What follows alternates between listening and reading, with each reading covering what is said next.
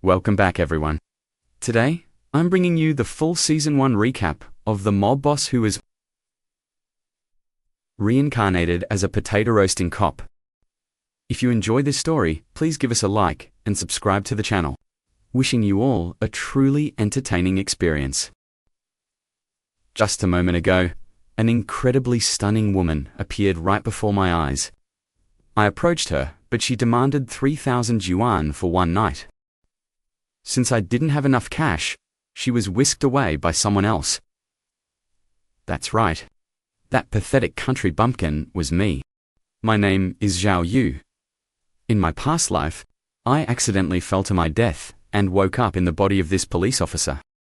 I used to be a ruthless mob boss, but now I find myself as a member of the Serious Crimes Unit. Not long ago, I argued with the captain because I refused to work overtime. After making such a scene, there's no way I can stay. Should I return to my old life of crime? While Zhao Yu was lost in thought, a system interface suddenly flickered to life, activating the encounter system. Zhao Yu looked at the system without much joy. After all, everything he once possessed in his past life was gone. What is the point of having a system like this anyway? In this godforsaken place, I don't know a single soul. Am I destined to live out my days in this world, completely alone? Just as Zhao Yu was losing hope, he spotted a top-tier beauty. My God, this girl is absolutely gorgeous. Zhao Yu immediately stepped forward to strike up a conversation. She coolly demanded 3,000 yuan for the night. Zhao Yu was fuming. 3,000, my foot. I don't even have 1,000 yuan in my savings account. Before he could haggle, she left with another man. Annoyed, Zhao Yu noticed the other man staring at him and promptly gifted him an international middle finger salute. But then he remembered the Serious Crimes Unit meeting, where they discussed 3 consecutive serial rapes involving a taser. The victims were all young, beautiful women, who wore revealing clothes and frequented nightlife spots like bars. The third victim had managed to scratch the culprit's face, providing a blood sample that was currently being cross-referenced. Zhao, you realized that man had a facial wound. Could he be the predator? But then he thought, other cops catch bad guys, so why should I? Still, should I play the hero? A moment later, Zhao Yu shamelessly followed them into the dark alley behind the bar. When it came to tailing people, he was a true expert.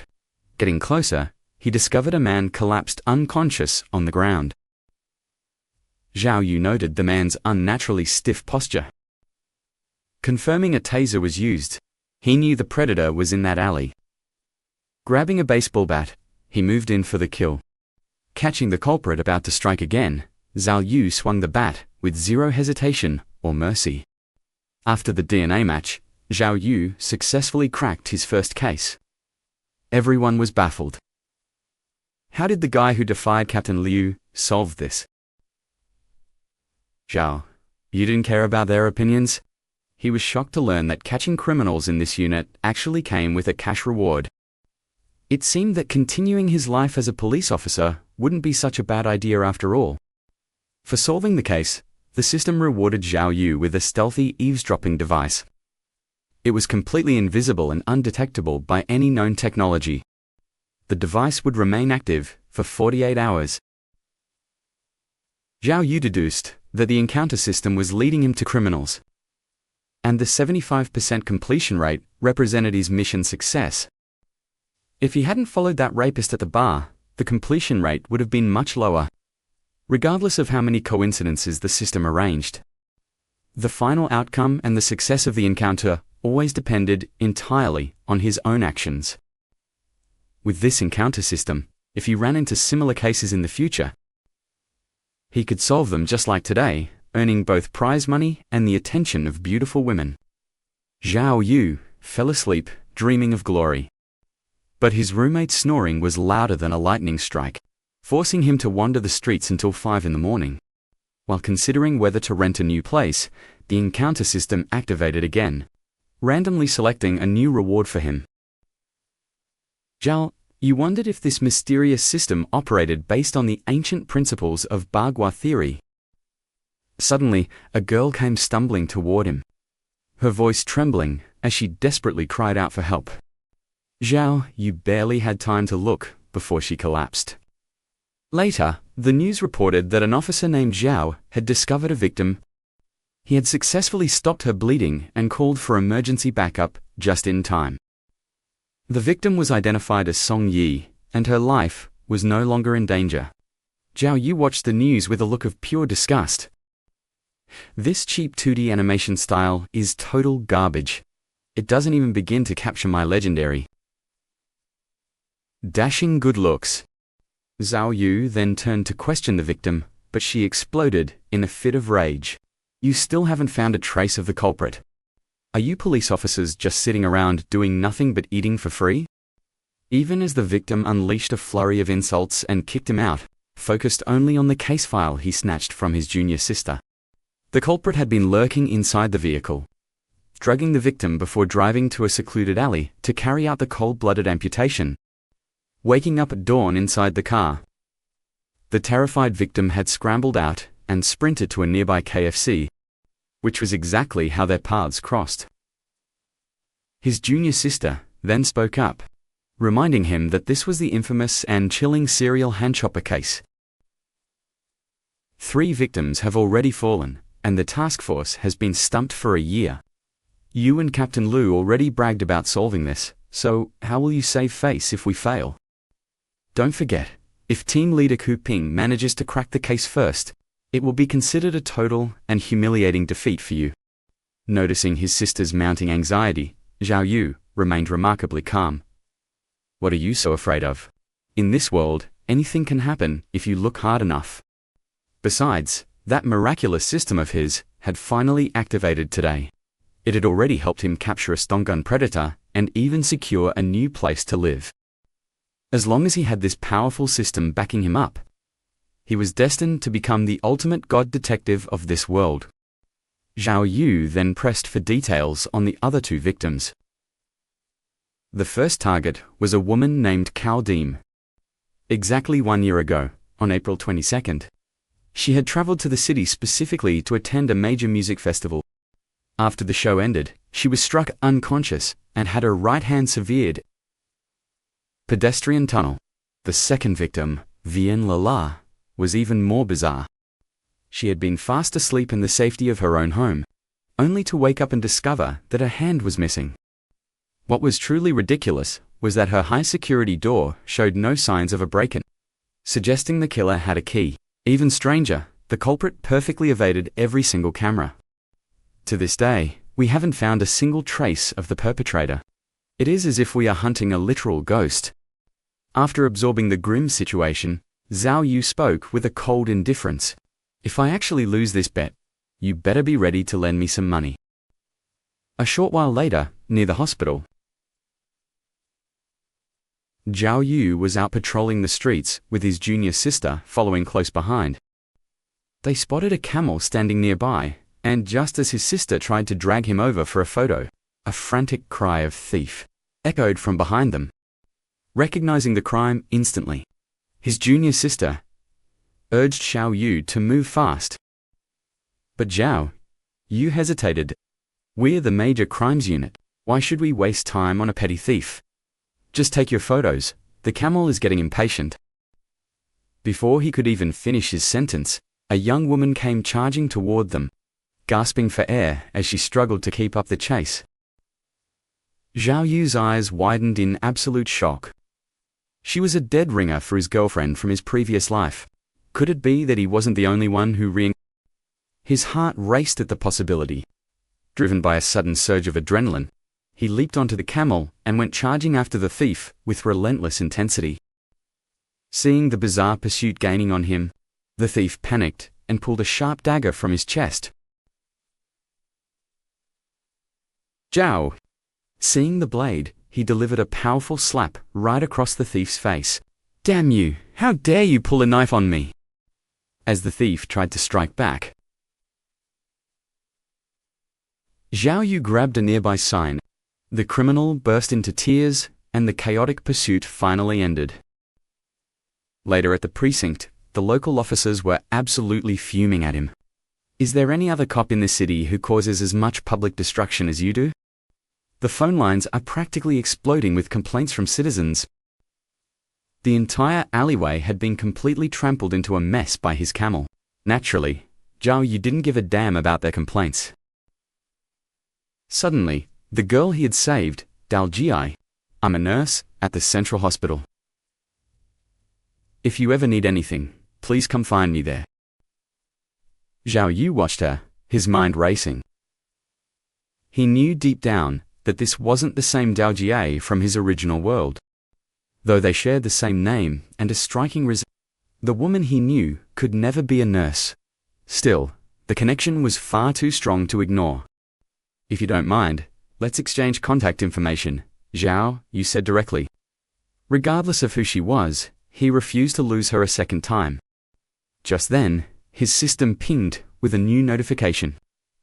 The encounter was complete at 72%. And he was rewarded with a high-tech, invisible tracking device. Xiao Yu realized that the encounters arranged by the system were entirely random. He had wanted to solve a murder, yet it led him straight to Daljie instead. He knew he had to master the hidden rules of this system, if he ever hoped to truly bend its power to his will. Otherwise, he would keep getting dragged into matters unrelated to his cases. He needed to rely on his own strength to gather more intel and solve this mystery. With a new sense of purpose, Zhao Yu led his junior sister straight into the Team B office of the Major Crimes Unit. To his surprise, the Team B captain immediately met him with a sarcastic sneer. Zhao Yu, do you honestly think we're just sitting around here like useless statues? My entire team is out there doing real police work interviews. We are people of action, unlike a loudmouth like you who only knows how to boast.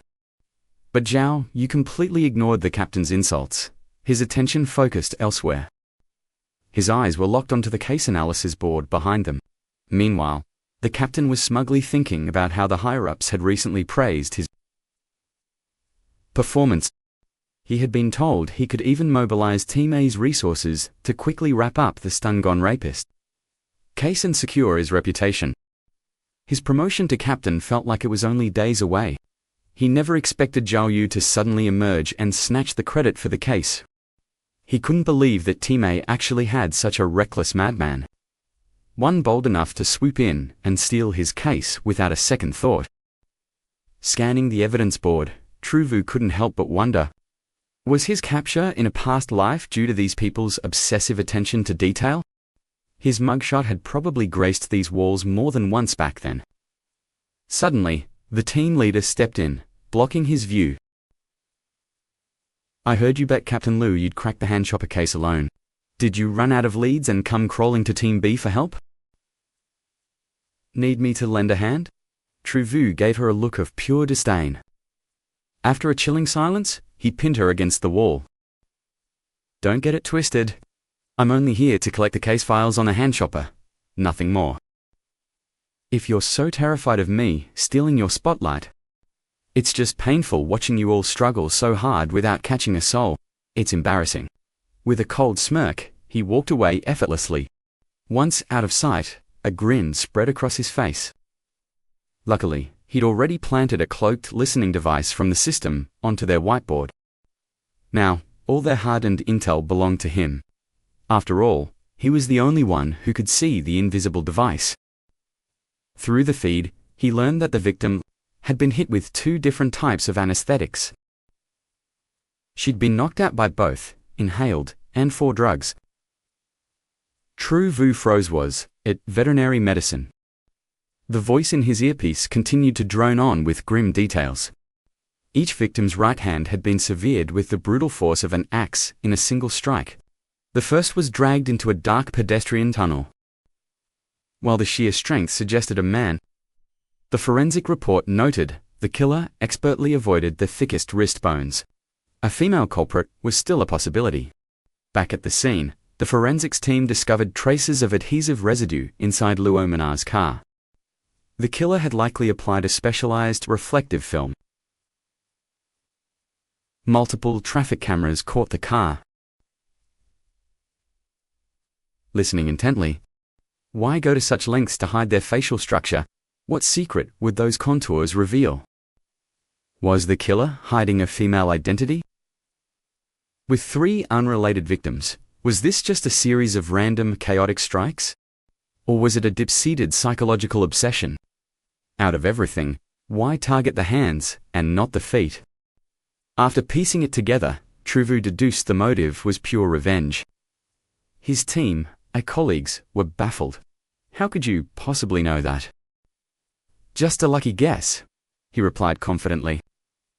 Meanwhile, in a dark room, a woman's hand crossed Luominus's name off a whiteboard. It was clear. The 4th victim was already in her sights.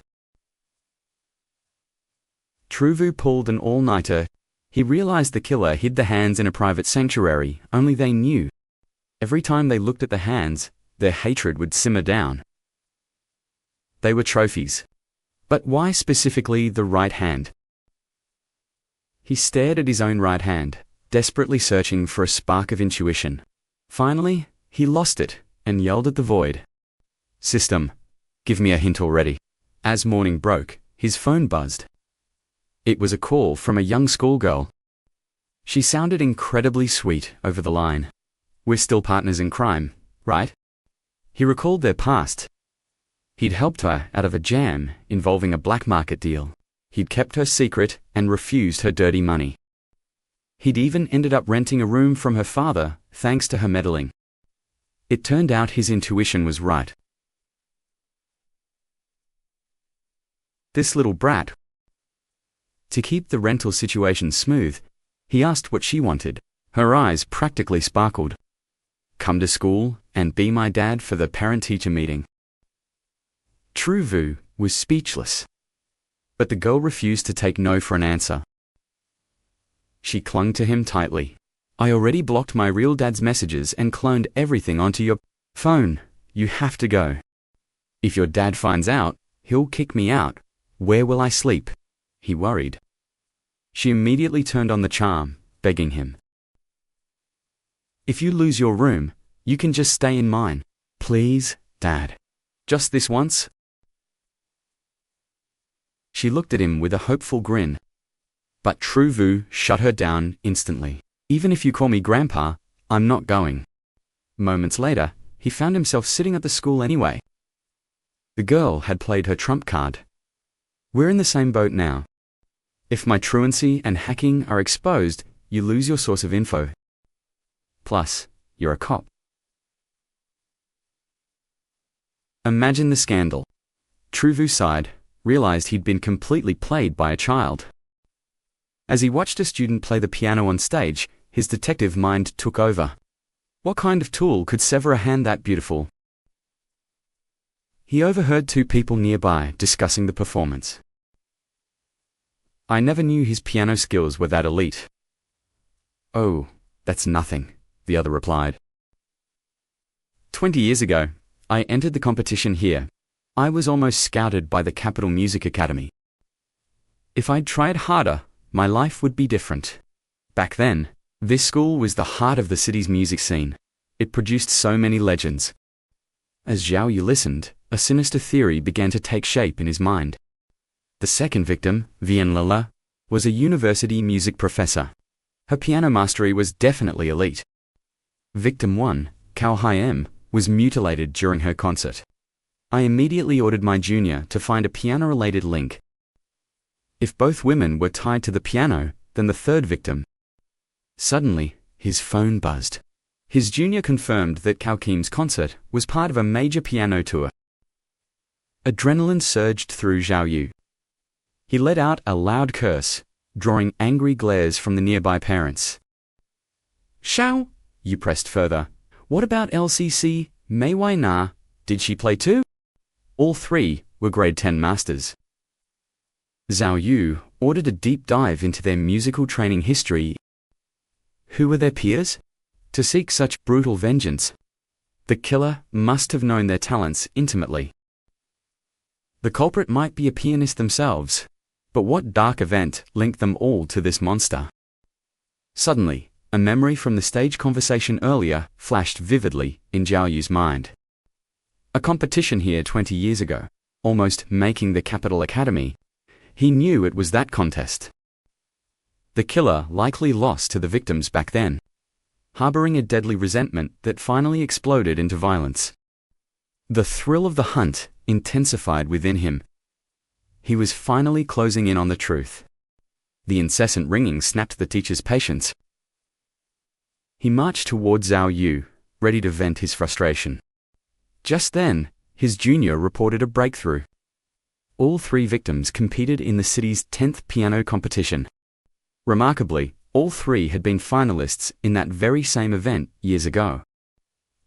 Zhao Yu let out a triumphant shout. Yes, he demanded the venue and the full list of participants. It was 18 years ago, she replied. I need more time, but the venue is right there. It's the music theater of School 12 where you are now. Zhao Yu looked around, completely stunned. The teacher arrived, fuming. Before he could speak, Zhao Yu grabbed him, his eyes burning with urgency. Do you still have the records for the 10th piano competition held here? The killer's name was on that list. He forced the staff to help him dig through the archives. The sheer volume of old documents was overwhelming. The exhausted teachers begged him to just give up. It's been too long, they groaned. These old files are useless. They were probably tossed out years ago. Zhao Yu remained unfazed. Don't rush. I'll stay here too. Motivate you all. A notification Peng Dai's junior had successfully retrieved the digital roster of the piano competition. Smirking, Zhao Yu headed straight to the home of the 10th name on the list.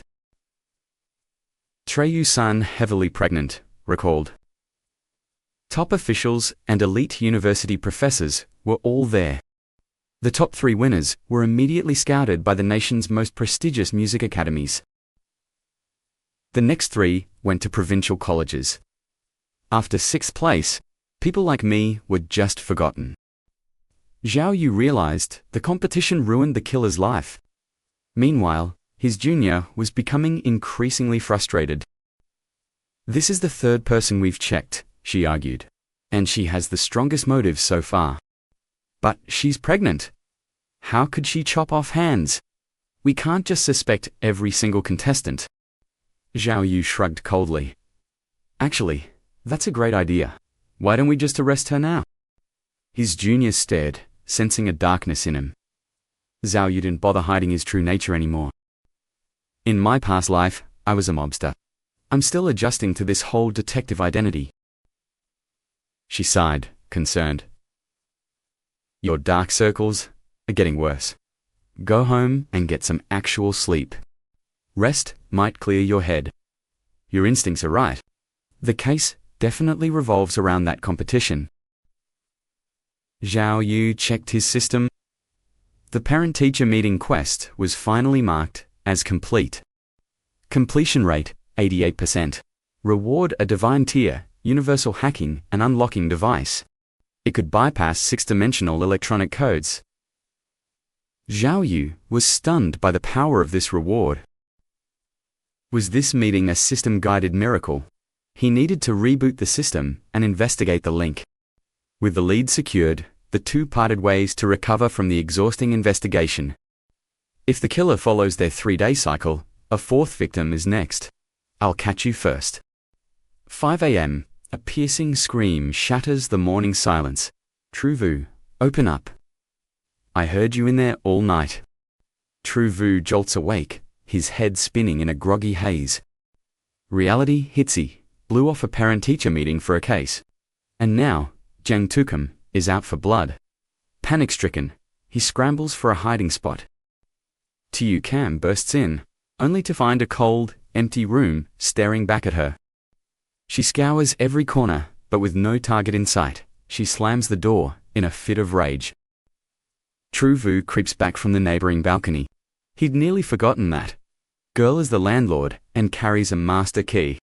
He tries his own door, but it's bolted shut. Damn it, she actually locked me out. Trapped. Is there another way? Maybe he can cut through the apartment next door. His landlord mentioned 4 beauties live there, all working the nightlife scene. It's barely 6 o'clock. Surely they haven't finished their shifts yet. Betting on an empty house, he slips quietly into the adjacent unit.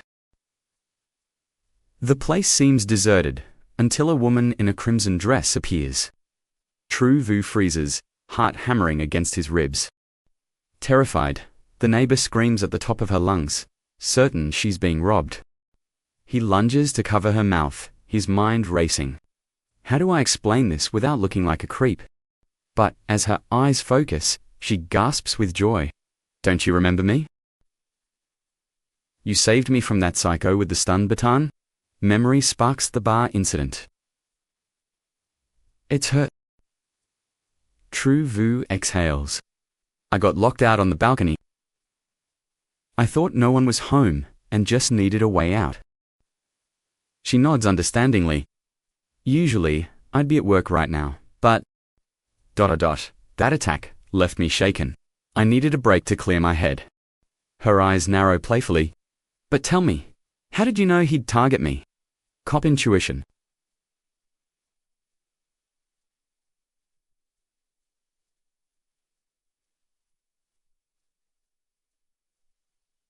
You. True Vu smirks. Of all the women there, you were the most stunning. I guess the criminal and I share the same taste. She let out a flirtatious laugh. Officer True, you certainly have a way with words. My roommates won't be back until noon. It's a rare chance for us to... get acquainted? Just as things heat up, her phone glows. The wallpaper catches his eye, her, seated at a grand piano. That's from my school days, she sighs.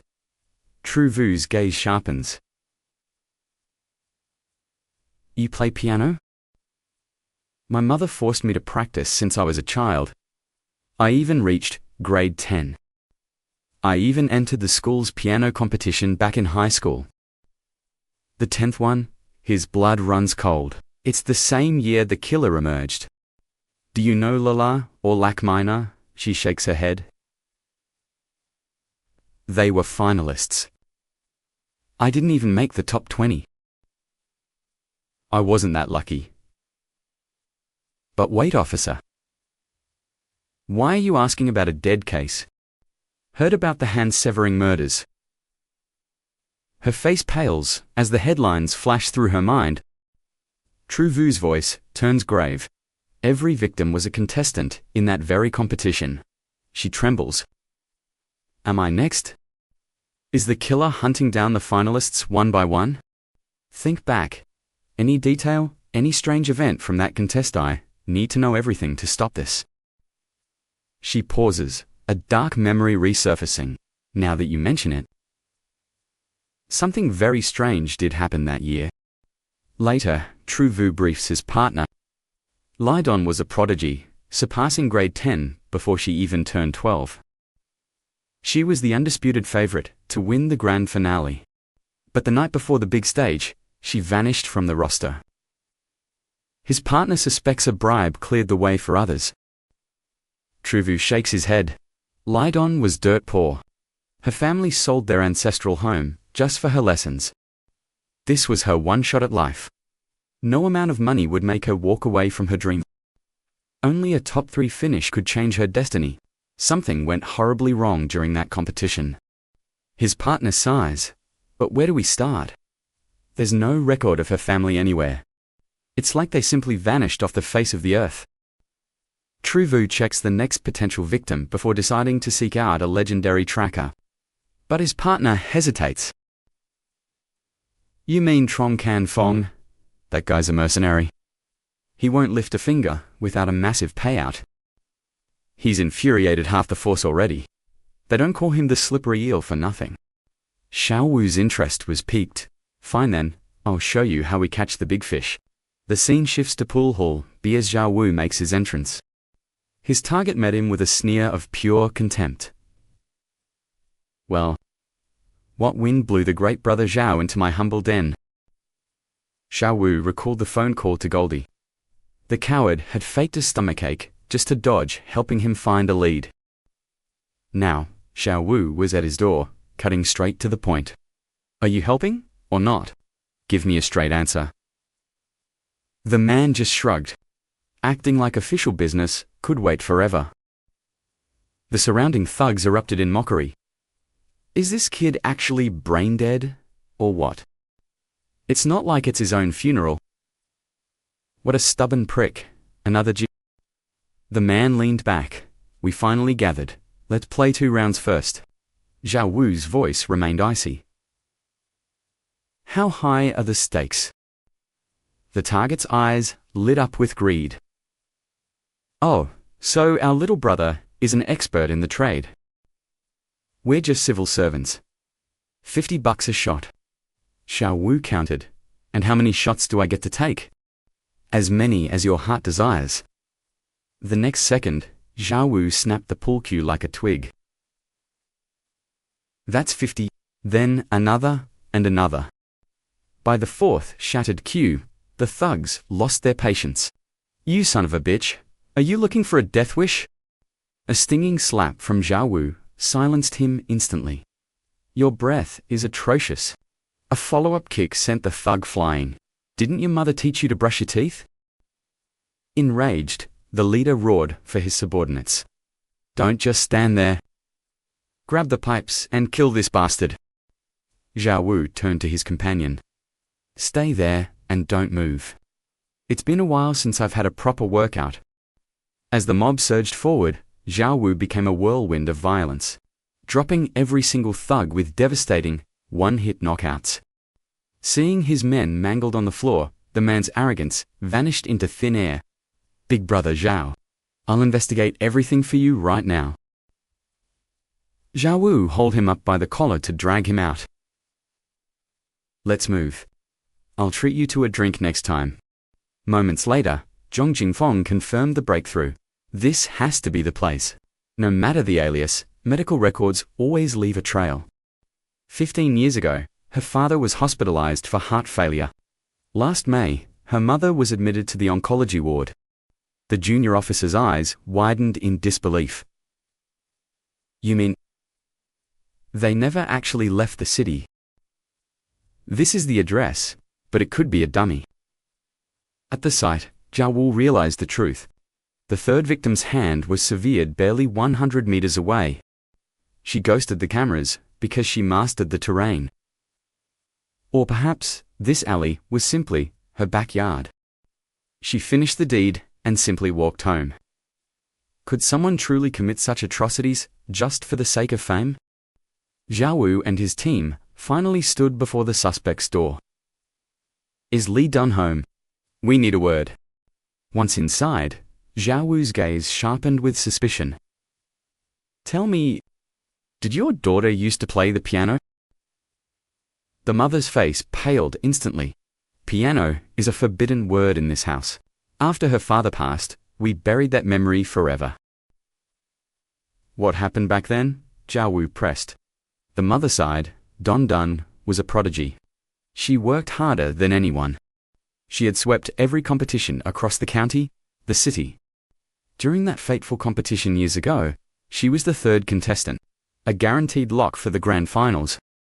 To close the gap with the top 2, Li Dan decided to raise the stakes by choosing a high-difficulty piece. During the rehearsal, she waited until everyone had left. She was lost in the music, pouring her soul into the keys. Suddenly, a blood-curdling scream pierced the theater. The piano was splattered with crimson. Blood was everywhere. Her middle finger had been savagely sliced off, leaving the tendons and joints. The surgeon delivered the grim ultimatum, or she will be crippled for life. For a girl who lived for the piano, a dead finger was a fate worse than a death sentence. Her father rushed back to the theater to search. The severed finger was gone, vanished without a trace. The organizers, desperate to protect the event's reputation, suppressed the incident until the competition was over. The police investigation eventually hit a dead end, due to a complete lack of evidence. They only concluded that the weapon was a razor-sharp blade hidden expertly within the crevices. The black keys? It was a rarely used note, one that only Dondan's specific piece required a powerful, decisive strike on. Someone envied her talent enough to ruin her. Though her hand partially healed, the mere sight of a piano now triggered pure terror. The blade hadn't just severed her finger. It had shattered her heart and her future. The grief consumed her father. After multiple heart attacks brought on by the trauma, he finally passed away. Zhao Wu connected the dots. She was the prime suspect with a powerful motive. But he still lacked the smoking gun. Zhao Wu's eyes drifted toward a heavy, locked door at the back. And that room? Who does it belong to? Li Dan's mother turns to Zhao Wu. That's Dan's room, but she's away on tour with the acting troupe. She won't return for several days. Reflective film. Zhao Wu realized the killer used theater gear. He looked at the mother and spoke the heavy truth. Ma'am, your daughter is entangled in a violent criminal case. Someone is targeting her as we speak. This stems from that old poisoning incident. She likely holds incriminating evidence, so we must search her room immediately. The mother hesitated, fearing her daughter's temper. Don't worry, ma'am. We are professionals. We'll ensure her safety and leave without a trace. She will never even know we were here. Zhao Wu produced a master key and clicked the lock open. As the door swung wide, the atmosphere shifted. Suddenly, a grinning skull loomed in the shadows. The junior officer recoiled in pure terror. Panic subsided only when the lights flickered on. Zhao Wu turned sharply. Did your daughter ever study medicine? Surgery. The mother shook her head, confused. No, but she did work as an assistant at a veterinary clinic. The puzzle pieces began to click. Zhao Wu recalled the gruesome autopsy reports from the files. The victims were paralyzed with heavy animal tranquilizers before their hands were brutally severed. Zhao Wu scanned the sterile room, noticing something odd. There wasn't even a single desk in sight. Ignoring the mother's growing anxiety, he heaved the bed frame up. Found it? Your daughter is hiding critical information. Please, wait in the hall while we document this evidence. Fear clouded the mother's face. Is my girl in danger? Will she be okay? Zhao Wu offered a hollow comfort. Stay calm. I'll have my team move in to protect her right away. Once the mother left, the junior officer whispered, Senior, why did you lie to her like that? Zhao Wu said nothing. He ripped back the floorboards, revealing a sickening collection of severed hands and butcher's tools. The junior stared in awe. Senior, you're incredible. How did you know this room held such dark secrets? Locking a bedroom door inside your own home is the first sign of a guilty conscience, Zhao Wu explained coldly. Li Dan's right hand was ruined years ago, just like her victims. Her mother's surgery was last May. The timeline fits. After 9 months of chemotherapy and stabilization, she emerged to claim her third victim. Every piece of evidence pointed to a calculated ritual.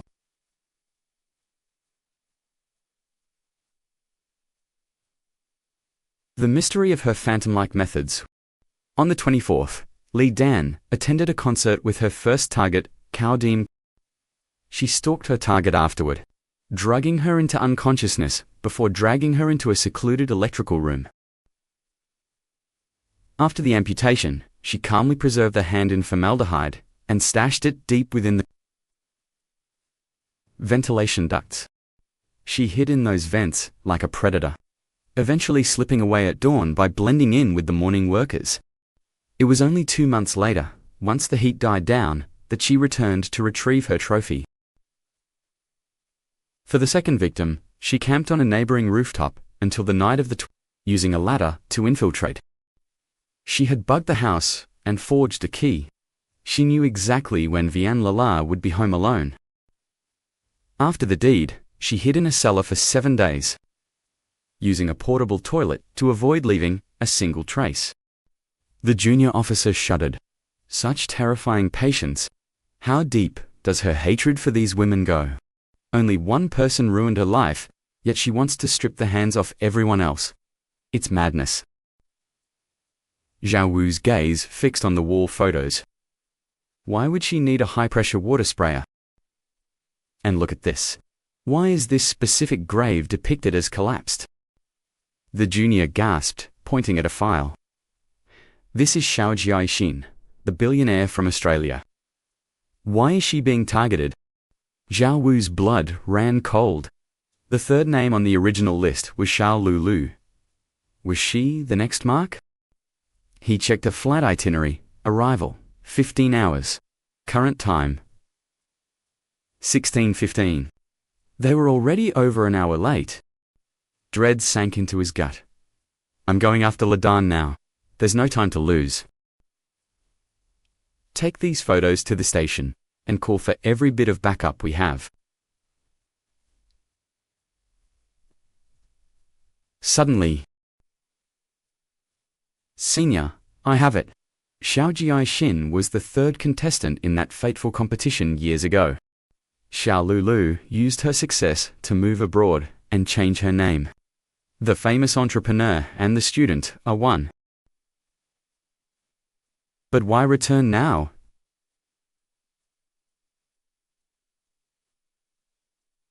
That's why.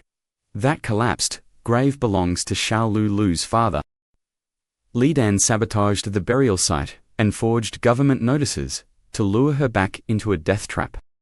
Claiming the grave had collapsed, they lured her back for a cold-blooded amputation. Time was slipping away. Xiao Lulu had landed over an hour ago, and I had to reach her immediately. The scene shifts to the desolate silence of the cemetery. Xiao Jiaixin arrived at the graveyard, unaware of the shadowed figure approaching with a sharpened axe. Meanwhile, Zhao Wu tore through the streets, his engine roaring in a race against fate. His junior sister reported the grim news. Li Dan's phone was untraceable. Her location remained a total mystery. Zhao Wu ordered an immediate trace on Xiao Lulu instead, but every passing second felt like an eternity they didn't have. Zhao Wu's mind worked at lightning speed. Where would a monster like Li Dan strike? Where would Lulu go the moment she left the airport? The cemetery. It was the perfect blind spot devoid of cameras, and ideal for a gruesome crime. With the target locked in his mind, he floored the accelerator. The car screaming toward the graveyard. Inside the graveyard, a drugged Lulu lay helpless. As the killer raised the axe for a final blow, Zhao Wu burst onto the scene just in time, forcing the culprit to flee. Zhao Wu gave chase, shocked by the suspect's incredible stamina and agility. Finally, the killer hit a dead-end towering wall. With nowhere left to run, Zhao Wu drew his handcuffs and advanced with cold determination. Suddenly, the suspect whirled around, firing a hidden anesthetic needle from what looked like a simple water gun. Zhao Wu gasped in shock as the realization hit it was a trap. The sedative took hold instantly, plunging him into darkness. Moments later, the backup units arrived. Zhao Wu slowly regained consciousness, his eyes meeting the gaze of the beautiful forensic doctor, Wang Fei. The memory of the chase jolted him awake, but the lingering drugs betrayed his body, sending him collapsing straight into Wang Fei's arms. After a few more tense minutes, Zhao Wu finally cleared the fog from his mind. He quickly pulled Wang Fei up, but she just teased him with a playful smirk. Mentioning the rogue detective of Team A was even bolder than rumored. Xiao Wu remained stoic, offering a blunt apology before his thoughts snapped back to the victim. Was Xiao Lulu's hand safe? Just then, the arrogant, temporary leader of Team A. Why didn't you share these leads sooner? If the killer escapes now, it's on your head. Are you still obsessing over our little wager, kid? His junior sister, however, wasn't about to let that slide. My senior just uncovered these clues. We couldn't risk misleading the entire team with unverified theories. Wang Fei stepped in to defend him. If Zhao Wu hadn't been the first to arrive at that desolate scene, Shalulu would have lost her hand, and Zhao Wu risked his life facing that sedative. Suddenly, Zhao Wu let out a sharp laugh and stepped forward. We had a deal. Since I caught the hand-cutter killer, you're the one footing the bill for those previous damages. The team stared at him, wondering if the anesthetic had scrambled his brain. Ignoring their confusion, Zhao Wu marched forward and delivered a powerful, crushing kick. The wooden cover shattered instantly, and Zhao Wu plummeted into the hidden space below. Below them, Zhao Wu sat grinning. Someone take a photo of this victory. With his daring move, the gruesome case finally reached its end. Later, his junior sister asked the burning question. How did you know Li Dan was hiding inside a grave? Zhao Wu felt a twinge of awkwardness. He couldn't exactly admit he'd slapped a high-tech invisible tracker on Li Dan's backside, passing out. He made up a quick excuse, claiming that since she hid on a rooftop last time, it was logical she'd stay close to the crime scene again. His sister pushed further. But how did you find the exact grave so perfectly on your first try? As Zhao Wu struggled for an answer, she came to her own conclusion. You weren't actually unconscious, were you? You watched her hide. Zhao Wu went along with it, praising her sharp intuition for guessing his secret. The system chimed in his head. Mission accomplished. Completion rate 95%. Rewards 5 stealth lie detectors. Zhao Wu was thrilled with the high completion score. With these new tools, his investigative power would only grow. The invisible lie detectors would be a game changer for future cases. The next morning, a new notification flashed as the scene shifted to the cold atmosphere of the interrogation room. The report stated the obvious. Facing Zhao Wu, the killer obsessively demanded to know who had placed the razor blades on her piano all those years ago. Zhao Wu was stunned. She had maimed 3 people without even knowing if they were guilty. The killer's rage boiled over. They stole my practice time. Every finalist was a suspect, and one of them must have confessed for you to find me. Xiao Wu let out a weary sigh, shaking his head at her distorted logic. Do you really think we needed a confession to catch you? You're far too confident in your own shadows. Those 3 never uttered a word about sabotaging you. I simply cross-referenced the old competition records to track down your location. The culprit's face paled in sheer disbelief. That's impossible. Even under the harshest interrogation, there's no way you could have uncovered my hideout. Your mother's hospital registration gave you away, Zhao Yu countered. But the culprit's eyes remained narrowed with deep suspicion.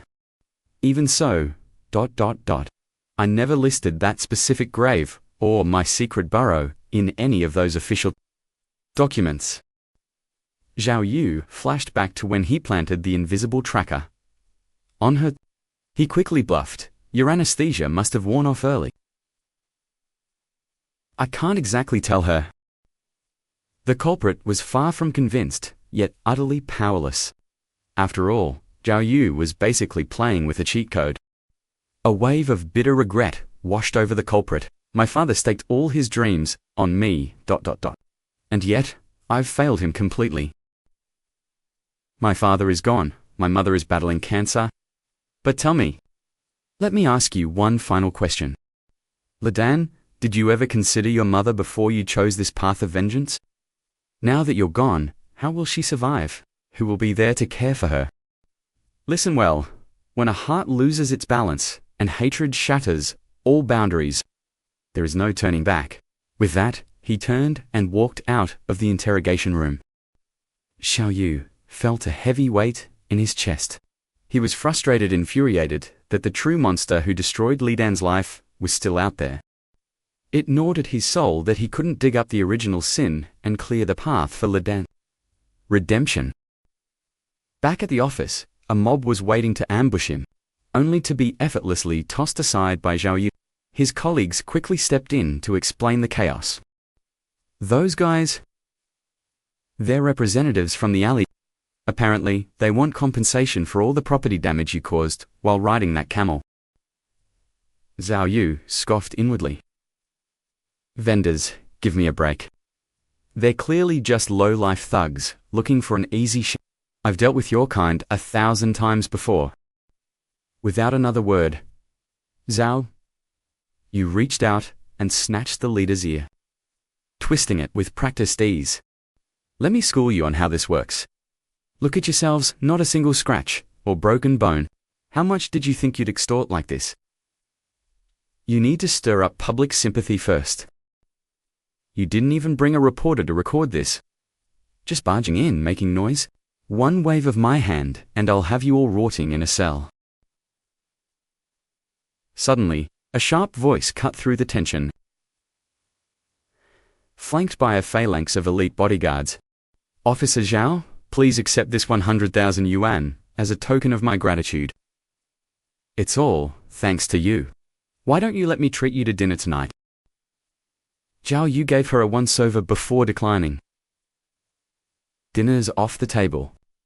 Our regulations are razor-sharp, so I'll need you to sign a voluntary donation certificate. I'm not looking to get a disciplinary mark on my record. Xiao Lulu smiled, finding his bluntness quite charming as she readily agreed to his terms. Here is my personal card. If you ever find yourself in need of a favor, don't hesitate to reach out to me. Once she was gone, Zhao Yu took a thick stack of bills and slapped them right against the blonde thug's face. Distribute this among the actual shopkeepers. If I find out you pocketed even a single cent, you're dead. The thug stood there, completely We wouldn't dream of it, big brother, Zhao. We swear on our lives. We'll personally oversee the distribution and make sure every penny reaches the vendors. We'll get out of your hair now, big brother. Turning to his team, Xiao Yu shouted, Tonight, the feast is on me. I'm booking the whole hotel, as his colleagues erupted in cheers. Zhao Yu's eyes drifted back to the old competition rankings, his mind churning with a lingering suspicion. Moments later, in a quiet cafe, Zhao Yu slid a document across the table to Xiao Lulu. Take a good look. These were the final scores from that year's competition. The point gap was statistically, only 4 of you stood to gain anything from Li Dan's sudden withdrawal. If those 3 victims actually knew the truth of what happened back then, Li Dan would have been caught long ago. She wouldn't have bothered coming after you at all. Xiao Lulu's expression shifted to one of pure confusion. Are you suggesting that I'm the one who ruined Li Dan? She was the one trying to take my hand. I'm the victim here. Zhao Yu's gaze turned cold. Then tell me, Xiao Lulu, exactly how did you destroy her life? When I brought up Li Dan's name just now, you didn't look surprised in the You already knew exactly who was targeting you, and you knew the tragedy she suffered years ago. Xiao Lulu maintained her mask of innocence, unmoved. So what if I competed twice? Does that prove anything? I've done my homework on your history, Miss Xiao. Your father went as far as forging your academic records. You failed to even make the finals during the 9th year. The 10th competition was your final shot at glory. Out of the 4 candidates, you were the only one with a desperate reason to go for broke. And where is your proof? You're a police officer. You can't just throw around baseless accusations without a single shred of evidence.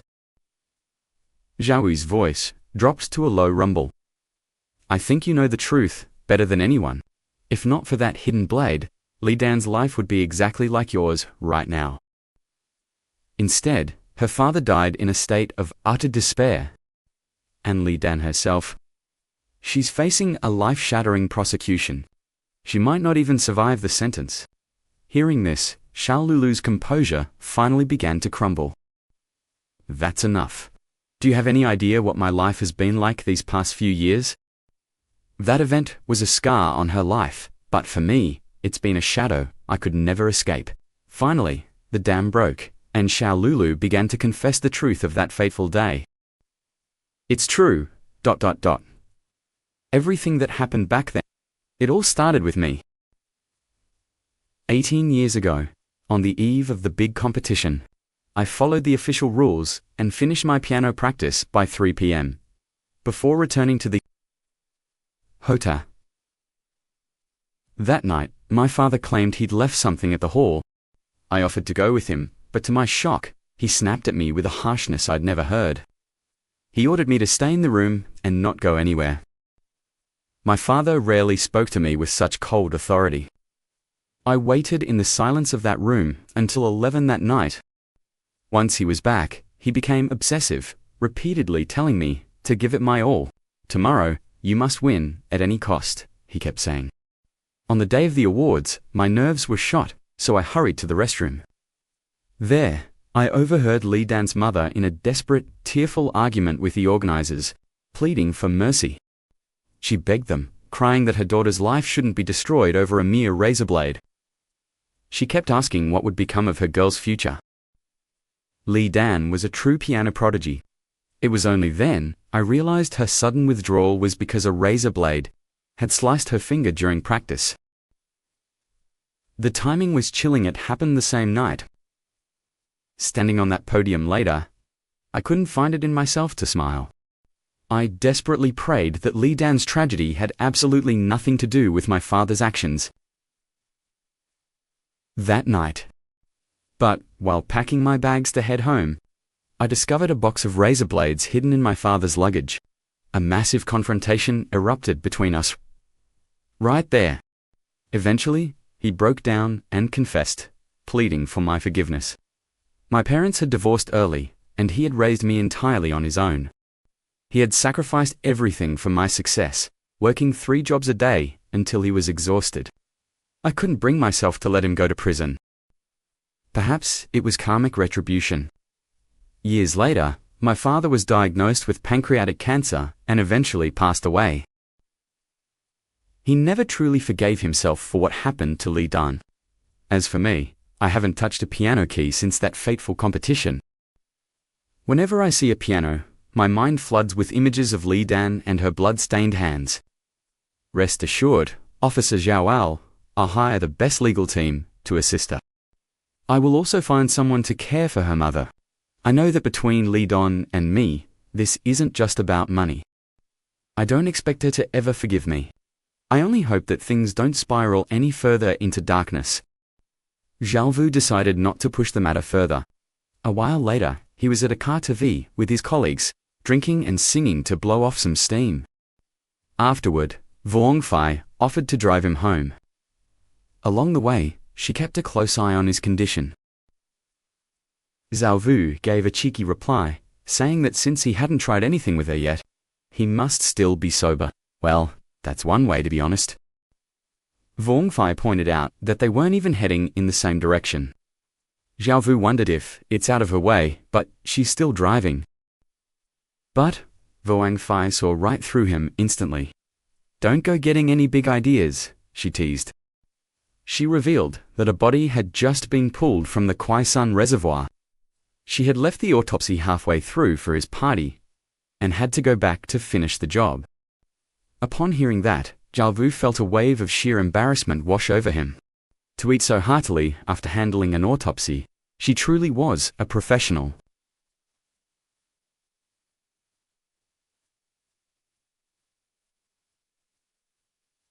She teased him. Zhao Vu just laughed it off. What are you talking about? It's not like you're the one who touched them to death. Besides, if someone as beautiful as you touched me to death.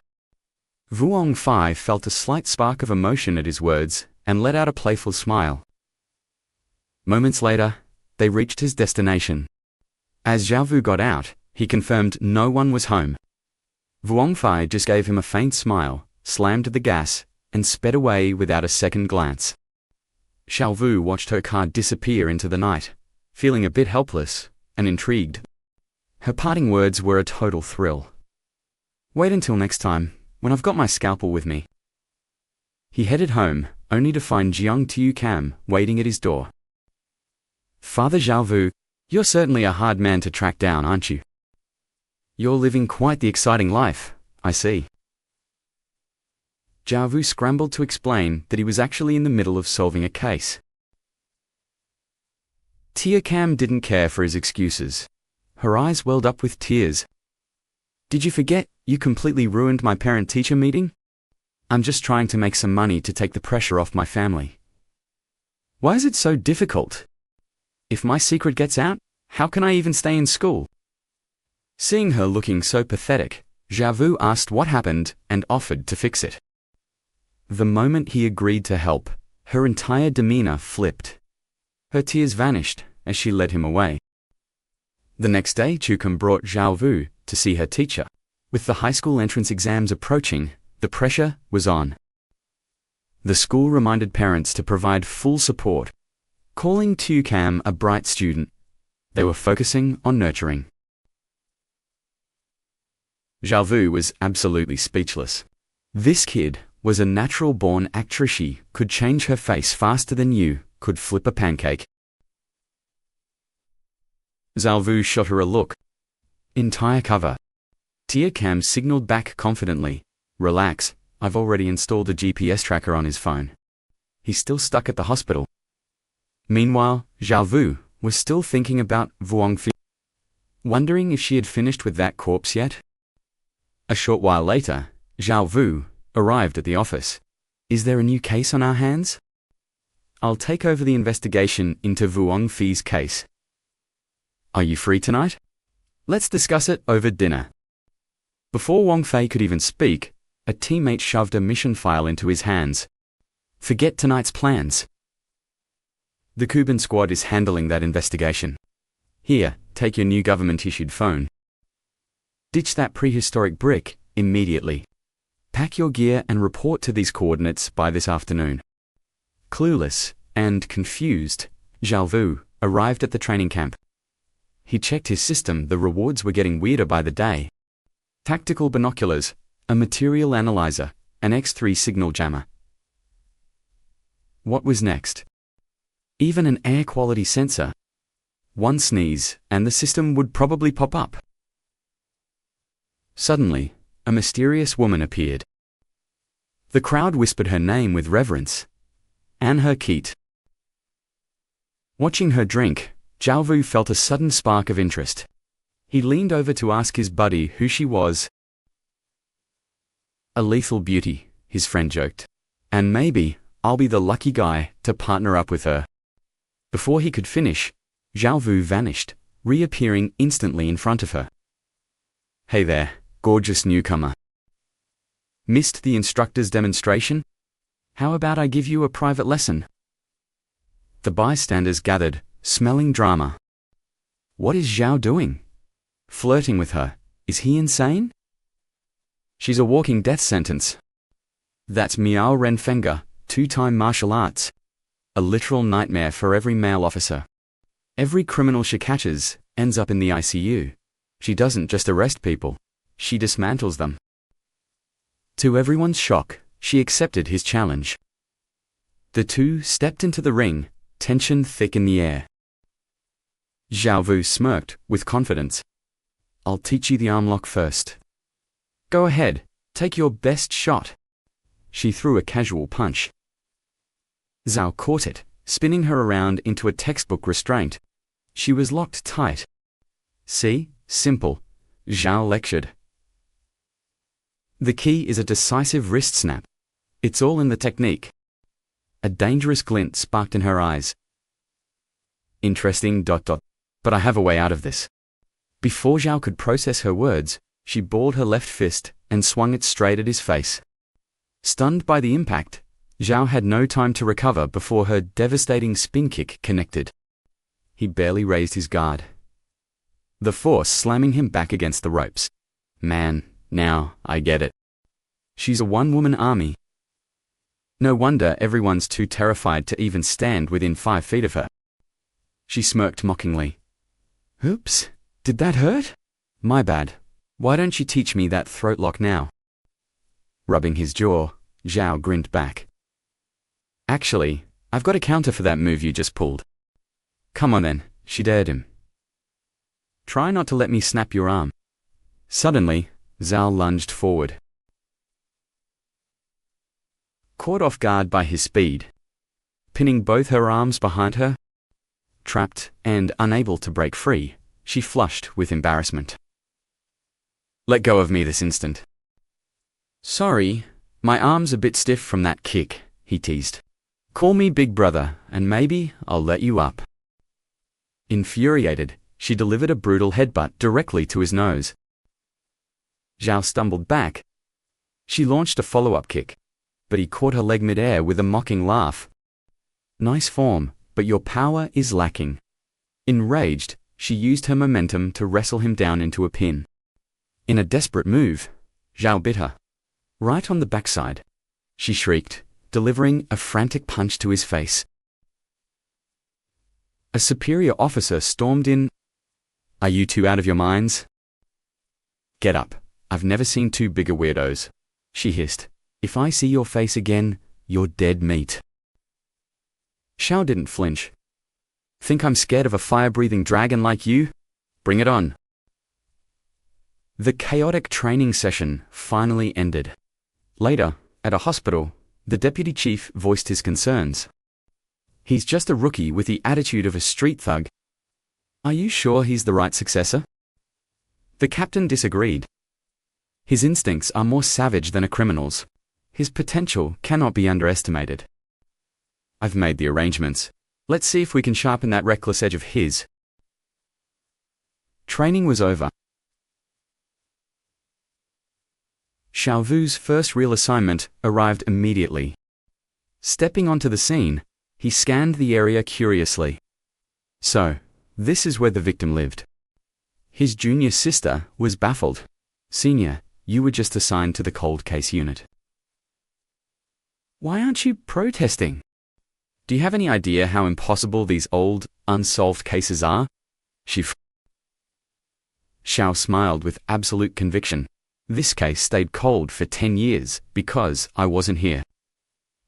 Ready for dinner? As Zhao Wu pushed the door open, details of the cold case flooded his mind like a dark tide. 10 years ago, at 8 p.m., a sudden lightning storm struck. The victim Vuchi Kan was found lifeless on his sofa. On that fateful night, vanishing into the rain. With no cameras in the area, leads were scarce. The victim had been brutally slashed 40 times from the front. The killer was meticulous, leaving behind no fingerprints or footprints at the bloody scene. There was no sign of forced entry. Either the victim knew his killer, or the murderer held a key. Written in blood was the message, "Pay your debts." Yet 40 stabs suggested something far more personal than money. Such overkill felt theatrical. Was the debt a mere distraction from a deeper, more vengeful motive? As Zhao Wu pondered this mystery, his phone buzzed. It was Dao Jia, asking, "Are you busy? I'd like to treat you to dinner." Soon, Zhao Wu found himself sitting across from her at a restaurant. "I've wanted to thank you," she said. "You saved the bag my boyfriend gave me from those thieves." Her words hit him like a punch. She already has a boyfriend. The thought left a bitter taste. Seeing her hesitate, he spoke up. "If something is on your mind, just say it. I'll help if I can." She looked up, desperate. "Can you investigate my boyfriend? He's been borrowing money and acting strange." Zhao Wu immediately called his contact, relaying the details of the suspicious boyfriend. On the other end, Zhong Jingfeng's voice crackled through the receiver. "His name is Tang Keat, right? I'll dig into it and report back immediately." Zhao Wu played it cool. "I'll treat you to pool later," Zhao Wu joked. His friend laughed. "No thanks. I don't want to be your target." After hanging up, Zhao Wu's gaze shifted to a photograph of a woman named Lin Mei Feng. She was the victim's ex-wife, and once the primary suspect in the brutal For years, she endured horrific domestic abuse. The victim had even broken her father's leg. Yet, she had a perfect alibi. She was at the hospital. When the body was found, she collapsed in terror, appearing as a broken woman. After several suicide attempts and a battle with depression, she finally escaped that living hell. She seemed happy now with her daughter. But just as Zhao Wu doubted her guilt, a lead emerged. "Brother Zhao, I found him. Tangier running a counterfeit operation at his factory. He's heading to the wholesale market now. I'm sending you his location." Zhao Wu rushed to the scene. Suddenly, a girl screamed while chasing a man. Zhao Wu instantly recognized the robbery in progress. With lightning reflexes, Zhao Wu lunged forward and tripped the fleeing thief. As he grabbed the dropped wallet, the girl suddenly kicked him away. "Is she using this as an excuse to hit me?" Zhao Wu shoved her back and landed a heavy blow on the criminal. "Stay down if you know what's good for you." Fuming, the girl swung back at him. The two ended up in a chaotic brawl, trading blows. The scuffle only ended when other officers arrived to pull the two apart. "I was helping you," Zhao Wu barked. She glared back. "How was I supposed to know you weren't his partner?" "Stay out of my sight," Zhao Wu warned. "I'm not afraid of you or your badge." She shot back. The two parted ways amidst the crowd, both simmering with unexplained rage. Zhao Wu cursed his luck.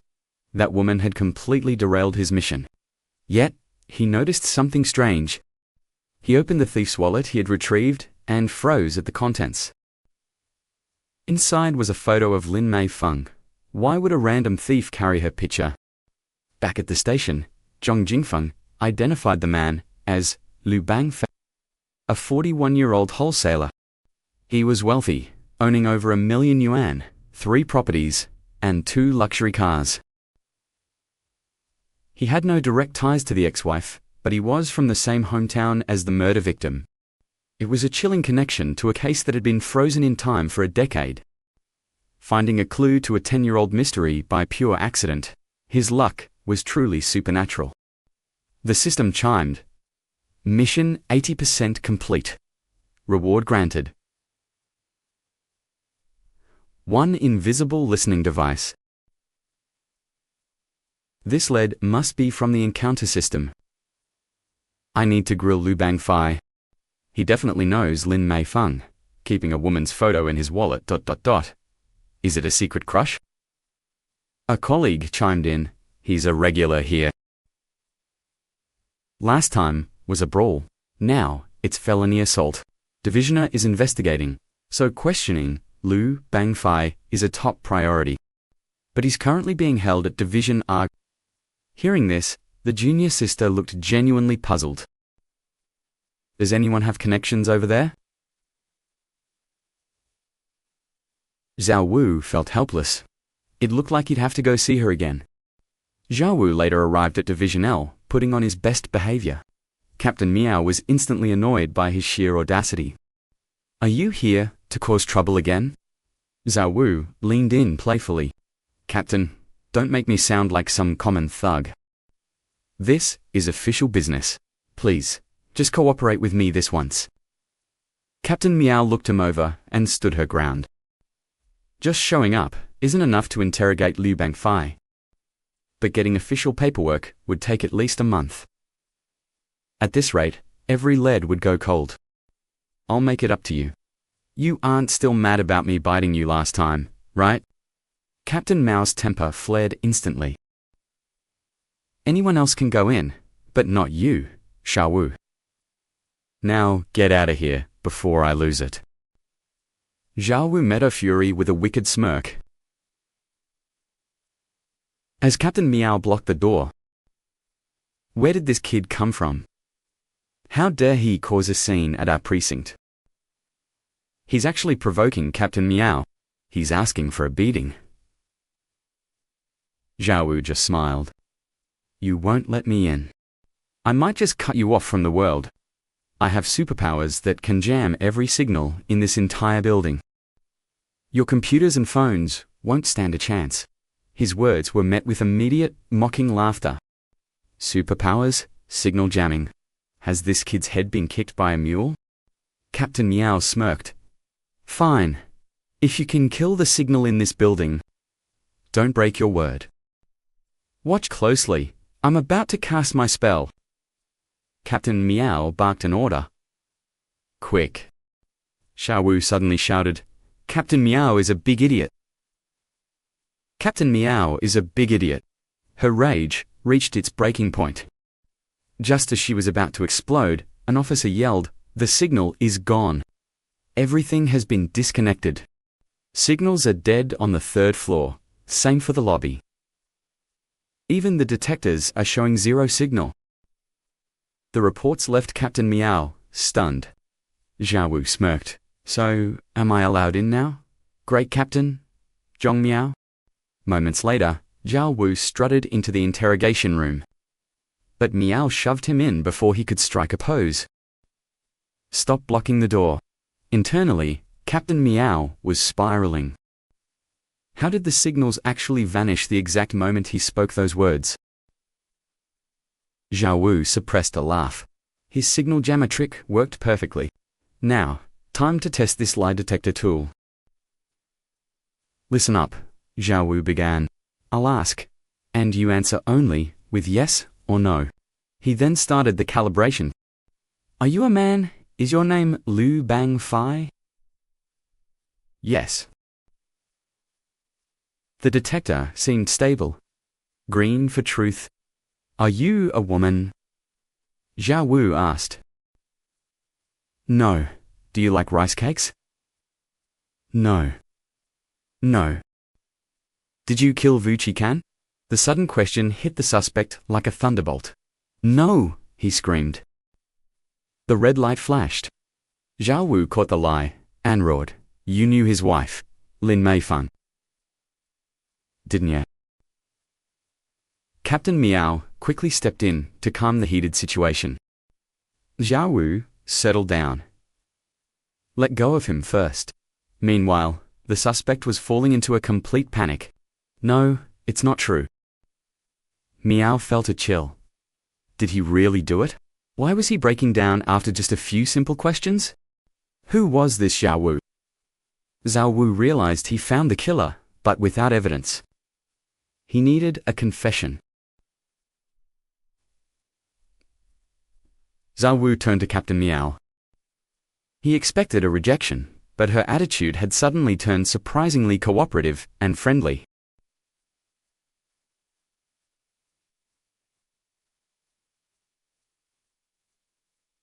Then, these words were left at the scene of that residential massacre.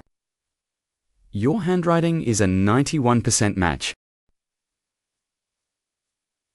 CCTV caught a figure at the intersection that matches your height and build perfectly. You were careful, weren't you? No prints or footprints, but we found a single hair that matches your ADN. The suspect was visibly trembling with fear, yet he stubbornly refused to confess to the crime. No way. You're lying. Captain Mio signaled her team. It was no use, he hadn't taken the bait. Forget it then. Zhao Wu stepped forward slowly. Look closely. Besides physical evidence, the killer stared at the photo in Zhao Wu's hand. Had she really told them everything already? That single sentence gave Zhao Wu and Anna Keat the breakthrough they needed. Zhao Wu smirked. Do you even need to ask? Captain Meow watched Zhao Wu, recalling the fascinating files she had read about his history. He'd cracked 2 major cases, yet ended up in the toughest cold case unit. Is it because of that stubborn attitude? Just 15 minutes ago, Zhao Wu was absolutely certain this man was the true murderer. They had to put on a performance, using fake evidence to force a confession. This Zhao Wu was incredibly persistent. Captain Meow snapped back to reality as the suspect finally spoke. It's true. I'm the one who killed Wu Qi-kan. Zhao Wu and Anna Keat were ecstatic. Finally, the suspect began to recount the entire twisted story. Lin Maifin and I signed a murder exchange pact. Zhao Wu's pupils dilated. Wait, Lin Maifin killed someone too. The suspect continued. Wu Qikan and I were classmates. I liked a girl named Zhao Qing. Since he couldn't have her, he spread rumors that she'd slept with him.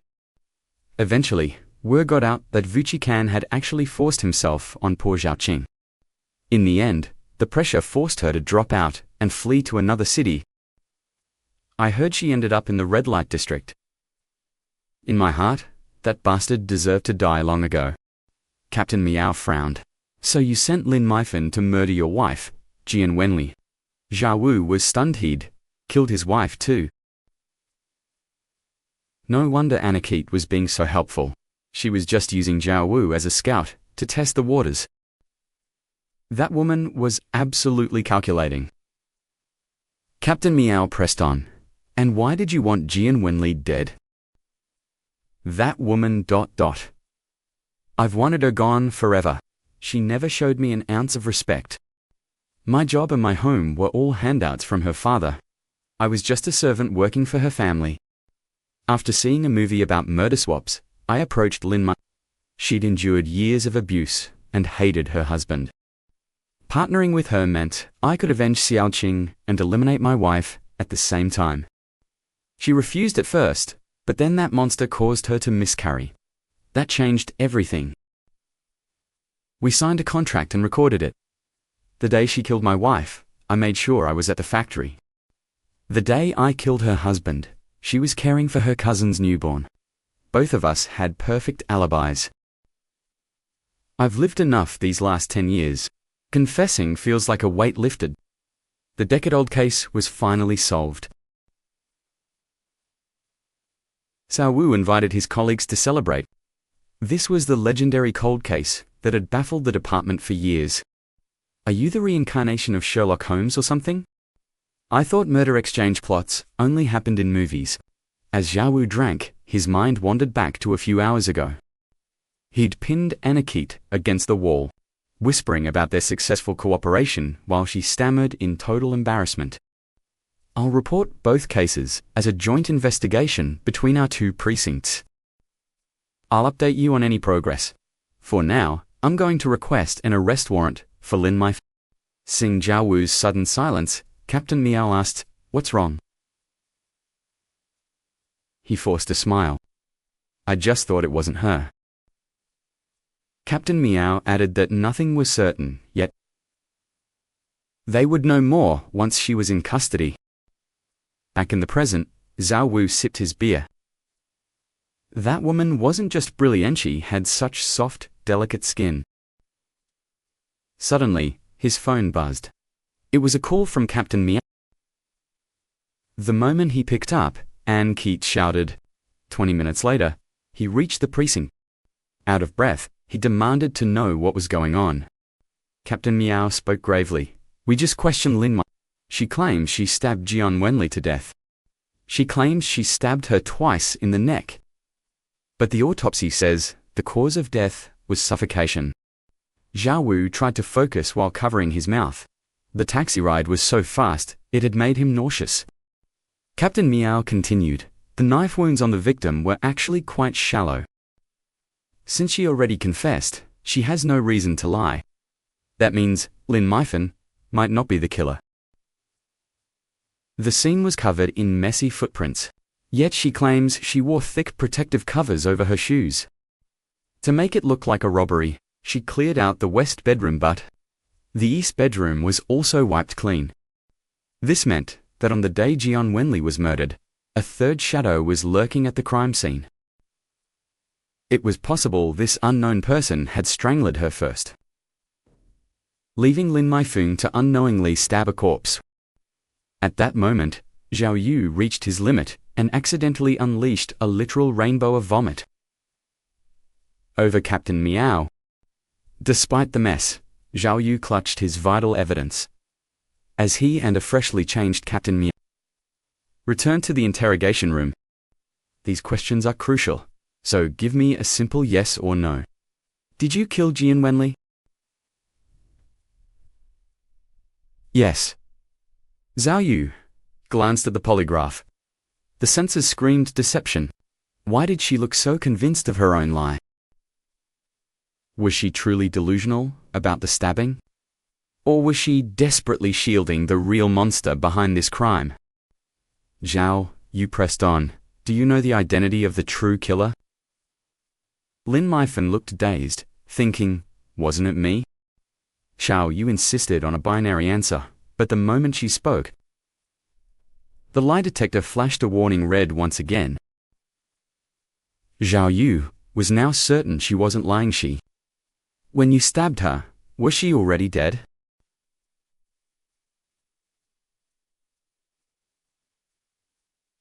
Lin Maifeng stammered. I don't know. I was so terrified, I just kept stabbing into the blankets. She didn't even flinch. With those words, Zhao Yu's grim theory was finally validated. Lin Maifeng had merely convinced herself of a murder she didn't commit. The real killer is still out there. Technically, with a confession signed, this case could be buried and forgotten right now. Zhao Yu pointed out the obvious. You saw the truth? She had no idea if her target was even alive. Captain Miao turned serious. As your senior, I must warn you. If we close this case now, we get the glory. But if we don't, we face failure, wasted effort, and the risk of a killer walking free forever. It has been 10 years. Reopening this wound now is a massive gamble. Jian Wenli's family will hunt us down if we fail, and public outrage will crush the entire department. If we catch the real culprit, we're heroes. If we don't, it's a total disaster for everyone involved. You're in the cold case unit. You know how impossible these old files are. So tell me, do we close it or not? Zhao Yu let out a sharp, knowing laugh at his senior's words. If you had truly given up, you wouldn't be standing here lecturing me at midnight. You'd be home. Captain Miao smirked. I actually regret calling you now, especially after you ruined my clothes with that stench. Zhao Yu just shrugged. Then forgive this lowly subordinate, and let's go hunt down the real monster together. Shortly after, Zhao Yu returned to his precinct to brief the rest of the team on the breakthrough. Suddenly, he noticed a swarm of officers rushing to their vehicles. Where is everyone heading in such a hurry? His junior explained the chaos. The suspect in the Gui Mountain case turned out to be an amateur parkour athlete. He had managed to slip away during the arrest, because he was only cuffed on one wrist. But a new lead had just surfaced from a local witness. 2 days ago, a man matching Yang Wendao's description was spotted near the reservoir, still wearing half a handcuff. Zhao Yu frowned. Why would a man who dumped a body there linger around the same reservoir? Zhong Jingfeng noted that the surrounding villages made it a perfect hiding spot. Zhao Yu felt the thrill of the hunt. Count me in. But as he turned to leave, his colleague shouted, Wait! Director Lewin wants to see you immediately. That obsessed brat. Does he even care about his promotion at this point? Zhao, you didn't give a damn. Catching the prey was the only priority. 3 days later, he reached the Gui Mountain Reservoir. His junior sister was puzzled. The witnesses said he fled west. Why are we searching the east side, senior? Zhao Yu smirked. Going west is often a feint. He likely circled back from east to west, and then back again. For days, they had scoured every direction with 0 results. And the tension was reaching a breaking point. Suddenly, Zhao Yu spotted one of Yingji's subordinates in the distance. He intercepted her instantly, demanding to know who she was meeting. The girl broke into a nervous sweat, but tried to maintain her composure under his intense gaze. He's the original lead investigator on the Jian Wenli case. He retired years ago and lives right here. Zhao Yu's suspicion deepened. He'd been too swamped to track Yingji lately, but something felt off. They were supposed to share every lead, yet she hadn't sent a single update. So, how far along is this investigation really? Before she could finish her sentence, he snatched the recording pen right out of her hand. Was this the audio from their secret conversation? The girl instantly recalled the captain's stern warning from earlier. These documents were strictly not to be shared with Xiaowu. They had agreed to investigate the Jian Wenli case, together, as a team. But he had gone rogue at the Gishan Reservoir. Since he wasn't playing by the rules, they had no obligation to provide him with evidence. Thinking of this, she spoke firmly. I apologize. But I cannot report on the investigation's progress. Zhao Wu was stunned. Both our precincts are handling this case. Why the secrecy? She completely ignored his frustration. If you have a problem with it, take it up with our captain. Zhao Wu flared up at her words, his voice booming with arrogance. No one denies me what I want. Just as the tension reached a breaking point, a junior disciple stepped in to call her senior. While Zhao Wu was distracted, the girl seized the moment and sped away in her car. Zhao Wu watched her leave, remaining perfectly calm. After all, he held the recorder now, everything was still under his thumb. With a smug grin, he pressed play to listen to the captured intel. The suspect was at least 180 centimeters tall. Furthermore, since the victim was covered in mud, the killer likely pinned her against a wall and strangled her to death. Suddenly, Anakit called, shouting through the phone. But Zhao Wu remained cool as ice. What recorder? I have no idea what you're talking about. Anakit's temper exploded. Stop playing games. I'm telling you, Lin Maifeng's stationery shop has been trashed, and Liu Penfei's warehouse was burned to the ground. The victim's family was causing a massive scene, demanding that the police capture the real killer immediately. If you're so capable, come back and solve this. Realizing the gravity of the situation, Zhao Wu stopped joking. Send me the files first, he told Anakit. Once I wrap things up here, I'll start the investigation immediately. With that, he finally returned the recorder. A blonde woman called out to Officer Zhao with an arrogant smirk. There are nothing but cliffs around here. Since you don't know the terrain, drive carefully, or we'll be picking your body up from the bottom of a ravine. Zhao Wu ignored her, muttering to himself, unfamiliar terrain. Suddenly, a spark of inspiration hit him. He turned to his junior and asked what Yang Wentao's profession was. She answered honestly, he's a staff member at the Science and Technology Bureau. Aha, ... A staff member there would participate in field surveys. That means he must have been here before. It made perfect sense. He was hiding near the reservoir because he knew every inch of this land. Zhao Wu pressed further. Did he work on any projects near Gishan Reservoir? Suddenly, she gasped. That's it!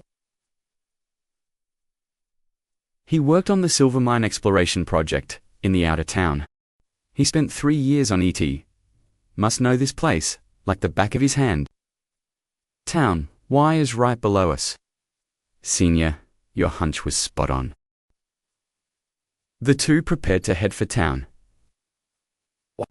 As night fell, Zhao Wu told his sister to get some sleep, while he sat outside a convenience store, lost in thought.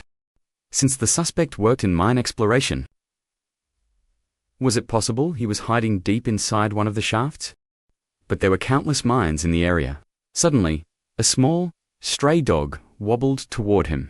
Seeing its pitiful eyes, Zhao Wu tossed it a chicken drumstick. His mind raced back to the hunt. If the killer was hiding in a mine, how was he surviving? He probably hides by day and raids the town for food by night. Hey, if you were a police dog, you could help me find this monster. Zhao Wu felt like he was losing his mind, talking to a stray, but to his shock, the dog barked twice at the photo and took off running. Is this for real? Could this dog actually track him? Without a second thought, Zhao Wu chased after the pup. They reached a desolate spot where Zhao Wu spotted a pile of waste. Just as he thought he had followed the dog in vain, a phone rang nearby.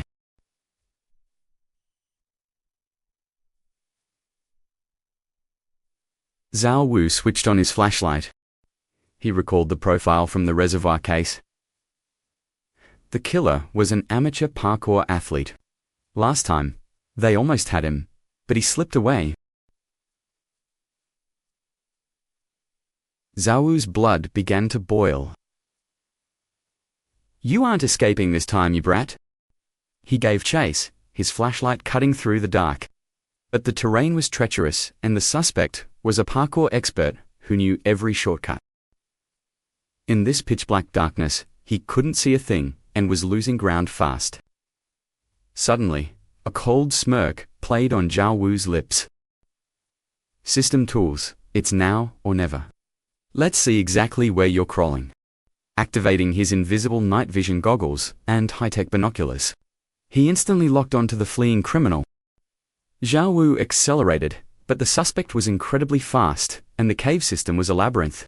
Even with his gear, he lost sight of him again. Just as he hit a dead end, the dog reappeared and charged forward. Zhao Wu grinned. "I'm putting all my trust in you, partner." Moments later, Zhao Wu finally cornered the criminal, delivering a devastating kick that slammed him to the ground. But the moment Zhao Wu lowered his guard, the killer whipped out a dagger and slashed wildly at his face. The blade narrowly missed his eye, giving the criminal a chance to bolt. Staring at his own blood, a primal rage erupted within Zhao Wu. Unexpectedly, the criminal dove into a narrow crawl space nearby, forcing Zhao Wu to slow his pursuit.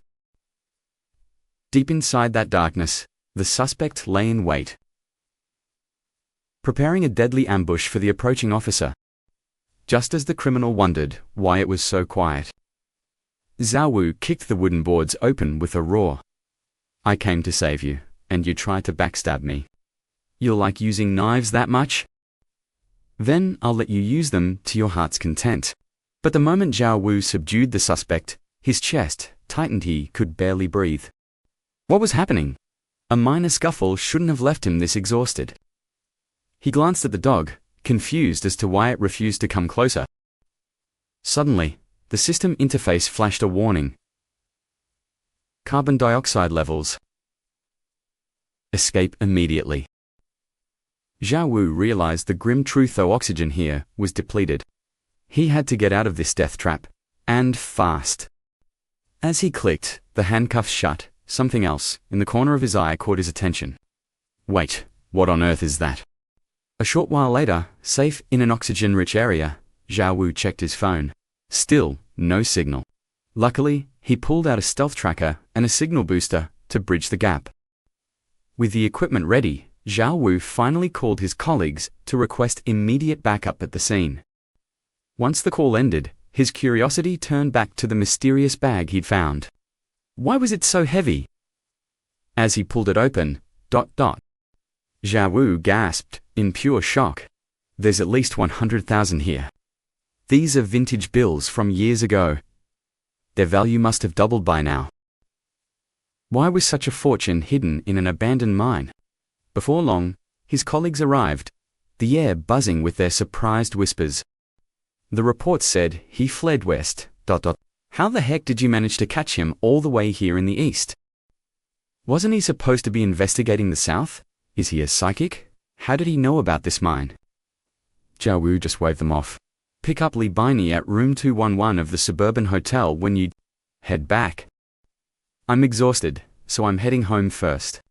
But as Zhao Wu moved toward his car, the dog looked at him with the most pathetic, soul-crushing eyes. Zhao Wu couldn't stand the guilt. Fine. You win, you stubborn beast." And so, the man and his new companion slowly made their way home. But as Zhao Wu reached his front door, he discovered a beautiful, injured woman lying unconscious on the ground. Zhao Wu stood there, completely dazed. At that moment, the woman was jolted awake by the distinct, pungent scent. Zhao Wu frowned, asking, "It's the middle of the night, why are you sleeping out here in the hallway?" She looked up, still half-conscious. "I forgot my keys. I planned to wait for Sister Hong, but I guess I'd just drifted off." Noticing the bruises on her face clearly, the result of a struggle, Zhao Wu's. "Come inside, and rest for a moment. The second she stepped inside, she ignored her own drenched clothes and started giving the dog a bath. "Hey, officer. What's this dog's name?" Zhao Wu answered jokingly, "The poop-sniffing expert." To his surprise, she believed him, an expert. "Well then, expert, let's get you all cleaned up." Later, as Zhao Wu dried the dog off, he was struck by a sudden realization. This dog was actually quite a magnificent creature. Drying her hair, the woman explained. "He's a Belgian The elite canine units use this breed specifically for high-stakes tracking." Realizing she was quite knowledgeable, Zhao Wu took the chance to ask, any idea how old he might be. Roughly 2 or 3 years old, she estimated. Suddenly, a sharp knock echoed at the door. "I'll get it," she said, rushing to open it. It was Sister Hong. "Why are you over at the neighbor's house?" "I heard your voice," and she stopped dead, seeing the soaking wet girl eating a banana while Zhao Wu sat on the floor. Sister Hong's mind immediately went to the gutter. Without a word, she turned and hurried away in a huff. The girl chased after her, desperately explaining, "Sister Hong, it's not what you think. I was just washing the dog. We didn't do anything." Zhao Wu looked at the dog and muttered, "For the record, I wasn't tempted at all." The scene shifts to the next day at a busy hot pot restaurant. Li Baini was mid-groan while calling her "I haven't even finished the report for the last murder. And now you've already caught the Gui Shan reservoir killer? My fingers are literally blistering from all this typing. But I still can't keep up with your record-breaking arrest speed. On top of that, the section leader wants me to go over and mentor the new clerk in Team B." Zhao Wu shifted the subject. "So, did they ever settle that theft case at the nursing home?" Li Baini confirmed it was an inside job. A security guard had his eyes on 1 million in donations kept in the director's office. He tampered with the cameras and stashed the cash in the facility's cellar. Intrigued by the detective work, Zhao Wu asked, how did they finally manage to pin it on him? Li Baini continued, since there was no footage. The leader suspected someone with internal access and interrogated every guard on duty. They found a set of brand new keys among one guard's things. He'd recently made copies for the office, the camera room, and the cellar. Once they followed that lead, the whole case fell into place. Just as Zhao Wu was reflecting on this, a loud commotion erupted nearby. "Look, I've already told your boss, this shop is not for sale. This is our life's work, so stop coming here to cause trouble." A thug sneered, dismissing the plea. "Hey, we're paying customers. Who's causing trouble?" Another goon chimed in, barking at a nearby diner. "Are you full yet? If you're done, then get the hell out of here." But the man remained calm, continuing to eat. The thug slammed a glass bottle onto the table with a violent crash. I said, "Beat it. Are you deaf? Or just stupid? Damn busybodies, always sticking their noses where they don't belong." Meanwhile, the precinct was buzzing with excitement. The bureau chief spoke first, emphasizing a critical provincial mission. "We must provide him our full cooperation over the coming months." "But where's Zhao Wu?" Su Yang specifically asked for him. "I think he headed out with Li Baini." The junior officers whispered in the shadows. "Why send such a high-ranking official to our small-time precinct? What's his vibe? Is he terrifying? I heard he's a giant with a face as red as a wine barrel." Back at the hot pot shop, a flurry of food suddenly soared past the red-faced man's head. Zhao Wu was hurling hot pot scraps at the thugs. "Eat up, or get lost. Or would you rather enjoy a prison cell?" Realizing they were facing a cop, the thugs backed down, retreating while spewing bitter curses. With the street rats handled, Zhao Wu finally caught his breath. Just as he sat to eat, Li Baini shouted, "The team is welcoming the provincial leader right now. We have to get back immediately." The duo rushed back, and the welcoming ceremony for Chief Su proceeded smoothly. Until Su Yang suddenly spoke up. I heard there's a legend named Zhao Wu here who's been cracking major cases. Where is he? Following the crowd's gaze, the chief stepped forward with a smile. I've just been transferred here. We're officially colleagues now. Zhao Wu squinted, realizing the truth. This was the same red-faced man he had just rescued at the hot pot shop. The two exchanged a warm greeting. Nearby, the colleagues watched their familiar rapport. How does he know a provincial leader? Does this guy have secret high-level connections at the top? The Special Crimes Unit runs deep. I'm just glad I never offended this Yama Zhao Wu. Later that evening, after a grueling day, Zhao Wu arrived home only to find thugs harassing his neighbor. Zhao Wu's mind raced. Huawei's previous injury was likely their doing. No matter who they are, it's time to test their waters. Stepping forward, Zhao Wu called out, "Hey brothers, I'm Tian Ba. Whose banner are you guys flying under?" A thug barked back, "We're with Master Hong of Zone E." "Who the hell are you? Never heard of ya." "So it's Master Hong himself." Zhao Wu smirked. "I heard the best stuff in Zone C. Is it the main bar and even Hong?" Taking the bait, the thugs roared.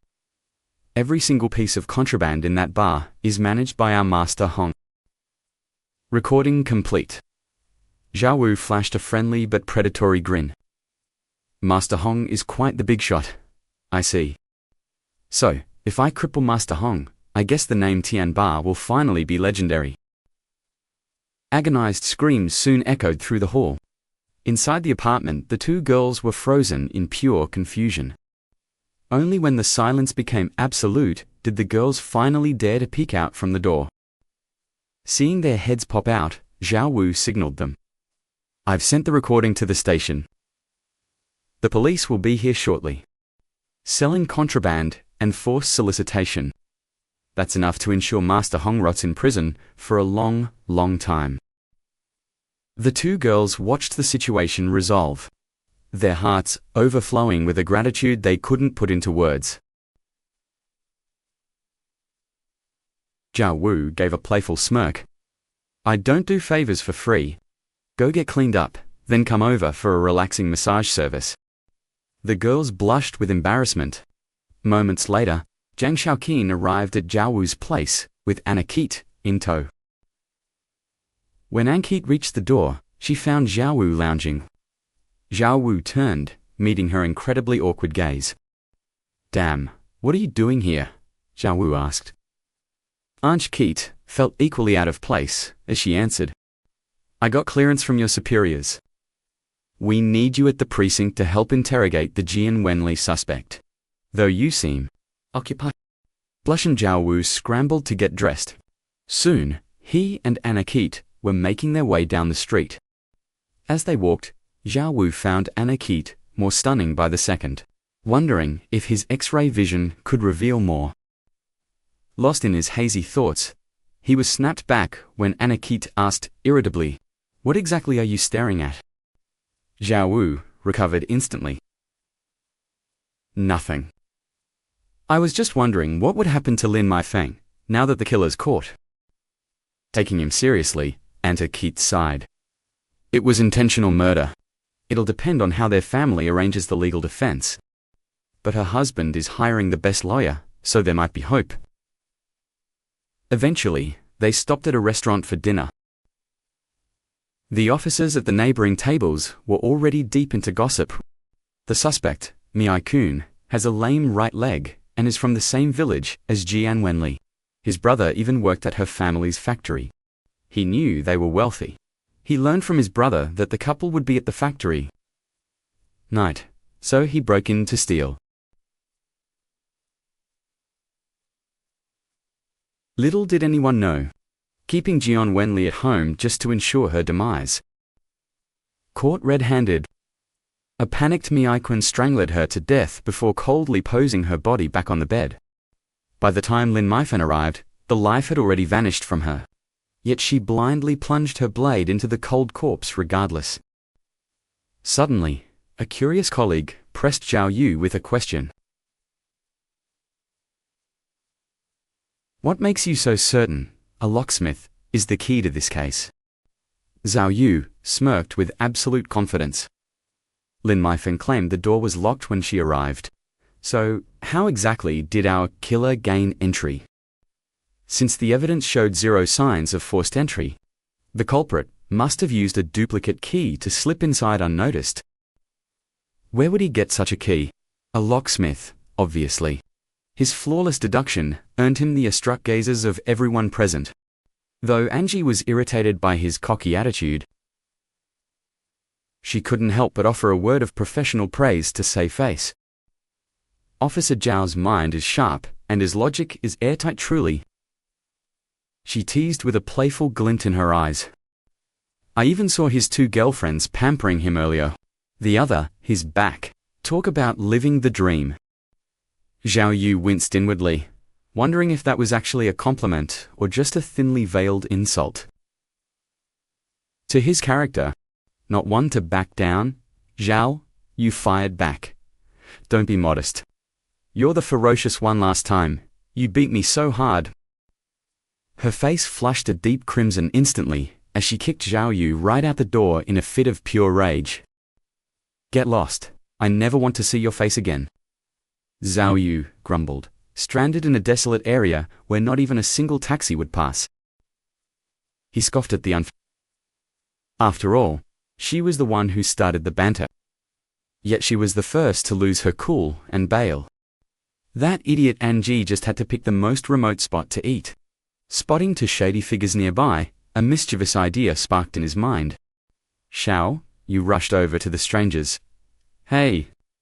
The woman who owns it has been treating me like trash. Help me get even. Go take a leak on her car to humble her. Do it, and 500 yuan is yours. The two men stared at him, convinced he was wasted. But they weren't about to turn down easy money from a I've been holding it in anyway. One man checked his surroundings and let it rip just. Her face turned purple with fury. She rolled up her sleeves and charged, followed by a chorus of agonizing screams as she unleashed her wrath. As Zhao Yu gloated, a voice suddenly erupted from the tea house nearby. Is that old gal's voice? What the hell is happening to the car? Hurry, go check what's going on out there right now before things get out of hand. Zhao Yu froze. The room, the atmosphere, it was all wrong. These weren't just thugs. They were smugglers, and they were swarming toward Angie with iron bars. Panic seized him. Holy crap! Where did all these people come from? This is bad. Really bad. Diving into the fray, Zhao, you saw a man about to smash a chair over Angie's head with a powerful, timely kick. Angie looked up, stunned. For a fleeting second, she wondered, was this idiot actually coming to her rescue? Side by side, they began tearing through the gang of smugglers, one after another, falling to their synchronized strikes. In the heat of the back-to-back combat, Angie mistook Zhao Yu for a foe and delivered a brutal elbow strike directly to his head. She apologized immediately, but the damage was done. Zhao Yu's blood boiled. Asterisk. You're so dead, Angie. With a dark expression, he cleared the remaining thugs and suddenly pulled Angie into a forceful, sudden kiss to silence her. Angie's face exploded in a bright red blush as she frantically shoved him away in absolute shock. Their colleagues arrived to a scene of total chaos. What on earth happened here? Why is everyone unconscious?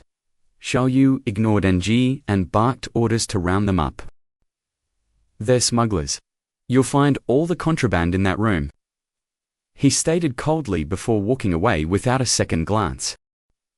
While Angie cursed the lunatic under her breath, Zhao Yu returned home, drowning in a sea of self-reproach and guilt.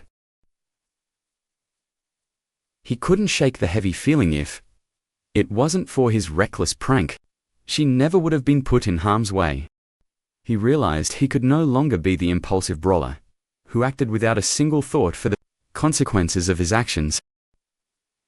After a shower, he checked his phone only to find 2 women occupied his bed. A message read, "Sarah to intrude. ... But we're terrified the rest of the Hong family's goons will come for us. We had nowhere else to feel safe." He stared in disbelief. Did they seriously just move in? But what about my bed? Where am I supposed to sleep? Unable to resist, he squeezed in between them, only to be ruthlessly kicked onto the floor in the middle of the night. The following morning, Zhao Yu arrived at a secret location carrying a heavy, suspicious duffel bag. "I heard you're an expert in the trade. I've got a bag of cash.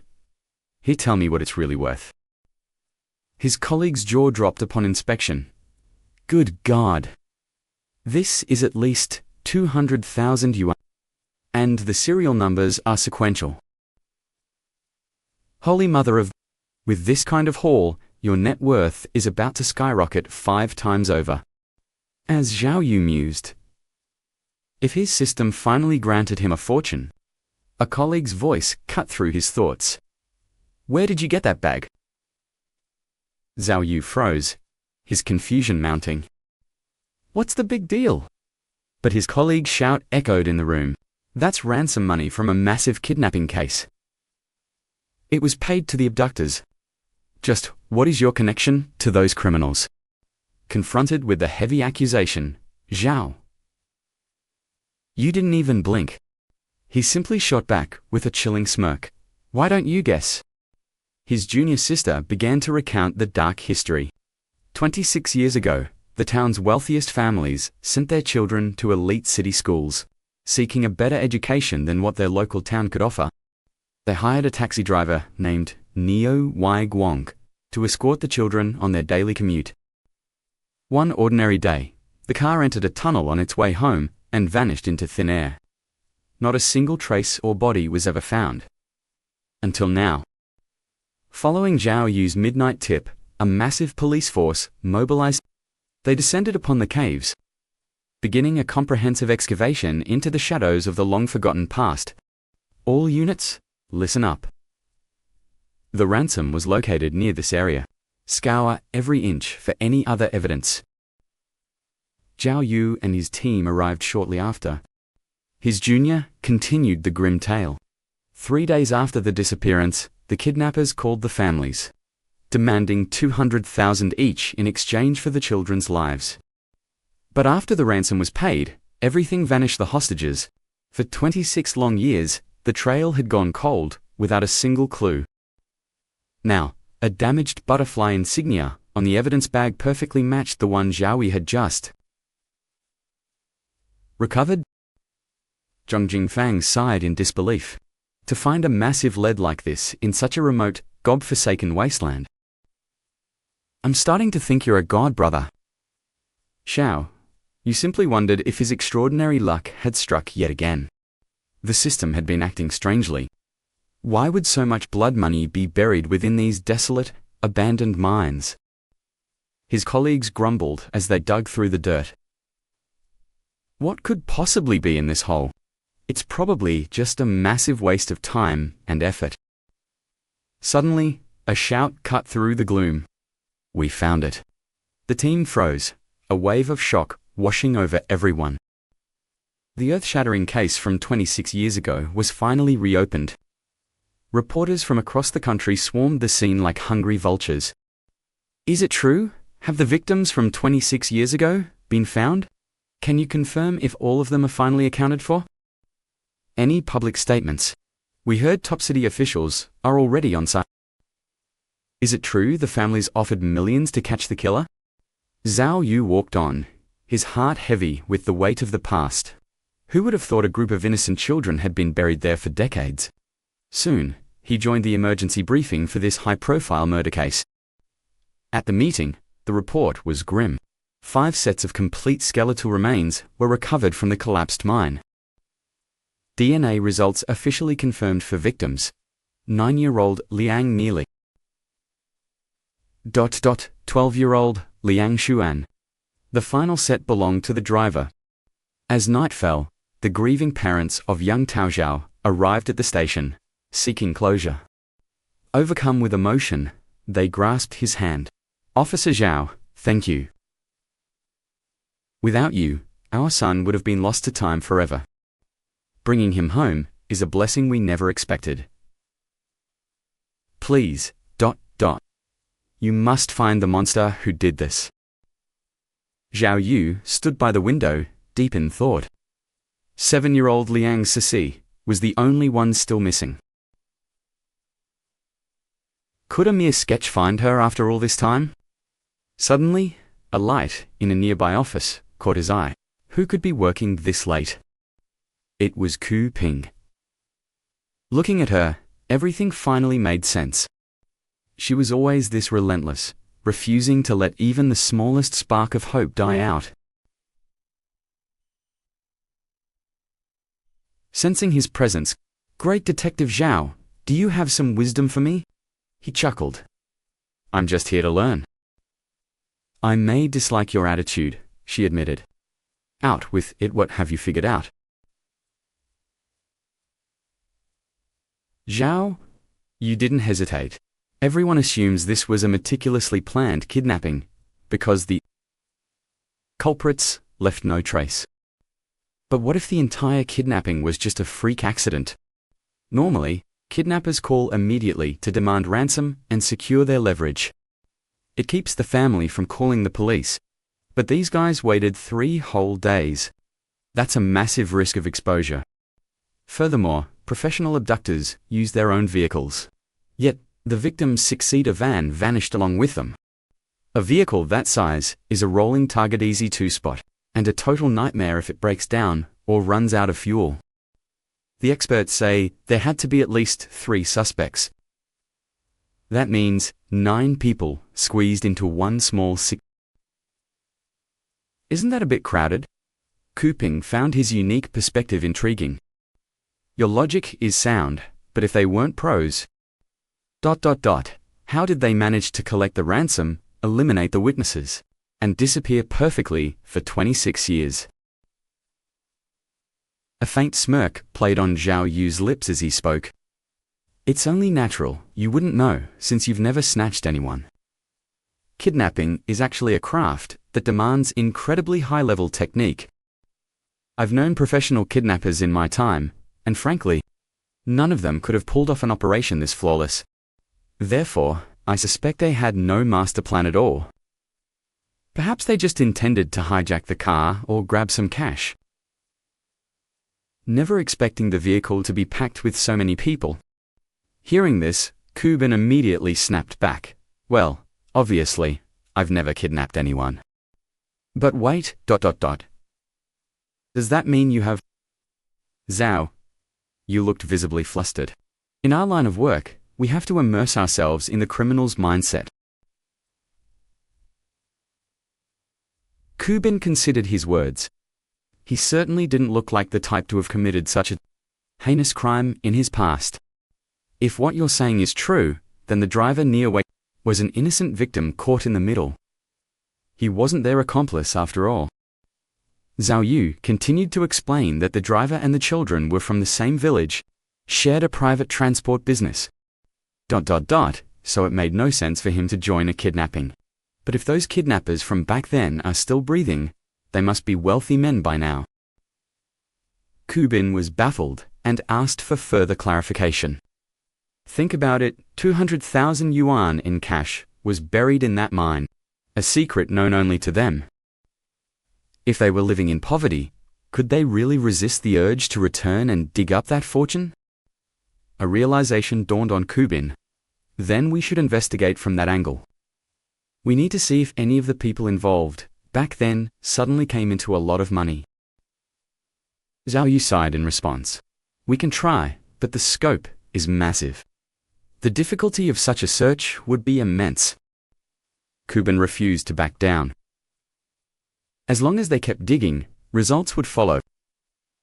I just hope those bastards are still alive to face justice. A short while later, Zhao Yu asked the forensic expert for a drink. The expert replied, "Solve the case first, hotshot. Here is the autopsy report you requested." Scanning the report. Zhao Yu fell into deep thought. The mine collapse had been triggered by a powerful, intentional explosion. The remains of the 5 victims showed clear signs of blast impact, yet it was impossible to tell if the explosion killed them, or if they were buried after death. Rope was discovered near the bones, suggesting the victims were bound before they died. When the explosion ripped through the mine, they were still tied up. Naiyu Weiguang's body bore distinct stab wounds, including a fractured rib from a powerful, piercing blow. The clean cuts on both sides suggested someone used extreme force. Being so close to the heart, the wound was almost certainly fatal. Meanwhile, back at the office, colleagues were relentlessly teasing Zhao Yu. "Hey Zhao Yu, you cracked that brutal murder and even caught the killer in the Chun case. Your hands must be sore from all that reward money. Treat us to a feast. We need some motivation here. Word is the family even gave you a private bonuses." Just as the gossip reached a fever pitch, a voice rang out. The team leader had returned. The chatter only grew louder, fueling Zhao Yu's rising irritation.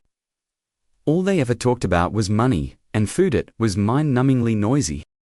Compared to Kubin, who had been poring over the case files until midnight, this crowd seemed utterly beyond help. "Zhao! You finally roared. Stop your endless nagging, and let me read my reports in peace." This left everyone sour-faced. Just then, Director Liao arrived, sighing at the scene. What's his problem now? Is this brat really trying to take on the whole team? Director Liao walked slowly toward Zhao Yu and called out, "I have something important to discuss with you." At the word nephew, everyone's eyes nearly popped out of their heads. Good heavens. What did the director just call him? Does Zhao Yu have secret backing? Is he actually the director's own nephew? Zhao Yu looked on with sheer disdain, wondering who this old man even was. Curious, he asked, "What does the chief want with me?" Director Liao spoke honestly. "I've done all I can for you. Control that temper of yours and focus on the work ahead." Zhao Yu was left dazed. Later, he visited the very cliff where the kidnappers had instructed the family to drop the ransom years ago. While Zhao Yu was lost in thought, his junior partner kept calling his name, her voice growing increasingly urgent. Startled, "Why are you shouting?" she protested. "I've been calling you for ages. What's on your mind?" "I was thinking." The moment the family reached this cliff, the walkie-talkie left by the kidnappers crackled to life. That proves at least one person was constantly watching their every move from the shadows. The family was ordered to stand in a pre-drawn red circle and hurl all the cash down to a specific spot at the base of the cliff. That meant one person was waiting below for the money, while another was guarding the hostages. As team leader Kubin noted.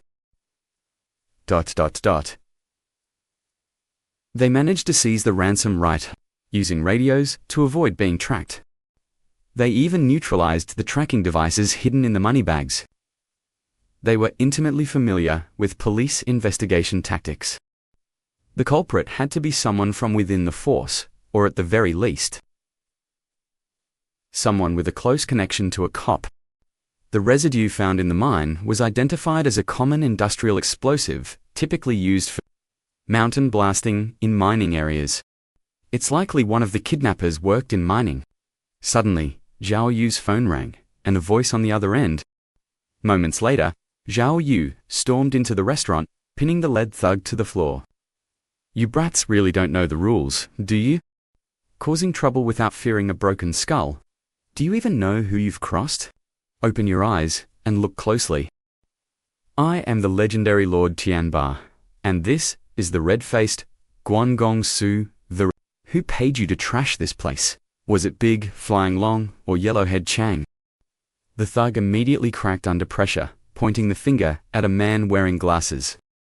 That guy goes by the name Little Ma Chow. We aren't close and don't have his number. They just gave us 200 yuan, each to drive the customers away. Zhao, you scoffed at them, calling them absolute idiots. I heard Big Flying Long offered 20,000. Little Ma Chow hired you for just 200. Do you have any idea how much he pocketed from your share? Fine. Leave the money and get lost.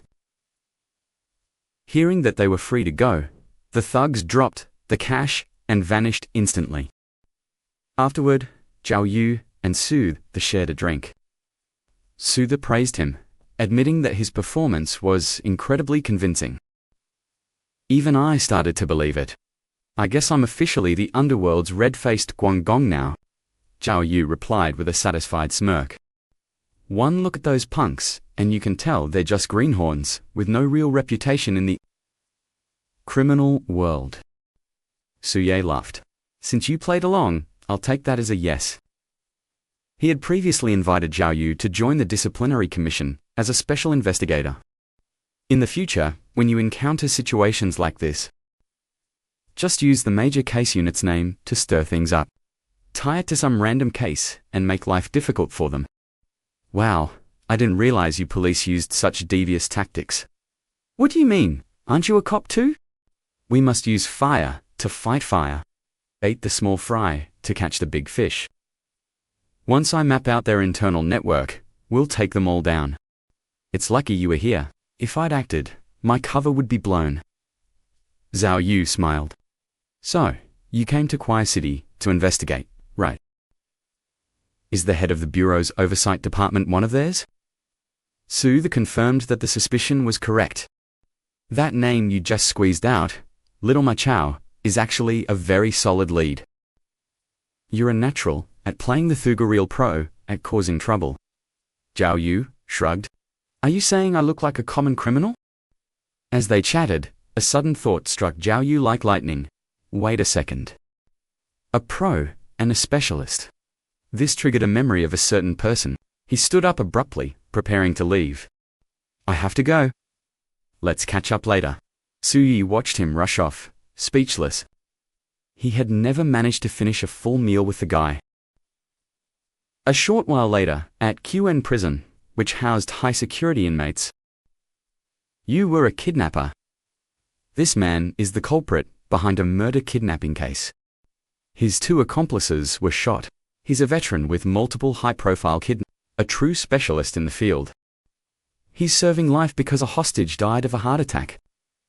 Zhao Hai, tell me honestly, why would you kill a hostage? Zhao Hai looked aggrieved immediately. Didn't the investigation already clear everything up? The girl I took had a heart condition. We didn't mean to kill her. Kidnapping is for money. Who actually wants to commit murder? Seeing the inmate's genuine distress, Zhao Yu broke into a cold sweat. Don't cry, just stay calm. I'm handling a cold case and need your expert advice. Not reopening yours. Plus, helping us might help reduce your sentence. Zhao Hai finally opened up. In those types of cases, there are many reasons to kill a hostage. Maybe the hostage saw their faces and the kidnappers panicked about being exposed. Or the family refused to cooperate, or called the police. Sometimes, the victim has a hidden illness or an accident happens during an escape. But this cold case doesn't fit the pattern. Those kidnappers must have been totally insane. How could they kill those kids? They took the ransom and still committed murder. There's zero honor in that. And that driver was worthless. Why even take him? They were already kidnapping children anyway. Shouldn't they have sent him back to alert the family? Or just cut him to use his blood to scare the parents into paying faster? If it were me, I'd never keep a healthy young man like that around. He is nothing but a liability. Upon hearing this, a sudden realization flashed through Zhao Yu's mind. Could that driver, Niu Wei Kuang, have been hiding a secret? Later, Zhao Yu sought out Yang Wendao. Yang Wendao was curious. How can I help you? This kidnapping case has nothing to do with me. Zhao Yu asked seriously. I want to know the history of that mine where you were hiding. Yang explained honestly that years ago, the mines on the back mountain were leased to private individuals. If you had the money, you could invest and try your luck. If you struck silver, you'd hit the jackpot. It is a gamble where you could reap 100 times the profit.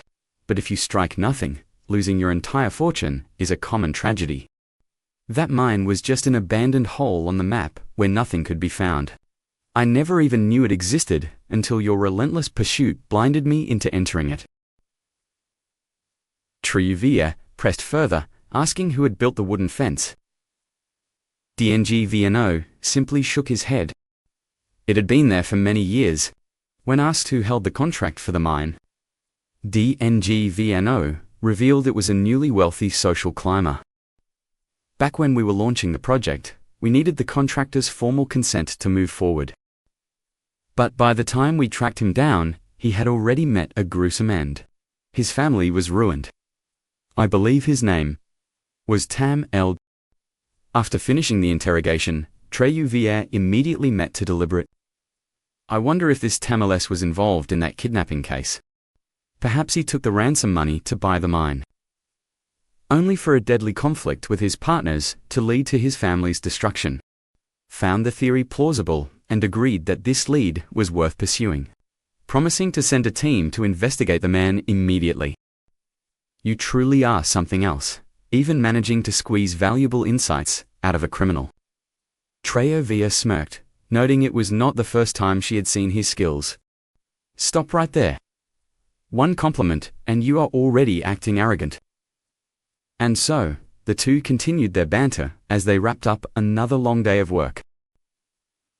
The peace did not last until dawn, as a piercing phone ring jolted Triuvia from a deep, heavy sleep.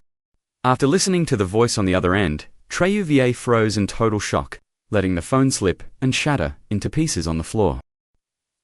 Arriving at the scene, Triuvia could not believe the nightmare before his eyes. You bastards! Get her to a hospital this instant. Everyone remained silent, heads bowed in grief. With tears blurring his vision, Triuvia stared at the horrific scene. The tragic death of team leader. Triuvia continued to scream in desperation. She is still alive. Why are you all just standing there like statues? Do something to save her. Suddenly, the forensic doctor stepped forward and delivered a sharp slap to Triuvo's face, telling him to snap out of it. Triuvia looked at her. Is truly gone. Stung by the blow, the fog of denial finally cleared. In that heavy atmosphere, his colleagues prepared to transport the body to the station for an autopsy to uncover the truth behind S. With tears streaming down his face, Triuva, shortly after, the Bureau began an intensive analysis of the crime. A colleague reported that at around 1 a.m, team leader was involved in a fatal incident while driving home. There were clear skid marks near the vehicle. Yet the car itself showed no signs of impact or struggle. We suspect she stopped for someone on the road. It appeared she spotted someone in distress, slammed on the brakes, and stepped out of her car to investigate the situation. That was when she was ambushed, fatally stabbed, and had her personal bag snatched away by the assailant. Unfortunately, her car lacked a dashcam, and since that stretch of road was under construction, the surveillance cameras were offline. It looks like a premeditated robbery. The killer likely intended only to steal, but a struggle ensued, leading him to accidentally deal a fatal blow. After hearing the report, Triuvia shook his head in disagreement. There is no way this is a simple case of robbery. If the killer wanted money, they would have fled the moment they saw her police uniform. Instead, she was left in a pool of blood. Does an accidental killing require so many brutal stabs? This has all the markings of a cold, calculated murder. Triuvu's pupils contracted as a thought struck him. Could this be related to the Tam Nels case they discussed yesterday? The forensic doctor then noted something strange. Although team leader suffered multiple wounds, the killing blow was a single, precise strike delivered from behind. This blade pierced directly into her heart, perfectly avoiding the ribcage. The killer is undoubtedly a seasoned professional. Another colleague added that a bloody knife was found in a trash bin roughly 1 kilometer away from where was murdered. The fingerprints on the weapon belonged to Hai M, a frequent visitor to our interrogation rooms with a long criminal history. He previously served time for robbery and illegal firearm possession. Surveillance footage from the vicinity clearly shows him at the scene. He was even seen carrying team leader S bag. Fueled by rage, the team immediately scrambled to hunt down this Hai M. Yet TriUVA remained skeptical. The murder weapon was discarded a full kilometer away from the body. While Hai M Nen was spotted nearby, he was not seen carrying a knife in the footage. Furthermore, he appeared heavily intoxicated or under the influence. Was a trained officer. How could a man who can barely walk kill her? This suggests there was another killer present at the scene, someone far more dangerous. Consumed by bitterness, TriUVA vowed to find the real culprit. By evening, the officers returned empty-handed and frustrated. We have scoured every one of Hai Mancha's known hideouts, but the man has completely vanished into thin air. He is likely hiding at the internet cafe where his girlfriend works, or with his associate, K. Suen. If we do not find him within 24 hours, we lose him. TriUV stared at Esk photograph and asked if anyone had looked into the Tamil lead from the previous night. His colleague looked down in shame, admitting they found nothing, and left early. He noted that it seemed exhausted, and he had offered to drive her. If I had only insisted on taking her home, this tragedy never would have happened. His partner was consumed by a similar guilt, but there was no time for tears. Zhao Yu stared at the image of Ying quipping, swearing her death wouldn't be in vain. I will not only uncover the dark truth behind this mystery, but I won't stop until your killer is behind bars. Then he spoke up, his voice firm. I have a plan to flush this rat out of hiding. Who among you is willing to help? Without hesitation, Zhao Yu ordered a group of thugs to conduct an unauthorized interrogation. The suspect's girlfriend. The door was kicked open with a bang. The lead thug smirked at Zhao Yu and said, Officer Zhao, who man called her this morning. He said he's in deep trouble and needs to disappear. He's looking for Jijuan to help him hide. Zhao, you simply asked, did she talk? She did, the thug replied. She had to. That woman was stubborn. She wouldn't have breathed a word. The henchmen knew they had to play their roles perfectly to the very end. Even the officers assigned to monitor the girlfriend were neutralized. Without looking back, Zhao Yu muttered, I'm going to drag them all into the light. Behind him, the thugs roared in unison, since the boss has spoken. ... we single quotes, I'll follow you through hell and back. Leave the rest to us. Back in the car, Zhao Yu's partner reported, the suspect's girlfriend was definitely lying to us. It is clear those two have been in constant contact ever since the incident happened. Word is Ji Juanhua is a heavy hitter in the underworld. He has enough connections and soldiers to stay hidden forever. We questioned him before, but he played it cool, insisting he didn't even know who Hu Meng was. He will likely stay silent today too. What should we do? Zhao Yu ignored the question and simply asked, which of you is carrying a gun? Moments later, the four of them stormed into the casino. Police! Nobody move! Everyone cooperate, if you want to stay safe. Ji Juanhua watched them enter with a sneer. I've ruled these streets for years, he shouted arrogantly. And I haven't left a single scrap of evidence for you to find. Even your superiors treat me with respect. What do a few low-level cops think they're going to do to me? So tell me, officers, what seems to be the problem today? Surrounded by his men, Ji Juanhua didn't view Zhao Yu as a threat, But Zhao Yu didn't care about the odds, he answered with a sudden bone-shattering punch. Shocked by the sheer audacity, Ji Juantua stumbled back. Zhao Yu stepped forward, cutting straight to the point. Where is Hu Mang hiding? The thugs finally snapped out of their daze. Are you insane? You actually laid a hand on our boss. Ji Juanhua screamed in fury. I already told you, do you have any idea what you're doing? You're going to regret ever stepping foot in here. As the gang closed in to attack, Zhao Yu gave the signal. His partner didn't hesitate, firing a warning shot that echoed through the room. Zhao Yu's voice was cold as ice. We're here for the killer who murdered the criminal investigation captain. Anyone who interferes will be shot for obstructing justice.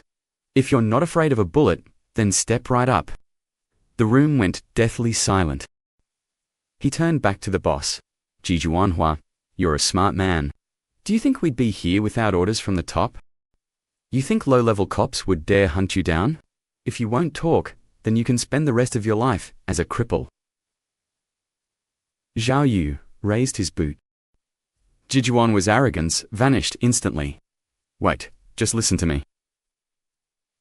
He pleaded. I swear. But I can help you find him. Zhao Yu's rage boiled over. You're still trying to play games with me at a time like this. Without a second thought, he brought his foot down, shattering Ji Juanhua's leg. Then, he hovered his boot over the other one. The reality of the situation finally hit Ji. Stop, stop. He shrieked in agony. He's hiding at the Anlu warehouse. Even with the location, the warehouse was massive. Zhao Yu's partner immediately called the captain to request urgent backup. As they brainstormed how to find his specific hiding spot, the impossible happened. Hu Mang emerged from the shadows right behind them. His partner's eyes widened as he recognized the face. Stop right there! He roared. Hu Mang, realizing he was spotted. Zhao Yu and his team were hot on his heels instantly. Hu Mang ducked into a nearby storage unit. When Zhao Yu reached the entrance, he paused, a sense of unease washing over him. Was this a trap? Suddenly, a series of blinding floodlights flared to life. Zhao Yu shielded his eyes, his heart racing. Had they stumbled into a hornet's nest? Hu Mang screamed to the figures in the dark. Stop them! They're cops. At his command, the entire criminal den surged forward. Zhao Yu dove headfirst into the fray. Get Hu Mang. I'll handle these bastards. Suddenly, a massive man lunged from the shadows, pinning Zhao Yu from behind, with a crushing grip. Zhao Yu broke the hold with sheer force, but he was blindsided. A heavy club slammed into his temple, sending blood cascading down his face. Zhao Yu turned, his eyes burning with primal fury. He snatched the shattered club from the air, and his partner knew. With a guttural roar, Zhao Yu lunged forward, plunging the jagged edge of the broken club straight into his attacker. The man let out a blood-curdling scream of pure agony. As his cries echoed, another thug lunged forward, brandishing a lethal machete with murderous intent. Without hesitation, Zhao Yu yanked out his wooden staff and drove it straight into the man's gut. The chorus of pained shrieks at the scene grew even more deafening. The remaining thugs stood frozen, too terrified to even twitch.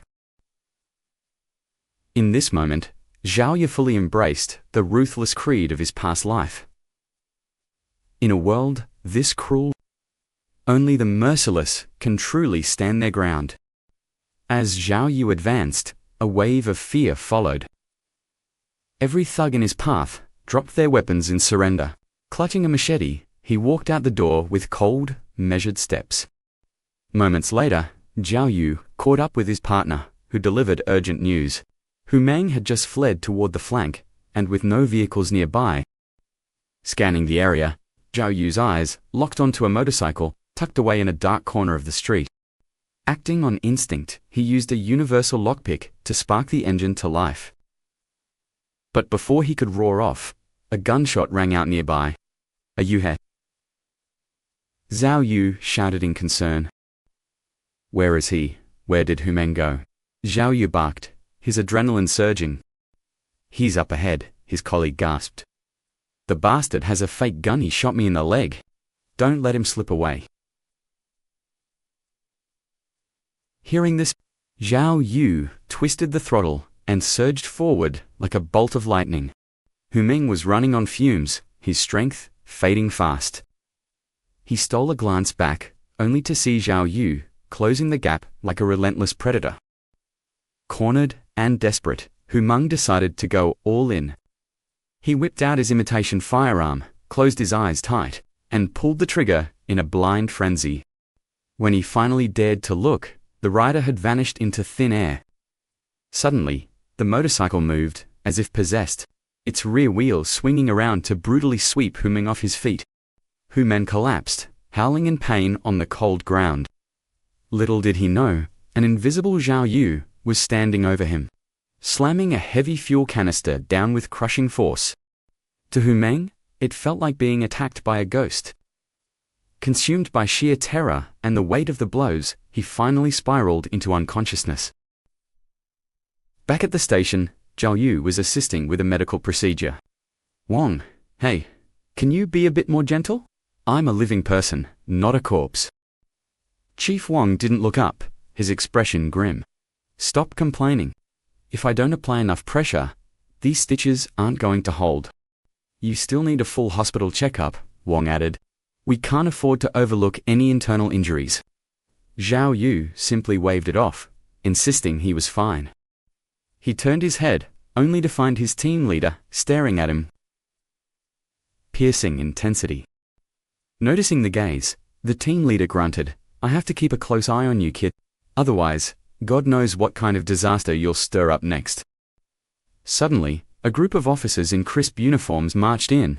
In perfect unison, they snapped a sharp salute toward Zhao Yu. "On behalf of Team B and lead investigator Ku Ping, we want to thank you for your incredible bravery in capturing the suspect." One officer spoke up truthfully. "I'll admit, I didn't like you before. But that's changed. If you ever need anything, just say the word." Zhao Wu replied softly, "Don't mention it. She was my friend too." The moment of solidarity was cut short when someone shouted, "Zhao Yu! The director wants to see you in his office immediately." Moments later, Zhao Yu's furious roar echoed through the director's office. "A suspension. Why the hell am I being suspended?" The director slammed his desk. "For gross abuse of authority. You hired thugs to intimidate a suspect's girlfriend and actively obstructed detectives in the line of duty," the director bellowed. "You broke a casino owner's leg. 12 people were severely injured, 5 are hospitalized, and 1 is still fighting for his life in the ICU. Do you even call yourself a cop?" Zhao Yu glared back, his voice thick with frustration. "Director, you don't understand the situation we were in. There were over 40 of them, and only 3 of us. Last night, those bastards weren't trying to arrest us, they were trying to bury us." That was clear, Zhao Yu argued. The director cut him off with a shout, "We are the police. We act with foresight, not like reckless vigilantes." Zhao, you wouldn't back down. Before Ku Ping was targeted, she was digging into a lost case, an unsolved mystery from the past. Her death is tied to that case. Look at the evidence. The surveillance only shows Hu Meng leaving the scene. It makes no sense.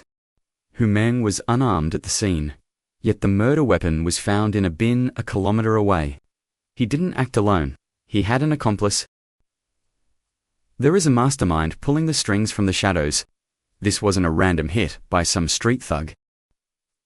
The killer might be someone from right here, inside this very station. I am the only one who can finish this investigation. The director's voice grew cold. Cases are built on evidence, not theories. Do you have any idea? The formal indictment against you is already being processed. If you hadn't brought in Humeng, you'd be sitting in a jail cell right now, not standing in my office. I've been taking heat from the top brass all morning. Keeping you on the force at all is an act of extreme mercy. At those words, Zhao Yu's temper finally snapped. He delivered a heavy kick to the director's desk and thrust his middle finger into the air. If you won't let me investigate, then I'm done with this badge.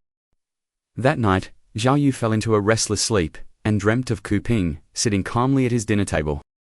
Startled, Zhao Yu asked, "What are you doing here?" Ku Ping replied nonchalantly, "Where else would I be? Maybe you just really wanted to share a meal with me." Overwhelmed by guilt, Zhao Yu looked down. "I'm so sorry. If I hadn't asked you to look into the hidden details of that cold case." Ku Ping gave a small, cryptic smile. "Stop being so full of yourself.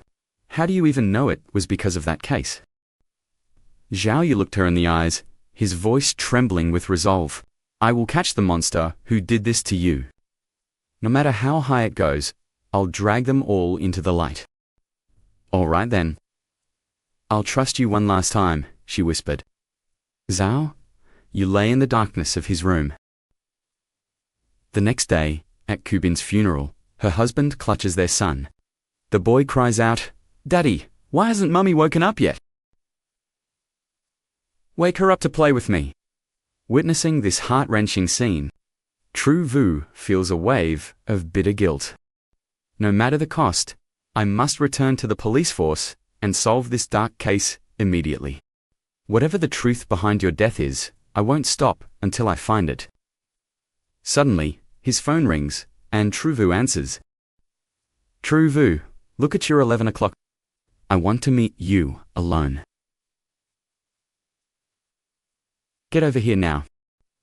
When Tru Vu reaches the car, Director Lu steps out.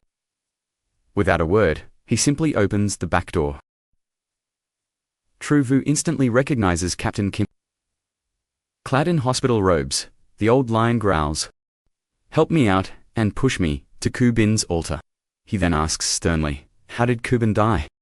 Just as Tru Vu is about to answer, Captain Kim's slipper falls off. Tru Vu kneels to put it back on without hesitation. A moment later, Kim kicks it off again. Frustrated, Tru Vu snaps, "Can you move your legs? You just made me serve you for nothing." Captain Kim roars back, "Shut up and put it on me." Though annoyed, Tru Vu obediently puts the slipper back on the old man's foot.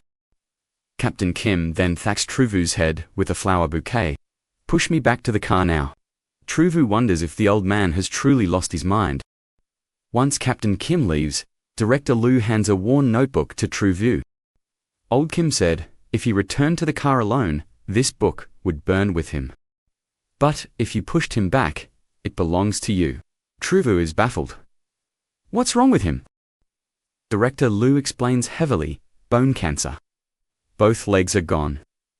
He has 4 months left, at most. He's done fighting his own body. Tru Vu's heart sinks. Lu continues, this book contains NGO Koi's national first-level case files. These are the cold cases old Kim personally handled years ago. He no longer has the strength to investigate. He believes you are the successor he's been searching for. He sees his younger self in you. So, kid, does that burden feel heavy? Yeah. Tru Vu smirks. You old foxes are just trying to lead me by the nose and make me work myself. Death, huh? Lu reaches for the book, but Tru Vu snatches it away. I've always loathed evil with a passion. As a champion of justice, how could I let a murderer walk free? But that stunt you pulled at the office, ... I thought you were crazy. Turns out you were just doing a favor. Too bad old Seichu suspended me. I'm powerless. Can you get me reinstated? Director Lu. Where's the suspension paper? No paper means no suspension. Director Chu just wanted to teach you a lesson. Do you know how many bullets he's dodged for you?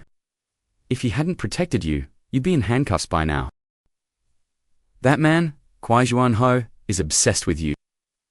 He's using every connection to throw you in prison. Hearing this, Tru Vu's rage boils over. That bastard. Let's see how I handled this suicidal fool today. CCC Trong Liu warns him. It's a sensitive time. Don't do anything impulsive. Tru Vu waves him off. Don't worry, I know the limits. He'll retreat quietly. After I finish these 2 tasks, I'll fulfill old Kim's wish. That evening, Tru Vu tracks boss Kuai to a tea house. Is this tea expensive? I want to buy a box for my director. What do you think? Kuai Ho is intimidated but hides it. On his own turf, he sneers arrogantly.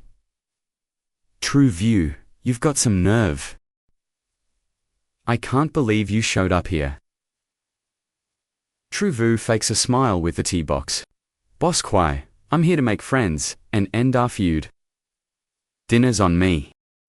How about it?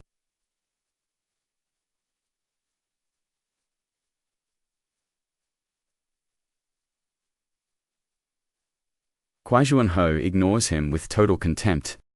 How about I break your legs, you crawl and apologize? Then I might consider it. Tru Vu realizes negotiations are over. Suddenly, Kuai Ho and his thugs' phones start ringing incessantly. Reports flood in his factories of being raided by police. Instead of backing down, he screams. Tru Vu, don't think this scares me. I have more money than I know what to do with. Those factories were trash anyway. Tru Vu chuckles coldly, poking Kuai's forehead. I just reaped your soul. Stay obedient, or face the consequences. Kuai Ho thinks he's delusional as Tru Vu calmly walks out. Later, at a dog meat restaurant, Kuai's phone rings. It's Tru Vu. Living the high life, boss Kuai. Eating dog meat now? Planning your revenge. Maotai wine, Cuban cigars. And you've even got 2 men and a woman as distinguished guests. Chills ran down Kuai Ho's spine as he realized something was terribly wrong. Was he being watched? He scanned the room frantically. Oblivious to the high-tech hidden surveillance bugs Zhao Yu had planted. Zhao Yu taunted him. Stop looking, it's right on you. That man in the plaid shirt is the judge, right? That girl with the glasses is Wen Siku from the prosecution. Panicked, Kuai Ho hung up and bolted to the bathroom, stripping naked to find the hidden devices. Suddenly, his phone rang again. Zhao, you mocked him. Looking for bugs. You have quite fair skin, and that birthmark near your navel is hard to miss. Seething with rage, Kuai Ho slammed his phone shut and dragged his exhausted body back home. His wife smirked. Back so late? Suddenly, a call flashed on a phone from an unknown number. Zhao Yu's voice echoed. Did you think hanging up would stop me? Your wife is quite a beauty. Maybe I should live-stream your intimate moments for the world to see. Kuai Ho snapped, smashing the phone. The next morning, Zhao Yu arrived at Chief CHUS office with a smug grin and Kuai Ho's tea. Chief, I'm here to apologize for breaking your cup. The lawsuit is dropped. Can I start working again? Chief Saku was utterly speechless. How does this kid always manage to talk his way back in? Zhao Yu shamelessly continued. I'm a man of principle. I learn from my mistakes and value loyalty. Since you've been good to me, I'll gladly put my life on the line for you from now on. Chief. The new major crimes captain is here. Go, introduce yourself. Xiao Yu turned to see her. Zhao Yu froze as he locked eyes with Captain Miu. This was a fated meeting he definitely didn't want. He forced a calm greeting, but Captain Miu only offered a cold, dismissive response in return. As they walked, Zhao Yu watched her back, his mind racing before he stepped forward to act friendly. Did you mess up and get exiled to this corner? Or did you come here just for me? Mentioning their forced kiss was a mistake. Captain Miu's face turned purple with rage as she launched a kick. Zhao, you reacted with lightning speed, narrowly dodging the lethal strike that aimed to take his head off. The impact shook the neighboring office like an earthquake, leaving the wall smoking from her sheer power. Breaking a cold sweat. Zhao, you stuttered. Meet our new captain. She's quite ... energetic. Later, at the second precinct, Zhao Yu prepared to interrogate Are you with the second precinct? Captain Miu is already in there, the officer noted. Zhao Yu checked the file. It was definitely her. Looks like our minds are in sync again. As Captain Miu exited the room, Zhao Yu stopped her. Hungry. Let's grab a bite. Thinking he was stalking her, the captain turned away without a word. Zhao Yu blocked her path. I bet you didn't get a single clue out of him, did you? I know his type. A hopeless addict like him couldn't possibly take down a major crimes officer. Confused, she listened as Zhao Yu reminded her of how his methods worked on Liu Bin. She hesitated, forced to admit that his unconventional tactics had actually produced results before. Sensing her silence as a win, Zhao Yu smirked. And so, our second legendary collaboration begins. Inside, Hu Mnen snapped. Is this ever going to end? I told you everything I know already. That fire-breathing woman already hurt me. Captain Miu flared up. I think your wounds have healed too quickly. She balled her fist to strike, but Zhao Yu immediately lunged forward to hold her back. Zhao Yu tried to warn the suspect to shut up. He's the one who broke my leg last time. Seeing his arrogance, Zhao Yu let go of her. He left Hu Mnen to his fate. After a brutal thrashing, the suspect was finally ready to talk. Zhao, you stepped in. If you didn't kill anyone, just tell us the truth. Hu Mnen trembled. I was high that night. Everything is a blur. I don't remember a thing. I don't even know if I'm a killer. Zhao Yu leaned in. Remember when you only saw the car? That wasn't a coincidence. It was because I had you under my hypnosis the entire time. Realizing Zhao Yu was his only hope, Hu Mnen agreed. Zhao Yu pulled out a lie detector. Yes or no? After a few questions, Zhao Wu confirmed the man wasn't the killer. He was just a pawn. Even if he's clueless, the truth will surface. When he asked about the case, the system blocked all unrelated inquiries. Seeing this, Zhao Wu was forced to rely on his own intuition. He then asked, how many plotted against Kuben? 10 people. The light turned green. Zhao Wu was stunned. Why did so many people want her dead? What did she do?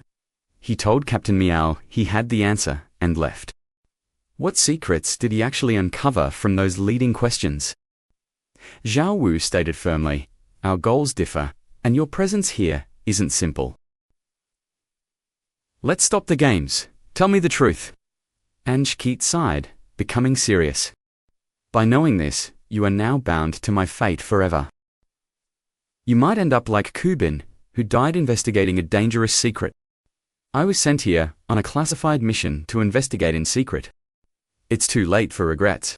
Now, help me hunt down the mole. Zhao Wu teased.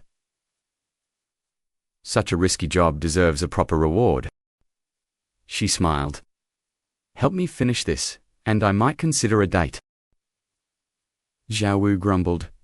All that risk, just for one single date. Before he could argue, he got a few bumps. Next, he investigated Chang Sanli. Once a wealthy mogul, Cheng went bankrupt and was buried in massive debt. His wife committed suicide, his daughter died, and his son went to prison. Zhao Wu realized this perfectly matched the prisoner's earlier testimony. His phone rang as Anj-Keat arrived, handing him a cute piglet watch. This has GPS and secure lines. It's completely immune to any eavesdropping. We're tied together now. This is strictly for your own protection. She asked, why continue investigating Jang Shan? Your team already gave up. They thought he was too rich to kidnap anyone, but Zhao Wu trusted his gut. Kubin's death and Sheng's case were definitely connected. No coincidences. I believe that, by mapping his connections, I'll find the missing piece. Seeing his resolve, Anakit offered to be his partner for the investigation. Zhao Wu smirked. You're the only reliable one. Lead the way, veteran driver.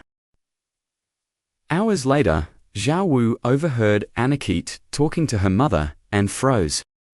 Her mother was powerful. Anyone who crossed her daughter was instantly removed. He realized that kissing her before was far more dangerous than he thought. Hearing the shower, he regretted not having a camera. His heart raced. He fell asleep and dreamed of Anakit after her shower, wearing an invisibility cloak. He pushed her down, but in the dream, he couldn't get her clothes off. He woke up, frustrated. Even in his dreams, he couldn't find satisfaction. Soon, they visited Han Wenjin to question him about the situation. Han was wealthy, worked with Cheng, and was an expert in explosives.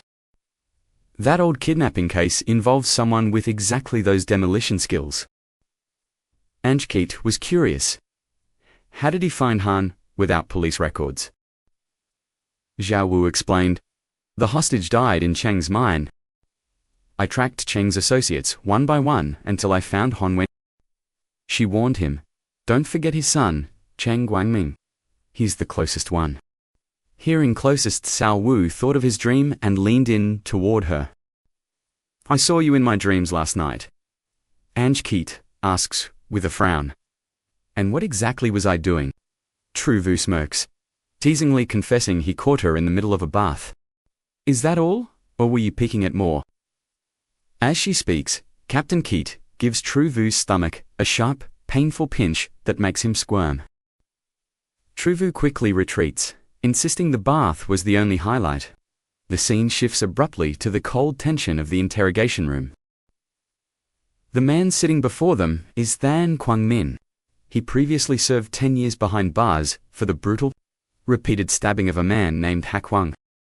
But that victim, Ha Kwang, was actually the mastermind who ruthlessly destroyed Kwang-min's entire family. He shattered their lives. Once a rising star, Ha Kwang suddenly amassed a fortune and began a cutthroat campaign to sabotage our family business.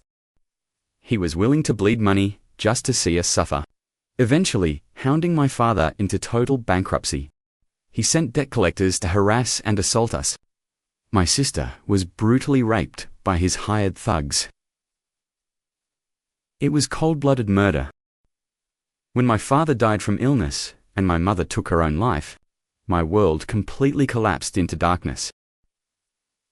Looking at my family's lifeless bodies, only his death could satisfy my rage. Moved by the tragic tale, True Vu grows suspicious.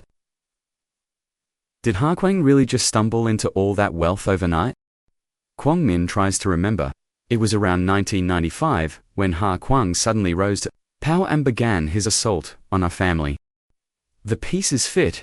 Ha Kwang's rise began 5 years after the kidnapping, meaning he likely built his empire using the blood-soaked ransom money.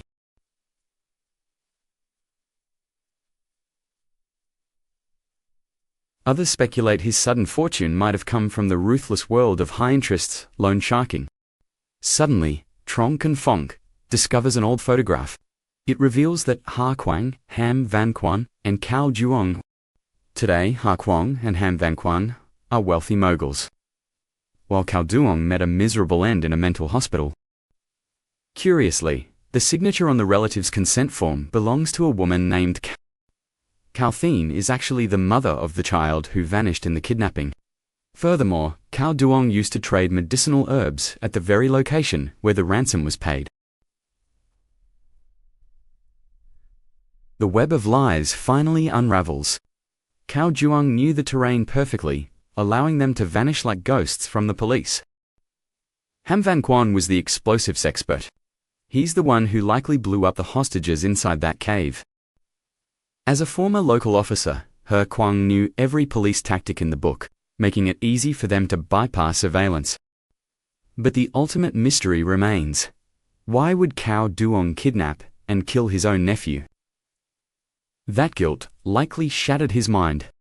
Realizing they are close to the truth, Captain Keat immediately issues a series of high-priority orders. Investigate Cao Duolin's records, track down Cao Thian, and uncover their hidden connection to the Than Tam Lai incident. Later, Captain Mew asks Tru Vu to meet her privately. Tru Vu, ever the flirt, thinks he's finally scored a date.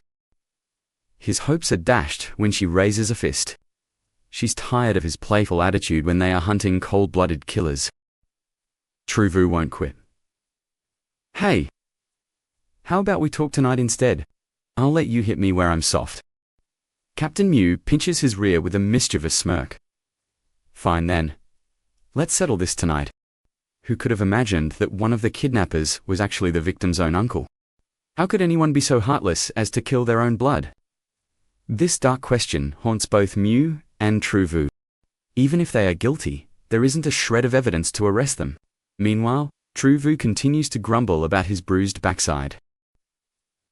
Seeing his constant whining, Captain Mew uses her fan to deliver another sharp smack to his rear. Tru Vu finally yields. Fine. It's all just theory, for now. They're rich enough to hire a small army of lawyers to silence us. Mew taps her fan thoughtfully.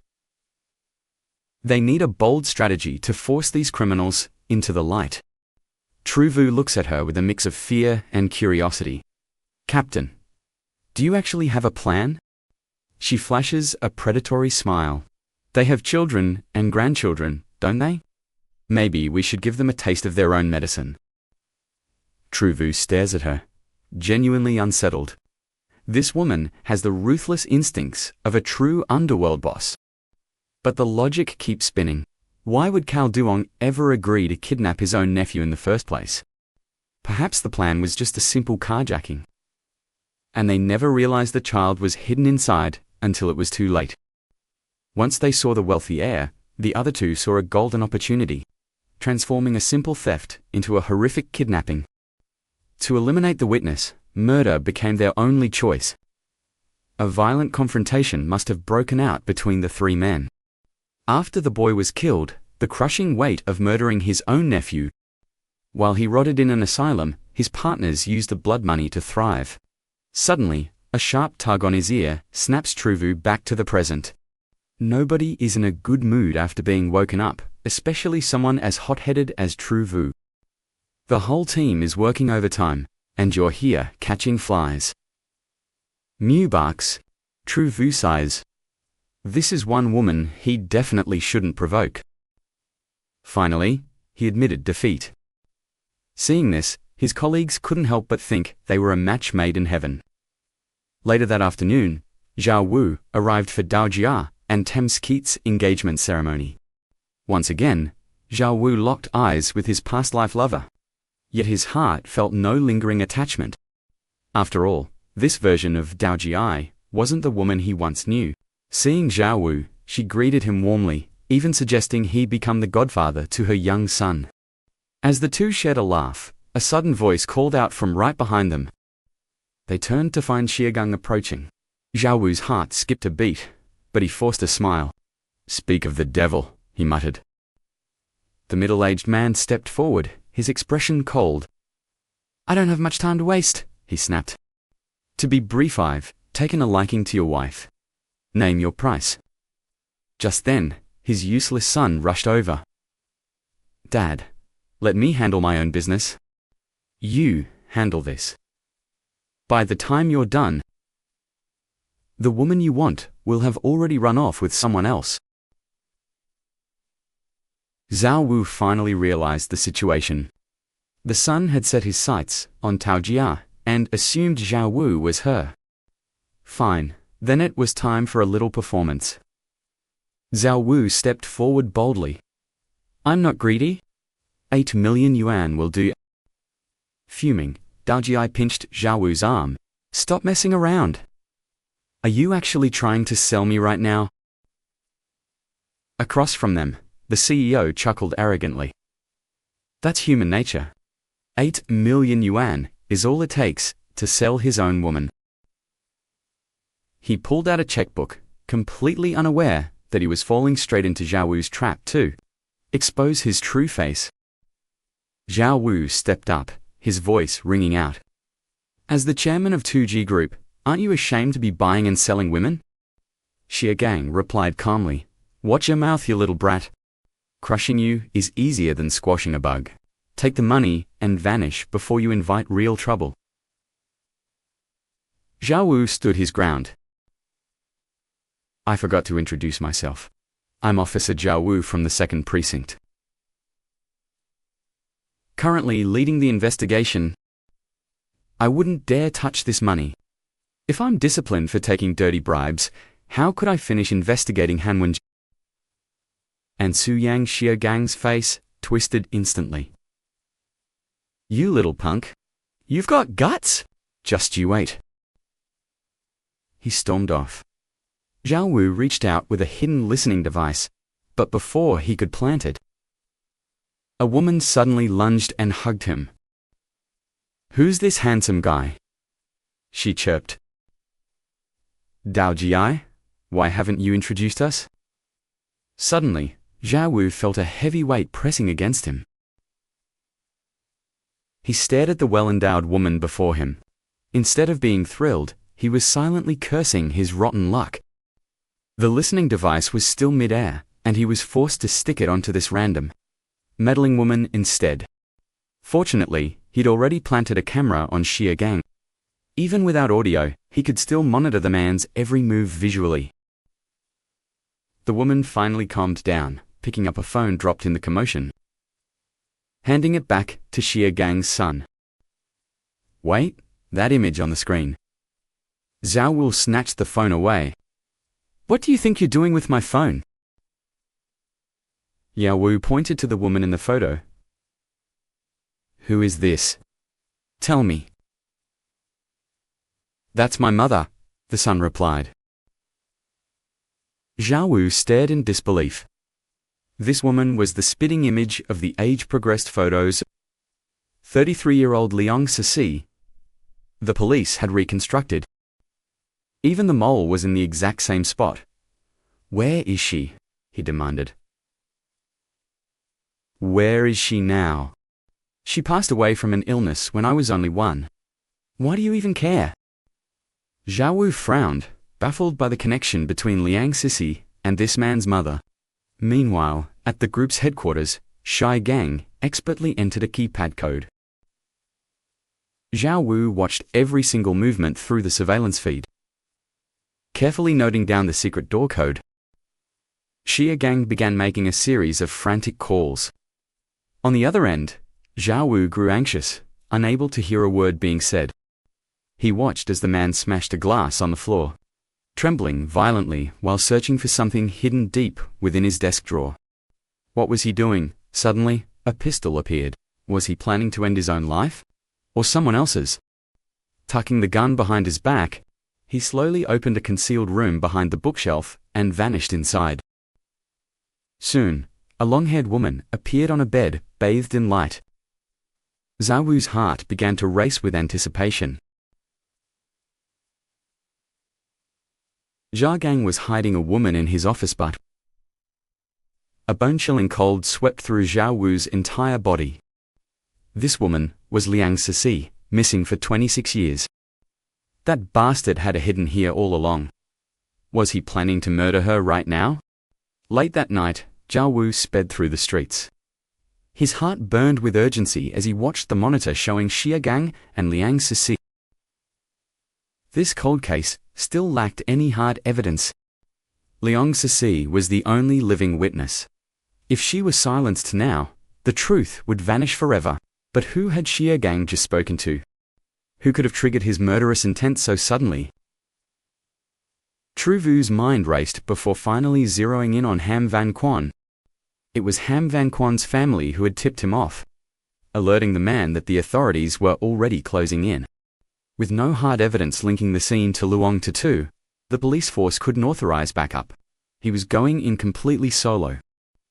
Truvu gritted his teeth in frustration until his eyes fell on his watch, remembering Keith's words about its tracking capabilities. Back at the station, Keith was still grinding through the night shift. Suddenly, her phone erupted with a frantic call from an unknown number. As soon as she picked up, Truvu's panicked voice blasted through. "Captain New, hurry.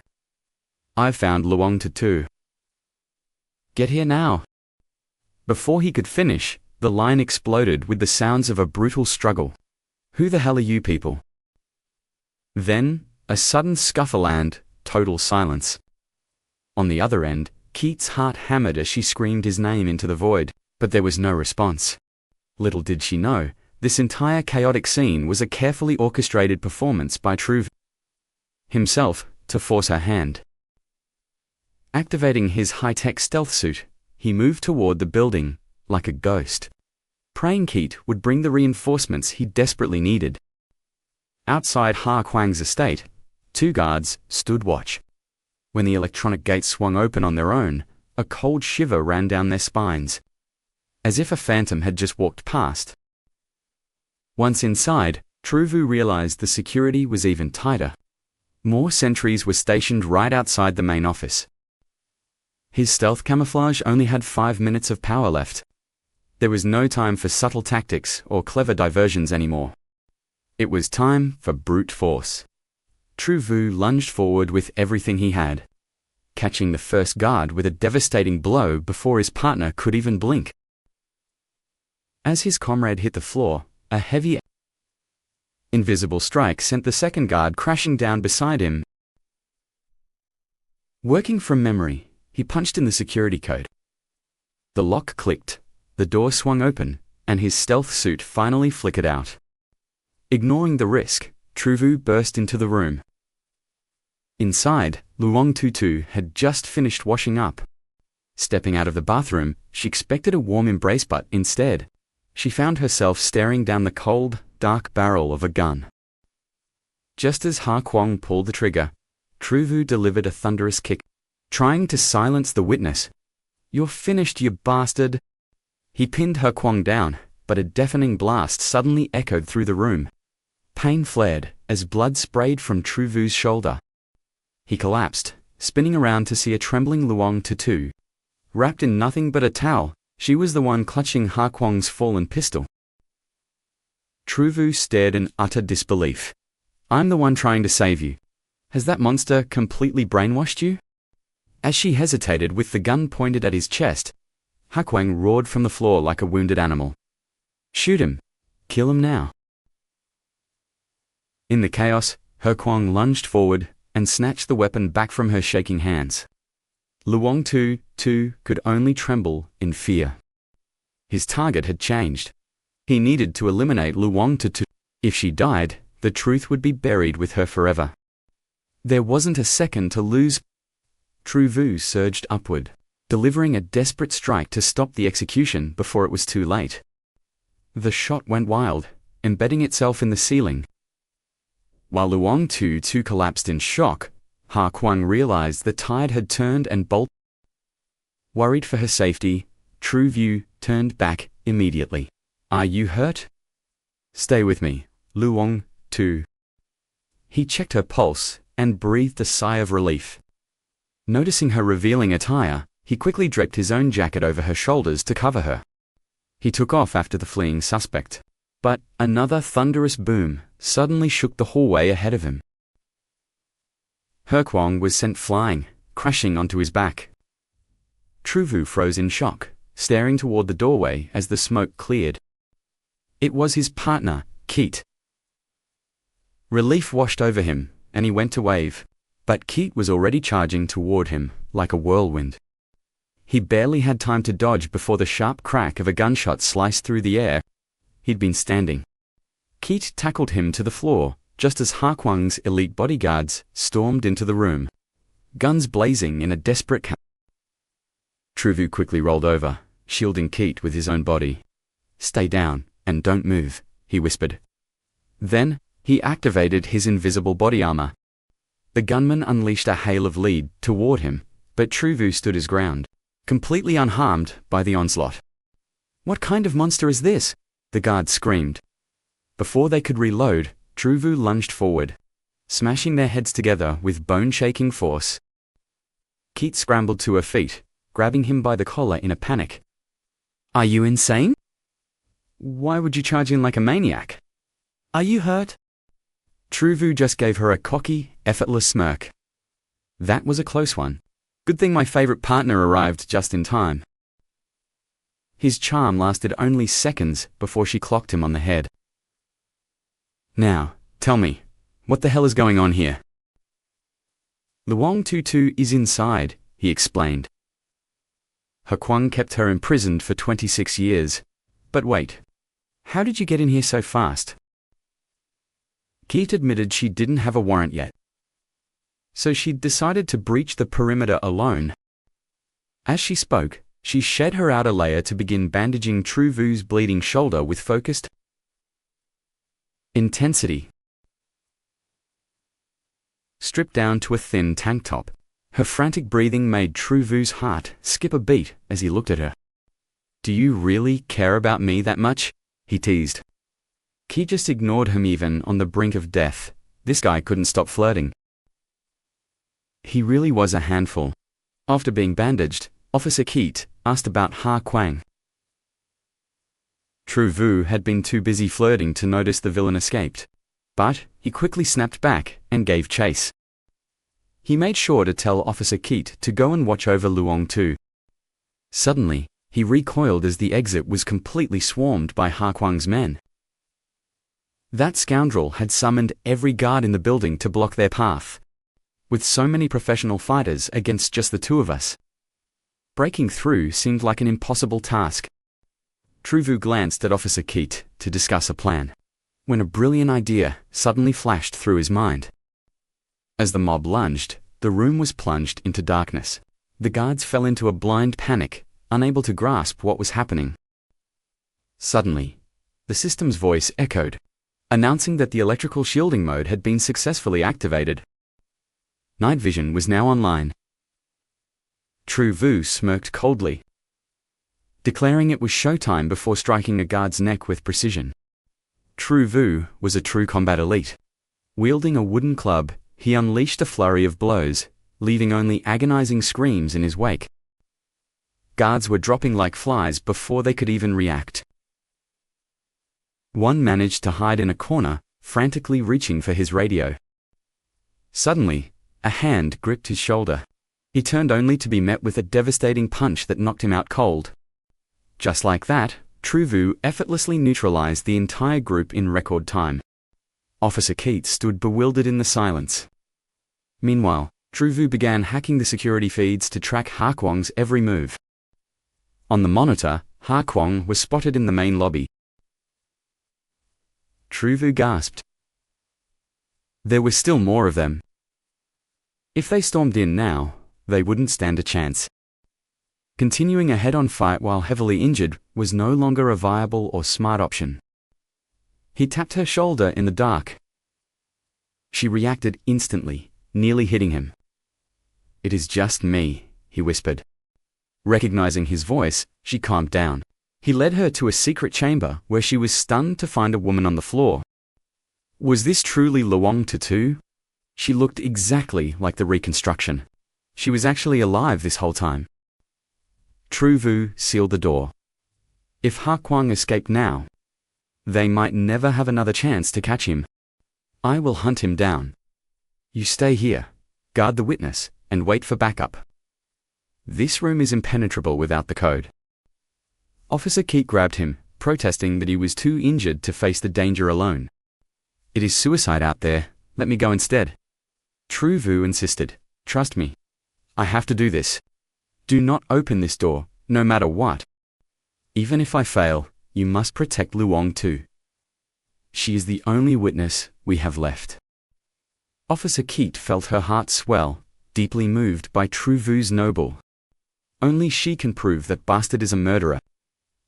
"I am going into a lion's den with a 9 out of 10 chance of death. I have no regrets, but I must confess. I truly love you." This sudden declaration left her completely stunned. Truvu let out a heavy sigh. "Before I go, please, give me one small reward."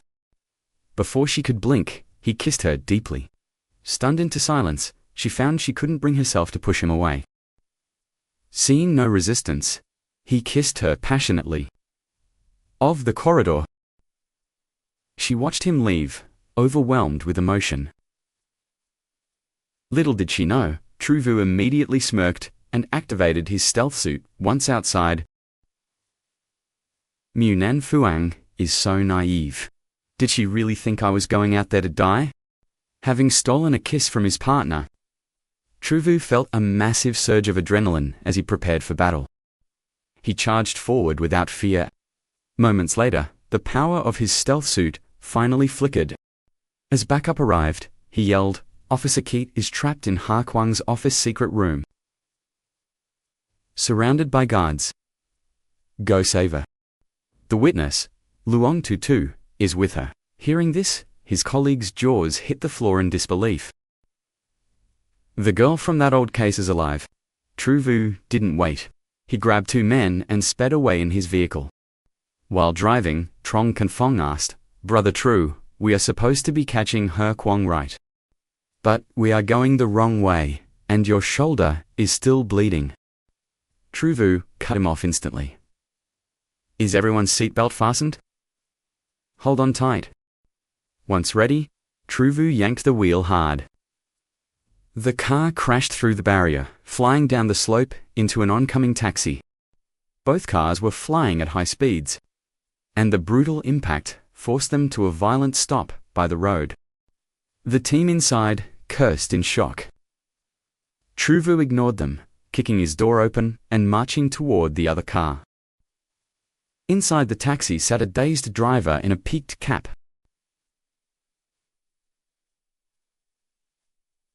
Seeing Truvu approach, a storm of bullets hammered into Truvu's tactical vest. Shalvu lunged forward, seizing the man's wrist and wrenching him violently from the vehicle with a brutal shoulder throw that echoed with the sickening sound of tearing joints. The driver let out a blood-curdling scream of pure agony. As the surrounding officers caught a glimpse of his face, they gasped in shock. Could it really be Ha Kuang? Zhalvu smirked as he reached for his handcuffs, inwardly praising his own brilliance for planting a secret tracking device on the target earlier, to ensure the suspect wouldn't slip away again. "Quick, snap a photo of me with this guy." Zhong Jingfang watched with growing confusion. He knew Ha Kuang had fled in this direction. So why hadn't Zhalvu reported the sighting to headquarters immediately? "If we report it now, we'd have to split the bounty," Zhalvu whispered. "Just tell the chief, you two were escorting me to the hospital when we happened to intercept him." The two officers were stunned that Zhalvu was willing to share such a massive achievement. And they felt a surge of genuine gratitude. They were nearly moved to tears. Upon returning to the station, a junior officer arrived with urgent news. The DNA results confirmed the captive was indeed Luong Tutu.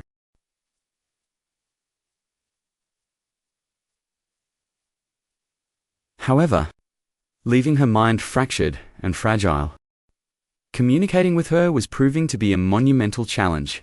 It seemed it would take forever to extract any usable testimony regarding the case. Meanwhile, word arrived that the arrest of Hon Wenjin had been successful, but the cunning villain had feigned an asthma attack to deceive the guards. He had secretly ingested a lethal poison and was currently fighting for his life in the leaving him unable to confess his past crimes. The biggest headache remained Ha Kuang. He had already retained the city's most formidable attorney, Lawyer Feng, who was aggressively pushing for his immediate release on bail. During the interrogation, the old fox played the victim, claiming his severe injuries had caused total amnesia regarding any criminal involvement. Even after the team leader and several veteran interrogators took turns, they couldn't break him. Xiaovu narrowed his eyes, a daring new plan forming in his mind. "No need to rush," Zhao Vu said calmly. Can you find me the medical records for Hajia Jan instead? Outside the room, a wary-looking Anakit emerged. Zhao Vu approached her with a smile, offering a drink. Take a break. What a coincidence, seeing you here. Anakit sighed as she explained. Ha Kwang's. Before she could finish her sentence, her words were silenced as he suddenly leaned in and kissed her. This rogue actually had the audacity to force a kiss on his beautiful colleague. Despite her elite martial arts skills, Anakit was completely defenseless against romance. Her face instantly flushed a deep crimson. What do you think you're doing? I just escaped a life-or-death situation, Zhao Vu replied with a mischievous glint in his eyes. Don't I deserve a little prize for surviving? Anakit shyly tucked a strand of hair behind her ear. I almost forgot. Is this enough of a reward? She asked, suddenly pinning him against the wall. In that moment, he could only let out a startled cry of pain. Zhao Vu then turned back, toward the interrogation room, with a dark, mysterious smile. That's not enough. How about we put on a little show together? Inside, Zhao Vu sat cross-legged before He Kuang. Your partner, Wenjin, has committed suicide. This bombshell revelation instantly shattered He Kuang's composure. Standing behind him, Anakit felt a wave of anxiety. She couldn't help but wonder what kind of dangerous game Zhao Vu was playing now. Wouldn't revealing this only make the suspect more confident? Zhao Vu ignored her concern. But Wenjin forgot what would happen to his family after his death. The woman standing behind me is the most ruthless member of our squad, his voice dropping to a chilling tone. Just hearing your name makes her blood boil with rage. Tell me, have you been living a bit too comfortably in here lately? Are you looking for a beat? She's already devised a special way to make you talk. Are you curious to see what it is? Anakit stood there baffled when. Had she ever come up with such a plan? But Zhao Vu just kept playing his role perfectly. Don't worry, your method is foolproof. You head out first. I'll handle the remaining details of this interrogation myself. He then turned to Anakit and shouted for effect, I'll take it from here. You can wait outside. Though confused by his cryptic behavior, she followed his lead. Zhao Vu then slapped a photograph onto the table.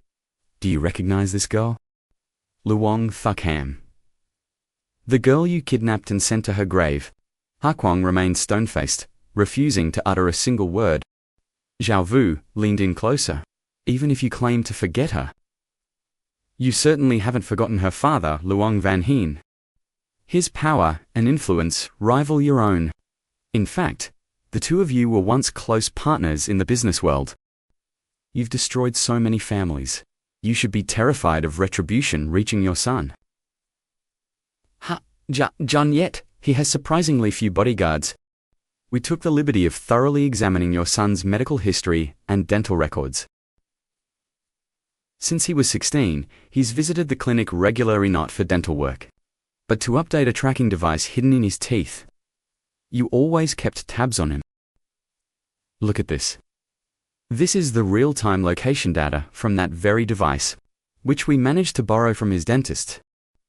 With a single tap on my phone, your son's exact location will be sent directly to your sworn enemy, Luong Van Heen. You murdered his only daughter. So it's only fitting that you face the consequences through your own flesh and blood. At that, He Kuang snapped, roaring like a wounded beast. You're going to get him killed. You heartless bastard. Zhao Vu spat on the floor in disgust. You dare talk to me about murder. You took 5 innocent lives, including Luong Tutu's future. Think of the countless families you've shattered. It wasn't just Luong Van Heen. The families of your victims wish your son was in that grave. If he dies, it is by your hand alone. As the detective reached for the button, He Kuang finally broke. He collapsed to his knees, wailing, Stop. I'll tell you everything, just don't press it. My son is innocent. Please, spare him. Meanwhile, back at the office, Ank Keat was about to take a drink when her cup was suddenly snatched away. She looked up to find True Vu leaning smugly over her desk. "So," he grinned, "how do you plan on thanking me for this lead?" With a dangerous charm, Arne Keat tilted his chin up. "You can talk, or you can get out. Choose now." That playful tension made True Vu's heart sore. He reached out to gently brush her nose. "I really do love it when you're this gentle." He tried to tease her and walk away, but Anne Keat wasn't having it. She lunged forward, locking her arm around his neck. "You have 1 second? Any last words?" Knowing when to quit, True Vu pulled out a recorder with a triumphant smirk. "Don't tell me you aren't dying to hear his full confession. Aside from me, you're the only person who knows the whole truth. For intel this big, shouldn't we find somewhere, more private?" She saw right through his act. "Oh really? Like lying down to listen? Maybe stripping off your clothes too?" To her surprise, True Vu just blushed and started nodding eagerly. A loud thud echoed, followed by the sound of a brief scuffle. Finally, a bruised True Vu sat down. "About our deal, Could you go a bit easier on me next time?" Aunt Keat signaled for silence and pressed the recorder to her ear. 27 years ago, just as Ha Kwong's son turned 1 month old, his wife was diagnosed with a terminal illness. Living in a cramped, run-down shack, Ha Kwong could only afford a meager meal of simple chives. His brothers-in-arms, Ham Van Quan and To Duang, raised their glasses. They suggested pooling their savings to get her into a real hospital. But Ha Kwong knew the truth. Only surgery abroad could save her, costing 400,000 yuan. A fortune they couldn't raise, even by selling everything. Ham Van Quan gripped his glass, looking at him seriously. "Big brother, Kwong. I know a way to make fast cash. If we pull this off, we'll have more than enough for the surgery." Like a drowning man clutching a straw, He Kwong nodded. "I'll do it. To save her, I'll do anything."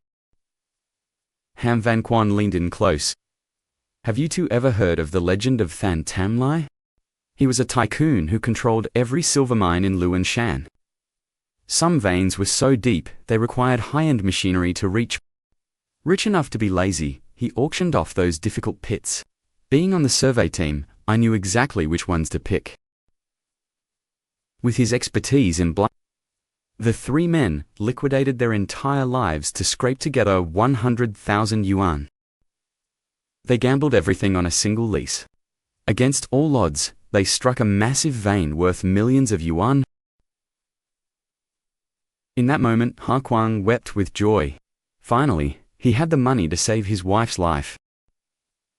But word reached Than Tam Lai. The tycoons stormed the site with thugs and unilaterally tore up their contract. They begged and fought for justice, but the powerful tycoon refused to give them a single cent of what they earned. He Kwong's wife passed away shortly after. Consumed by rage, they plotted to kidnap the tycoon. To pull it off, they needed a vehicle, so they decided to hijack a car inside a secluded tunnel.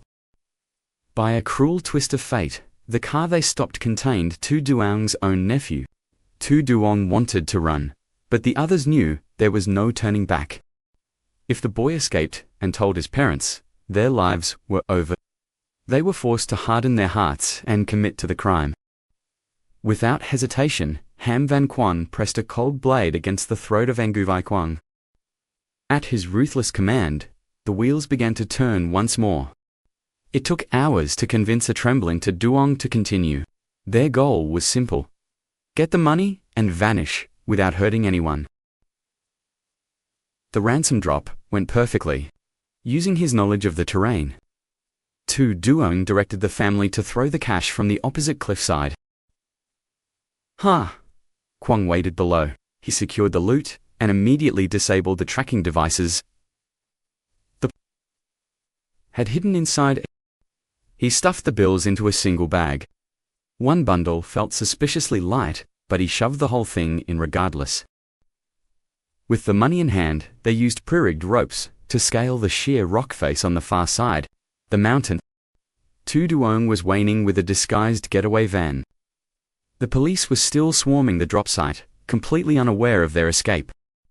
They waited for nightfall to slip away, but once they were clear, the other two turned on to Duong, knocking him unconscious. His conscience was a liability they couldn't afford. Meanwhile, Ham Van Quan had already rigged the mine with deadly explosives. They had already made a pact. No witnesses were to leave that cave alive, except for one girl, Luong Tu. Ha Kwang's late wife had been his childhood sweetheart. Little Tu looked exactly like her, and he refused to let her die. The fuse was lit. Hearing the spark of the ignition, the driver ignored the danger and lunged toward them, crashing straight into Ha Kwang. Ha Kwang was hauling the cash when a leather bag slipped. Angu Vai Kwang pinned him down with overwhelming force, stabbing him repeatedly in a frantic panic. After finishing the bloody deed, he attempted to apply a crude bandage. But with the explosives ticking down, Ham Van Quan dragged Ha Kwang out. In a heartbeat, the entire mine collapsed into a cloud of dust. 5 lives were buried in that mine. Tu Duong spiraled into despair, but the others felt no remorse, choosing to build an empire with their blood-soaked riches. They used the mountain's natural ravines to conceal the small truck from prying eyes. Ha Kwang excavated a hidden basement beneath his home. Years passed before Ham Van Quan returned to fence off the collapsed mine. Fearing someone might stumble upon the skeletal remains, the two built a massive business empire, while Tu Duong was committed to an asylum, where his mind began to unravel as he spoke in riddles, muttering secrets of the kidnapping. They had no choice but to silence him forever with a lethal, heart-stopping injection. Recently, news broke that the police had discovered 2 victims from that old accident, sending him into a panic. He pried for information, only finding relief when he realized the investigation had hit a dead end. Until that fateful engagement party, where Zhao Wu brought up the names of Ham Van Quan. Ham Van Quan urged him to eliminate Luong Tu, but after 26 years, she was his only solace. He couldn't bring himself to kill her. After the recording ended, Zhao Wu looked at Officer Keat smugly. "It matches my theory perfectly." To his surprise, Keat grabbed him by the collar. "I don't care about your theories. I only heard that Ha Kwang didn't start with a kidnapping," she yelled before pulling him into a forceful kiss. Zhao Wu stood frozen in embarrassment. Keat pinned Zhao Wu down in a fit of rage. "I risked my life for you, and you lied to me. How did you know Ha Kwang was holding Luong Tu captive?" Zhao Wu began spinning a story, claiming a mystical friend with divine powers had assisted him, explaining how he'd overheard Ha Kwang's darkest secrets. Lacking evidence, he had to resort to such extreme measures out of desperation. "Did you plant a bug on Ha Kwang? Do you have any idea how dangerous that was?" Zhao Wu's lips curled into a smirk. He suddenly flipped their positions, pinning Keat beneath him instead, and whispered, "You're worried about me, aren't you? Tell me. Have you finally fallen for me?" He teased her, pinching her rosy lips, but she pushed him away. "Don't be delusional. If you die, my case is ruined." "Who'd like you?" Zhao Wu remained silent, simply admiring the faint blush creeping across her face. When a voice crackled from the listening device. "Wait, isn't that Hu Meng being tied up?" Zhao Wu froze, forgetting he was still pinning Keat down. She shoved him off with all her might. "What are you dazing off for?" "Get up already." Zhao Wu rose and brushed her hair aside. "My divine friend is awake. There is a lead. Coming with me?" Keat was baffled by his antics, yet she couldn't deny his results. Since he'd miraculously caught Ha Kwang, she wondered if he really did possess some supernatural ability. They arrived at Jai Ling's villa. My car was scratched, so I checked the dashcam, she explained. That is when I saw Hu Meng abducted. Zhao Wu looked at her. You know Hu Meng? She nodded. He was a neighbor. A creep, who couldn't keep his eyes off women. As she spoke, Zhao Wu flashed back to the moment she had pinned him down earlier. Realizing how lucky he was to have planted a bug on her. Looking at the device on her thigh, he felt a surge of triumph. Suddenly, a sharp pain shot through his backside. Keat whispered, her legs look quite smooth, don't they? Zhao Wu didn't dare utter a single word in response. Jai Lingling continued. I heard he ended up in prison. Zhao Wu gave a smile. We will need that dashcam for the investigation. Having secured the footage, the two departed, leaving the young woman bewildered. How on earth did they know my dashcam had clues? They drove to a secluded spot and began reviewing the tape. Look at the TAMP. It matches the night Q Bin was killed. This was the exact bar where Hu Meng claimed he had blacked out. On the screen, Hu Meng was knocked unconscious and dragged into a mysterious black car. The license plate was obscured. It was a common model, seen everywhere.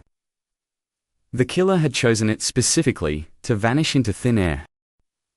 This officially proves Hu Man was framed. Keat recalls the autopsy. Bin was killed by a single, lethal strike from behind. A professional's work. Those frontal wounds were nothing but a calculated distraction to mask the real cause of death.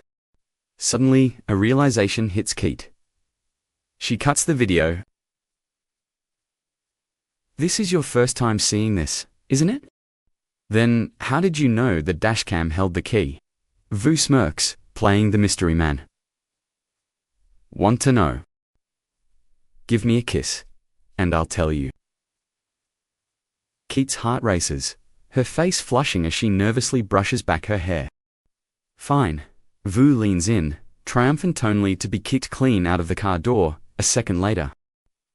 Minutes later, the car screeches to a halt at Vu's place, and he stumbles out. We have the proof to save him. Should we submit it? Vu turns, his gaze darkening. The gang behind this is powerful. And worse. We have a traitor hiding in our own ranks. A secret probe is a death trap. Keat broods, until Vu breaks the tension with pure nonsense. That's why we need to use maximum effort to create a miracle. Keat stares, baffled. He continues, how about we head upstairs and discuss it over coffee? She sees right through him. Sure, she baits. Vu rushes to be a gentleman, but the door is locked tight. The car window slides down with a slow, mechanical hum. Keat flashes a middle finger and guns the engine, drenching him in a parting splash. Vu watches her go, eyes gleaming with interest. What a woman! Meanwhile, the Bureau holds a gala, honoring officers who cracked the city's coldest cases. Their blood and sweat finally brought a monstrous truth into the light of day. Speeches roar from the podium while the crowd below whispers in feverish anticipation. Word is, the legal channel is filming a special. The victims' families, they are all filthy rich. A $10 million bounty was offered. The brass took $2 million for the department's top achievers. Rumor says, Vu's cut is $800,000. Jealousy burns through the room like wildfire. Vice Director Lone takes the stage, inviting Vu up to share his masterclass in detective work. Suddenly, the projector hums to life, showing Hu Man being shoved into a trunk like cargo. The room erupts. What? Is that Hu Man? The man who supposedly killed Kook Bin? Lone glares at the projector. Standing there is our Captain Keat, her hand still on the switch. It turns out, only 30 minutes earlier, Keat and Vu had finalized their gamble. The maximum effort miracle plan. Going public was their only shield. In the shadows, they were easy targets for a silent bullet. The villains would silence them like they did Kook Bin. It was time to drag the truth into the sun. Chaos reigns, as officers stand frozen. Wait, Who, man, was kidnapped before the murder? Damn it, he was a plant. So, who actually pulled the trigger on Kookbin? From his vantage point, Vu scans every face. Are you here, you rat? What's your expression look like now? Keith strides onto the stage, commanding the entire room. Directors, colleagues, this footage is new. It was recorded 20 minutes before the murder took place. Another explosion of noise. The kidnapping of the prime suspect makes no sense to the crowd. Even Lone is reeling. Wasn't Who Man the killer? Keith stares her down. Look closer. He was drugged, beaten, and tossed in a trunk. He's not a killer. He's a scapegoat. Director Show, nursing a massive headache, barks at Keith. Why wasn't this reported immediately? Keith remains cold. Because Kookbin's murder was a meticulously calculated execution. The killer knew his route and timing, having a fall guy ready and waiting. This implies a mole within our ranks. We couldn't risk a leak, so we used this last resort. The evidence is here. I demand a full reinvestigation of the Kookbin case. The investigators sit in stunned silence, jaws dropping at the sudden revelation. Captain Liu stands, protesting. We need to verify this. We can't let one video derail everything. If we're wrong, the department loses face. Keith snaps back. This video is authentic and undeniable. Lu Chenghu shot back. We cannot simply take her word for it. Where is the concrete evidence? Before he could finish, Zhao Wu's furious roar suddenly shook the entire meeting room. Look closely. Killing Kookbin was no small feat. It was the work of a massive, shadow organization. We have Without an inside mole, how could they track him? Whoever blocks this investigation is the traitor. Enraged, Lu Chenghu screamed at Zhao Wu, watch your mouth, kid. Do not speak such nonsense. Zhao Wu laughed coldly at the captain. Captain Liu, why are you breaking out in such a cold sweat? Director Zhou Andong finally intervened. Enough, Keith, write a report. I will escalate this to the high. If a reinvestigation is needed, I will see it through. Uncovering the truth is our sacred duty as officers. Back at the precinct, the team was replaying the surveillance footage from the meeting room. We have racked our brains, but can we still not identify the mole among us? Zhao Wu lamented. A mole exposed like that should have been terrified and dripping with cold sweat. Keith shook her head helplessly. Everyone was tense and sweating. It was impossible to pick one person out. Keith sighed deeply. At this rate, catching the traitor would be an impossible task. Suddenly, Zhong Jingfeng and his junior noticed a lead. Team leader, the new facial recognition software found something. Using a sketch from experts, they were tracking a kidnapper through street cameras near the crime scene. Private dashcam footage confirmed it. The killers were organized and had meticulously planned to ambush Captain Cook. The team's brief moment of joy was shattered when a colleague burst in. Something terrible has happened. Have you guys heard the news yet? Director Zhou has been transferred. Everyone froze in shock at this devastating development. They soon learned the new director, Tang Xiaolong, was from the country's most backward, impoverished district. This appointment defied all logic. Did this man have some powerful secret backer behind him? Even Vice Director Lone and Captain Liu were blindsided. The upper brass had kept everyone in the dark. Word was that Vice Director Lone could not reach Director Zhou or his family at all. Something was terribly wrong. Zhao Wu and Keith felt a growing sense of dread. Just as they were about to reopen Kookbin's case, the man leading the charge was replaced. Who was pulling the strings from the shadows? New director Tang Xiaolong took the stage. I have 2 orders. First, wrap up Case M. Second, stop all investigations into Kookbin's murder immediately. Anyone who defies this order will be severely disciplined for a serious breach of conduct. Zhao Wu's head spun as his vision blurred. He looked at Ankit. She was just as stunned. Returning to the office, Zhao Wu found his junior sister in a heated argument with a colleague. She cried out to Zhao Wu, all the files on Kookbin's case have been wiped from the computer. Who did this? Zhao Wu bellowed. The terrified staff remained silent as he stormed out in a rage. Reaching Captain Liu's office, he was met with the sound of a violent, angry roar. "Ankeet, you are insane. I am your captain. Suddenly smock." Lu Chenghu's agonized scream echoed out.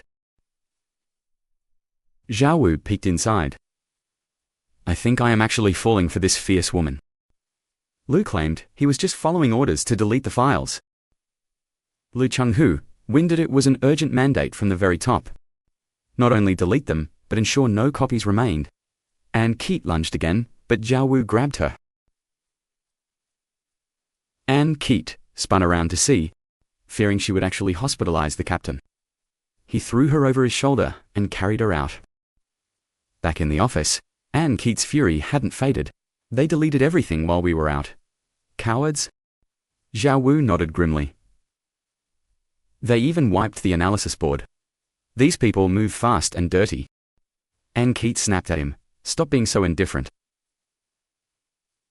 This is a disaster." Zhao Wu stood up to calm her. "I am not being indifferent, Ankeet. Their desperate cover-up only proves we are on the right track. Trust me, we will investigate this alone." Tronk and Fong spoke with intense excitement. "Listen up, Raz. I found the suspect who killed Kubin. Have you heard of the SA? Ankeet's eyes narrowed as she recalled the name, the Special Action Team. They were a counter-terrorism unit formed years ago. "I heard they disbanded after only 1 year, she added. Fong nodded, confirming that her information was absolutely correct. The members were the elite of the police force. After the unit dissolved, they were scattered across various departments. The footage shows 2 men leading the assault. One is masked, but the other's face is clearly visible to the camera. I had a friend in missing persons reconstruct his face, cross-referencing criminal records. I noticed a symbol on his tank top that looked like a 0, but it was too flat. It's actually the number 8. I searched the internal network for Special Team 8H, and there it was. Their official unit, emblem. I checked the roster, and found a match. True Can, a former operative of the SA. The room erupted in a mix of shock and excitement. But keep this quiet. If this leaks, we're in big trouble. True Vu agreed completely. We shouldn't discuss this at the station. We have to investigate this lead in total secrecy. After his shift, Vu didn't say a word. He followed the address Fong provided for the late Kubin's last location. He couldn't risk anyone else getting hurt, but strangely, the coordinates led him to what was now a public park. An old man told him that a row of old houses once stood there, but they were demolished years ago for the park. As Vu struggled to find any remaining clues, he was completely unaware of what was happening elsewhere. Ankeet was doing the exact same thing. Like Vu, she didn't want this dangerous investigation to put anyone else in jeopardy. Fate played a strange game that day. Both were searching the park, crossing paths a dozen times without ever actually meeting. The next morning at the precinct, Vu felt a growing sense of confusion and unease.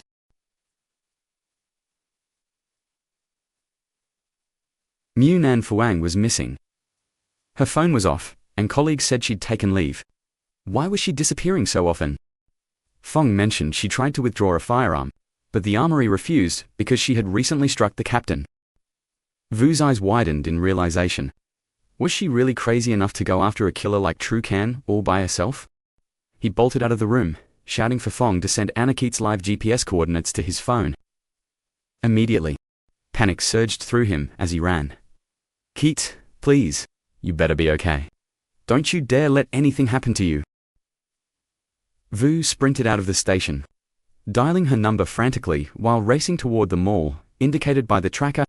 The map showed her inside, but the building was massive. There was no way to tell which floor she was on. He looked up at the 10-story structure. Her GPS signal hadn't moved from that single spot for a very long time. Terror gripped him. Had she been kidnapped? Just as he started to sweat from anxiety, his phone rang. It was Keet. He answered instantly, demanding her location. Room 1003. Stay there. I'll be there in 2 minutes. He hung up and charged toward the elevators, but they were completely packed with people. He couldn't wait another second. Every moment wasted felt like a death sentence for her. He turned and sprinted toward the stairs, nearly bowling over a man who shouted curses after him in rage. Vu heard nothing. His mind was consumed by one thought. Keat was alone, and facing a professional assassin. He flew up 10 flights of stairs, his heavy footsteps echoing through the stairwell until he finally reached room 10. Gasping for air, he kicked the door open, only to be frozen in place by the scene before his eyes. Keat was wrapped in a single towel, lounging on a bed while 2 spa attendants were busy pampering her. Without a word, Vu scooped her up into his arms and started walking out. The attendants were left speechless. "Wait, what are you doing?" The staff cried out, trying to block him. "She hasn't even paid the bill yet." "Police business. This woman is a suspect," Vu barked as he carried her away. Keat was stunned. "A suspect? What's wrong with you?" "Put me down this instant," she yelled. "Damn it. We've been worried sick looking for you." "I thought Trucan had already killed you." Keat's face turned bright red. "Shut up. Don't say such unlucky things." She explained she'd been searching for days and was so exhausted. Spa to unwind. Seeing Vu drenched in sweat and trembling from worry caught Keat off guard. "Since when did you care about me this much?" Vu looked her in the eye, his expression hardening. "We've already kissed. I have to take responsibility for you now." Keat's face burned with embarrassment. Clad only in a towel, she desperately pleaded with him to let her go. Vu didn't budge, holding her even tighter. "I'm not letting go. In fact, I'm carrying you all the way home." Despite her struggles, Zhao Wu tightened his hold, refusing to let her go this time. He carried her straight out of the club. Onlookers in the mall stared, their faces filled with shock and curiosity at the sight. Flustered Kayat buried her face in his chest. Watching her cling to him, Zhao Wu teased, "Careful, or your jacket might fall off." The tease made her flush crimson, as her heart raced like a panicked rabbit. "Pervert," she whispered. Zhao Wu playfully ignored her, reaching the car and tossing her onto the seat. This brute had no sense of chivalry, causing the girl to let out a soft groan. He pinned her down, his fingers searching for something with skilled, nimble precision. This sudden intimacy caught her off guard. She tried calling his name to snap him out of it, but he only pushed closer. "What are you doing?" she cried. Suddenly, Zhao Wu pulled out a wallet and smirked. "Captain, why so tense? What could I do in broad daylight?" Her face burned hotter. Smirking, he turned away. "I'm grabbing water. Stay here and be a good girl." He headed to the store, leaving her flustered. "Wait, you haven't paid the fees yet." Kayat noticed his jacket was still in the car and decided to use it. She carefully wore it. Despite being shy in men's clothes, she had no other choice. At the store, Zhao Wu grabbed a cold drink, parched from all the running and sweating. He paid for the water, wondering where the suspect Zhao Can was hiding. Digital payments weren't common yet, so he fumbled through his pockets for cash. The clerk spotted the photo and realized he had just seen that man. The suspect was at the bakery, a burly man wearing a low-pulled cap. His back was turned, but his build was a perfect match for the photo. Zhao Wu approached and tapped his shoulder. He asked, testing the waters. The man swung a cake at his face. Zhao Wu blocked it. The chase was on. The criminal. Watching him flee, a predatory grin spread across Zhao Wu's face. "You can't escape," Zhao Wu shouted, chasing after him with everything he had. The suspect was fast, vanishing into the crowded mall in the blink of an eye. Scanning the crowd, Zhao Wu locked on. There he was, racing up the escalator. Zhao Wu gave chase, and seeing his pursuer cornered near the roof, the suspect chose a desperate, unconventional path. He leaped to the other side. Zhao Wu slammed the rail, refusing to lose him. Launching himself through the air, he tackled Zhao Can with a crushing impact. Killing intent flared as both men tumbled violently down the moving stairs. Zhao Wu felt his body shattering, his head spinning from the heavy fall. Before he could recover, the former special ops soldier locked him in a chokehold. Zhao Wu fought back desperately, but the killer's grip was as unyielding as iron. Gasping for air, he activated his hidden gear, the invisible respirator. Taking a deep, effortless breath, he began to taunt his baffled captor. Hada Zhaokan was stunned. How was his captive still breathing? Zhao Wu just made a mocking face, ready to end this struggle once for all. Spotting a nearby pond, he lunged forward with explosive. They crashed into the water, scattering fish everywhere, as Zhao Wu pinned him under. He blew bubbles in mockery. Panicked and suffocating, the criminal finally broke his hold. He tried to reach the surface, but a powerful hand dragged him back down. Zhao Wu held him tight. Like a trapped bird, the fugitive struggled pointlessly. After a frantic struggle, he finally tastes sweet air then lunges, pinning Zhao Wu with murderous intent. Submerged in the depths, Zhao Wu remains eerily calm throughout the struggle. With 10 minutes of oxygen left, he waits until a sudden kick shatters Zhao Kan's focus. Witnessing that powerful strike, the bubbles Zhao Wu. He breaks the surface, a fish still clamped in his teeth, gazing at his savior with pure worship. It's Ying Ji. Zhao Wu's heart swells. Did she truly come all this way, just for him? Seeing Zhao Kan easily neutralized. Impressive. Need a hand with the trash, Captain?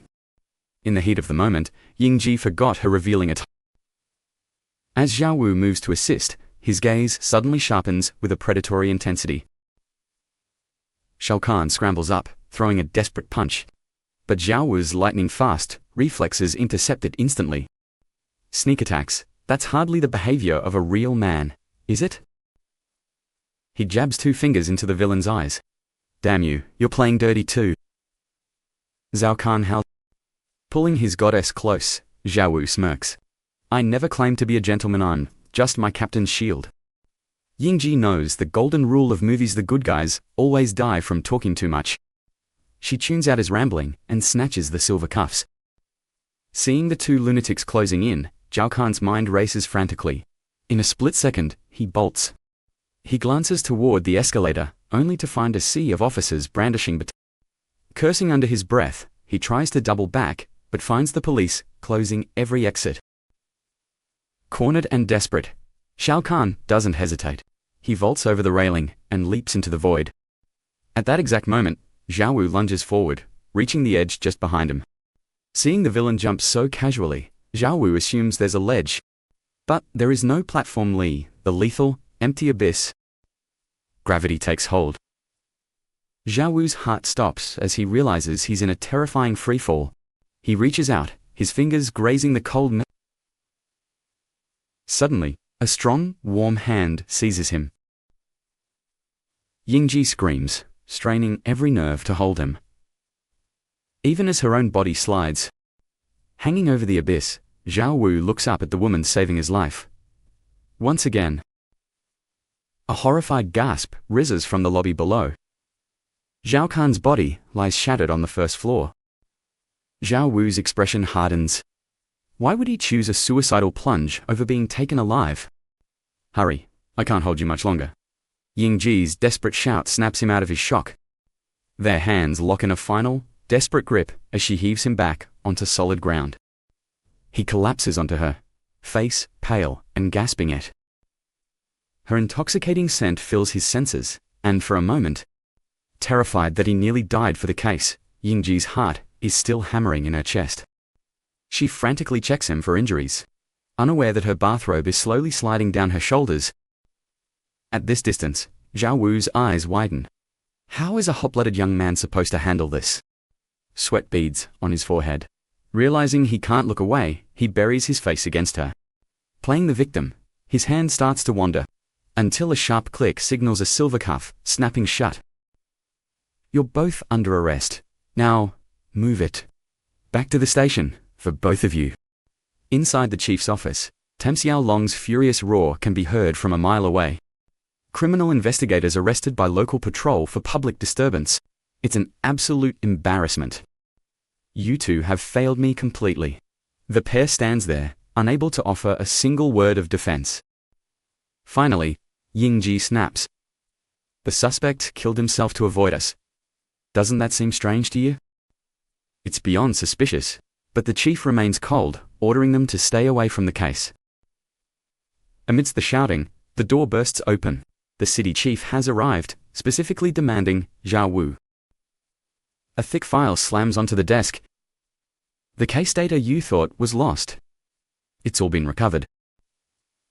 Director Temps was brought in solely to handle this high-stakes emergency. It is a standard emergency protocol within the force. No hidden conspiracies involved. Stop investigating Ku Ping before things get messy. Zhao Wu felt completely lost. Director Liao finally dropped the formalities, to speak bluntly. As an elite captain, Ku Ping would have sensed a hit. Why was she defenseless? The two shared a look, still struggling to grasp the situation. Ku Ping was targeted for revenge because her father was a deep-cover mole. He died years ago, but the cartel leader's father has returned for blood. He is hiring assassins like Xiao Qing to hunt down everyone involved back then. Your own director, Zhou, led that very raid as the primary commanding officer. Someone framed him with serious evidence. Pushing further could trigger a total collapse. A secret task force is handling it. Do not alert the enemy now. I am genuinely stunned you managed to track down someone like Xiao Qing. Go rest. If the secret team fails, I will definitely call for your help. Absorbing the shocking truth, they finally collapsed onto the sofa, in relief. Glancing at the beauty resting beside him, Zhao Wu's mischievous mind. I owe you for today. Dinner is on me. She remained unmoved. Just rest and tend to your wounds. The whole team is exhausted. Let us go on a picnic this weekend. Zhao Wu's eyes lit up instantly. Perfect. I am an expert at outdoor drills. Suddenly, a slipper hit his face. Disgusted by his persistent perversion, she stormed off with a bright red face. Picnic day arrived. Ji sat by the water, her bare feet splashing softly. That random encounter with Xiao Qing... Who would actually believe such a coincidence? They immediately started bickering. Their colleagues just watched, used to the daily drama. She pressed for the truth. Zhao Wu lied about having a divine connection. Suddenly, a crimson laser dot appeared, centered perfectly over her beating heart. A sniper, panicking, Zhao Wu screamed for her to get down and lunged. The two collided and plunged into the river, with a massive splash. He held her under, unsure if the lethal threat had truly passed yet. Their startled teammates rushed to the bank to see what was happening. No shots, no alarm. If a sniper was here, they would be dead. Breaking the surface, Ji gasped for air, looking completely bewildered and soaked. Zhao Wu scanned the perimeter frantically. Everything seemed peaceful. Was he just imagining? Just as he relaxed, that ominous red dot flickered back into view. Damn it. It was just a kid's toy. Furious, Ji hauled herself ashore. She retreated to the tent while a shirtless Zhao Wu grumbled outside. I thought you were Still fuming, she completely ignored his excuse. Softening slightly, she tossed him her tiny pink t-shirt from the tent. The floral scent made him blush, but the size was utterly ridiculous. Suddenly, an emergency dispatch from HQ ordered the entire team to return. Inside the tent, Zhao Wu took forever to change, finally emerging after his teammate shouted. His massive muscles turned the shirt into a pink bikini. Ji could not hold it in any longer and burst into laughter. Scene shift. 5 armed men stormed the bank at 12:05, with the bank staff pinned down and helpless. The intruders ignored the cash registers and main vault, targeting only the private safety deposit boxes. This security chamber was designed for absolute privacy, lacking any surveillance cameras to ensure a discreet environment for every client. Consequently, within these shielded lockers, the bank kept 0 records of what clients chose to store. The institution remained completely oblivious to what treasures or secrets the robbers had actually plundered. Upon hearing the initial report, Zhao Wu let out a sharp cry. It seemed the father of the child missing in an ongoing cold case was tied to this bank. Mr. Dao, a key shareholder, had previously gifted him 200,000 yuan, all of which Zhao had tucked away in one of those very boxes. Zhao scrambled to check his deposit. Not a single cent was missing. This stash was worth 1 million yuan today. Had the robbers truly overlooked such a massive fortune? Suddenly, a sharp voice shattered his train of thought. Must I find you everywhere? Forensic expert Kiao arrived with a deep frown. Chief Wong, surely, a robbery like this only needs a few junior techs from the forensics lab. Why did you have to come personally? The forensic queen simply smirked and pointed toward a nearby room, gesturing for the team to investigate. Driven by intense curiosity, the two men leaned in to catch a glimpse. The sight that awaited them left them both frozen in absolute horror. Amidst the chaotic mess of the room lay a gruesome discovery, contorted and lifeless. From the crime scene evidence, it was clear the thieves were professionals.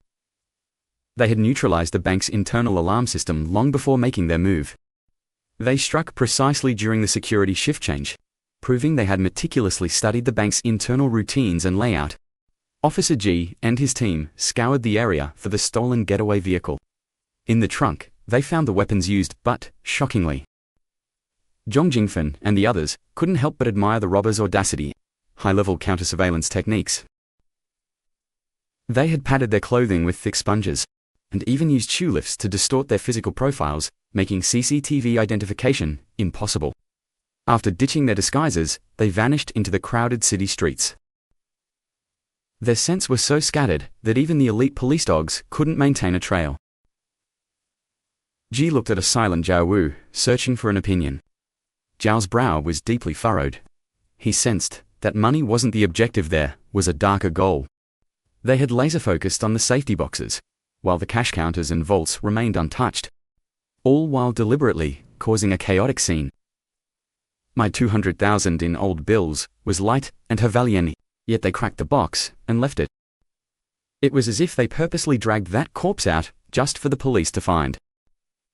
When Zhao inquired about the body's identity, his junior colleague presented the freshly gathered files. The victim was Gong Shuzhan, a 73-year-old retired janitor who vanished 3 years ago. The cause of death was starvation. A heavy silence fell as everyone gasped in shock. Was the killer some kind of sick psychopath? Why would anyone let an elderly person starve to death like that? Zhong Jingfeng continued the grim report. Her husband, Duan, also disappeared without a trace 3 years ago. The box containing the remains was registered to 23-year-old Ping Yun, a cotton factory dorm resident, but she had also gone missing last year. The team's frowns deepened. It was a trail of disappearances.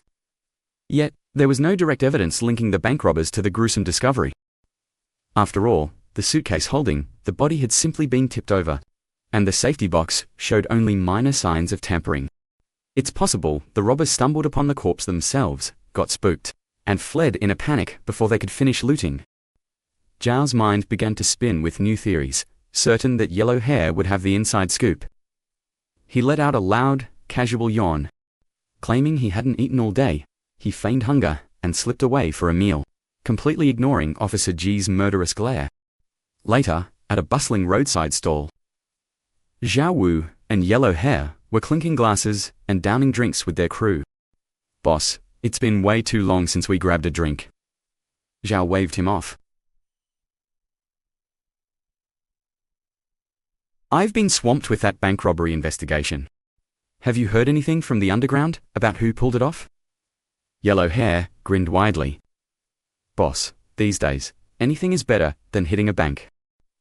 With all the high-tech alarms and cameras, one tiny slip-up means you're dead or in a cage."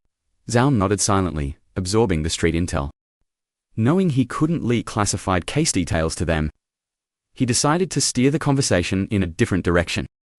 "Keep your ears to the ground for me. Are there any bars, KTVs, or game rooms looking for a new owner? A storefront would work too. I've got some capital to invest, and if it's a good deal, I'll make sure you guys get your cut." Yellow Hair agreed enthusiastically. "No problem. Following the boss always means we'll have meat on the table." To the boss, they cheered, drinking until the night was old. Early the next morning, Zhao Wu arrived at the station as usual. But as he stepped out of the restroom, someone suddenly slammed him against the wall. He almost screamed until he saw who it was and swallowed his shock. "Oh, it's just you, team leader Miao." Ji glared at him with intense seriousness. Everyone was pulling an all-nighter on the case. "Where did you disappear to without a word?" Zhao let out a couple of fake, dry coughs, claiming he'd fallen into a river yesterday and caught a nasty cold that required a doctor's visit. Anarchite played along with his clumsy acting. Wow, that must be agonizing. Coughing up blood already, are we? While speaking, she slammed his back twice, making True Vu's head spin as he begged for mercy, claiming he was cured. Anarchite looked skeptical. Cured, after just one night of street-side drinking. As True Vu prepared another lie. You really do get me. He pulled her into his arms. Tell me the truth, have you fallen for me? The girl, completely inexperienced in love. Her face flushed crimson as she locked eyes with True Vu. After a long moment, she snapped out of it and shoved him away. Don't be so full of yourself. If someone silences you, I'm the one held responsible. The team leader warned him to stop wandering off, or people might think he was running from debts or getting someone pregnant. True Vu let out a mischievous laugh. You won't let me get others pregnant? Well then, I could always. His gaze drifted down toward Anarchite's stomach. Suddenly, the door nearby swung wide open. The junior sister stepped out, staring blankly at the two of them and their bizarre behavior. Anarchite quickly pivoted, asking about the case. The junior sister presented the DNA comparison results from the robbers. Look, no matches in our database. These robbers have clean records. The bank teller mentioned that most customers who open these accounts dress very discreetly. They wore masks and hats, doing everything possible to hide their identity. Furthermore, the news of the safe deposit box robbery had been public for a while, yet absolutely no one had come to claim them. True Vu listened with a cocky air. No one dared to claim them because those boxes were filled with illicit gains. Sending items under disguise, with no need for the bank to register the contents. It was the perfect way to hide illegal goods. If the police ever raided their homes, they'd find nothing. This safe deposit service was practically tailor-made for people like that. Looks like I'll have to personally head to the bank and investigate things thoroughly. However, Anarchite saw right through his little scheme. Wasn't he just worried about his 200,000 stored there? As expected, you know me best. Seriously, before I even move a muscle, you already know exactly what I'm up to. Before he could finish, Anarchite kicked him out mercilessly. He reached the bank and successfully retrieved his 200,000, finally feeling some peace of mind. With his private matters settled, it was time for business. Hanlam Thebin Van, a person of interest, had gone missing a year ago. The police must have checked her records back then. So why didn't they uncover the safe box containing the corpse?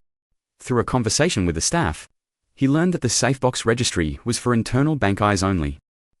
Moreover, these specific types of safe boxes. Realization dawned on True Vu. He flashed his badge. Show me the list of every safe box registered at your bank. The sheer volume of names was like searching for a needle in a haystack. Thus, True Vu narrowed the search to Hanlam Thebin Van to see if any other boxes were under her name. Under the staff's search, they discovered 2 more boxes under her name, both the largest size. Just like the one holding the body. The result felt ominously taboo.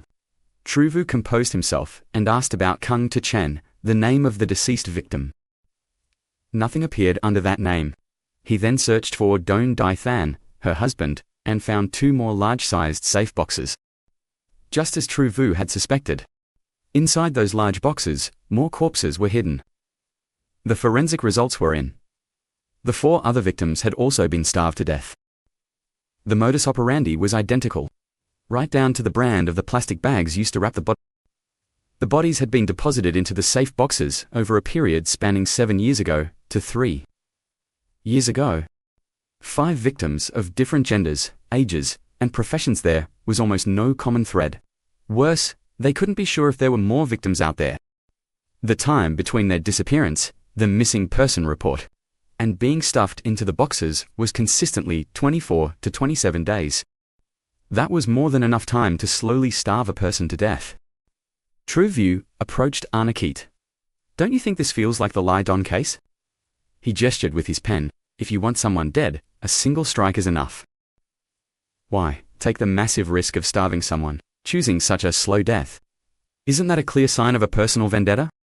True Vu rambled on, completely oblivious to the fact that Arne Keat was glaring at him with wide eyes. I don't know about the killer's risks, but I do know that you are absolutely finished. Startled, True Vu scrambled backward. Only then, realizing he had accidentally pulled Anna Keat's collar wide open. A glimpse of her pale chest was exposed. He hurriedly reached out to pull the fabric back together. You think you're being funny, don't you?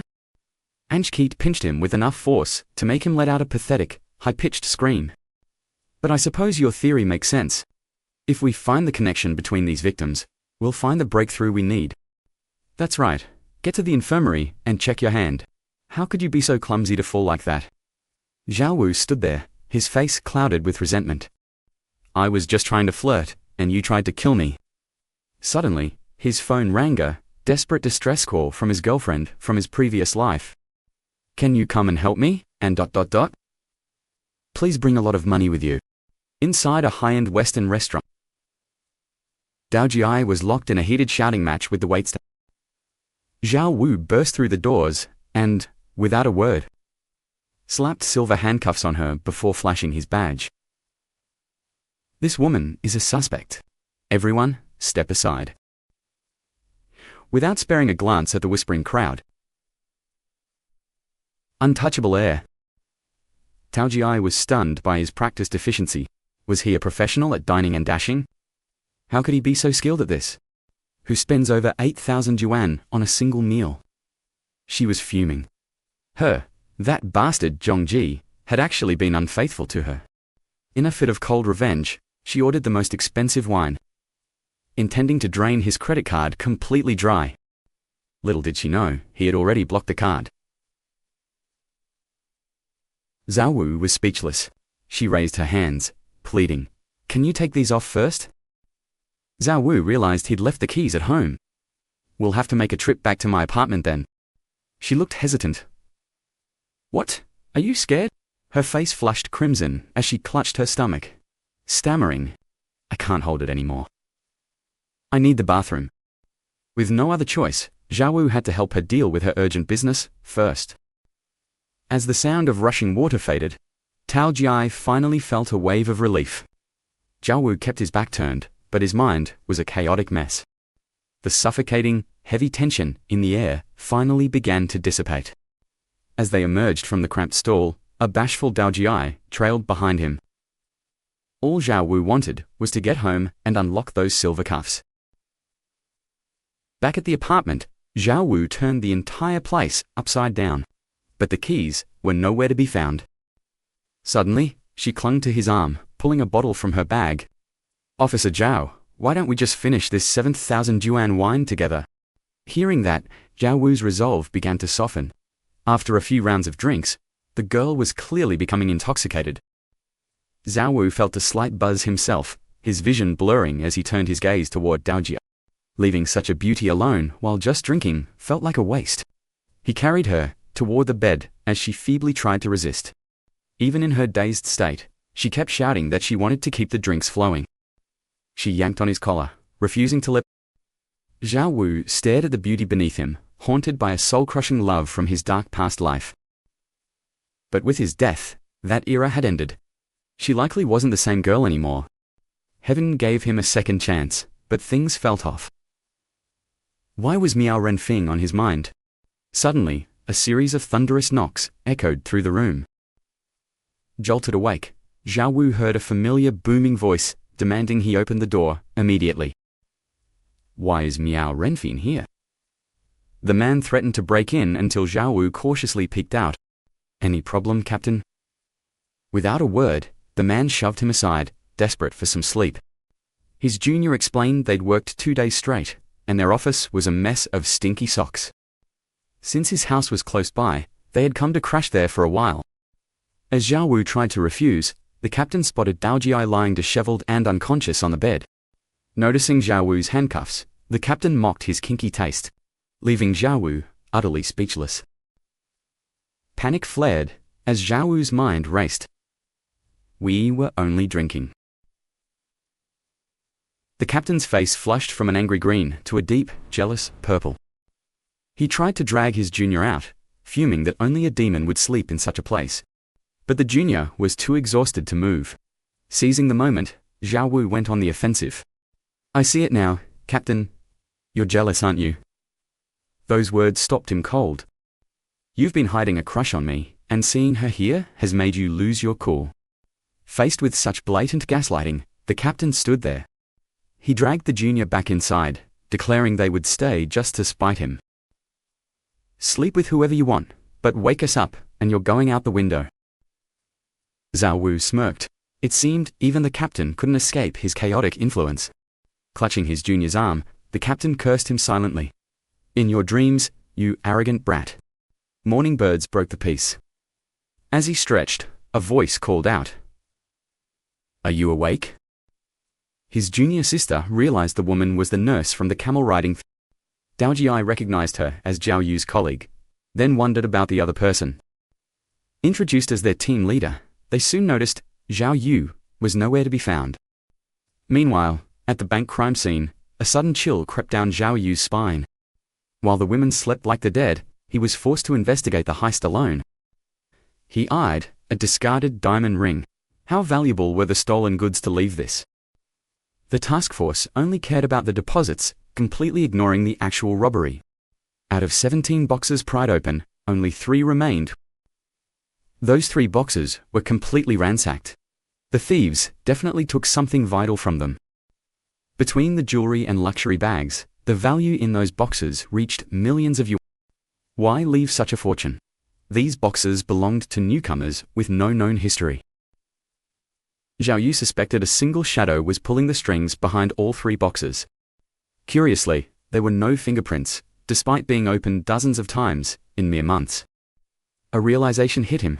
He finally understood why the owners never claimed their property. These were black market goods. Suddenly, a message arrived, leading him to a local gym. A massive, burly man let out a heavy sigh of desperation before them. "My father's gambling debts are crushing us. I have no choice but to sell this gym." "Brother Zhao," Huang Mao whispered. "The price is only 2.5 million. How filial, Zhao Yu praised, though his instincts screamed that something was very wrong. The price was far too low. He sensed a hidden trap lurking beneath the surface. Stepping outside, he called Zhang Jing. The gym's annual revenue was over 700,000 yuan. No legal issues, no property disputes. On paper, the business was perfectly clean. With 3 years left on the lease, everything looked fine. But what about the shadows? Suddenly, his detector wailed. The building was packed with high-end hidden surveillance cameras. Why would a simple gym need such extreme security? Was something secret hidden inside? He activated his stealth X-ray vision to pierce through the walls and find the truth. Soft footsteps approached. A stunning woman in revealing attire walked into the room. Her curves were distracting. He decided to test his new X-ray powers on her first. "Damn it," he cursed. The system's censorship feature blocked his view at the worst time. Shaking off the distraction, he focused back on the wall, hunting for the real target. Inside, shelves were crammed with mysterious crates. What kind of cargo were they hiding? A message from Zhang arrived. "The truth is out." Zhao Yu watched the room intensely. The X-ray was blurry, forcing him to press his face against the wall for clarity. "Excuse me, sir," a curvy girl asked, staring at his bizarre and suspicious posture. "I'm practicing a secret technique." Buzz off, but the girl wasn't going to leave eyes. "Should I call security?" Just then, a man emerged from the room carrying a carton. Zhao Yu froze. He recognized that Manta, one who deposited items at the bank. He held the box with extreme care, suggesting it contained something incredibly valuable or secret. They were packing up to move the stolen loot.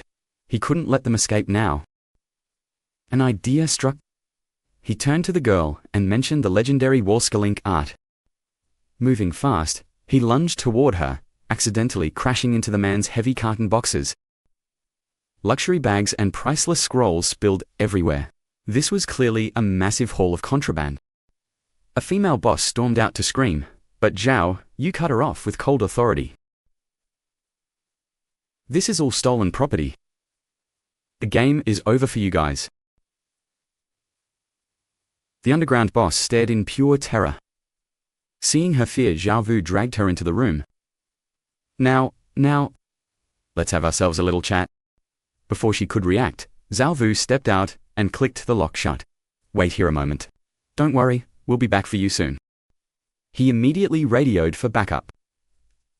I've located the underground black market contacts on the 5th floor of the theater building.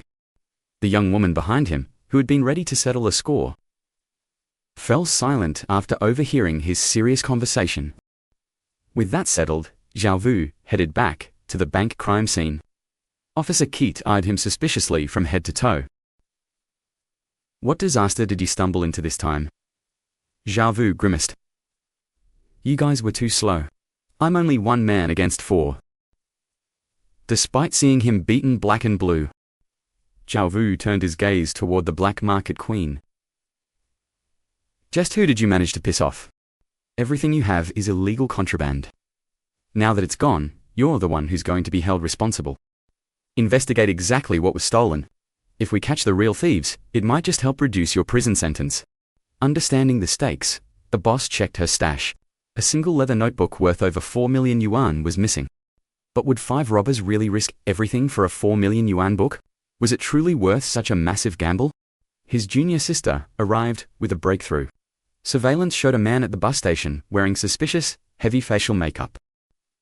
Zhao Vu muttered to himself as he paced toward the exit. Why wear a disguise just to take a long-distance bus? They barely escaped. Why wouldn't they just change their clothes? In my opinion, this guy's head isn't screwed on right. The suspect had a ticket for City L. Exhausted, Zhao Vu let out a massive yawn, wanting sleep. He checked the time and sent the junior sister home. Knowing the case was critical, she decided to head out immediately. As Zhao Vu tried to leave, Keat blocked his path. You're driving me? Under the moonlight, she looked breathtaking. His sleepiness vanished instantly. He gently brushed her cheek and whispered, Fine. Whatever you say. Just the two of us. He opened the car door, but Keat chose the back seat for safety, only to find it filled with junk. It seemed Zhao Vu had planned this. He smirked triumphantly. Guess you'll have to sit up front with me. Then. What? Afraid I'll try something? She played along with a mock shudder. Oh, I'm absolutely terrified for my life. Please, brother Zhao, have mercy on me. Is that what you want to hear? Zhao Vu's heart bloomed with joy at her words. Your begging makes me want to be gentle. Suddenly, she shoved a gun into his mouth, freezing him in pure panic. Whoa, easy. What are you doing? Zhao Vu stammered. Keat coolly holstered the weapon. What are you so scared of? That was just a little creep repellent for you. Zhao Vu was left speechless. This woman was definitely not to be messed with. 2 hours later, they approached the highway exit. Zhao Vu was struggling to stay awake while Keat slept soundly beside him. Looking at her elegant, tempting neck, Zhao Vu's mind began to wander into dangerous territory. Suddenly, a blinding flash of light snapped him back to reality. He floored the gas, chasing the car ahead of them. A party girl in the other car rolled down her window. Zhao Vu hissed, Is this woman crazy? The 2 cars began weaving dangerously across the highway. Zhao Vu's vision blurred as they played a deadly game of tag.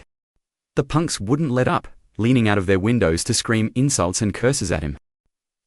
Infuriated, Zhao Vu snatched the gun from Keat's waist. The punks froze in terror the moment they saw the barrel pointed at them.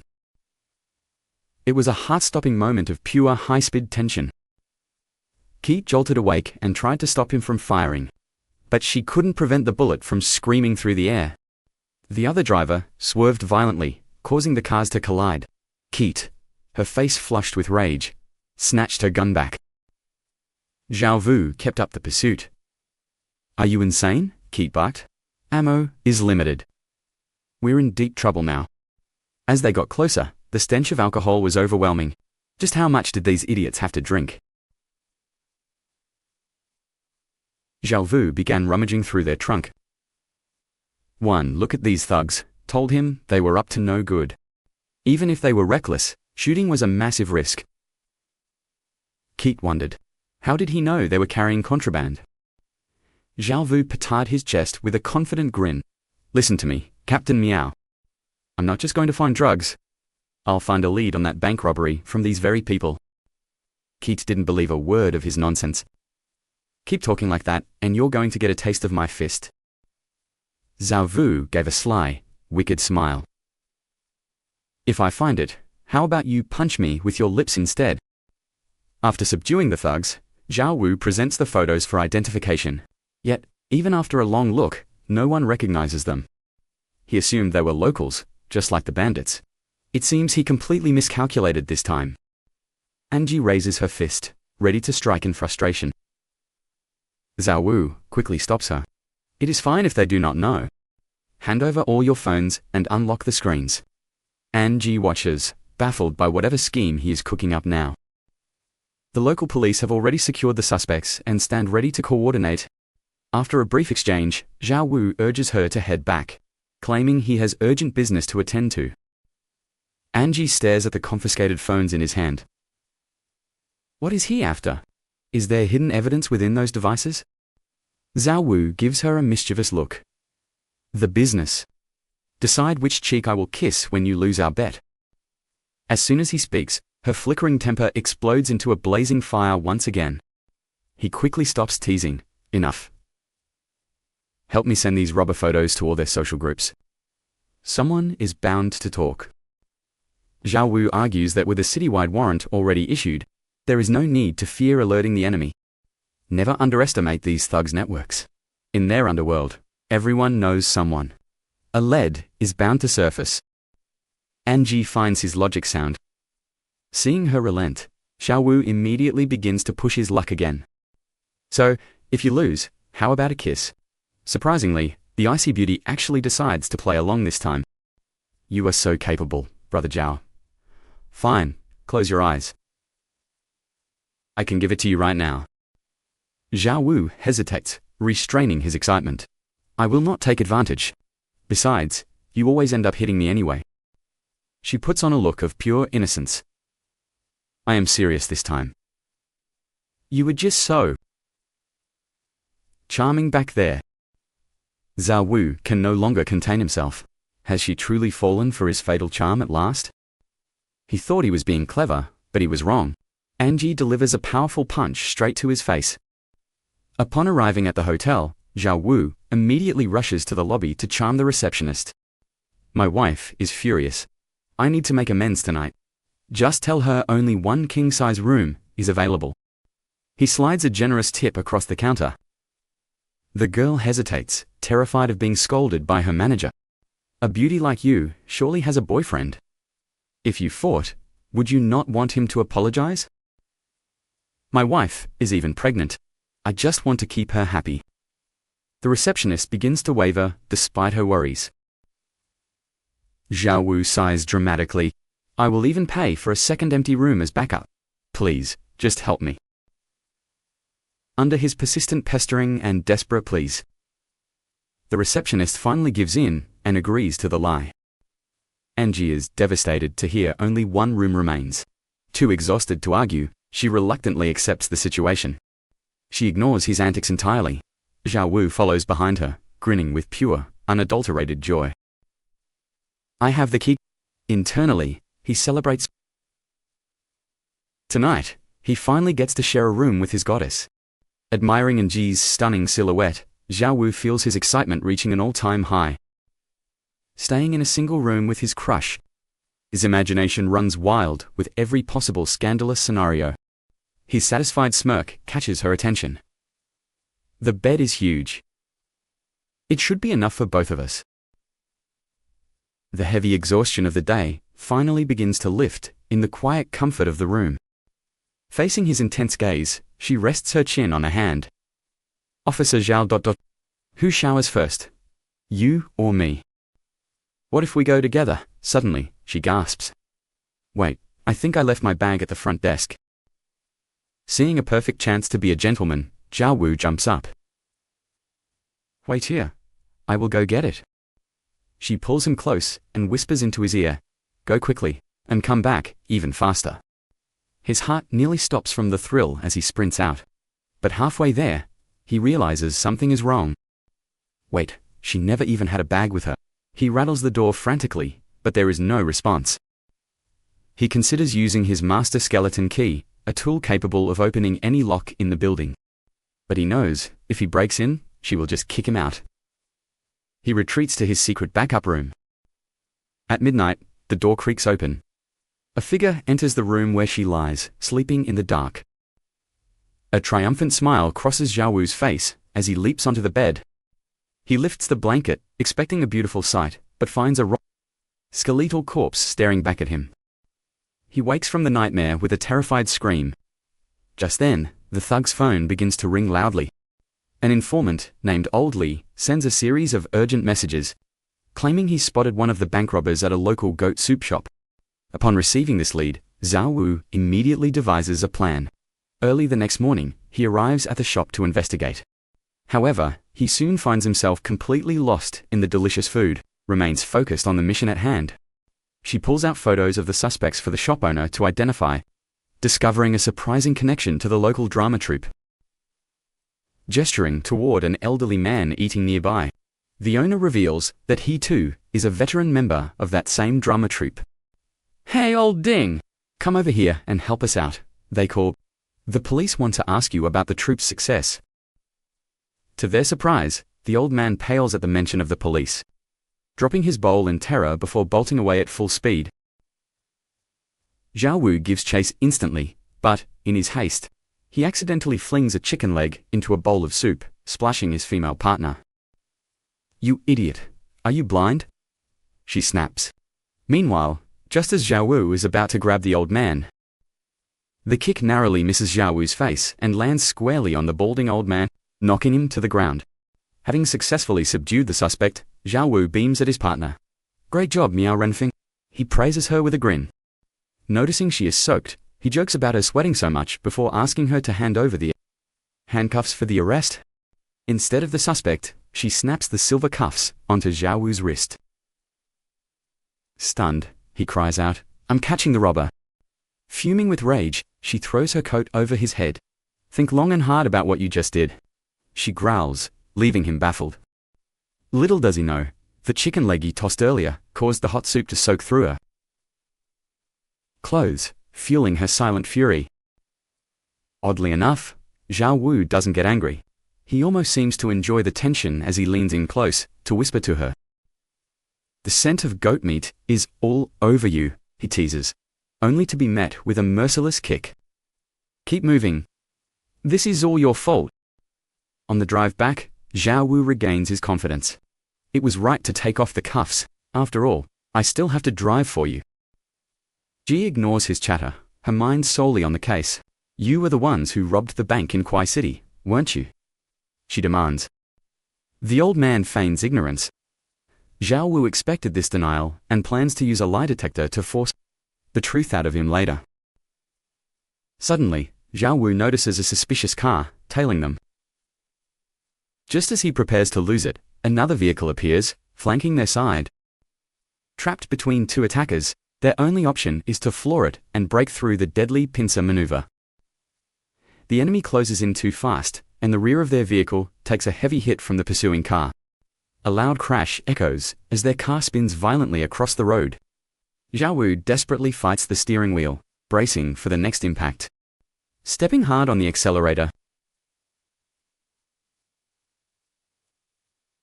Xiao Wu maneuvers wildly to evade the persistent attackers in a high-stakes game of cat and mouse. A breathless chase unfolds on the highway. From the backseat, Ji calmly draws her gun, tired of being hunted like prey.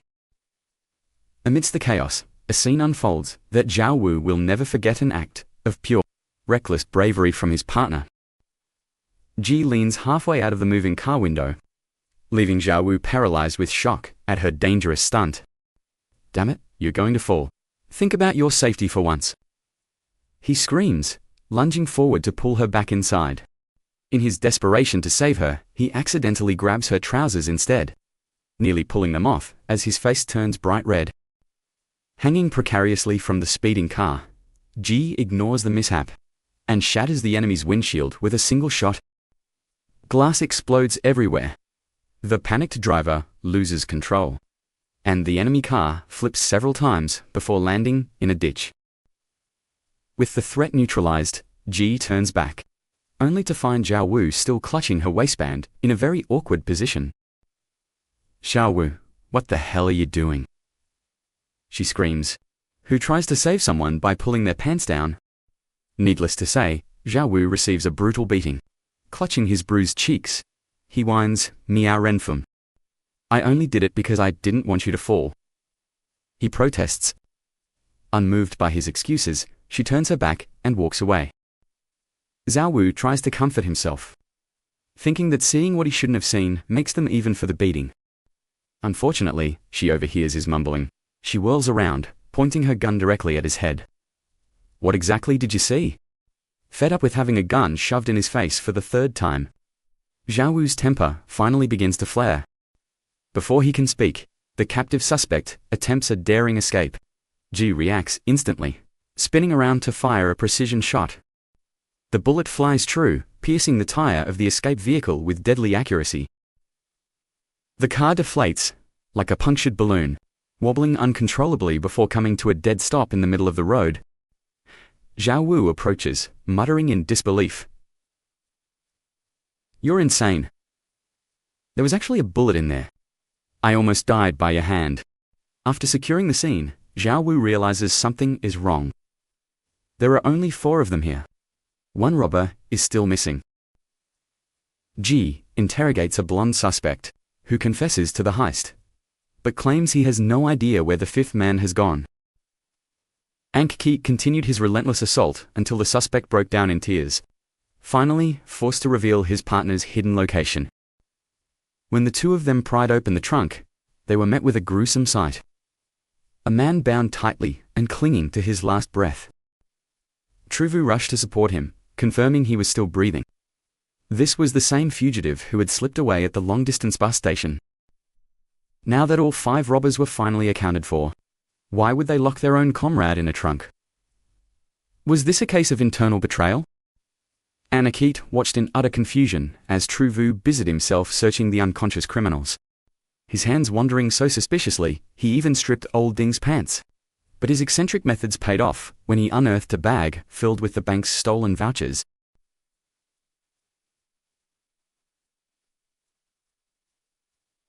The pieces of the puzzle finally began to fall into place for Ankh-Keat.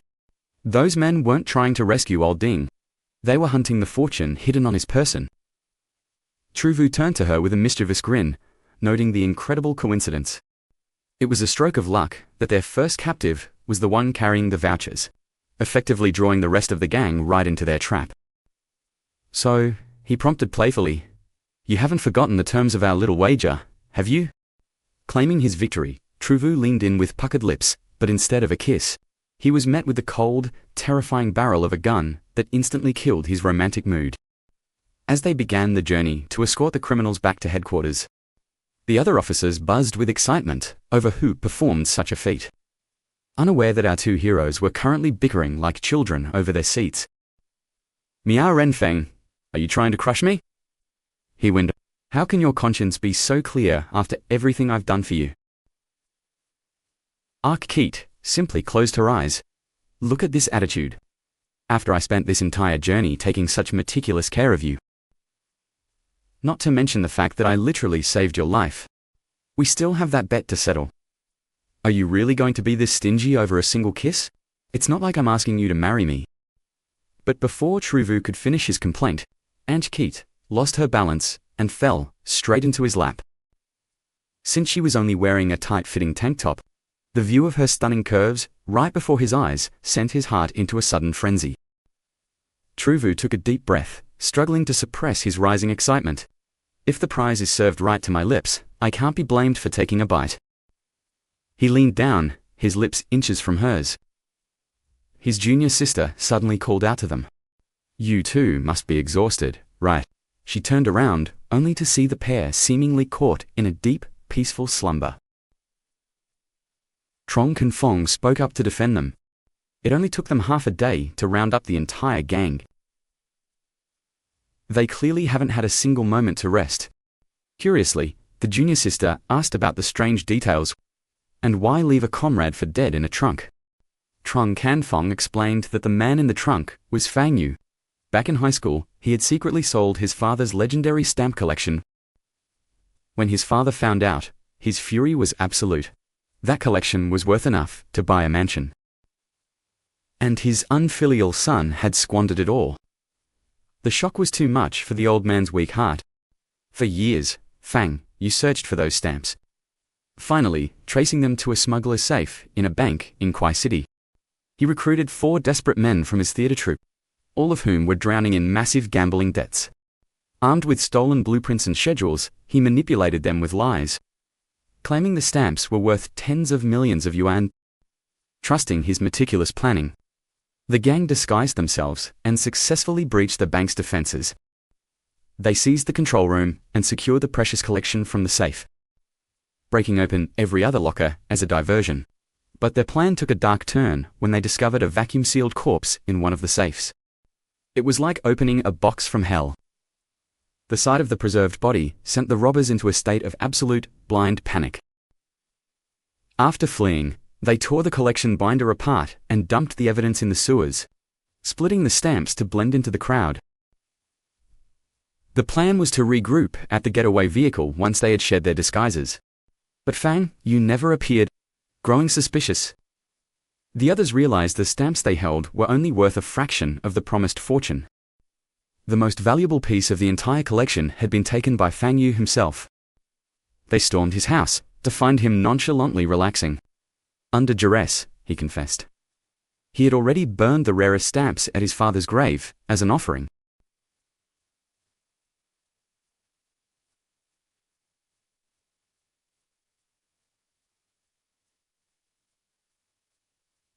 Enraged by his madness, unable to let the unstable Fang Yu ruin their escape, they bound him and threw him into the trunk like common luggage. It was pure fate that they stopped for mutton soup at the exact moment our heroes arrived on the scene. Trung Canfong glanced back to see Tru Vu, who had been faking sleep, though their position was undeniably scandalous. Anchkeet's face was resting in a very sensitive spot on Tru Vu's. As the junior sister tried to look back, Trung Canfong quickly shielded the view. Curiosity kills the cat. The less you know about this, the better off you'll be. But with these 2 legendary detectives on the case, no mystery is unsolvable. We'll be living the high life soon. Suddenly, her phone rang. The special investigation team just reported a chilling discovery. Another victim, completely vacuum-sealed. The ringtone jolted Anchkeet. As her senses slowly returned, she felt a strange, heavy weight. She glanced back, only to find Tru Vu's massive hand resting squarely right on her backside. Fuming with rage, she launched a fist into his face. Jarred from his sleep, he woke up, totally dazed. He looked over to find a murderous glare from Anchkeet. "What are you wiping?" Tru Vu asked, then realized his pants were completely soaked through. "Damn it, Nyonan Fuong. You drooled all over me." Flustered and furious, she snapped, "Do you want to die?" Tru Vu fired back instantly, "I got soup on you, you got drool on me. We're even now." Another punch landed as she branded him a pervert. Back at the precinct, they could hear her junior shouting. That bank vault murder case was our investigation from the very start. Standing before her was the arrogant new leader of the Special Task Force. Vong Fangu smirked confidently. "This case is officially under our jurisdiction now. Hands off, locals. Orders from the top. You precinct types just need to stay in line and follow our lead. No questions." Tru Vu sighed, shaking his head in defeat. Sensing her heat, Fang Yu played the victim. "I thought my team made the situation perfectly clear to you. Is Leader Mu trying to be difficult? Or are you just looking for a reason to harass us newcomers?" "Oh, I'm so scared." Keet forced a cold smile. "I just didn't expect the bank heist to be solved so fast. Since we've got some free time, we thought we'd help lighten your heavy workload." "You're welcome. If you're so eager, let's make a wager. If we lose, I'll take 3 punches from you in public. But if we solve it first, you'll have to address us respectfully as your seniors from now on. You can start by serving us tea." The room erupted into mocking laughter at her expense. Seething, Keat gritted her teeth and raised a fist. Luckily, Truvu intervened and called out to the leader. "Better prepare yourself for a beating. My team leader's fists are harder than you can possibly imagine. If you end up in the hospital, we'll be sure to send flowers." He scanned her mockingly from head to toe. Such a shame for a pretty face to go so soon. The crowd roared while Thangyu stormed off, fuming. Keat brushed him off, annoyed. "How could you agree to that ridiculous bet so easily?" "Can't you see it's a trap?" Truvu smirked. "Even if we lose, I'll be the one serving the tea." Keat was speechless. "If you go," he grinned mischievously. "Are you worried about me?" "Just admit it, I care about you, too." He then pulled out a mysterious USB drive with a smirk. "While you were arguing, I swiped their files. Everything is right here." Keat thanked him with a gut punch. "Not bad, partner. You're actually useful." That night, the 4 of them headed to karaoke to celebrate their victory. Cheers to Senior for the promotion. Solving a major kidnapping and becoming team leader. Truly impressive. Trong Can Fong teased him. "The bonus must be huge. We're talking at least 20,000 yuan, right?" Truvu beamed. "Drinks are on me tonight." "Drink up, everyone, nobody leaves until we're wasted." After some singing, he turned to Keat. "Alright, Team A's leader is done. Your turn now, leader of Team B. What's your tribute to my promotion?" "I've got it, how about a little pole dance for me?" She frowned at his bold request, but not wanting to kill the mood. She approached the pole with grace, her body moving fluidly as she threw a seductive glance toward Truvu. "Come here, ... she whispered, overjoyed. Truvu lunged forward and wrapped his arms tightly around her waist. "Care for a dance, leader?" She spun him around, teasingly, stroking his face. "And what if I say no?" Suddenly, click! Truvu was handcuffed to the pole. Without a second glance, Leader Mew strutted away triumphantly. He was left fuming there for over an hour. Even as the party ended, his indignation remained. "That damn woman. I'll get her back one day." Stepping outside, he spotted Can Fong in a heated argument. "What is wrong with you people?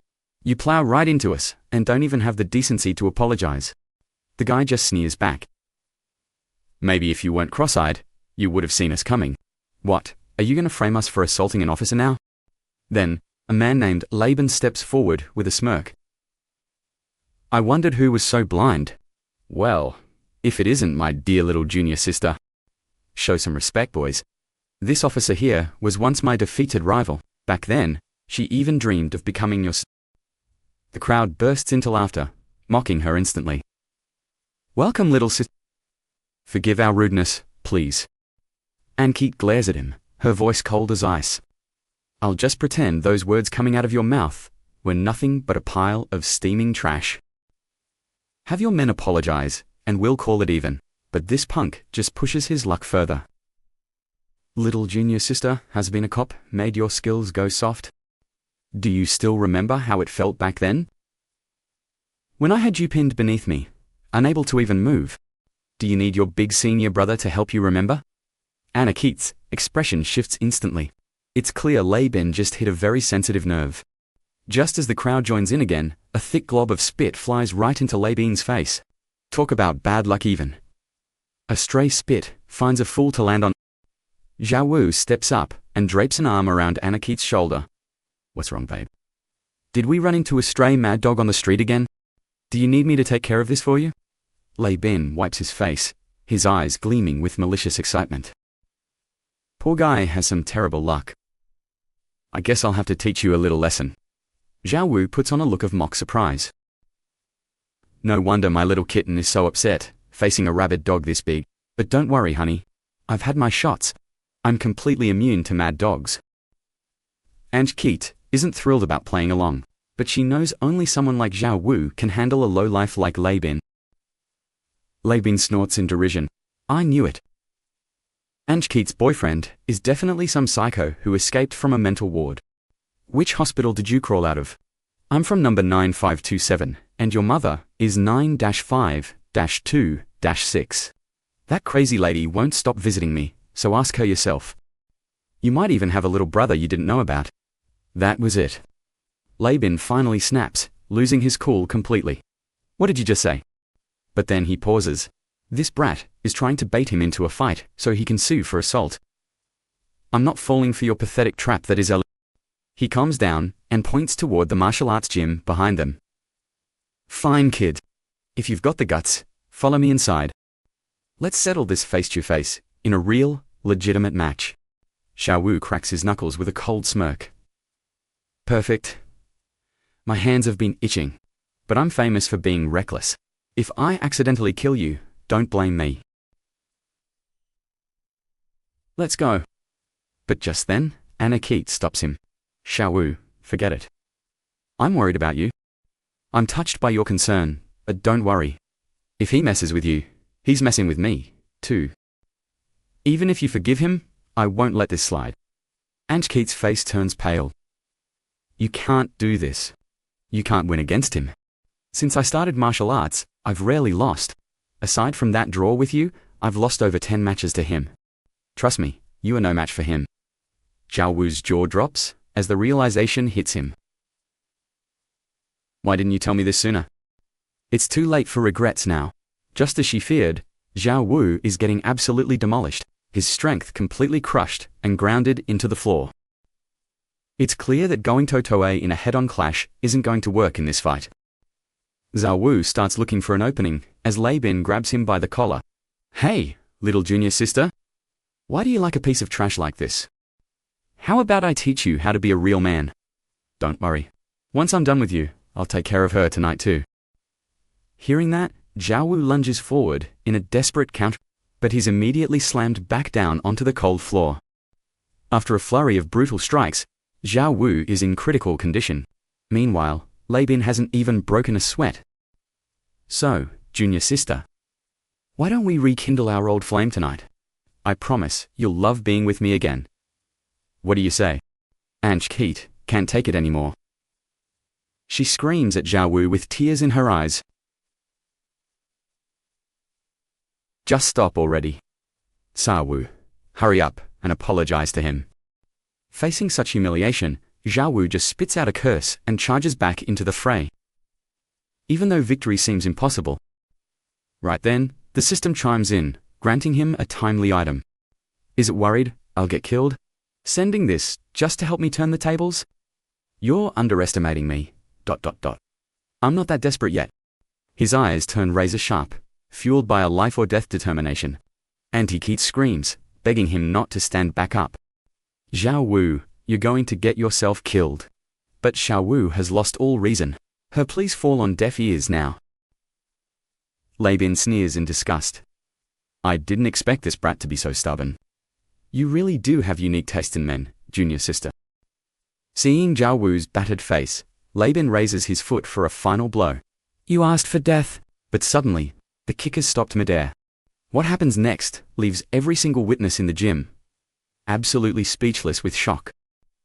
He sinks his teeth deep into Laban's thigh. Blood sprays instantly, and a blood-curdling scream echoes throughout the entire martial arts hall.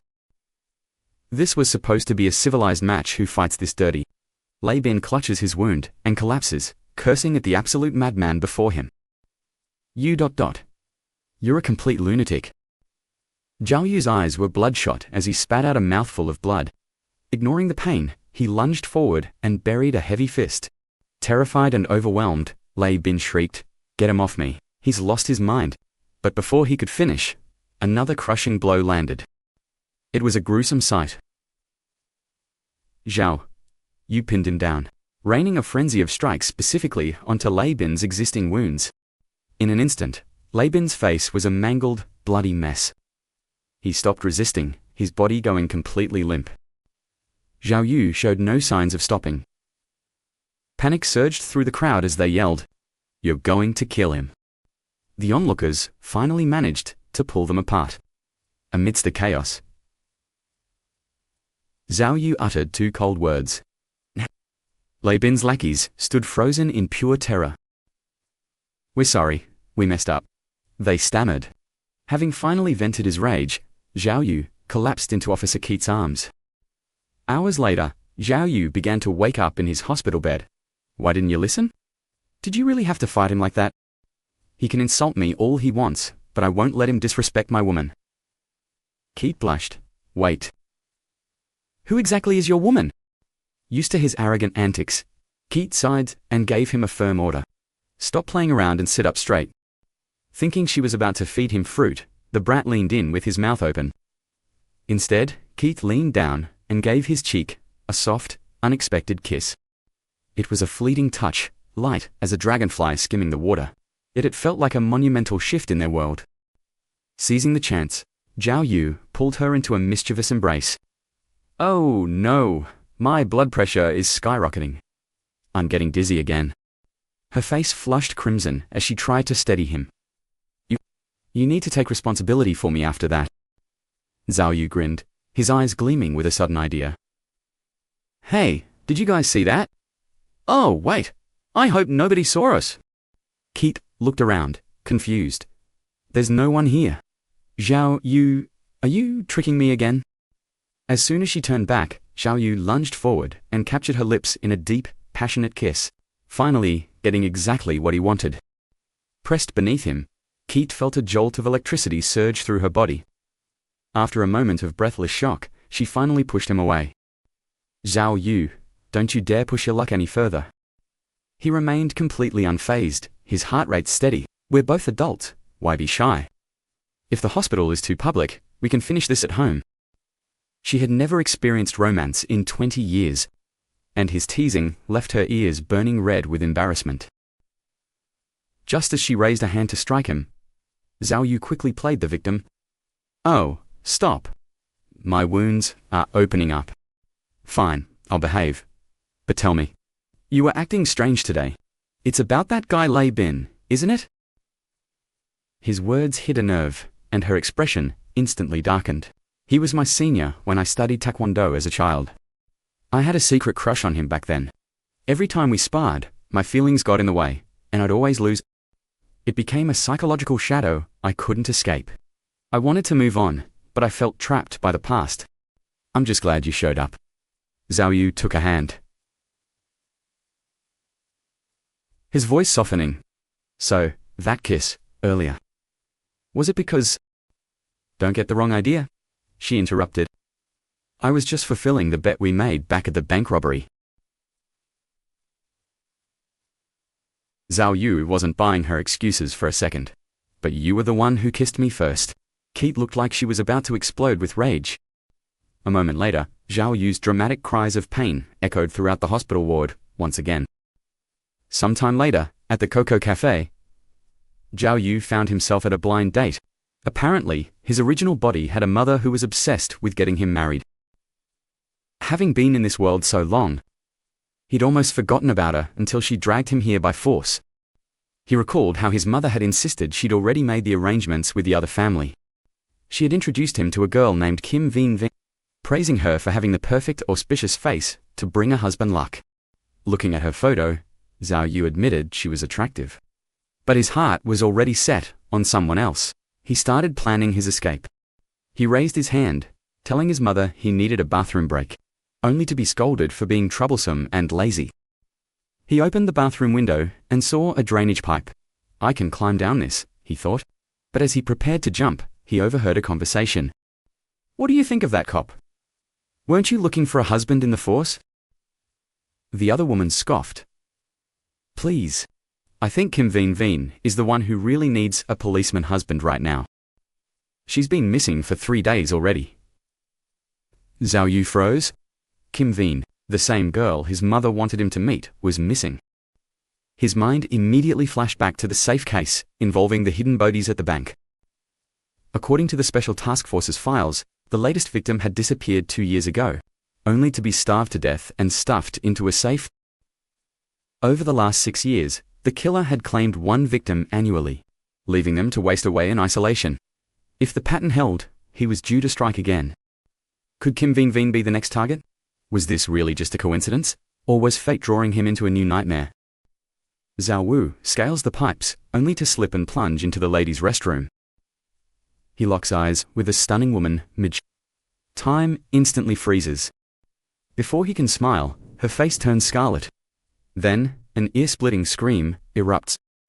She hurls her clothes at him. The pipes rattle violently under the impact. He plunges down with a heavy thud, head spinning. Thankfully, a dumpster breaks his fall. Suddenly, the detection system pings. He scans the area, his eyes widening in shock. Over 10 cameras clutter the corner, yet not a single one has power. The wires lead to the neighboring bakery. The Ku Ping suspect went there. Why does a tiny bakery need such an insane level of surveillance? While calling Zhong Jingfeng, 2 hands tap his shoulder. Long time no see, officer. A woman greets him warmly, suddenly snatching the phone right out of his hand. Zhao Wu is baffled. Who is she? She looks familiar. She smiles, inviting him inside. Driven by curiosity, he follows. On the car's monitor, Chief Liao appears. Didn't I tell you? This is our investigation? Why are you interfering with Ku Ping's case? Zhao Wu smirks. She's definitely Liao's person. Let's see how far their investigation goes. Ignoring Chief Liao's protests, he decides to play along with the mystery. He hangs up and leans toward her. Just us two. Shall we discuss your surveillance? He playfully strokes her hair, watching her reaction with interest. Inexperienced and flustered by his teasing, she cracks. When we were investigating, we tried to track Zhao Con's path via the bakery's footage. But the shop was empty. We suspected a hideout and set up 24-hour surveillance. The pieces finally fit together in Zhao Wu's mind. I just wanted some cake. He lies smoothly. Who knew I'd run into you? Don't worry, your secret is safe. It's hot in here. Let's go grab a bite. Blushing, she stammers. Zhao Wu, my colleagues will be back soon.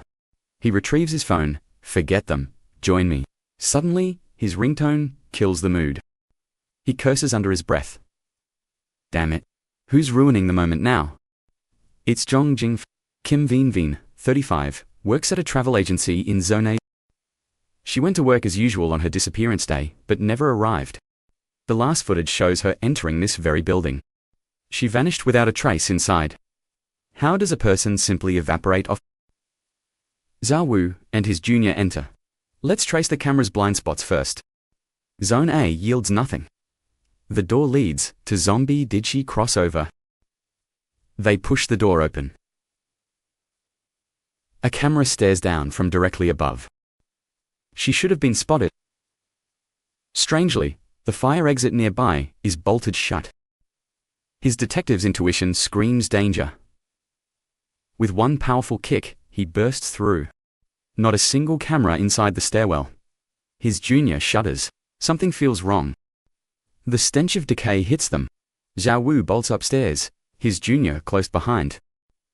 They freeze on the 6th floor. A naked female corpse lies sprawled on the stairs.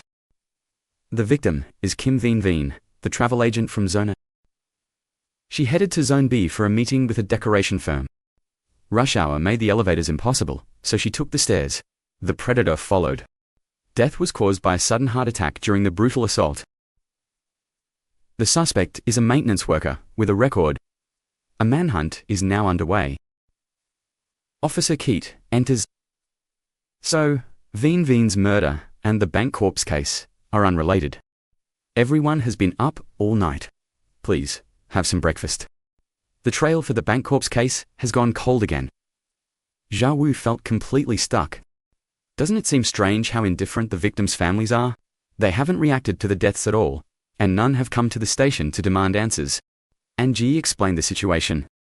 Most of them have no immediate family left, no children, and their parents have already passed away. That is likely why.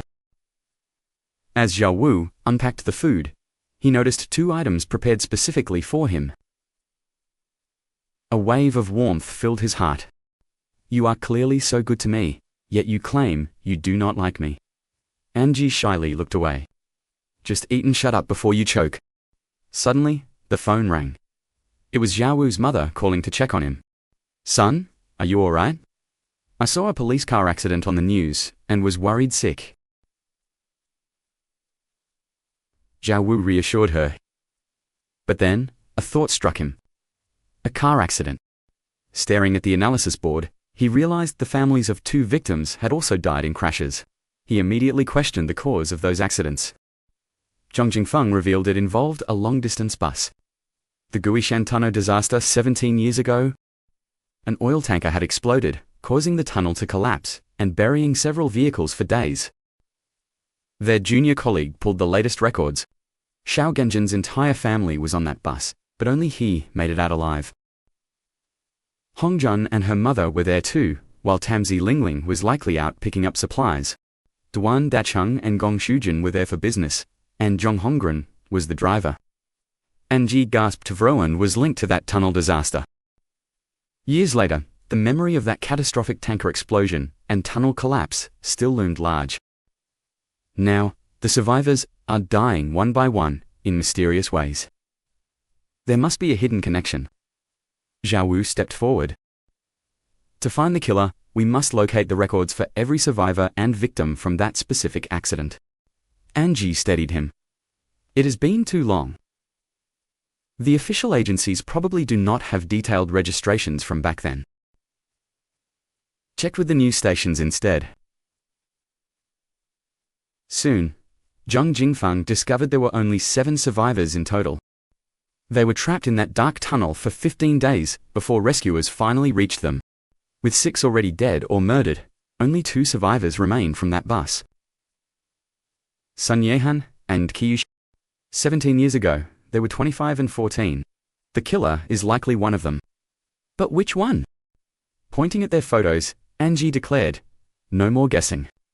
I will take Team B to bring in Suni. Xiao Wu, you take Team A and find Qiyu. We will bring them in and go from there. But keep this quiet. We cannot let that special task force find out.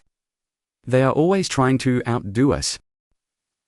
Their junior agreed. Exactly. They will not even share Fao's what a petty bunch. But they had no idea a woman in black was lurking at the door. Knowing smile, Xiao Wu led the team to a bookstore. Zhang Jingfeng grumbled, "Why on earth would a bookstore be in this place?" The area was filled with abandoned construction projects. To Xiao Wu, it looked like the perfect place for someone to hide. It seemed Qiyu Xinyang was the bank killer. Their junior just sent word that only 2 pregnant women were on that bus. One was Sun Yehan, who later gave birth and lived a happy, fulfilling life with her family. The other was Qiyu Xinyang's mother. Tragically, both she and her unborn child died in the crash. His father died in grief 8 years ago. Since the bank killings began 7 years ago, Qiyu Xinyang has the strongest motive. Suddenly, Anji's voice crackled over the radio. They could not find Sun Yehan anywhere. Her family said she left for a trip 4 days ago, but she never even boarded the train. Where could she be? Inside a pitch-black room, a weak woman pounded on the door. "Is anyone there? Please, help me. Let me out." A figure stood tall outside the locked door, staring with cold eyes and a sinister smirk on their face. In the desolate ruins of the ghost city, Xiao Wu's team quickly located the bookstore belonging to Qiyu. To their surprise, a vehicle from the special task force was already parked right outside the entrance. Wang Shengha's crew beat them there. They had no leads this morning, which meant Xiao Wu's team was being followed. Such a lack of ethics was enough to make anyone lose their temper and want to lash out. Suddenly, a loud noise erupted from within. People scrambled out as thick white smoke began billowing from the bookstore. Xiao Wu stopped his team. "Stay back and call for backup. I'm going in alone." He activated his stealth respirator and charged inside. Thick, choking smoke filled the air, searing his eyes until he couldn't even keep them open. Inside, members of the special task force lay scattered across the floor. The source of the white vapor was a toxic lantern. No doubt, another one of Qiyu Danyang's deadly traps. "Zhao, you dragged them out one by one. Fortunately, They were only unconscious, not dead yet. It was likely just a sedative gas, but those fools let the target escape. This situation just got a lot more complicated. Sung Yihan had been missing for 4 days now, surviving that long without food or water. Things were looking grim. Where was that bastard Qiu Danyang hiding her? Suddenly, an idea struck Zhao Yu. He shouted, "I remember his father is a real estate tycoon. Check if he has any ties to this ghost city." It didn't take long. His junior soon discovered that the villa complex in this ghost city was developed by his father, who even owned several units under his own name. But the next discovery was even more shocking. Qiu Danyang's mother was a bank manager who actually designed the bank's vault security protocols herself. Could Qiu Danyang be stuffing corpses into those vaults as some kind of twisted ritual for his mother? Just what did those people do to his mother back then? As they racked their brains for answers, Officer Ji's voice crackled over the radio. "Zhao Yu, I've got a lead. Qiu Danyang just withdrew over 7,000 credits near the West bus station. We're moving in. Looks like he's planning to flee." Zhao Yu smirked. "Copy that. We'll head to the villa to find Sun Yihan. Careful now, babe. Your husband isn't there to protect you." Qi cursed under his breath before abruptly leaving the chat. The trio arrived at the villa complex. With so many buildings, where could Sun Yihan possibly be hidden? In this critical moment, it was time for Big Yellow to shine. While his junior doubted the dog's skills. He might not be great at finding people, but he's an expert at sniffing out fresh waste. Sure enough, Big Yellow soon barked with excitement. It was hidden so well that they never would have found it without the dog. Seeing Big Yellow prove his worth filled Zhao Yu with pride. Of course, he's the premier waste detection specialist in our household. He kicked the door open, releasing a wave of damp, freezing air and a sickening stench. There, sprawled on the floor, was a motionless figure. A girl in a white sundress lay still, her fate whether she was dead or alive completely unknown. Zhao Yu rushed in and lifted her up. To everyone's immense relief, she let out a faint, weak groan as he moved her. "Thank God, she's still breathing. Get a car and rush her to the hospital immediately. The three of us will stay here and wait for Qiu Danyang's return." Confused, his junior asked, "But didn't he already flee to the bus station?"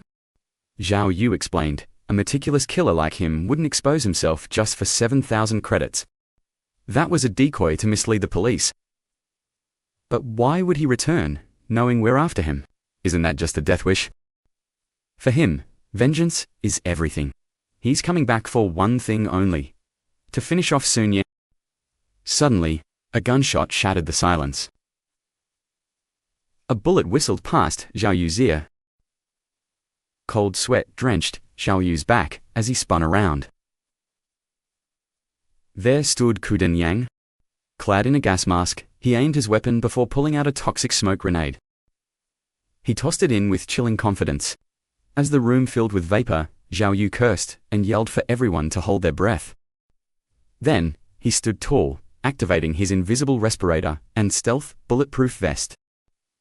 Qiu Danyang unleashed a relentless hail of bullets into the fog. Convinced everyone was dead, his eyes suddenly widened in sheer disbelief as the impossible happened. Like a phantom, Zhao Yu lunged out from the thick shroud of smoke. Unscathed, he slammed his hand over the gun's barrel and delivered a crushing blow to the killer's face. Handcuffs snapped shut. "Zhao," Yu finally exhaled, looking back to see his colleagues unconscious on the floor.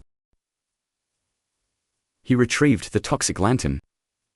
When the sound of approaching footsteps echoed. "Chief, look, isn't this our suspect? What on earth happened here? Are these the guys from the local precinct? They're all knocked out." Wang Xinggao's eyes lit up with predatory joy. "Quick, swap his cuffs for ours. Take the suspect back to the station aisle. Stay here to manage the scene." Hidden behind a pillar, Zhao Yu was speechless. "Wang Xinggao, you shameless leech. Trying to steal my credit, are you? Time to teach you a lesson." He tossed the smoke lantern her way, followed by a sharp gasp and the sound of bodies hitting the floor. Zhao Yu smirked triumphantly. When the rescue team finally arrived, he approached with mock concern. "Officer Wong, you really should be more careful. So, how's that sedative gas taste?" "Vibung thing." Gyu trembled with fury. Zhao Wu gently hushed her while spraying the sedative. "Rest up. I'll handle you once you've recovered." With a cocky smirk, he turned and strolled away with absolute confidence. While transporting Qiyu Xinyang, the man stared gloomily out the window. Zhao Wu finally broke the awkward silence. "Can't bear to leave this place." After all, this was once your home. Qiyu didn't answer, his mind drifting back into the dark depths of the past. They were once a happy family of 3 with a baby on the way. But everything was shattered by that horrific accident. Qiyu's gaze turned murderous.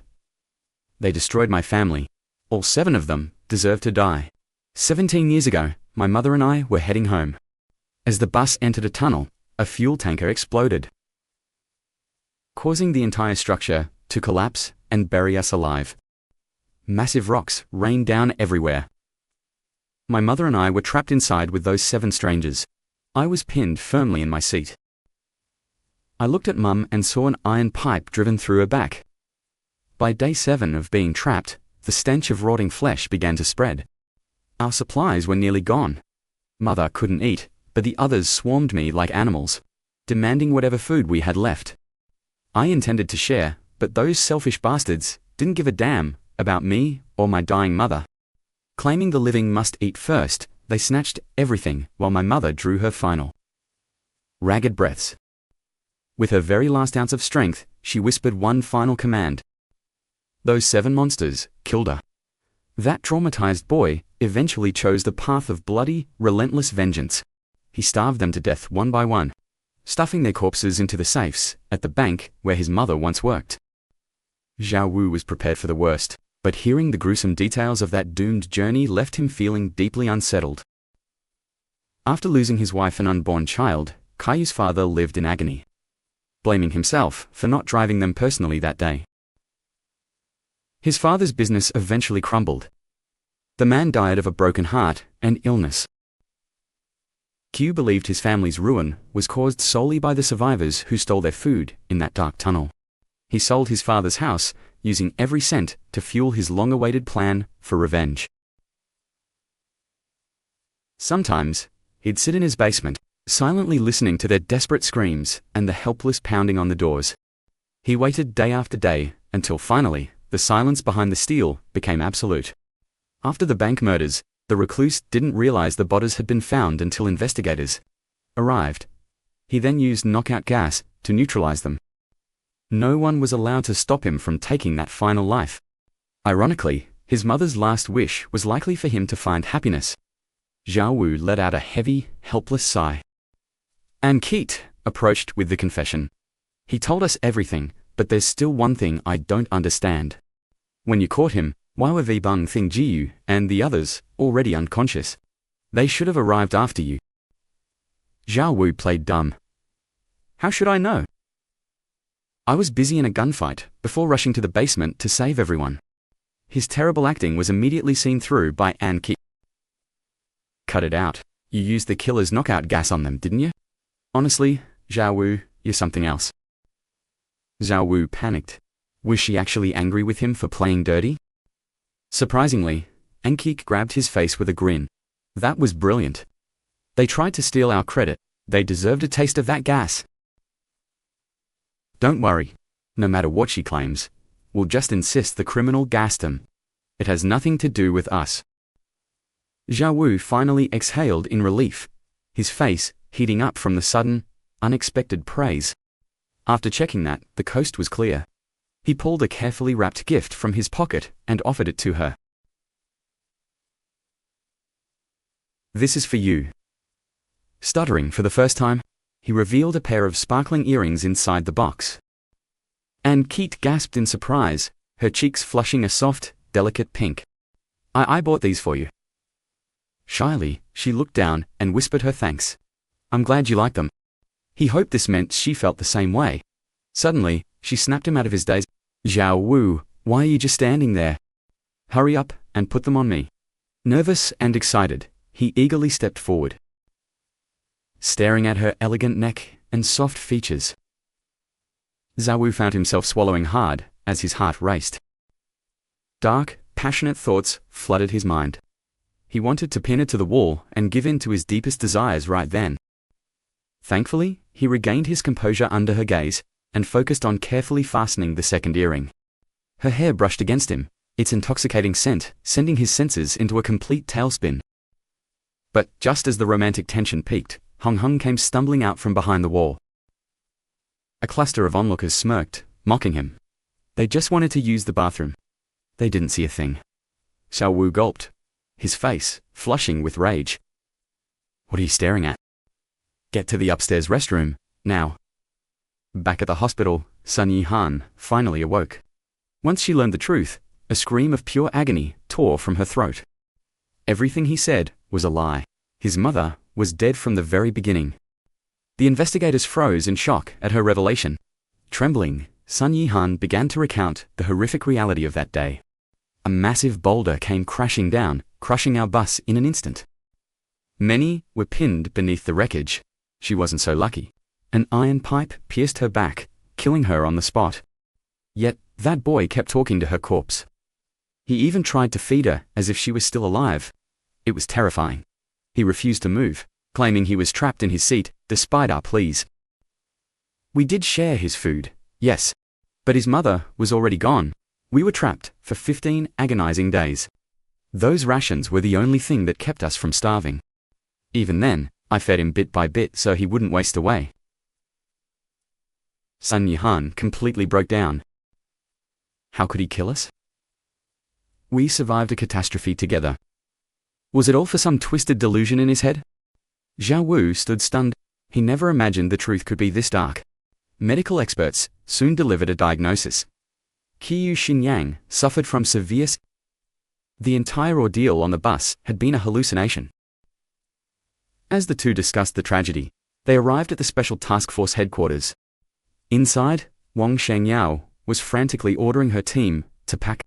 It seemed the captain had lost a bet and was trying to make a quiet escape. Does she really think it's that easy? Zhao Wu shouted, leaving so soon, Captain Wang.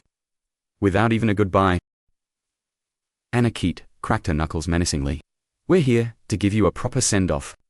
Sheng Yao's face turned as pale as a ghost. The thought of taking 3 hits was humiliating enough, let alone the loss of pride. She desperately scrambled for an excuse. Zhao Wu, if you hadn't used that knockout gas on us. Using cheap tricks doesn't make you talented. Her teammates quickly chimed in, desperate to save face.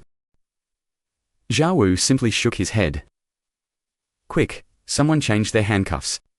I can't believe how shameless you are. I truly can't match your audacity. Stung by his words, Wang Shengyao couldn't even look him in the eye. But a bet is a bet. Zhao Wu decided to give her 2 choices. Take 3 punches from Aunt Keat, or bow politely and address her as senior. Sheng Yao's teeth nearly shattered from clenching. With no other choice, she bowed low.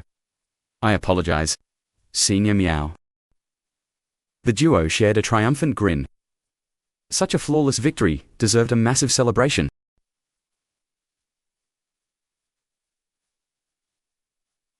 Inside an elegant European restaurant. 2 bottles of your finest year 2000 vintage, please. Thank you. The sheer opulence left the colleagues breathless. The connoisseurs among them knew this was a strictly members-only establishment. A month's reservation was required for ordinary guests. Watching Anna Keat handle the service with such poise. She moved with such effortless grace. Does she always dine in luxury like this? Suddenly, Anna Keat stood, raising a glass of red wine. Tonight, we celebrate our victory. This case is finally closed, thanks to all of you. My promotion to captain is a shared success. It's an honor to work with this team. She drained her glass in one go. Noticing Zhao Wu's gloom, she turned her glass. Zhao Wu, come on, have a drink with me. The team cheered in unison. To our precincts. Legendary power couple. Whatever was on his mind, Zhao Wu never turned down a drink. He raised his glass and downed it instantly. Anakit grinned, matching his pace. As the wine flowed, the elegant atmosphere vanished. The high-end restaurant felt more like a rowdy street stall. Ashkeet grew bolder with every glass, playfully teasing her colleagues. Xiaowu watched her, his heart heavy. He thought solving cases would bring him closer to her level, but the distance between them only felt wider. Drunk and flushed, Anakit stumbled toward him. "Why are you being so quiet tonight? Did you do something wrong again?" "Actually, I posted a secret photo of Captain Meow online. By mistake, of course." Anakit laughed, draping an arm over him and sliding onto his lap. "Can't go a day without being a rogue, can you?" Feeling her warmth so close, Xiaowu froze. He didn't know where to put his hands, but his pride wouldn't let him back down. "Aren't you afraid I'll kidnap you? You'd be kneeling on my bed in no time." Anakit pressed a finger to his lips. "You shameless man. Take a look at this." With a playful hair flip, she asks, "Would I look even prettier?" Xiaowu notices her wearing the earrings. He catches her drift and pulls her waist closer. "You're beautiful already. Let me take you home." Keat's heart races as he carries her, a strange warmth rising. How to properly escort a tipsy female colleague. First, arrive at her place and politely open the car door. Keat nods, confirming the location. 6th floor, 4th window from the left, she instructs. "Once the lights go on, you can leave."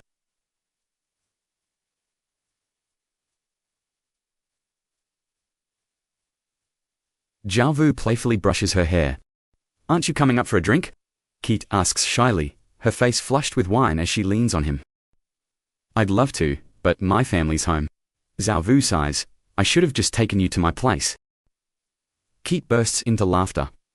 "Why your place?"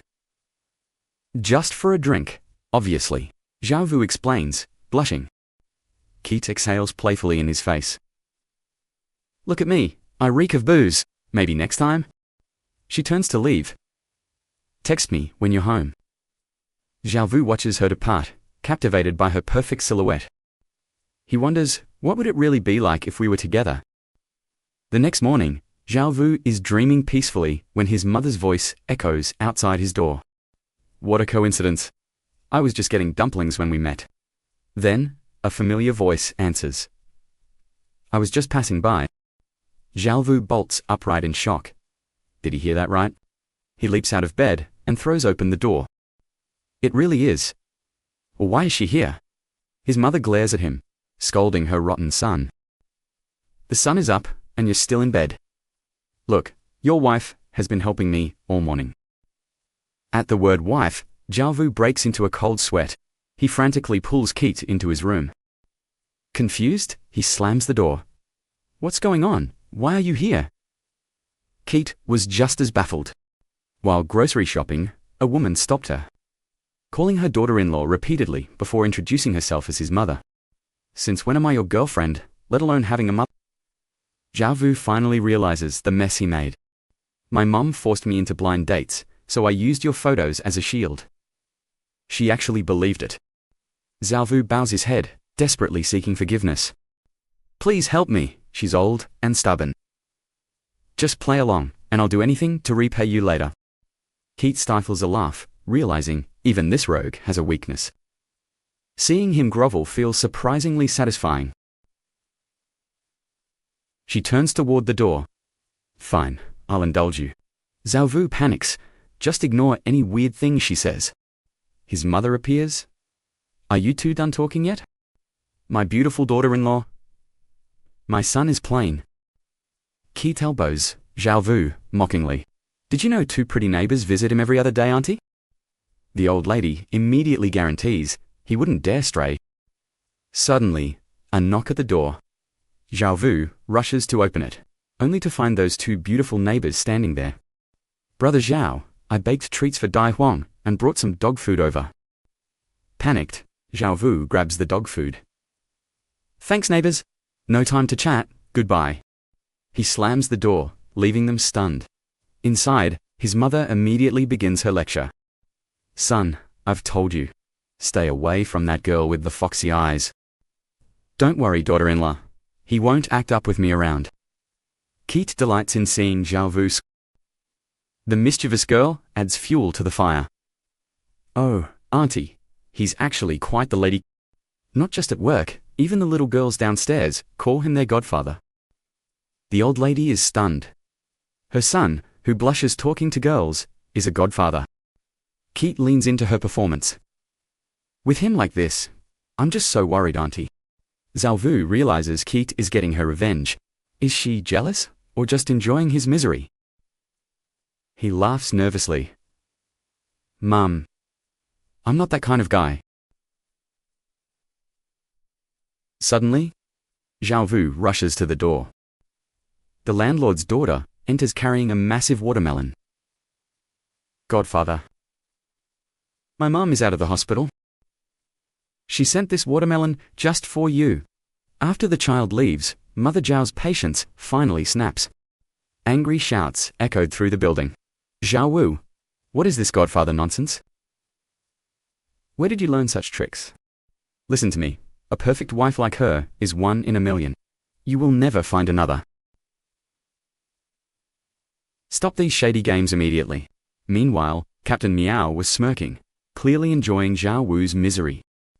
Ma'am, it is even worse. He even brought a drunk nurse home once. You must give me justice. After the chaotic uproar, Zhao Wu was physically and mentally drained. Captain Meow, however, was laughing heartily. Zhao Wu, you finally met your match. By the way, the old lady gave me her phone number. If you dare act like a rogue again, I will call her instantly. Zhao Wu shrugged. Go ahead, try it. Suddenly, she pinned him against the wall. Think it is hard. You really are hiding many secrets, aren't you? Between beauties, bringing dog food, and daughters, bringing watermelons. Zhao Wu panicked and stopped her from calling. Just a joke, Captain Meow, do not be jealous. In my heart, there is only you. She brushed his hand away and headed for the car. We are nothing, so why would I be jealous? To change the subject, Zhao Wu asked if she liked the gym. She replied coldly, what if I do? Then it is fine, my dear wife, go home and rest. I will see you in my dreams. The scene shifts to the gym. It had been sealed ever since the drug den was discovered there. With regulations suddenly eased, Zhao Wu arrived to sign the contract and officially, he planned to let Captain Meow practice boxing here. He put Yellow Hair in charge of the management. Watching Yellow Hair take his new role seriously, Zhao Wu felt a deep sense of relief and joy. This smooth deal was only possible thanks to an old friend's influence, though Boss Gu hated his persistence. Recalling the way Zhao Wu had intimidated and bribed him, Boss Jiyu was still fuming. Sensing this,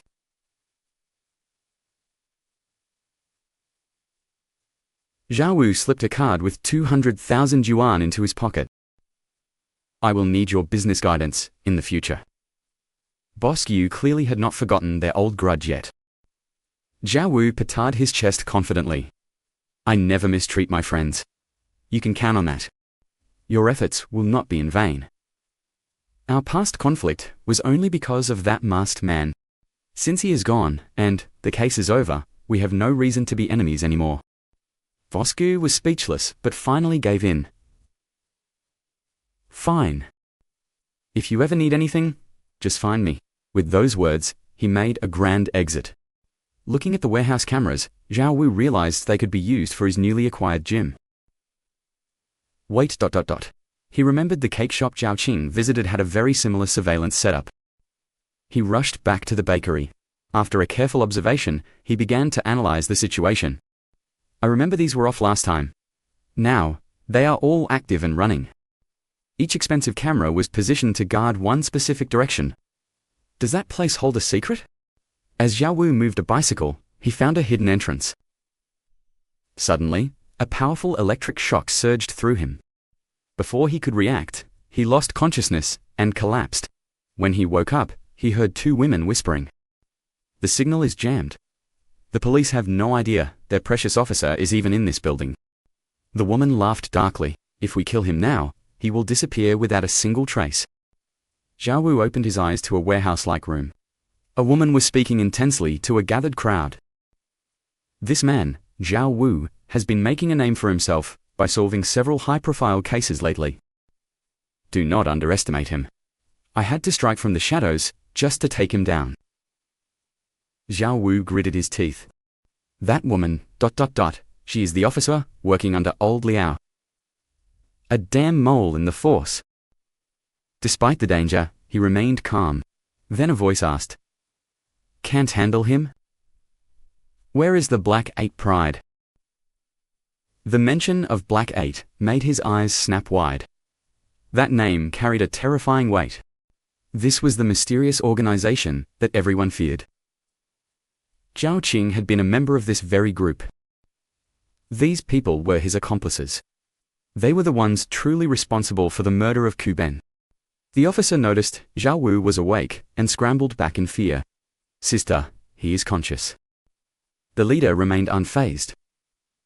"He killed Zhao Qing. We cannot let him die to ease." Zhao Wu only sneered. "I don't care how I die, but you owe me the truth before the end." "Which of you cowards actually killed Kuben?" They froze for a second, then burst into mocking laughter. They never expected Zhao Wu to remain this unshaken while staring down the barrel of a gun. "Why not? Let's satisfy your curiosity." Zhu Kan was the one who ended her. "To frame it as an accident, we already had a scapegoat prepared. We tracked her route home and blocked off the road to ensure no witnesses would interfere. We threw Hu into the street. 10 minutes later, she appeared and was forced to a dead stop. Completely blindsided, she panicked, slammed the brakes. As she leaned over him, Zhao Kan lunged from the shadows, delivering a single, lethal blow. To frame the scapegoat, Kan stabbed her 10 more times and forced the knife into Hu's hand. We staged the scene in the brush like a violent struggle. Hearing the truth, Zhao Wu's fists clenched tight. "Who's your rat in the precinct? Is that how you knew her exact schedule that night?" Wanting him to die knowing everything, she smirked. "There was no mole, you fool. We tampered with her car during its first maintenance. We knew every single place she went." Zhao Wu gritted his teeth in fury. "We were simply paid to remove a nuisance." She screwed a silencer onto her gun. "Story time is over. Now, let's settle our debt." Zhao Wu let out a cold, sharp laugh. "Are you talking about that pathetic coward, Zhao Kan? His death was far too easy. I should have ended him myself to avenge her soul." She jammed the barrel against his forehead. "You're about to die in total silence." At that heart-stopping moment, a single shot echoed through the air. Zhao Wu's cloaked armor absorbed the impact. She stared in horror. He was shot, yet he stood tall. Zhao Wu lunged forward, grabbing the barrel. She gritted her teeth, refusing to let go. He forced the barrel under her chin. "Fine, I'll show you how it's played." Suddenly, a crushing kick sent him flying back. He gasped for air, staring in disbelief. These guys were true elites. This one's power was on a whole different level than Zhao Kan's. Forget taking on 3 any. One of these monsters could kill me in an instant. Without a trick up my sleeve, I'm dead. A soldier stepped forward, his stun gun crackling with blue sparks. "You don't want to go quietly? Fine, we'll make sure you scream before you die." He jammed the stun gun against Zhao Wu's neck butt then. The lights died instantly. Zhao Wu had triggered an EMP, rendering all their weapons useless. The soldier cursed as the darkness blinded him. He had completely lost track of his target. Suddenly, a devastating uppercut exploded against his jaw. With his night vision active, Zhao Wu sneered. "You wanted to play? Now it's my turn." Sensing the danger, the soldier screamed. "He's on me. Fire at my position. Do it."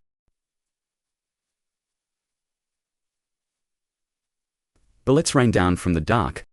Unharmed, he delivered a skull-crushing punch and snatched the rifle from the soldier's hands. Realizing his life was forfeit, the soldier began to beg. "Don't do it." Zhao Wu fired, shattering the man's leg instantly. Suddenly, a blinding spotlight pierced the darkness. Sister Son spotted him and immediately unleashed a lethal volley of gunfire. A bullet struck his forehead with pinpoint accuracy. Even with armor, The impact left him reeling. With a primal roar, he surged forward, returning fire with cold-blooded precision. They scrambled for cover, but one was too slow. The young officer collapsed. "I'm hit, Sister Song, help me." But Song didn't care. She was too busy saving her own skin. Even staring down the barrel of a gun, the woman remained unnervingly calm. As Zhao Wu fired, she kicked the weapon aside and lunged at his throat with a jagged blade. A cold blade plunged into Zhao Wu's chest. With a muffled groan, his body collapsed to the floor. As blood flowed, death's shadow loomed. He regretted not winning his girl or finishing his roasted potato first. A desperate, burning desire to survive forced his consciousness back to reality. Rage fueled his will. He ripped the knife out and activated a stealth hemostatic medicine. He had to finish this fast. His legendary equipment had a strict time limit. He approached the woman, weapon in hand.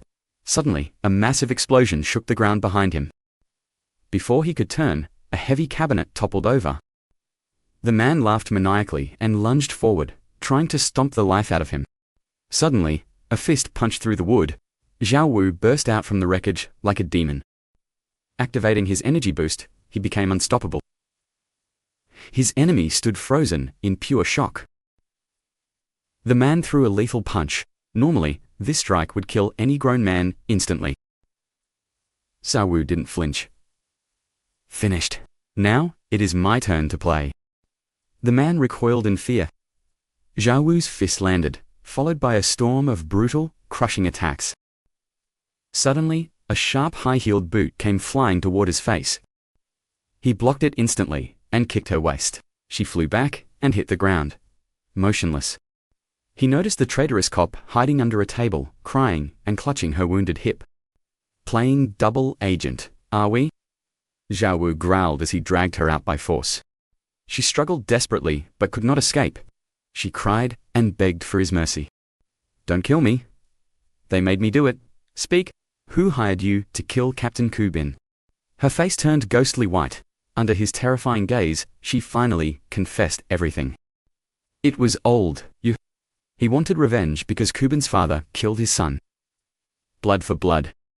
Zhao Wu roared with fury. "Where is that bastard hiding right now?" She sobbed, saying she didn't know. "Tell your lies to the police then," he spat. He called his team. "Case update. Send backup to my location, immediately." He sighed in relief. "Kubin, I will avenge you." Then, his vision finally faded away. His strength evaporated. Every bone felt weak, and he could no longer keep his eyes open. Yingji reached him first, cradling him. "Zhao Wu, don't leave me like this." Her junior panicked. "There is no time for an ambulance. He is in critical condition. He needs mouth-to-mouth resuscitation now." It was an awkward, life-or-death situation. Yingji panicked as he remained unresponsive. She leaned in, her lips approaching his face. As she drew closer, he could almost smell her sweet. Suddenly, the traitorous cop screamed. "P. I helped him.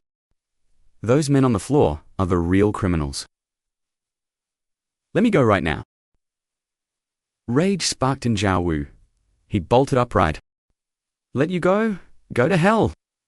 Say that lie one more time and see what happens." The girl shrieked in terror. "I am sorry. Just keep him away." "Cuff her," he ordered. He turned to Yingji.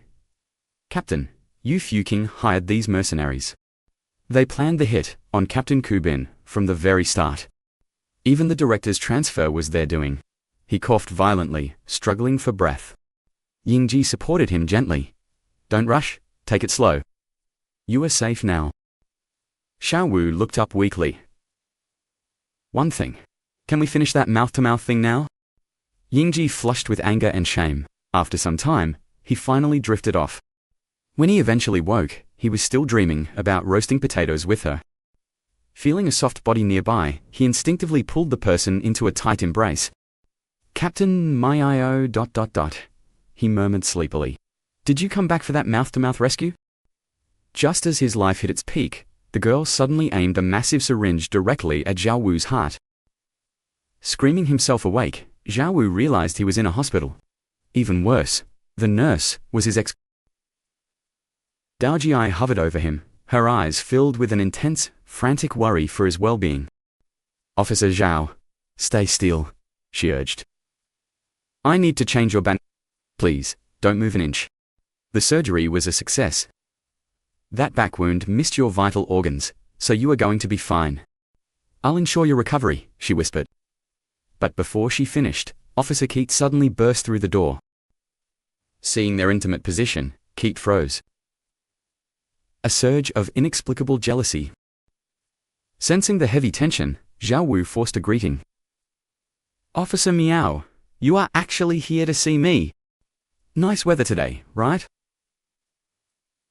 Keat ignored him.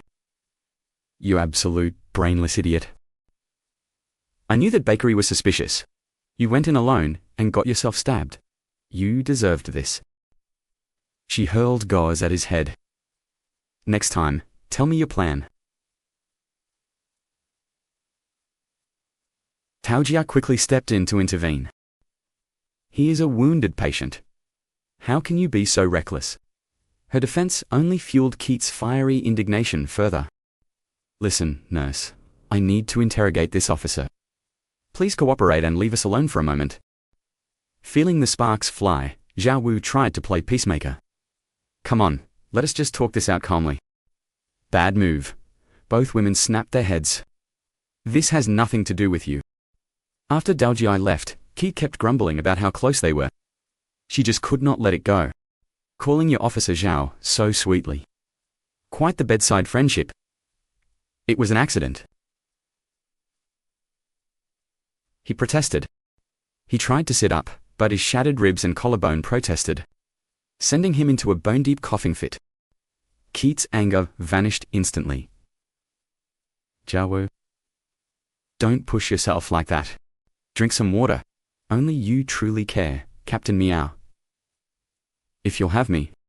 Despite his roguelike flirting, Keat could not hide a radiant smile, though her hands remained firm and unyielding. "Disgusting," she teased, suddenly letting go. The water splashed directly onto his face, in a cold shock. Suddenly, the heart monitor let out a piercing, continuous beat. The rhythm turned into a terrifying flat line. Panic seized Keat. She shook him desperately. "Zhao Wu, this isn't funny. Open your eyes right now." She screamed for a doctor. Suddenly, Zhao Wu bolted up and claimed her lips in a kiss, as the two were lost in a passionate, heart-racing embrace. The medical team finally burst into the room. Zhao Wu scrambled to explain, claiming he had simply knocked the heart monitor sensor wire loose by accident. The doctor gave stern orders to rest before leaving. Keat hid in his arms, holding her close. Zhao Wu whispered into her ear. He said, "You must take care of me." Fuming at his prank, Keat vowed to teach him a lesson. Zhao Wu quickly feigned agony. "Don't bully a wounded man." Keat's expression suddenly turned incredibly serious and cold. Professional assassins like Levuthan and Thoidi. These are trained killers from the elite mercenary underworld. Any one of them could kill a man easily, yet you beat them all to within an inch of death. "Tell me the truth, Zhao Wu. What exactly happened back there?" He just gave her a playful, nonchalant look. "I am standing right here, aren't I? If you want answers, you'll have to feed me that porridge first." She glared, but picked up the bowl anyway. "Can't you be serious for once? People almost died today." Zhao Wu pouted like a child. "To be honest, even I find the whole thing a bit confusing." "How did I win? It's unbelievable." "Maybe they were just careless." Keat pulled the spoon back. "Fine. When those mercenaries wake up and confess, I will find out everything anyway." Her voice trembled with worry. "You idiot." He did not let her finish. Zhao Wu gently kissed her forehead. "Don't worry. I would never leave such a beautiful woman a widow." More playful shouting echoed from the room. Once alone, Zhao Wu's playful mask finally began to slip away. Keat was right. If they mentioned his props under interrogation, he was finished. He desperately searched his inventory. A notification flashed a reward from his unconscious state. He had obtained the legendary memory editor prop. "This is perfect," he muttered. He threw off the covers, ready to move, despite his lingering physical pain. She tossed the covers aside, only to realize she was completely naked. In a twist of fate, Keat walked in at that exact moment, catching every single detail with his own eyes. Her face flushed a deep crimson as she turned her fury on True Vu. "Do you have a death wish?" Calling him a total creep, she landed a punch that nearly sent him flying. Later, outside the ward holding the captured criminals, the officers stood at attention to greet True K. With his cheeks still throbbing and swollen from the blow. "You guys must be exhausted from the all-day shift. I'll take over for a while." Once he cleared the room, he hurried inside and activated a memory editing device. Without a moment of hesitation, he began purging the records of the brutal warehouse battle and the secret gadgets. He slammed the delete button, erasing the evidence so he'd never have to worry about them running their mouths to the authorities. Everything was going perfectly until the young female officer suddenly bolted awake, just as True Vu was finishing. She stared at him in absolute terror, screaming bloody murder for him to stay away. Then, just as quickly, the room fell into an eerie silence. The colleagues outside thought they were hearing things, but they had full faith that Truco wouldn't make a mistake. True Vu's reputation skyrocketed after that case. A month later, his gym, Breathe Deep, was finally running smoothly and hitting its stride. Currently, True Vu found himself pinned down by K. Was this really the strength of the legendary god of war who made special forces tremble? His wounds hadn't fully healed yet, and the sudden pressure had him howling out in genuine pain. Startled, Keat jumped up to check if he was okay, but True Vu seized the opening, pulling her down and pinning her beneath him. Trapped in his grip, Keat couldn't budge. True Vu smirked and taunted her, asking if this wasn't the very combat style Captain Mew had taught him. He reminded her that you must always make your enemy drop their guard. Annoyed, Keat kicked the scoundrel away. Just then, a breaking news report flashed onto the television, capturing both of their undivided attention. "Good evening, viewers. We are reporting live from the scene of an ancient tomb excavation to bring you the latest developments. Workers discovered a thief's hole in the northwest corner, sparking fears of a break-in. The main entrance to the tomb has now been breached." The camera caught a glimpse of a group of people charging out of the tomb entrance in a state of pure hysteria. They were panicked, screaming about a dead body. A reporter chased after them, frantically asking if they had found ancient remains. "Ancient remains. It's a modern person. The body is already decomposing. Someone call the police." The playful mood evaporated instantly as they both turned dead serious. Without wasting a second, True Vu raced to the site. His team began briefing him on the grim details. The victim was male, between 50 and 60 years old, and dead for about 25 days. Even the seasoned investigators on the scene found the sight before them hard to swallow. Murmurs rippled through the crowd. "I've been a detective for most of my life, but I've never seen anything this bizarre." A modern body inside a Ming Dynasty coffin was a fascinating mystery. Another officer chimed in. Maybe the robbers had a falling out and silenced one of their own. They probably killed him and figured the coffin was a perfect place to hide the evidence. The victim was likely part of the crew. If we catch the grave robbers, we'll find the truth behind this murder. Soon, officials from the Cultural Bureau arrived to plead with the police, desperate to recover the stolen treasures. As True Vu scanned the perimeter, a stern-faced old man caught his eye. Unsure of the stranger's identity, he reached out to his contacts for more information. It turned out to be Deputy Keen Hung from Bureau M, a legendary veteran detective. It seemed the city was fostering a bit of a rivalry to solve this case.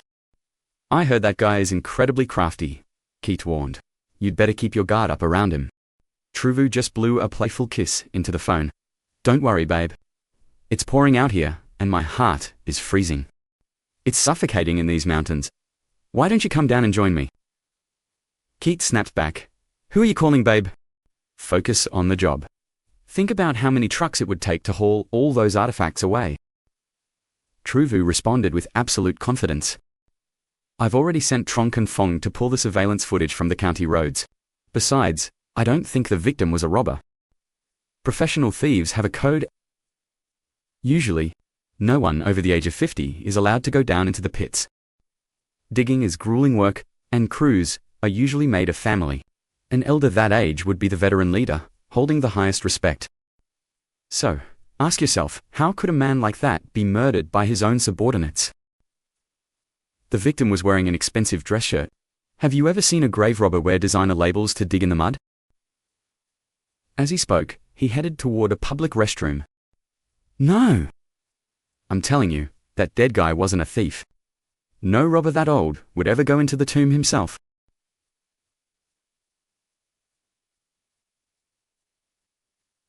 This person's train of thought was a perfect match for Zhao Yu's own deductions.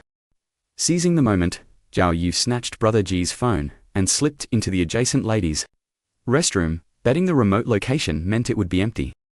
It was deserted, just as he thought.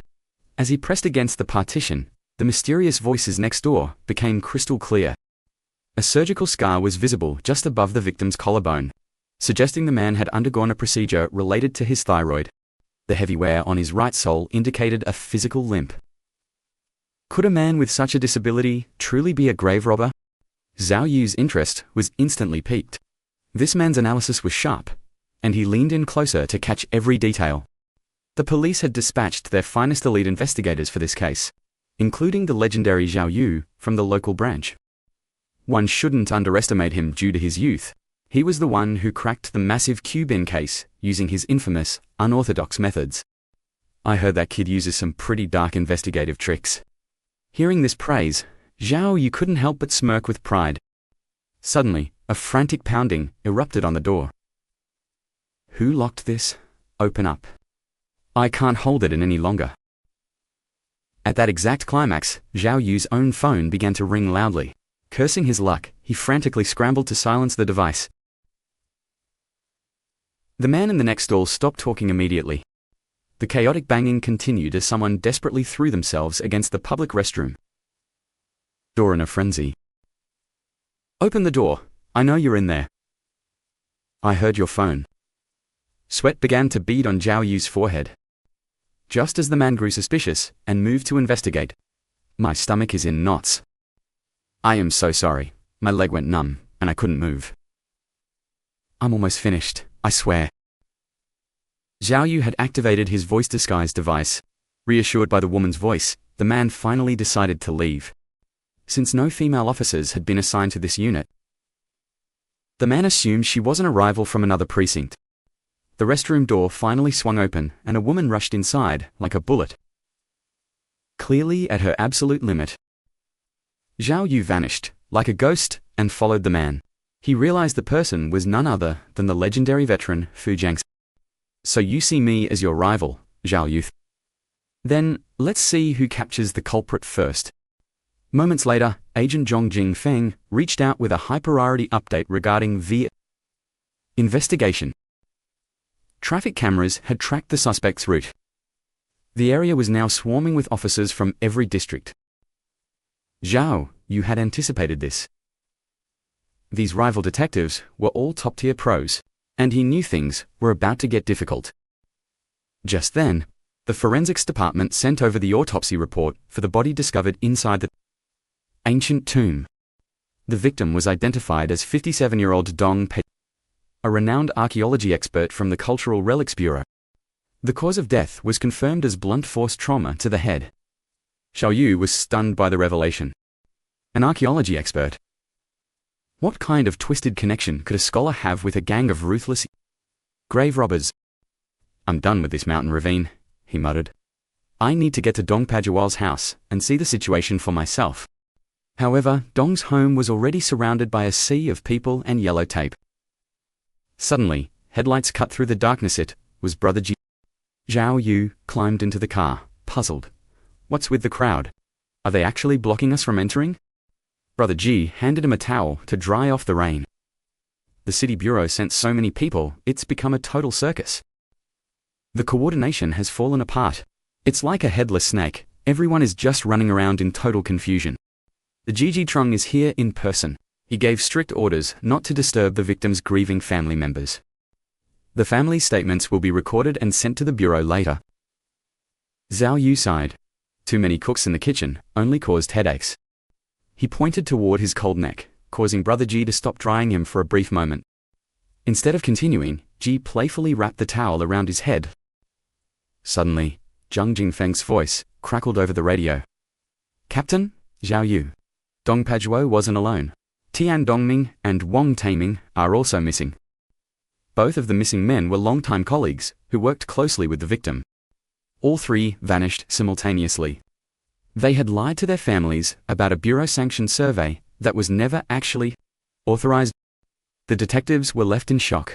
Could it be that there were no professional grave robbers involved in this at all? What if these experts tried to rob the tomb themselves? And a deadly internal dispute broke out? Don't you think this tomb body and that 18-year-old ancient costume corpse case from the past are eerily similar? While I was researching the old robbery unit files, I stumbled upon a cold case that never sat right with me. Years ago, during a demolition near the Puxi Bridge, a resident found bones in an ancestral grave, a woman that. The body unearthed from the pit showed signs of decomposition. The traditional robes draped over the woman were no ordinary garments. They were a priceless ancient antique. A missing persons notice had been posted for ages with no claimants, so the decaying body was eventually. Detectives secured DNA, fingerprints, and blood samples. No much has ever revealed her true identity. The previous case involved an ancient tomb containing a body in modern clothes. A truly bizarre discovery. This time, it was a body in ancient robes appearing in a modern setting. Those clothes were valuable cultural relics. It raised a chilling question. How could an ordinary person ever get their hands on such a treasure? Unless the killer was a grave robber, having such clothes wouldn't be strange. Are these two cases secretly linked? Could the killer have some twisted fetish?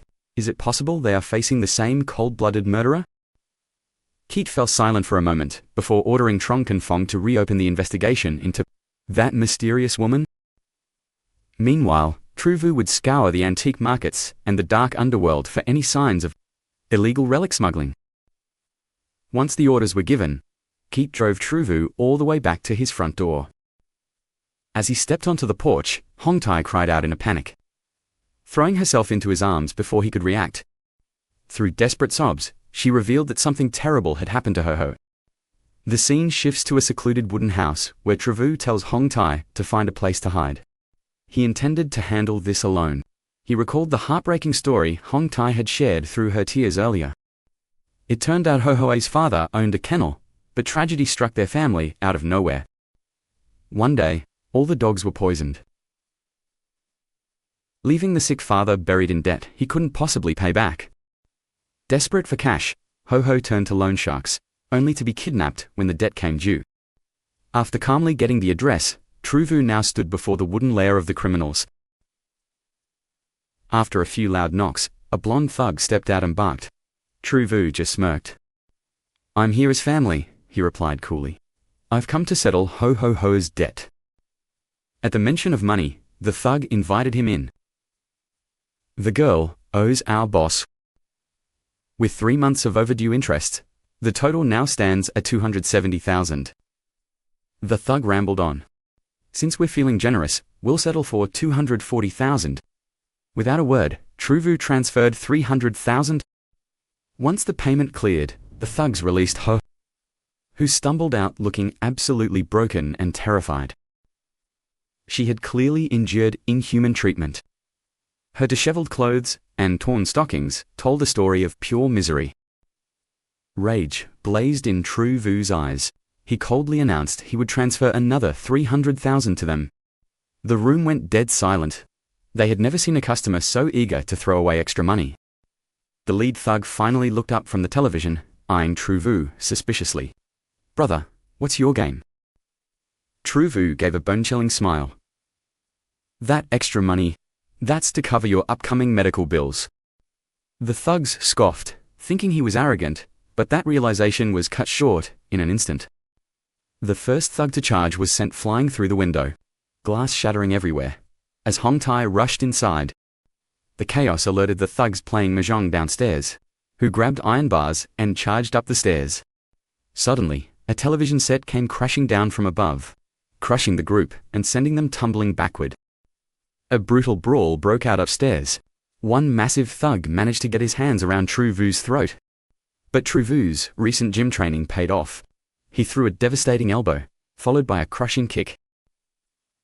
The muscle-bound thug was launched through the air, smashing into a glass coffee table with another henchman.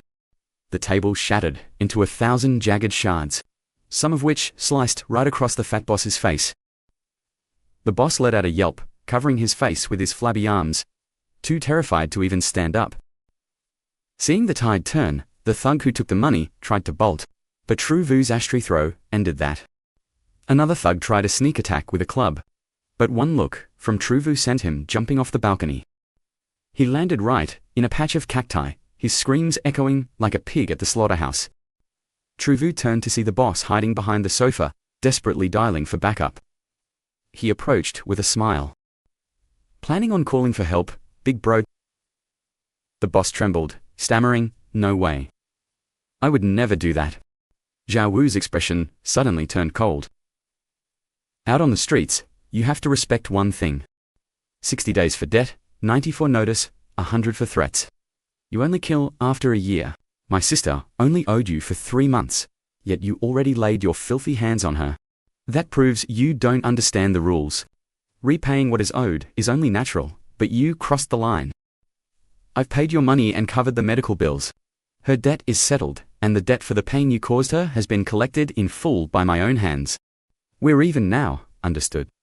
The fat man nodded frantically, his face pale with a look of pure, unadulterated terror. "If you ever target my sister again, you'll suffer the consequences." He walked away with her, but realized they were being hunted by a massive pack of reinforcements. The fat man had clearly called for backup. Outmatched and exhausted, Zhao Wu knew that a tactical retreat was their only survival strategy. The chase was on, and they were quickly cornered in a dead end. Zhao Wu cursed, measuring the high wall before boosting the girl up with his hands. With the thugs closing in like a pack of wolves, he had no choice but to take a desperate, dangerous gamble. Shards of broken glass lined the wall's edge, shredding her already tattered clothes and leaving her in a truly pitiful and bloody state. She climbed through the pain, and Zhao Wu leaped over after her. Below, he caught her just as the thugs began scaling the wall behind them. Amidst the frantic chaos, the two of them scrambled inside a dark, silent warehouse to hide from their pursuers. Zhao Wu locked the door and finally exhaled. He pulled out his phone to call for help, but the light revealed something chilling in the shadows. His heart stopped. The floor was covered in a sea of ancient locking jars, dusty containers. They were caked in fresh earth, appearing like artifacts recently plundered from a grave. Outside, the heavy rain continued to fall relentlessly. Sirens echoed through the empty streets as everything was seized. Back at the station, Zhao Wu pulled Detective Ji aside to show her something incredible. Ji followed him, full of doubt, while Zhao Wu flashed a mysterious, mischievous smirk, promising her a massive and legendary surprise. The door swung open, and the girl lunged at Zhao Wu. "Is this the big surprise you mentioned?" Zhao Wu gently moved the girl aside with a laugh. "No, the real prize is waiting right inside that room." When Ji saw the mountain of ancient artifacts and relics, her eyes instantly widened with professional greed and pure excitement. Zhao Wu suspected a link to the tomb murder, but hours later, the lab results came back. Everything was a clever fake. The thugs weren't grave robbers. They were professional counterfeiters. That small warehouse was nothing more than a factory for making high-end forgeries. The news hit Zhao Wu hard.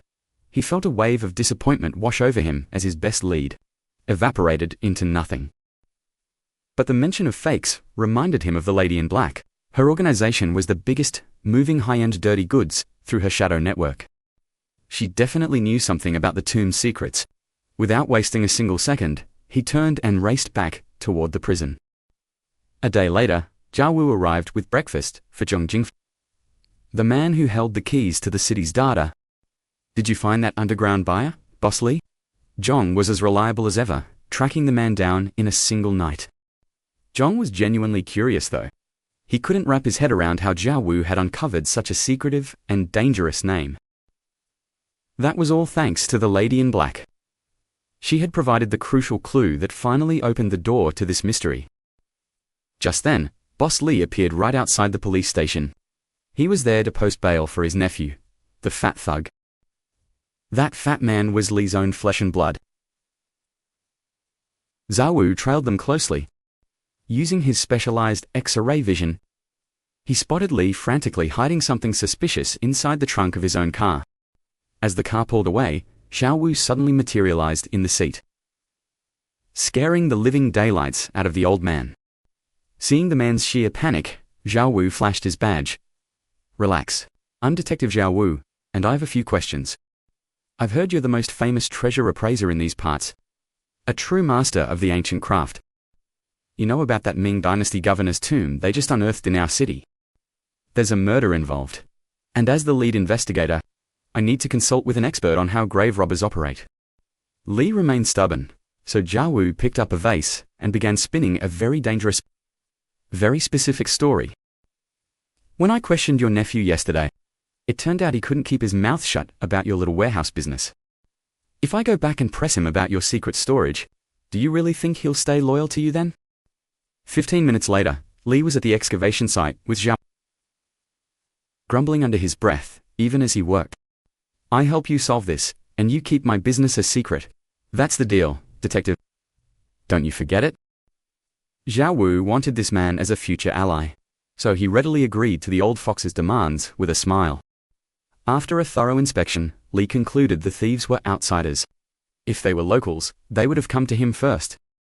As he continued his rambling analysis, something in the dirt suddenly caught his eye, stopping him dead in his tracks. Looking at these skeletons, is the legend of the 12 golden Buddhas actually real? Night falls on the precinct. The night shift detectives are out cold from exhaustion, yet Kayat immediately catches him sneaking in. Kayat opens her eyes groggily and whispers, "What are you doing here at this hour?" He gently drapes his jacket over her. She asks for updates. Treyuvia reveals he's been analyzing the tomb with a friend, and they've stumbled upon startling new leads. Those words immediately spark a flicker of intense interest in Kayat's tired eyes. You know, Golden Buddha, Temple, Park, right? He explains that through LS2 Cinch, back during the Wanli era, a devastating drought once gripped the entire New Nai region. The governor led the people to pray for rain. To show devotion, he and the elites donated pure gold to cast 12 Buddha statues. However, unofficial histories whisper a darker truth. The governor's prayer was a sham, fueled by nothing but pure greed. He placed 12 fakes in the temple, while the real golden Buddhas were secretly swapped and stolen under cover of darkness.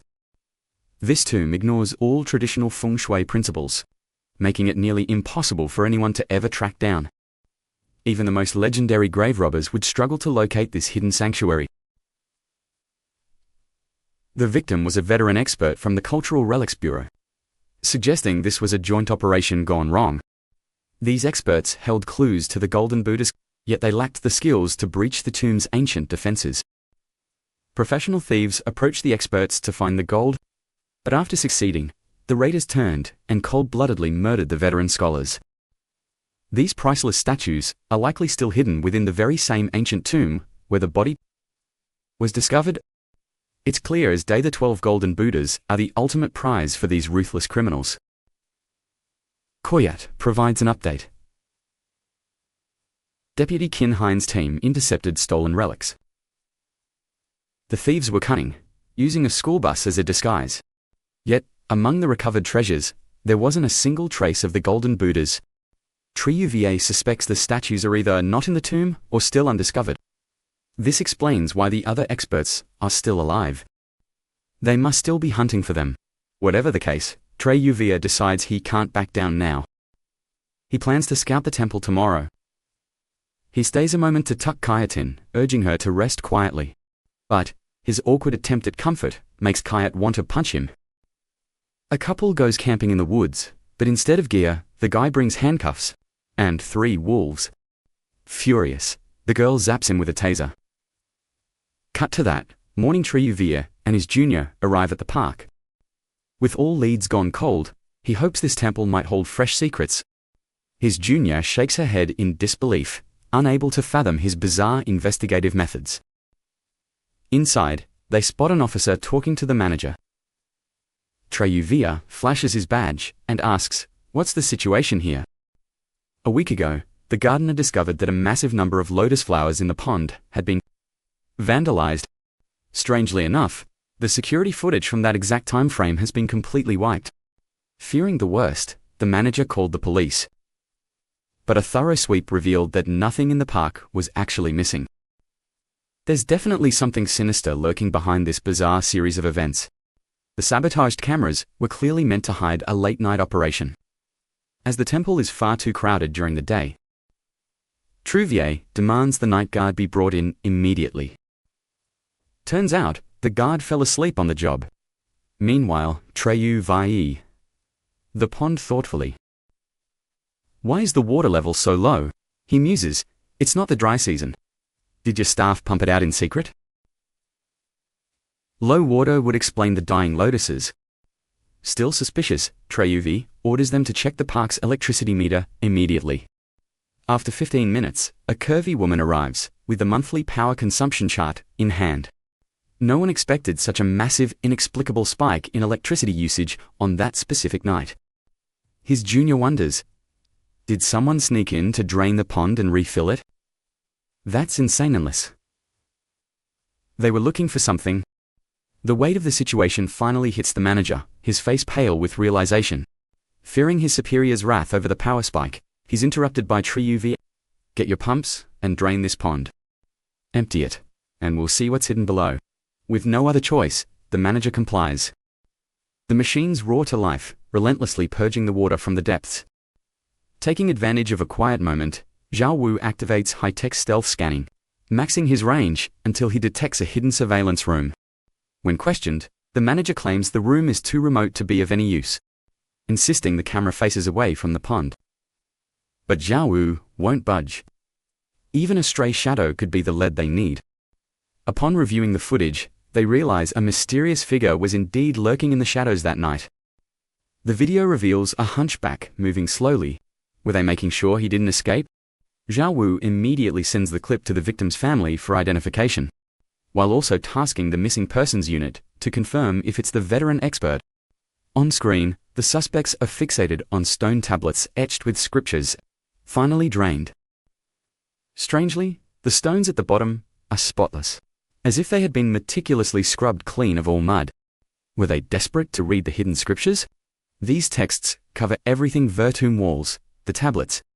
Could the grave robbers be using these ancient verses to track down the 12 legendary golden Buddha statues? Just then, a call comes in confirming the hunchback in the video is indeed the missing Professor Tian.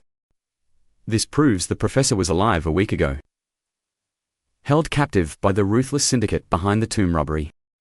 It's likely they murdered Dong Pajuo as well. Suddenly, Captain Miao calls Zhao Wu with a startling lead. "I found something. Decades ago, 3 experts went on a field expedition to Mount Gish, but they were hit by a flash flood. There were actually 4 members, and 1 never returned." This revelation leaves Zhao Wu completely stunned by the implications. Back at the station, Miao reveals secret manuscripts hidden in their office. Since that fateful trip, they had been secretly investigating the statues, hiding their research from everyone. Zhao Wu suspects something life-changing happened at Mount Gish. Perhaps a trap within the ancient tomb blocked their path. The site of that old disaster might be the exact location where the golden Buddhas are hidden. The thieves are likely there now, but without proof. Headquarters refuses to authorize a full-scale mountain search. Zhao Wu has a plan. If a flood happened, they just need to follow the old river path to find the truth. Since the department won't mobilize, he decides to take matters into his own hands. How about a private trip to the mountains? Cut to Mount Gishan, where the captain's furious screams. Xiao Wu, are you insane? I told you to bring to tents, not this. The bag is filled with useless junk. Xiao Wu just sprawls out lazily, explaining his bizarre survival gear. One tent is enough. These handcuffs are for the bad guys, and this candle is for emergencies. He then pulls out a small leather whip, claiming it's to ward off mosquitoes and wild beasts in the deep woods. The captain's blood boils. Every item he brought is more ridiculous and useless than the last. But when he pulls out a pack of textured, lubricated condoms, the captain's face turns bright red with rage. Xiao Wu panics, explaining they are perfect for waterproof storage and making sturdy ties for their gear. What on earth are you planning to tie up? The captain fumes, kicking him away before he can justify it. Get lost and find some firewood. Regret washes over the captain as Xiao Wu scurries off to comply. I must have been possessed by a demon to agree to this crazy mission. Trusting this idiot to find grave robbers in the wilderness was a mistake. But there's no turning back now. As the ramen aroma fills the air, Xiao Wu drools. Eat your own food. Xiao Wu rummages through the tent. Old Man Fu probably called in a helicopter to beat us there. We have to eat well to catch those thieves first. He produces a perfectly roasted chicken. I'm not stingy like you. As they say, never throw away the best part of the bird. He offers the captain a chicken tail, leaving her feeling absolutely dizzy with frustration and disbelief. Xiao Wu is truly a rare breed of survivalist. Once full, he starts plotting his next move. Seeing a chance to impress his goddess, he asks, Captain, I forgot those martial arts moves you taught me. She sees right through his act and agrees, but her next move is anything but a gentle lesson. She strikes with a sudden headbutt, but Xiao Wu manages to dodge it just in time. Suddenly, he pinned Captain Meow from behind, his grip so powerful she couldn't break free. Captain, you didn't teach me this last time. Panicked, she drew her stun baton and swung it wildly. Blue sparks erupted, forcing Xiao Wu to raise his hands in immediate surrender. My mistake, Captain, I'm sorry. Angered, she stormed toward the tent, while he followed with a grin. Tired, Captain, it's been a long day. Maybe it's time we turned in together? Just as he reached the tent, a bolt of electricity surged out. Sleep outside. Xiao Wu clutched his bag. Captain Meow, don't be so heartless. There are monsters out here. I'm terrified. Please, let me in. I promise to behave. More sparks served as her final answer. As he stared into the dark forest, suddenly, her voice drifted from the tent. Xiao Wu, are you insane? Get in here before you freeze to death. Do you want to die? Move it. Overjoyed, he grabbed his gear and dove inside. The cold was unbearable, so he immediately hugged her. His teeth chattered as he groaned about the chill. Seeing no hidden motive, she allowed the embrace. They drifted into sleep, unaware that nearby, a camping couple had stumbled upon a terrifying secret. A group of armed men were preparing to execute two bound elders in the shadows. These were no ordinary victims. They were the legendary veteran experts who had vanished without a trace. A man named Dai Engu aimed his weapon. The terrified expert could only shake his head. Captain Meow couldn't take it anymore. She prepared to charge in to save them. Xiao Wu held her back. They're all armed. Charging now is suicide wheel, just end up trapped. Seeing the gunman hesitate, Xiao Wu hatched a plan. He snatched a stone and hurled it away. The noise sent the grave robbers into a panic, their eyes darting toward the sudden sound. Seizing the moment, Captain Meow lunged forward, her stun baton crackling as she neutralized Daingu. The electric shock sent him into convulsions. Meanwhile, Xiao Wu swiftly dragged the experts to safety. In the chaos, Captain Meow snatched the fallen pistol with lethal grace. She opened fire on the thieves, hitting their leader. The Taoist priest collapsed, cursing through the pain. Damn it, what the hell is happening? After them, kill them all. As they fled, she fired back to cover their retreat. After a grueling sprint, the two elderly experts finally collapsed. Weakened by age and days of brutal torture, Zhao Wu scouted for cover. To make matters worse, Captain Miao realized she was out of ammunition.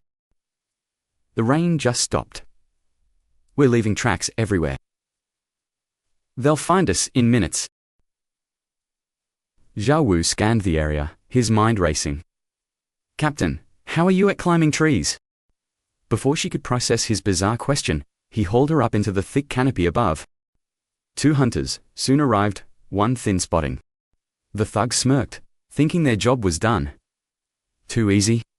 These old bags can't run anymore. Just as they prepared to strike, a shadow dropped.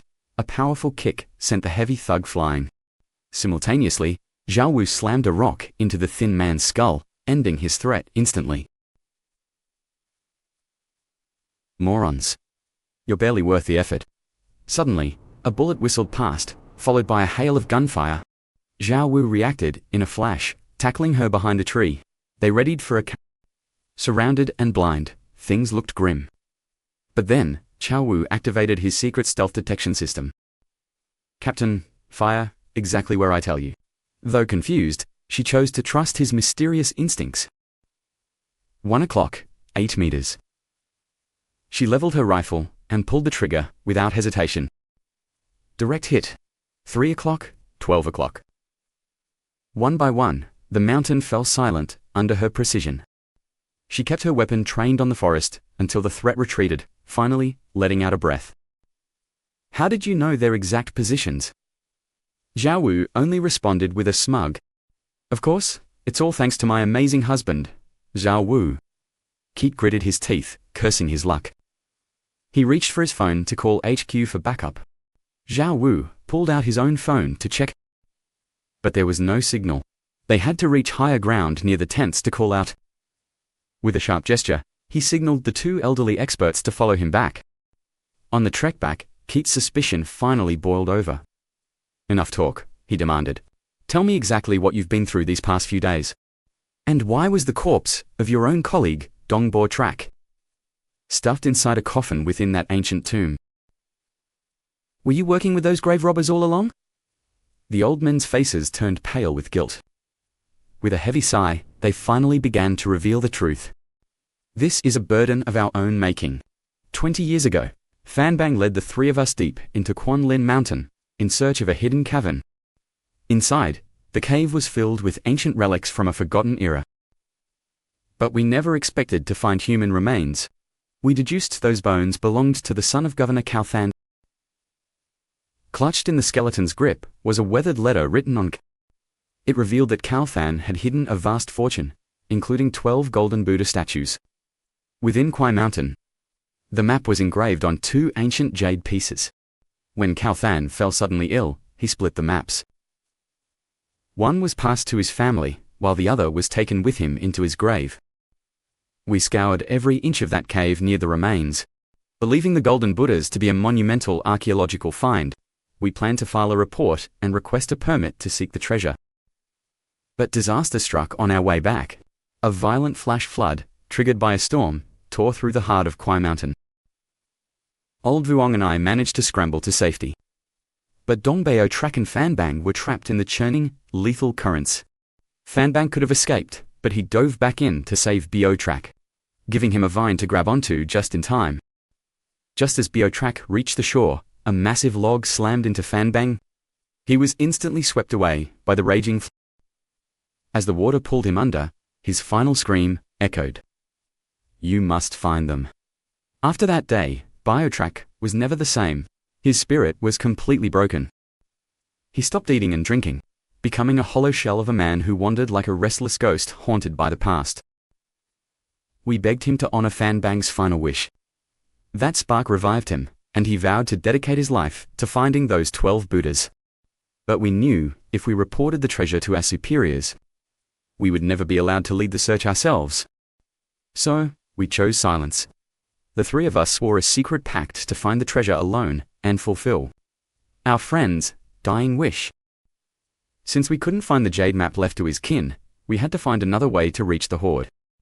Our primary goal became locating Governor Caothan's hidden tomb. But for 20 agonizing years, The grave remained hidden from our sight. Dong Biotrat grew the most desperate. He was older than both of us combined. His health was failing after several major surgeries, and even my own legs were becoming too slow for the hunt. In a final act of desperation, he used his connections to reach out to a notorious mastermind, a man known only as the Dao. That man and his crew were terrifyingly efficient. In just 5 short months, they achieved what we couldn't in decades. To confirm, it was truly Cao Fan's grave. They had to excavate a secret tunnel to find the headstone before we could proceed. On the day the tunnel was completed, we all lied to our families about a field trip, so we could witness the discovery ourselves. Biotrack had a deal. Once the tomb was confirmed, he'd pay them a fortune to disappear. However, that Daotrong had known our true goal from the very start. He was after the 12 golden Buddhas all along. Once Biotrack and the Daotrong entered the burial chamber, the ancient jade map was resting inside Cao Fan's coffin. The Daotrong instantly betrayed the agreement. A violent argument erupted, and he murdered Biotrack where he stood. When the robbers emerged from the shadows, we were certain our lives were over as well. But luck was on our side. The Daotrong couldn't decipher the jade's secrets, so he spared us only to use our knowledge to find the gold. The jade was inscribed with cryptic Buddhist sutras. We had no choice. We had to decode the text to stay alive. Suddenly, Zhao Wu's phone chirped with a sharp, static sound. It was the emergency radio function. The latest high-tech gear from the police department. It works even in dead zones within a short range. Wait. Could Fo Kim Hung still be alive? Is someone finally trying to reach us? He pressed the button, and a low, gravelly voice echoed from the speaker. The man on the other end was the Daotrong himself. Zhao Wu froze in utter disbelief. He must have scavenged Keith's lost phone. To bypass police encryption that quickly, this man was far more dangerous than they ever imagined. Keith snatched the device, his voice dripping with venom. You've got a lot of nerve, Daotrong. You know exactly who I am. And yet you still dare to call a police officer. The Taoist priest let out a sinister laugh, his eyes burning with rage from the shot Keith had fired earlier. He sneered, promising to settle their debt another time. But Zhao Wu sensed something was horribly wrong. Their walkie-talkies only had a range of 100 meters. He realized the priest was just stalling for time. He claims to be fleeing, but he is actually encircling us. We have to move now. Call headquarters immediately. They bolted toward the tents, but the forest was a dead zone still. Leading the pack, Zhao Wu suddenly froze as his stealth detector shrieked a warning. Explosives. He spun around, screaming at the top of his lungs. It is a bomb. Panic seized Keith and the elderly experts as they scrambled desperately down the mountain slope. A deafening blast shattered the silence, and the mountain peak, suffocating smoke. Keith's heart raced as she scanned the chaos for Zhao Wu. She saw him being hurled through the air by the massive shockwave. He looked unhurt, but they were now surrounded by a landscape of lethal debris. A massive log came hurtling toward Keith, but Zhao Wu did not hesitate. He lunged forward, tackling her to the ground just in time. They tumbled down the steep hillside in a blur of motion. Rocks raining down around them like lethal hail. Zhao Wu held Keith tight, shielding her body with his own. Only when they reached the bottom did they finally dare to breathe. Pale and trembling, Keith checked him for injuries. Are you hurt? Zhao Wu offered a shy smile. Suddenly, she threw her arms around him, tears streaming down her face. She had been terrified of losing him. But an instant later, her expression turned stone cold. Wait, ... Where are the experts? Nearby, Wang Tai Min leaned on Dong Min, his voice trembling with confusion. Good heavens, where did they go? Where even are we? One of them did not care for answers, only focused on running blindly forward. Suddenly, a cold barrel of a gun blocked their path. Going somewhere? Time to say goodbye, old men. Before he could fire, a shadow dropped from the trees. Using a vine to swing, a figure delivered a crushing kick to the gunman and opened fire on the remaining thugs. You dare lay a finger on our people? As he spoke, another shadow lunged from behind for a cowardly ambush. But Cao Vu was faster. With a lightning-quick reflex, he reached up and intercepted the strike with ease. This scrawny priest looked weak, but he had a deadly trick up his sleeve. Using a Tai Chi redirection technique, he sent the powerful Cao Vu flying back. The impact was so violent that Cao Vu's head nearly shattered against a nearby tree. Seeing him in danger, Keat ignited with fury. She launched a devastating spinning kick, aimed straight for the priest's head.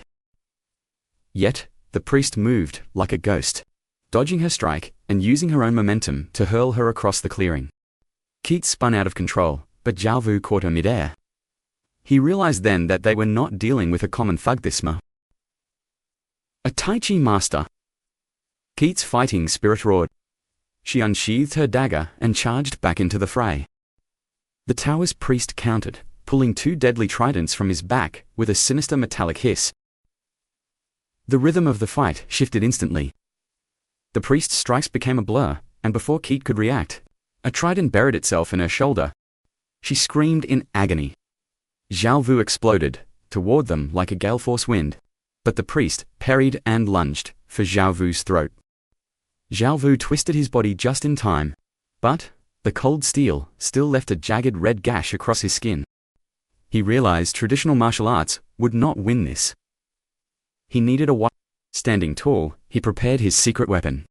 Taking a massive breath, he activated his invisible megaphone and unleashed a soul-shattering roar. Go to hell, you dog. The sound hit like a physical blow. The priest's eardrums ruptured, blood spraying, as he fell into a paralyzed shock.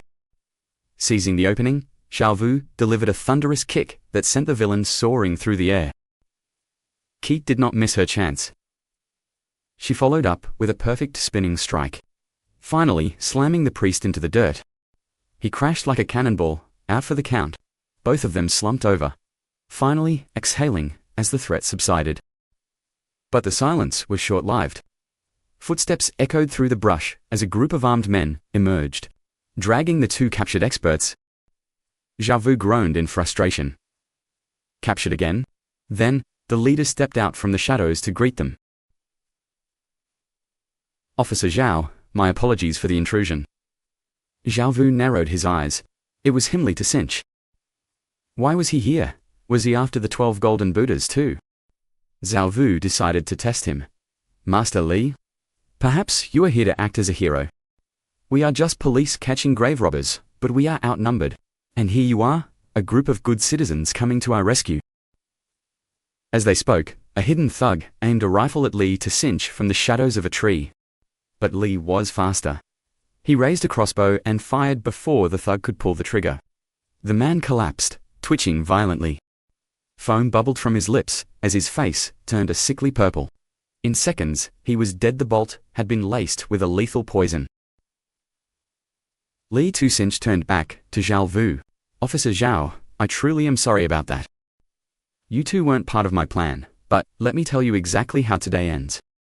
Your officers and those thieves clash in the forest. A bloody shootout leaves everyone dead. No survivors. What do you think of that story? He aims his crossbow, but Cao Vu just smiles, with calm, radiant confidence. Well, it seems we're dead either way. But I should tell you I actually know where the Golden Buddha is hidden. Li Yushen's crew froze in shock. The bait was taken. Cao Vu didn't miss a beat, pressing his advantage. The Taoists and experts found 6 clues. General Ridge, Jade Slopes, Millennial Pines, Crescent Pit, and Raindrop Stone. Of course, that's just what your experts recently shared with me. We just cleared General Ridge, and we're heading south to uncover the mysterious 4th clue. Only one clue remains. In these deep mountains, there's no signal. The police can't reach us.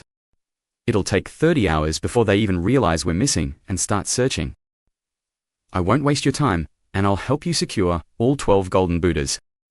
It's a steal, right? You have an army. We're just 2 men and 2 seniors.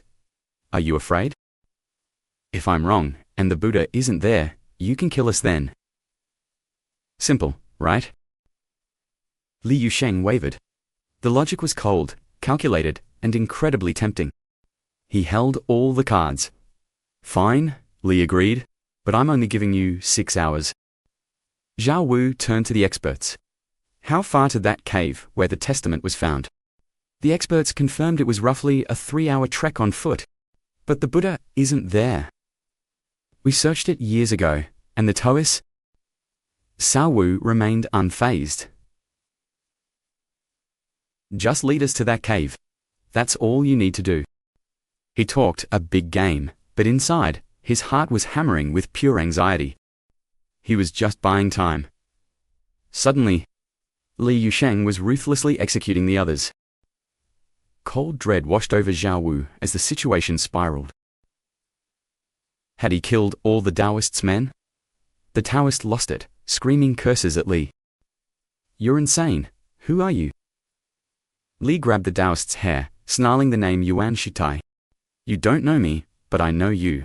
Our grudge started 18 years ago. You murdered my master and sister, then heartlessly stuffed them into ancient tombs. Like props. Where is my master's golden Buddha? Where are the artifacts you stole from him? Zhao Wu realized the truther Taoist was the killer from that ancient cold case. Back to 18 years ago. Yuan Shutai was only 19, digging an old well with his father. Fate was cruel.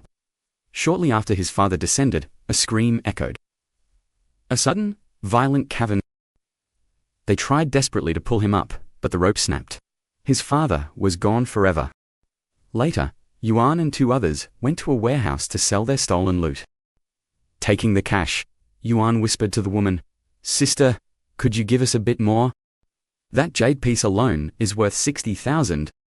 She waved him off with a sneer. You said it yourself, that's the market price.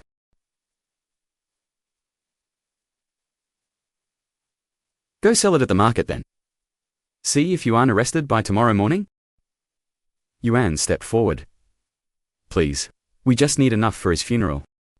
She exploded in rage. Am I a charity? Your father's death isn't my damn problem. Trash, like you shouldn't talk back.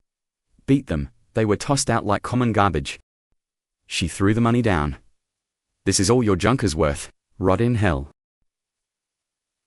Staring at the scattered bills and the crushing humiliation, he vowed they would pay. Years later, she and the mob boss were relaxing at home. After a night of indulgence, they collapsed into bed, completely exhausted. Suddenly, a noise. Shadows moved. Deadly guests had arrived in the dark.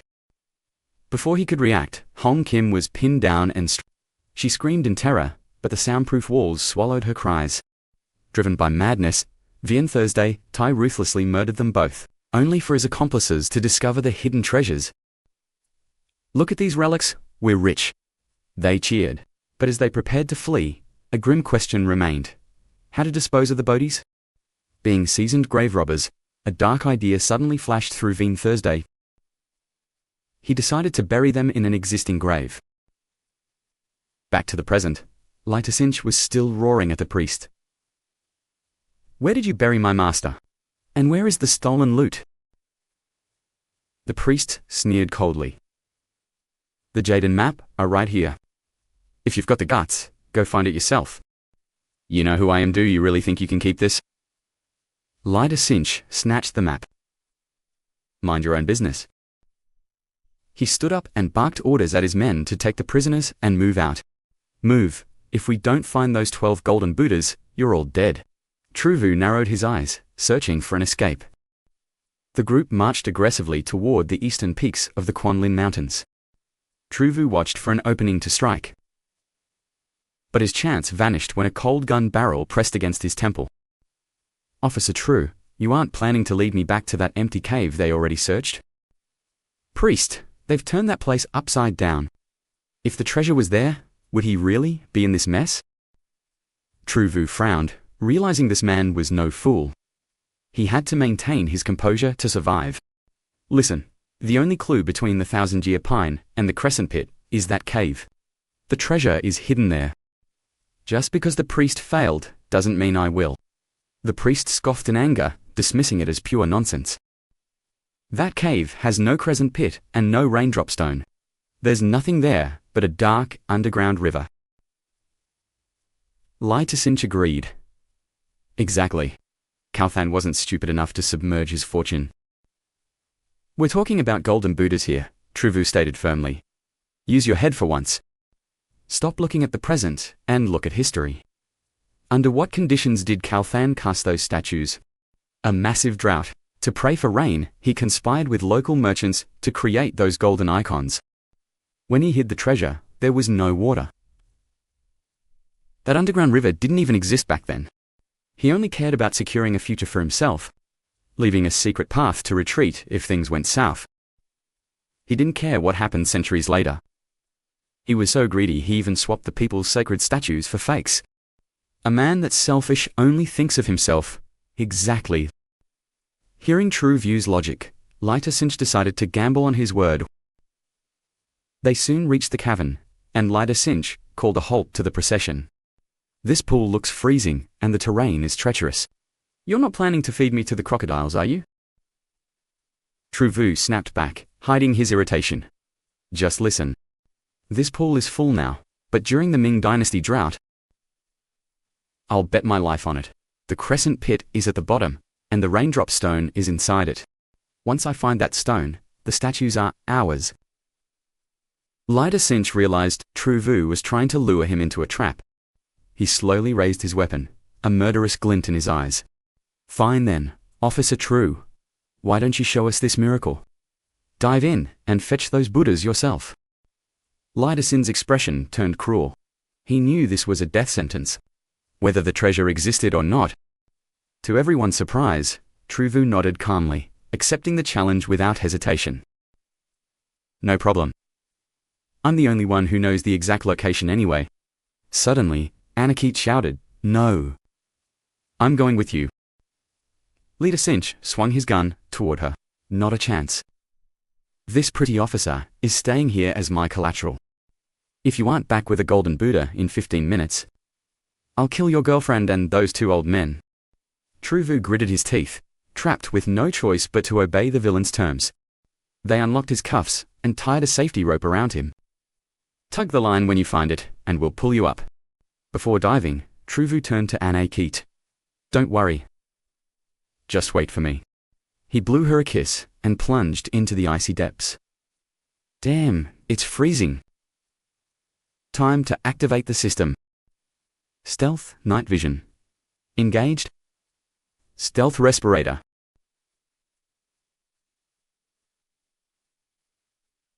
This pond is absolutely massive. Could there be a secret passage leading to the outside world? If a path exists, I can circle back and ambush them. If not, I'll have to lie and say, I've found the treasure, but lack the tools to retrieve it. Navigating the treacherous underwater terrain, Zhao Yu activates his stealth telescope. He feels a mysterious, powerful current pulling him deeper into the dark cavern. But as he gazes into the depths' good heavens, a colossal rift reveals itself, shaped perfectly like a shimmering crescent moon. The Crescent Lake. Could the legendary golden Buddha statues truly be entombed beneath these dark waters? In an instant, the biting cold vanished as adrenaline surged through him. His blood began to boil like a raging fire. Where would Qiyu Chang have hidden the gold before the floods came? Diving deeper, Zhao Yu scans the area until he uncovers a hidden mechanism. Hidden within a small depression is a peculiar stone, the raindrop stone. Zhao Yu is so ecstatic he nearly lets out a silent scream. The final clue from the treasure map is right here. But how could a single stone possibly conceal the massive golden Buddhas? Zhao Yu activates his X-ray vision, and suddenly, several stone fragments of a distinct, unnatural color catch his eye. He pries the fragments away, revealing a narrow, jagged fissure. Could there be a secret chamber hidden behind the rock? Venturing into the dark crevice, Zhao Yu feels the pull of the legendary treasure, growing stronger with every stroke. But disaster strikes halfway. The safety rope around his waist reaches its limit. It isn't long enough to go any further. If the thugs pull the rope back and realize he's gone, they'll kill him instantly. But such a setback won't stop a man like Zhao Yu. He anchors the rope to a massive boulder and dives deeper. After a grueling trek through a long tunnel, he finally breaks the surface into a pocket of air. Before his eyes lies a hidden grotto, 10 square meters wide, packed with dozens of weathered wooden crates. Clambering onto the rocky ledge, he smashes the bronze lock with a stone. Inside, the crate is filled with protective layers of cotton. As Zhao Yu tears the padding away, a blinding golden radiance erupts. The solid golden Buddha finally stands, revealed before him. It's real! Zhao Yu stands frozen in awe. Beside the golden Buddha lie piles of priceless gold. He grabs a handful of jewels, let out a triumphant laugh, but then his gaze turns cold and dangerously sharp. Fate has finally smiled upon me. Priest Li Zusheng, your paths to the underworld are officially open. On the surface, Li Zusheng's crew is growing restless. Boss, he's been down for 13 minutes. Only 2 minutes left. No human can hold their breath that long, and the rope is fully extended. That brat is definitely fish food by now. Suddenly, the rope jerks violently. Goldenhead lets out a shout and begins hauling the line up with all his strength. Li Zusheng stands ready, leveling his crossbow. If he returns, empty-handed, I'll send a bolt straight through his skull. Anchkeet watches, in absolute terror. Then, the inevitable happens. As the rope breaks the surface, the first thing they see isn't a body, but the shimmering glow of a golden Buddha. Zhao Yu climbs ashore with supreme confidence, declaring that all 12 statues are safely hidden in the depths below. To silence their doubts, he thrusts the statue high and walks straight toward Li Zusheng. The treasure has been found. Come and claim your prize, Mr. Li. Zhao Yu then feigns a clumsy trip, accidentally hurling the golden statue back into the lake. Blinded by greed, Li Zusheng lunges to save the treasure. Seizing the chaos, Zhao Yu hurls a bag of jewels into the air. The thugs scramble like starving animals for the gems, while Zhao Yu rushes to cut Anchkeet's bindings. With a powerful kick, he sends the first thug flying into the water. Long-haired Hua draws his gun, but Anchkeet. Snatching the fallen firearm, Anchkeet wastes no time. Ancestors. Zhao Yu is impressed by her lethal efficiency, but suddenly, he bellows a warning as another threat looms behind her. Reacting instantly, Anchkeet swings the butt of her gun backward, smashing Goldenhead's skull and sending him to the earth. Li Zusheng cowers, like a cornered dog, yet he still screams. Whoever takes them down gets a golden Buddha. Before Zhao Yu can respond to the threat, a massive hand clamps down on him from the shadows.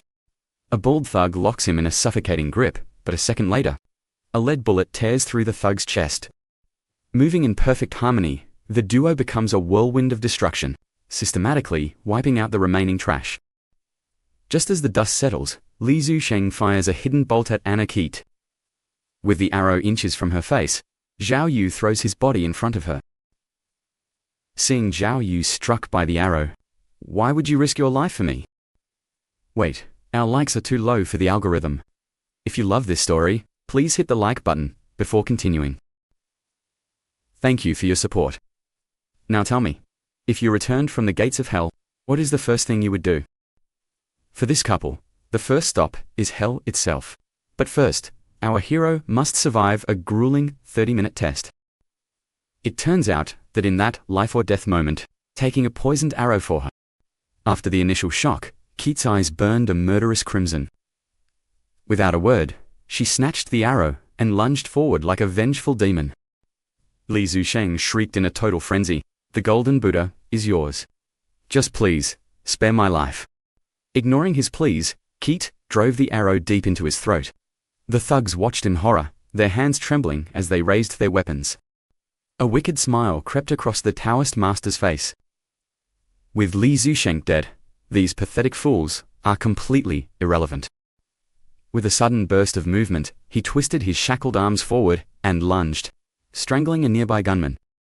But in the blink of an eye, the man in his grasp took a lead slug directly to the skull. The shooter was none other than Keet. Before the Taoist could even react, she ruthlessly pumped 2 more bullets into his chest. Her face had transformed into that of a vengeful spectre. Anyone who dared to stand in Keith's path met the same cold fate. It wasn't until Dion Dongming asked about Zhao Wu's condition that Keith finally snapped back to reality. She rushed to Zhao Wu's side, pressing her ear to his chest, but she was met with terrifying silence. Without wasting a second, Keith frantically began performing emergency first aid. Lifeless body. But Zhao Wu remained still, showing no signs of life. In that moment, blurred memories of their bond flashed through Keith's mind. Tears finally broke through, as her body shook with uncontrollable tremors. Why did you take that hit for me? Get up, Zhao Wu, you arrogant bastard. Stand up, right now. Then, a miracle occurred. After a sudden, sharp gasp, Zhao Wu jolted back to life in a way that defied all logic. Overwhelmed with relief, Keith lost all composure and pulled him into a crushing embrace. For 2 minutes. Before Zhao Wu could even speak, Keith smothered him with a messy, emotional kiss. Zhao Wu responded with a passionate kiss of his own.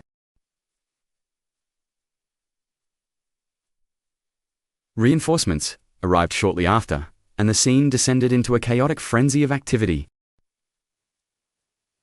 There's another casualty over there. Look at all these bodies. Did those two really do all of this? Keith suddenly fell into a heavy silence, making Zhao Wu uneasy. He wondered, is this the first time she's had to kill? Sensing her turmoil, Zhao Wu gently stroked her head. Captain Mu, don't overthink it. It was either them or us. If anything, I think you actually went a little too easy on those. The only thing that matters is that we're both alive. Keith's eyes welled with tears as she clutched him. I really thought I had lost you forever. Zhao Wu was genuinely taken aback by her raw vulnerability. Was she truly that terrified of losing him? If not for the universal serum, that poison would have been his end. It had been a razor-thin escape. Even after neutralizing the poison, he had nearly slipped away for good. In the final seconds, his internal automated pacemaker. Otherwise, he would have been looking at another reincarnation. Suddenly, Keith shouted right in his face. If you ever do something that's stupid again, I will kill you myself before taking my own life. There won't be a second chance. Do you hear me? Zhao Wu could only offer a helpless smile. The system flashed. Encounter complete. Completion 175%. 10 items rewarded. Zhao Wu checked his rewards, and his eyes widened at the legendary loot list scrolling before him. A universal skeleton key, invisibility cloak, and the universal serum also included stealth hemostatic medicine, energy boosters, and an electronic shielding device, plus a stealth tracker, a scent-based pursuit tool, and a stealth drone with a 10-minute flight time. Zhao Wu practically jumped for joy. He had nearly exhausted his arsenal, and now he was fully restocked. At the local precinct, a junior colleague informed him that the city bureau had sent an internal affairs team. It turns out, Li Zhusheng's remaining henchmen gave incriminating testimonies against Captain Mu. Their biased statements were the primary reason the Oversight Committee was now launching an investigation. Inside the meeting room, the atmosphere was thick with accusation. Captain Keith, you know the protocols for field operations. Yet, in that cave, you executed 2 men and nearly killed a third. This is a clear abuse of power. Even if they were criminals, and you acted in self-defense. Several of those suspects were already incapacitated. Was there an element of intent in your actions? One suspect was even shot directly in the head. After all, we've heard that Captain Mu is quite the renowned sharpshooter. From that distance, she could have easily aimed for his shoulder, or any non-lethal spot. Those are the ironclad rules of police conduct. Suddenly, Zhao Wu kicks the door open, plunging the room into stunned silence. Fueled by more raw audacity than common sense. He barks at the cowards, "Are you trying to start a riot?" Before they can react, he grabs a glass. "Is this an interrogation?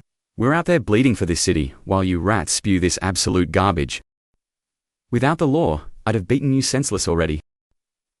The interrogator stammers, "Why the foul language? Are you even a police officer?" Zhao Wu crushes the glass. He exposes his scars, a grim testament to his survival. The fact we're even standing here is a miracle. Use those pig brains of yours. Walk a mile in our shoes. I was dying of poison, and Captain Meow was left all alone, surrounded by enemies armed with lethal weapons. Kill or be killed. What choice did we have? The interrogator finally wavers. The confrontation ends with one icy command from Zhao Wu. On the drive back, a heavy silence hangs between them. Zhao Wu finally shatters the gloom. Don't worry, I'm here now. No one will touch you. I'm never leaving your side. If you're fired, I quit. If you're jailed, I'll break every window in that station to be with you. Captain Meow, please. Seeing you like this breaks my heart, but she only whispers. Stop the car. Once the wheels stop, her tears finally fall. I thought you were dead. When that poison hit you, I lost my mind. I didn't even want to live anymore. I just wanted to burn their world down for you. He pulls her close. I understand everything. Cut to a hotel room. A playful sparring match is unfolding on the bed. 1 minute, if I knock you down, you lose your last chance. Shit challenges. Zhao Wu stays silent, his mysterious gaze making her heart skip a beat in confusion. The moment she lowers her guard, he strikes. A swift maneuver leaves her pinned flat against the mattress. Zhao Wu lunges forward, determined to lock her in a tight embrace. But her reflexes are sharp. She delivers a kick that sends a jolt of pain through him. Refusing to back down, he grabs her slender ankle. Hey, that actually hurt, you know. She smirks playfully, teasing his stamina. Admit defeat now, or it'll be real embarrassing when you crawl away. Zhao Wu's expression suddenly turned cold. Sensing she pushed too far, she yields. He seizes the opening, pinning her down with a husky whisper. Captain Meow. I still have a few secret techniques you haven't seen. Before he can finish, she pulls him into a kiss. And then... well, let's just say the rest is left to your vivid imagination. Morning light spills into the room. Zhao Wu wears a triumphant smirk from the night's victory, calling him a total rogue. He laughs like a man possessed, until the TV news suddenly catches their attention. Breaking news. At 3:25 this morning, a high-risk inmate escaped from Wanzhou prison while being treated at the hospital. However, during the emergency procedure, the prisoner overpowered the guards and vanished. He remains at large. As the fugitive's photo flashes on screen, Zhao Wu's face turns deadly serious. With his underworld instincts, he knows this wasn't a solo act. He had outside help. When she questions his knowledge, he quickly covers. Or jests, ... Things I learned at the academy. The key to a clean break is having an accomplice. Without one, you're a dead man walking. Suddenly, she leaps onto him, cutting his analysis short. Who cares about prison breaks right now? You should worry about escaping me first. But Zhao Wu flatly refused. If she was the one arresting him, he'd gladly take a life sentence. Stunned Keat rewarded his boldness with a passionate 10-minute kiss. Exhausted from the night's activities, Zhao Wu drifted into a deep sleep until noon. He awoke to find a note. She had to head back to her hometown. Before he could finish reading, the system suddenly flared to life. Encounter system initialized. The cryptic hexagram flashed. Tide of the sacred lightning. The message was a blur of ancient riddles. Then, he remembered the mysterious ancient tome his mother had traveled far to find for him. The book revealed that those Latin letters were actually phonetic symbols from the Republic era. The orientation chart used a crosshair center, with diagonal lines every 10 degrees, totaling 36 paths. With 360 degrees mapped, each segment pointed toward a destiny. Dividing the 16-word hexagram into 4 groups. Tide of Sacred Lightning, translated to 15-0-7-east. 8,927 meters. 909 p. M. And 00. Could this be the exact altitude? Following the cryptic coordinates, Zhao Wu tracked the clues to a rooftop parking lot. He was certain this hexagram predicted a fateful encounter. At exactly noon, the system pinged with a new notification. Encounter complete. Completion rate. This Tier 1 tool offered 10 unique hacking options, granting absolute control over any smart device or machinery. Viruses, password cracking, remote file cloning, the power was limitless. Suddenly, a sleek yellow car screeched into view. A silver-haired girl stumbled out and vomited violently. To his shock, she kicked off her heels and climbed onto the railing. Sensing a tragedy about to unfold, Xiaowu roared, "What the hell are you doing?" Startled, the girl slipped and plummeted toward the abyss. Lunging forward, Xiaowu grabbed her by the ankle just in time. He hauled her up, though her awkward, sprawling position made her scream in pain. Once she was back on solid ground, her nausea returned with a vengeance. She let out a torrent like a broken fire hydrant. Then, sobbing hysterically, she threw herself onto Xiaowu.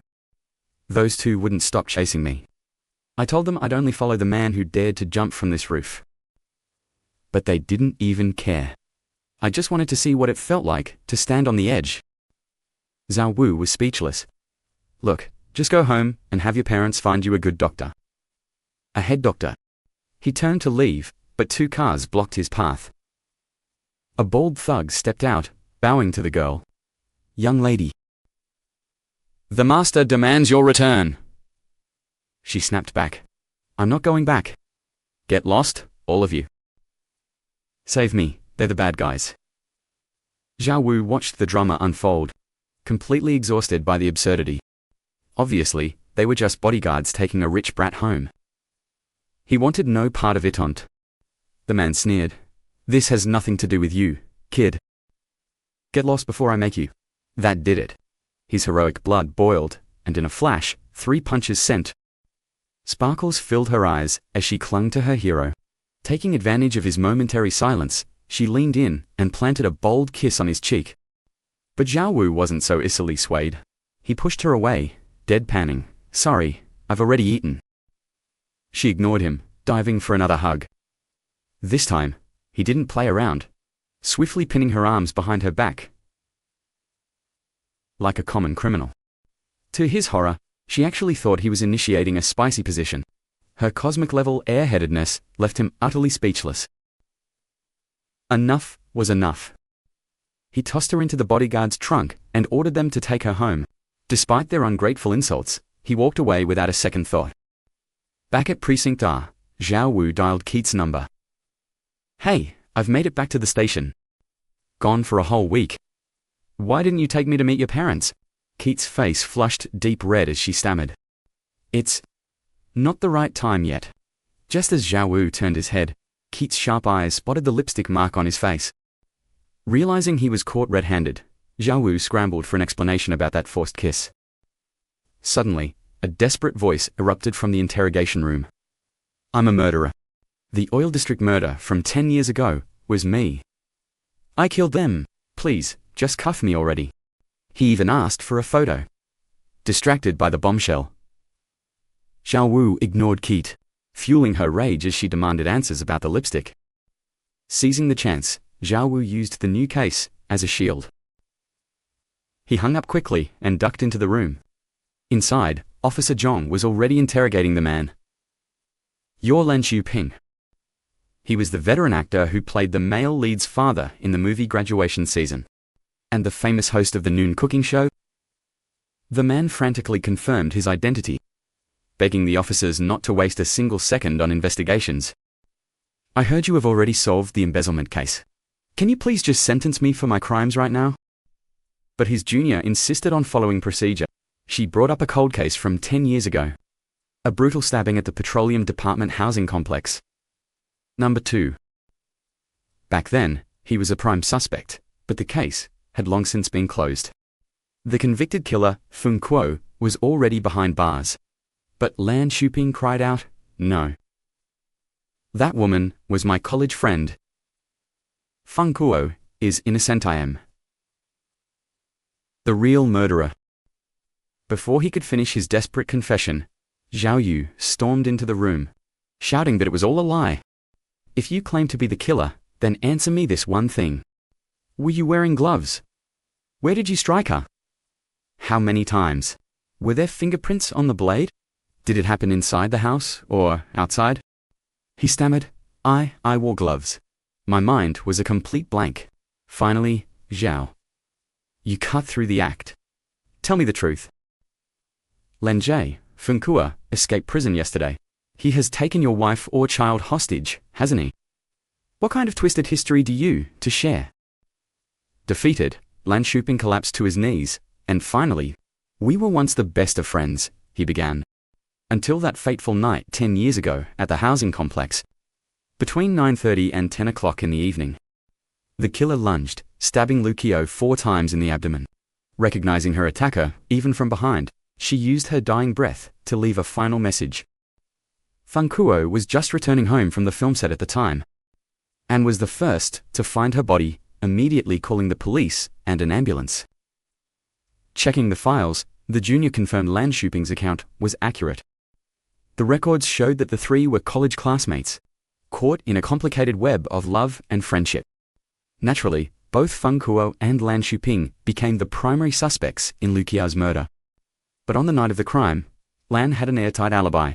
A restaurant owner testified he was drinking until 11 o'clock with a classmate named Guan Jun. Guan Jun had even personally escorted Lan Shuping. With such a solid alibi, Lan was completely cleared of any suspicion by the investigators. The very next day, detectives discovered a blood-stained dagger bearing his own fingerprints, with his prints, footprints, and hair found all over the crime scene. The police officially branded Funkuo as the killer. He was sentenced to death with a reprieve. Despite numerous failed appeals, his sentence was eventually commuted to life in prison. Due to his masterful woodworking skills and exemplary behavior, his term was further reduced to 19 years. 10 years had passed, with only 9 left to serve, but Zhao Yu frowned, noting that since they lived together, Feng's print being there was only natural. That evidence alone should never have been enough to condemn him. The moment he found her, his first instinct was to call the police. Ambulance. It suggests he believed she could still be saved. That is not the behavior of a cold-blooded killer. Besides, why would a killer hide the weapon in his own drawer, then return to the scene to call for help? It makes no sense. Are you suggesting he was framed? If the killer wanted to frame him, they must have worn gloves during the murder. Or perhaps, they carefully wiped the hilt clean of their own prints after the deed was done. But how do you explain Feng's prints on the handle? And if it was a frame-up, why not just leave the knife at the scene? Why go through the trouble of planting it in his house? Wouldn't that be overcomplicating the crime? And what about the motive? Weren't they in love? His junior checked the files for any sign of a rift between them. The case files indicated a major clash in their future goals at that time. Funkuo dreamed of making it big in major film studios and wanted to delay their marriage for his career. But Lu Qiu wanted stability and marriage first. Still, killing someone over a career disagreement seems far too extreme. Could he truly have been set up? Faced with a barrage of questions from his colleagues, Zhao Yu remained silent, observing the situation. A single question burned in his mind: was Lan Shuping?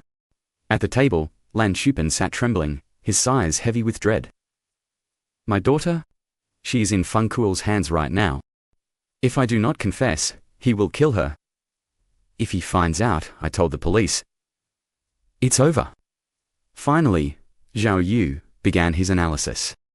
This situation points to 2 chilling truths. First, there is a high probability that Funkuo is innocent.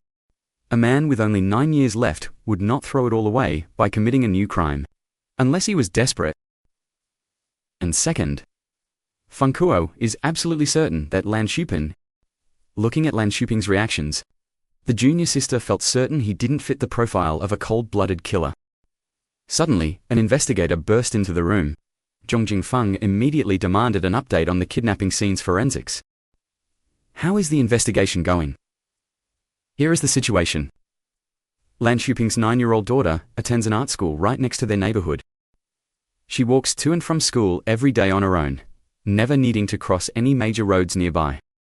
The abduction took place somewhere along that short path between her home and the art academy. At 8 in the morning, a 30-meter stretch near the school entrance. The kidnappers clearly scouted this blind spot. Zhao Yu instantly spotted an anomaly. At 8 a.m., the streets are crowded. Snatching a 9-year-old wouldn't be that easy. There is only one logical explanation, he noted.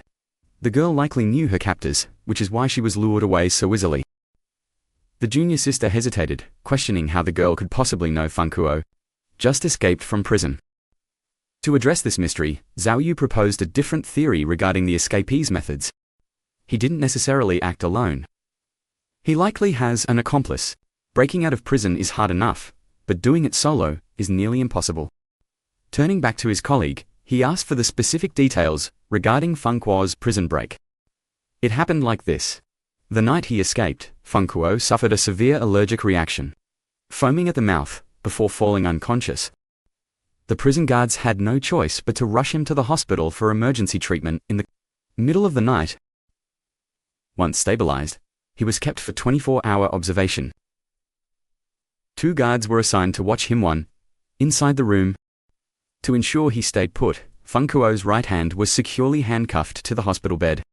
However, because he had been a model prisoner with a good reputation, the guards grew incredibly lax with their watch. By 3 a.m, they had fallen asleep.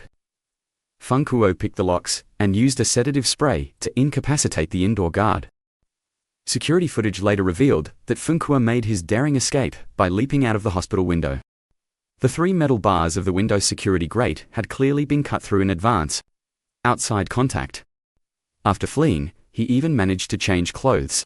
Zhong Jingfeng wondered if a former cellmate might be the mysterious accomplice. Zhao, you immediately dismissed the idea. He had already checked. Only 2 inmates from Feng's unit had been released recently.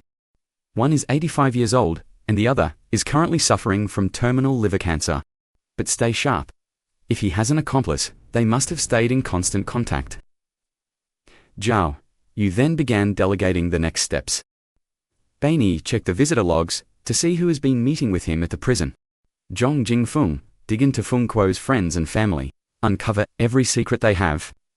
As for Lan Shu, we will publicly announce that Lan Shupeng is the real killer. It is a feint to distract Feng Kuo and buy us time. We must use this window to rescue the girl. At this moment, Zhao, you received a signal booster as a reward to clear his head. Just as he was about to enjoy his meal, a luxury vehicle suddenly screeched to a halt right in front of him. A butler stepped down to open the door, revealing the silver-haired woman. Zhao Yu's mind briefly flashed back to their impulsive kiss. After a brief display of her striking presence, the woman made him an unexpected proposal for a massive business deal. Accept my offer, and this car is yours, along with a monthly salary of 52 million. Zhao, you knew better than to trust a windfall. He bluntly remarked that only rain and bird droppings fall from the sky for free. It is simple, she replied. I want you to be my private bodyguard. After a moment of hesitation, Zhao Yu flatly refused. Find someone else. I am not as bored as you think. She frowned, asking if the salary was the issue. No, Zhao, Yu replied. It is not about money. I just find being a cop quite exciting. The scene then shifted to the girls' room. The distraught mother sat there weeping, filled with regret and blaming herself for her daughter's disappearance. She forgot her GPS watch yesterday when she went to art school. If she had it, we could have tracked her by now. To soothe her, the junior sister changed the subject, praising the girl's beautiful drawings until the mother regained her composure. Did Lan Shuping ever mention the deceased Lucio to you in the past? The sister finally asked. We need to see anything from 10 years ago, joint photos. It is crucial for the case. Lan Shuping's wife stood up, confirming there was nothing left. He had long ago discarded all reminders of that time. He never spoke of Liu Qia, though he once cried out her name in a drunken stupor. I knew he loved her, but I cannot envy the dead. Lu Qiao and Feng Kuo were lovers, she added. My husband must have harbored a deep, burning hatred for that man. Rest assured, officer. I know his heart better than anyone. He would never commit such a cold-blooded murder. He might look like an extrovert, but he is actually a complete coward. Hearing this, the junior sister looked disappointed. They never expected that Lan Shuping would have absolutely no records left from that fateful year. Zhao Vu remained optimistic, lighting a cigarette before suggesting they investigate Feng Coates' house, where they met the stepfather. "Please, have some water, officers. Just let us know how we can cooperate with your investigation." Zhao Vu spoke plainly, stating they wanted to see if Feng Coates kept anything linked to the three friends 10 years ago. Before he could finish, a woman was wheeled in, looking completely drained of life. The stepfather stood up to introduce her. "This is Feng Coates' mother. She suffered a severe brain hemorrhage 3 years ago that left a lasting impact. She can no longer care for herself. I have another son, Tia Chen, who is a bit younger, but he is out." He then led the two detectives into the private rooms to continue their search. Approaching a cabinet full of statues, these were all handcrafted by Coate himself. "Though he is not my biological son, we were close. Had he followed this path, he would be a master woodcarver today. It is a shame Feng Lam thought being a carpenter was beneath him. Career instead." Coate had the looks, but his introverted nature was a terrible fit for the stage. "I still do not understand why he broke out of prison with only 9 years left. Now, everything is ruined." Looking at a photo on the desk, Zhao Vu felt a spark of suspicion seeing Lan Shuping and Feng Coate together. The scene shifts to nightfall. Zhao Vu leads his junior sister to the original crime scene from years ago. Terrified of ghosts, she whimpered while walking inside, only to be greeted by a dark silhouette on the ceiling. She screamed in pure terror, but upon closer inspection, it was just a piece of torn ceiling insulation. Suddenly, Zhao Vu spotted another dark shadow, and this time, it was definitely a real person. He ordered his partner to stay back while he chased the shadow. Within minutes, Zhao Vu cornered and caught the man. The man shrieked while being pinned down, only calming down once he realized Zhao Vu was a police officer. He honestly explained he was only there to catch crickets, even releasing one from his hand to prove his point. He then led them to a nearby restaurant, still trying to prove his innocence with a detailed explanation. "This is the restaurant I mentioned. I grew up here. It has been closed for 8 days for a family celebration. Do not let its appearance fool you. It is popular. The side dishes and skewers are fresh, and people drink all night. All right, here is my business card. Keep an eye out for me, will you? Call me when the owners return." "I will do it, sir." As they walked away, the junior sister voiced her confusion. "Senior, is this not the place where Lan Shuping was drinking on the night of the murder? I thought the owner provided his alibi. Are you still suspicious of him?" Zhao Vu smirked and took a drag of his cigarette. "I am just curious if it was possible for him to run to the scene, kill someone, and return here to drink." Back at Stacia, Trong Can Fong immediately reported some news to Zhao Vu. During the time, Lan Shuping's daughter was kidnapped. A parent was filming a video at the art school entrance. The suspect might be in the background. After rewatching the footage multiple times, Zhao Vu finally found a new clue. Zooming in on the frame, a woman with a very distinct, large build appeared on the screen. Zhao Vu instinctively remarked that he had seen that somewhere before. His junior sister was speechless, correcting his phrasing. But before she could even finish her sentence, the realization hit her, and she understood exactly what he meant. It was the silk scarf around the woman's neck. It featured a very specific sunflower pattern. It was an exact match to the patterns found in the drawings in Lan Shuping's daughter's bedroom. Trong Can Fong deduced that for a girl to draw someone's scarf, they must have spent a long time together. Feng Coate just escaped prison, so he would not have had time. The kidnapper is definitely not him. A knowing, sharp smirk appeared on Zhao Vu's face. "First, we need to track the movements of the car next to her. There is a very high probability that the little girl is inside that vehicle right now." The next morning, Zhao Vu was sleeping soundly when his junior sister rushed in to wake him with a vital clue. She had been curious about the scarf, as only flight attendants or bank staff wear them now. So, she investigated. I eventually uncovered that this silk scarf is an exclusive, limited edition release from Chanel. Only 10 units were ever sold that year, meaning we have to find a way to track down every single owner. Moreover, the suspect's method of tying the scarf is a unique. These days, finding someone who still uses that specific knot is extremely rare. The two of them continued to scour through the photographs recovered from Feng Coat's residence. While admiring how handsome Feng Coat looked, Zhao Wu suddenly stumbled upon another vital clue. It turns out, Feng Coat's mother owns a scarf identical to the suspect's, and her tying style matches the video perfectly, leaving Zhao Wu quite stunned. Could it be that the one who kidnapped Lan Thursday Bin's daughter is actually Feng Lam, who has been paralyzed in a wheelchair for years? Because of the low engagement, our videos aren't being recommended by the algorithm. If you want to support us, please hit that like button before watching. Thank you for the help. Just moments ago, Zhao Wu and his junior discovered a major lead while reviewing the photos. When comparing the images to the footage extracted from the security cameras, Zhao Wu became 90% certain that the primary suspect is Feng Coat's mother. Driven by a desperate love for her son, Feng Lam likely orchestrated this entire scheme to clear his name. However, Feng Lam's brain hemorrhage was so severe she supposedly couldn't even speak, let alone care for herself. But the junior detective had her doubts. According to her research, a brain hemorrhage isn't always incurable. With the right treatment, a full recovery is entirely possible. Besides, reports from back then noted her exceptionally high intelligence. If she actually recovered in secret, no one would ever think to suspect her. Zhao Wu immediately turned to Beini, asking her to investigate Feng Lam's finances and track where all her money has been going.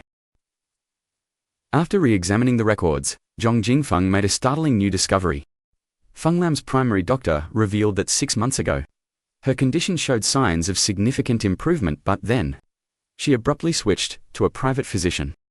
Now, there's absolutely no information on her current health. Could it truly be Feng Lam behind all of this?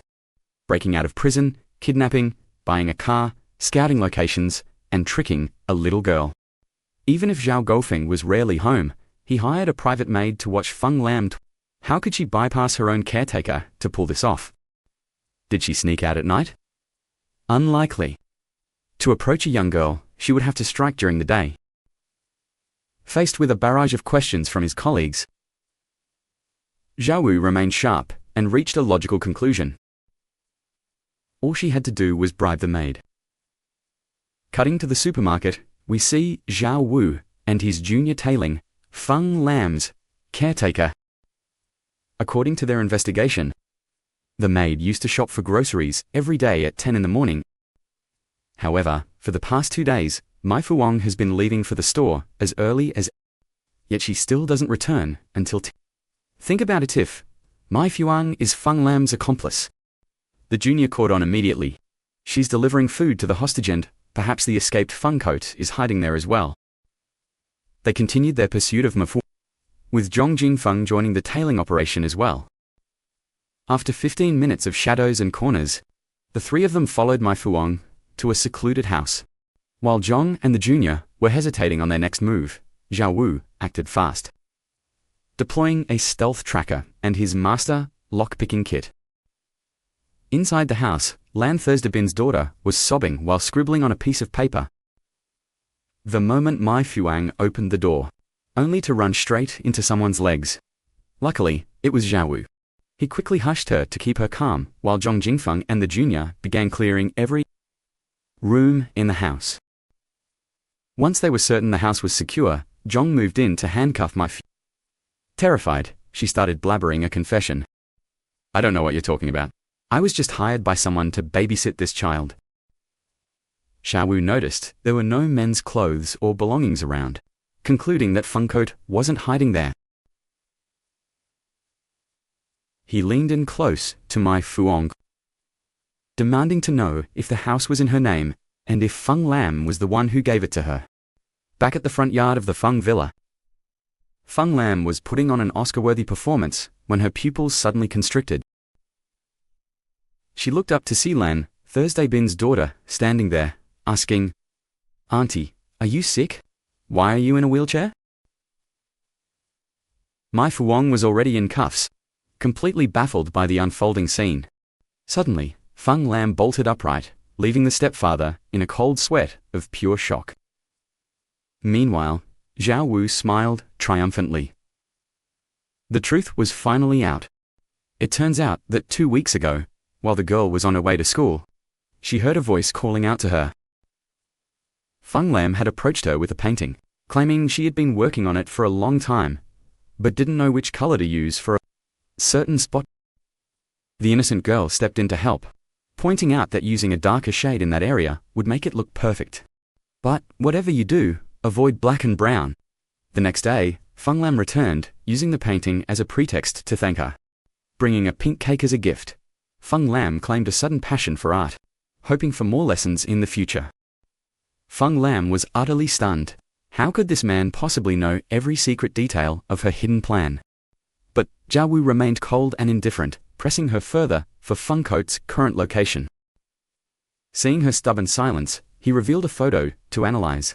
You really think I couldn't solve this puzzle?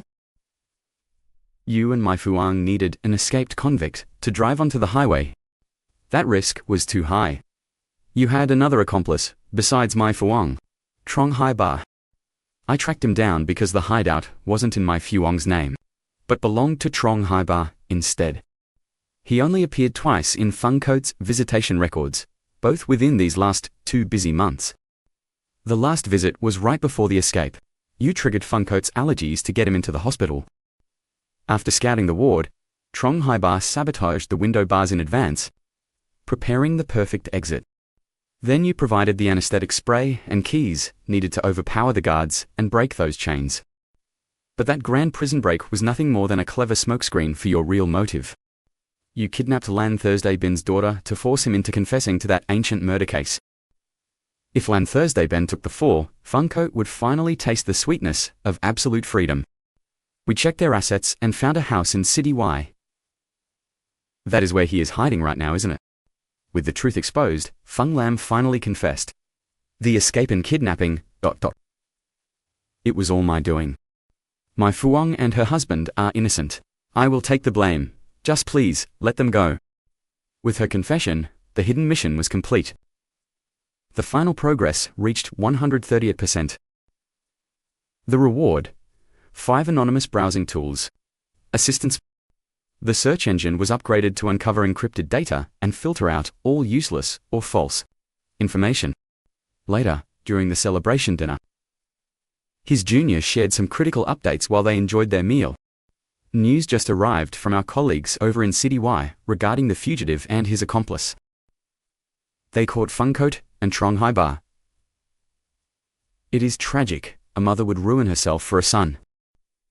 With only 9 years left on his sentence, was Feng Lam's gamble really worth the risk? She bet his entire future on this. She must have been absolutely certain of Lan Thursday Bin's guilt. She is convinced he framed her son. Suddenly, Zhao Kunfeng dropped a devastating bombshell on the table. I spoke with Feng Lam's personal physician. The truth behind her desperation is far more tragic. She recovered from the hemorrhage, but she has terminal lymphoma. Her time is rapidly running out.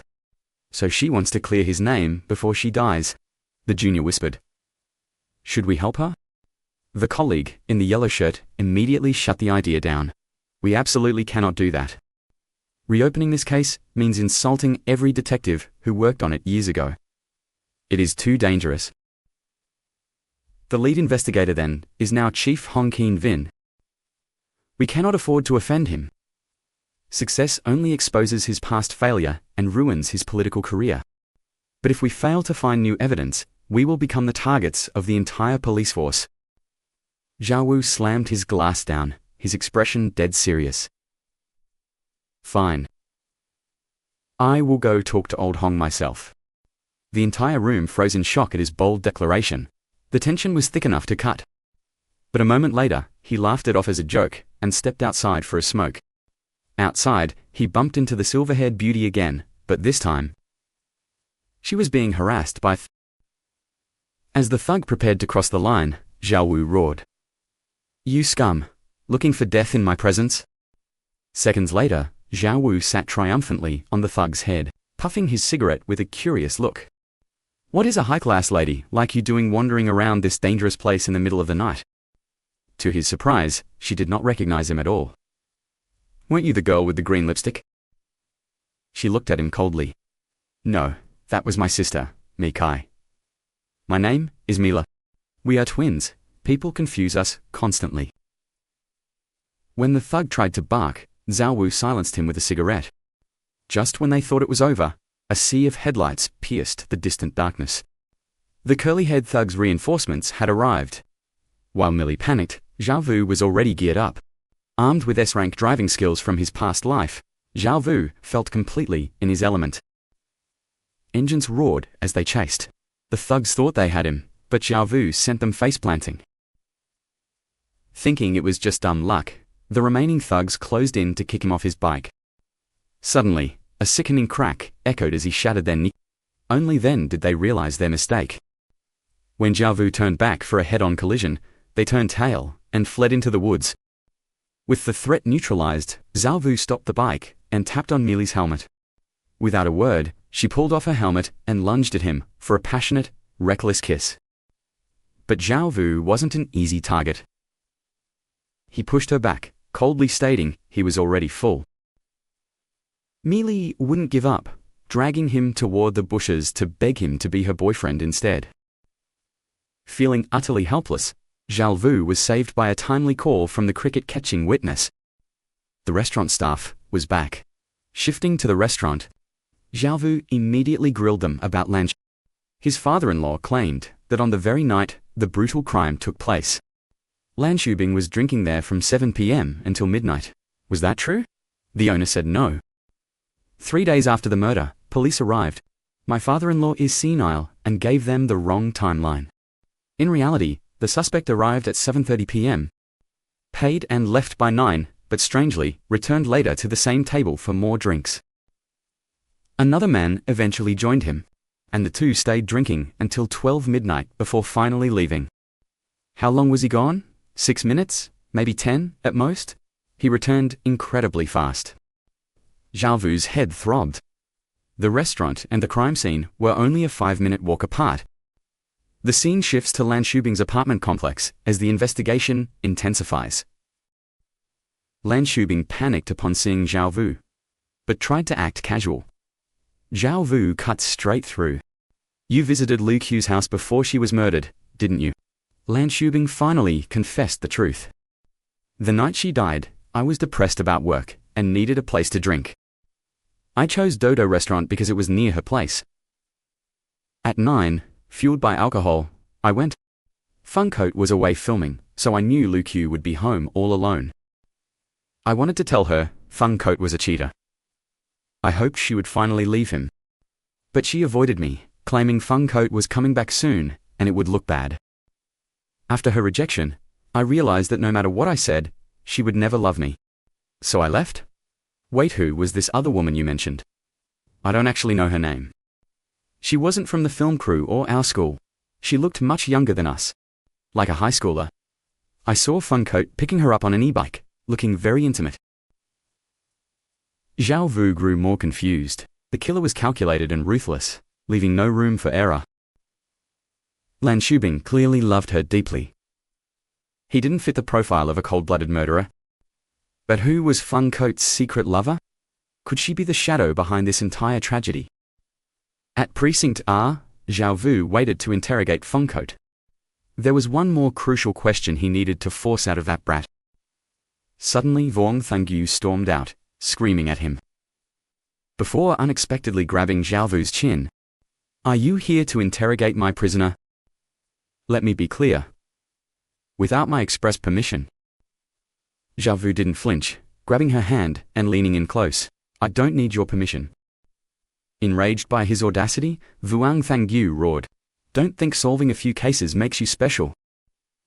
In my eyes, you aren't worth a single cent." Zhao Wu responded with a loud, mocking sound. "To me, you're just a passing gas. You'd better stay out of my way." The verdict for that old case was clearly flawed. If things go sideways again, can you even handle that level of responsibility? Once you're off the clock, go home and feed that pig brain of yours. I have much more important business to attend to right now. Inside the interrogation room, Feng Kuo sat in a daze. What are you talking about? Officer, exactly which woman are you referring to? Hearing his response, Zhao Yu felt a wave of utter helplessness wash over him.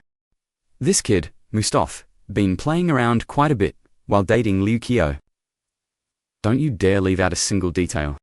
From the start of filming in this city until the moment Liu Qiao was murdered. Give me the names of every single person you've been involved with. Feng Kuo hesitated at first, but under the pressure, he eventually began to truthfully recount the details of his past flings. If it was during that specific time, it must be that student. I think her last name was Guy, maybe her full name was Guy Li. I ran into her right outside my front door, once while coming home from the set. It seemed like she lived somewhere nearby. We hit it off after talking. Since nobody was home, we hung out and cooked together. She even snuck onto the set just to watch me perform. However, I never mentioned a single word about Liu Qiao's situation to her. She didn't know Liu Qiao at all. Zhao Wu then presented a photo of the weapon. You studied carpentry, do you think this nice handle could be easily replaced? Feng Kuo looked stunned for a moment, but he quickly regained his composure to provide a professional assessment of the tool. If it's been glued, it's a nightmare to swap. You'd have to apply heat to melt the adhesive. It's a grueling, time-consuming process. Do you really think Lan Shuping replaced the handle? Why would you suspect him of having the capability to do something like that? Is there someone closer to you who could have done it? Is someone with woodworking skills who could sneak in and plant the weapon? Feng Kuo instantly realized what the officer was implying. Are you talking about my younger brother, Zhao Zhan? On his way home, Zhao Yu's mind raced as he obsessed over the mysterious 2 strokes Liu Qiao had scrawled just before her death. Everyone instinctively assumed it was the character for Ma or San, surely representing someone's specific surname. But what if it actually meant younger brother? To prove Zhao Zhan was the killer, he had to shatter that alibi once and for all. Without hesitation, Zhao Yu headed straight for the dental clinic. The exact location his mysterious system had pinpointed earlier. Past testimony stated that on the night of the murder, and a carpenter were delivering goods way over in city. They didn't return to Gui City until after the crime was committed. Was their entire story just a calculated, elaborate lie? He needed to find Guy Li immediately.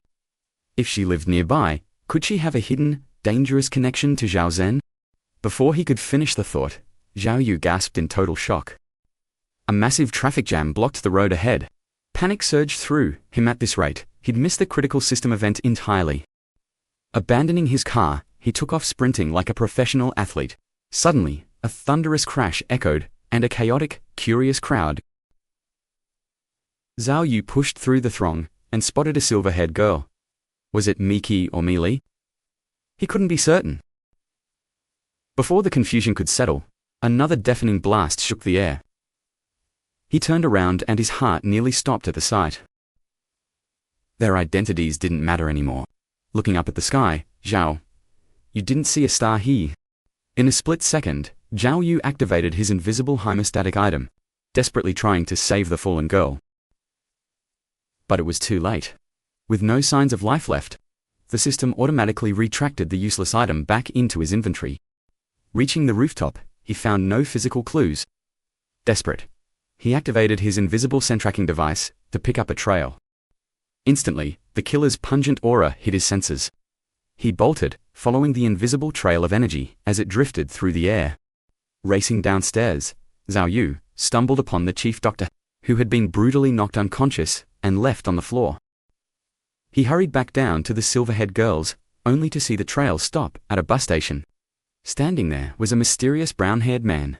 Suddenly, the man's eyes shifted, and a chilling, incomprehensible smirk slowly crept across his face. In the next heartbeat, he lunged right in front of a massive truck. Zhao, you thought he was suicidal? Never one to play nice. Zhao, you immediately raised a very friendly middle finger. Provocateur. While the man watched in confusion. Zhao, you sprinted to a nearby bike share station. But to his dismay, The man managed to hail a taxi first. With a mocking, arrogant wave, he sped off, leaving Zhao Yu behind. Left with no other choice, Zhao Yu pedaled like a madman, desperately trying to keep pace with the fast-moving taxi. Realizing he couldn't catch up by pedaling, he hauled the bike and hurled it directly at the fleeing vehicle. The taxi screeched to a halt. Cornered, the killer abandoned the car and was forced into a frantic foot chase with Zhao Yu. In under 30 seconds, Zhao Yu closed the gap and pinned him down. But just as he thought it was over, the killer unleashed terrifying strength. With a swift arm lock, the culprit slams Zhao Yu into the dirt, instantly seizing the upper hand in their struggle. Luckily, a taxi driver suddenly rushes over, demanding his fare, scaring the suspect into a desperate retreat. Reaching a deserted street, the man vaults onto a railing before leaping toward the higher floors of a nearby building. An intense rooftop chase breaks out as they race across the skyline, only ending when the culprit hits a dead end. But in a heartbeat, he risks everything on a massive leap between buildings, executing a perfect landing that defies belief. Zhao Yu is momentarily speechless, but with his reckless nature far outweighing his common sense, he prepares to follow. Zhao Yu sticks the jump perfectly, but the killer was waiting and uses a wooden plank to knock him off the ledge. Hanging by a thread in this life-or-death moment, Zhao Yu activates his stealth ship item, transforming like Iron Man 2 soar through the sky in a logic-defying escape. Yet, when he reaches the top, the killer has vanished, only to be found dead inside a hole for unknown reasons. Back at Division R, his junior sister offers him water while showering him with praise for tackling.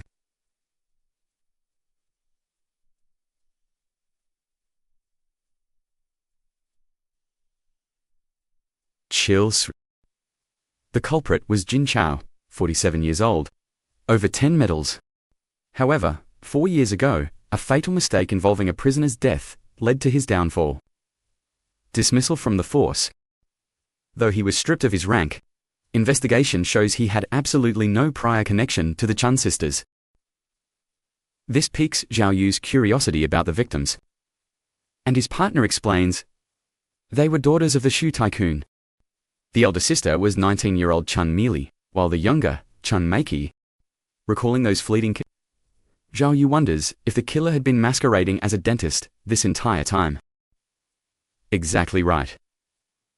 The real dentist, who was found unconscious, confirmed that Jin Chao had ambushed him with a sedative injection. Chun Meili had an appointment for dental work that day, and her younger sister had tagged along for the ride. Disguised as a doctor, Jin Chao drugged them both before dragging them to the roof to be thrown to their deaths. We also tracked his wife's finances, discovering a sudden deposit of 2 million yuan from a company called Doria.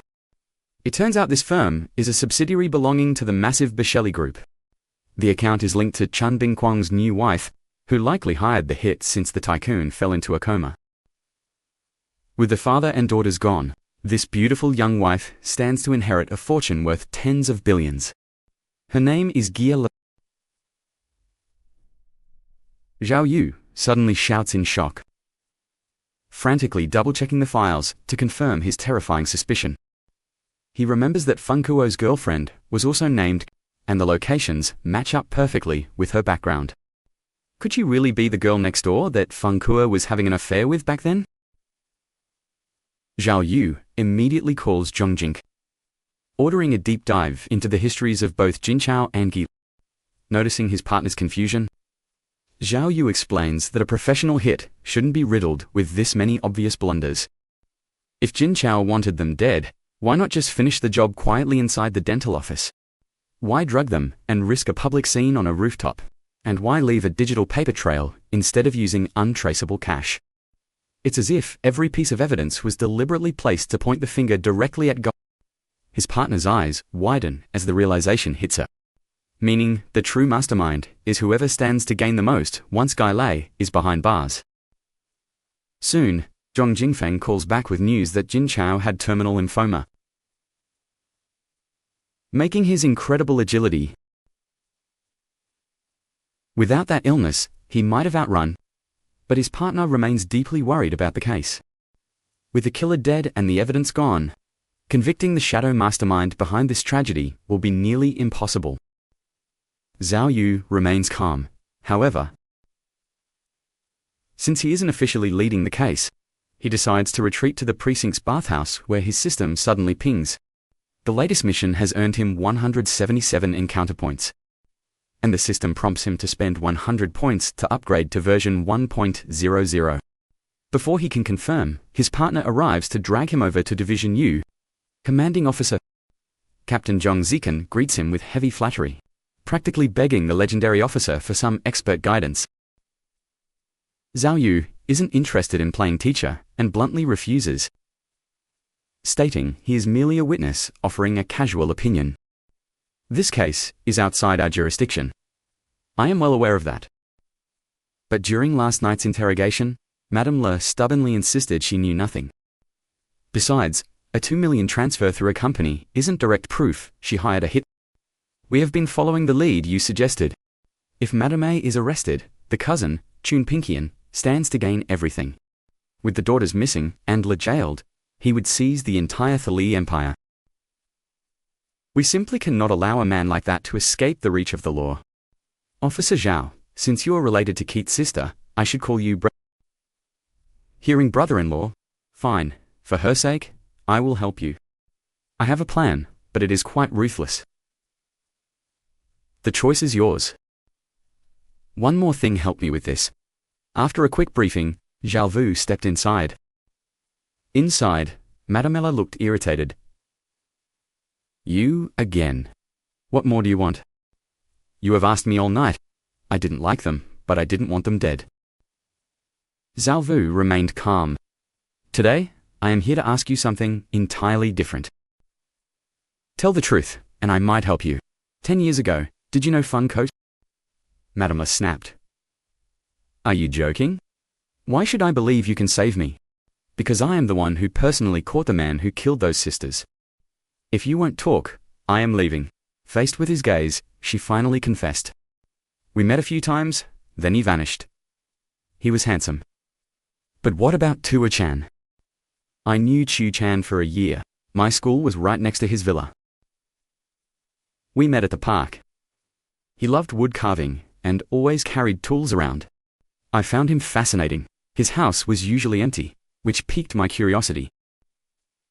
One day, Tiu Chan brought me inside. He showed me his brother Funcoat's room. I called his brother handsome. Tia Chan suddenly exploded in a terrifying, unseen rage. I felt so wronged that I sought out his brother just to get revenge.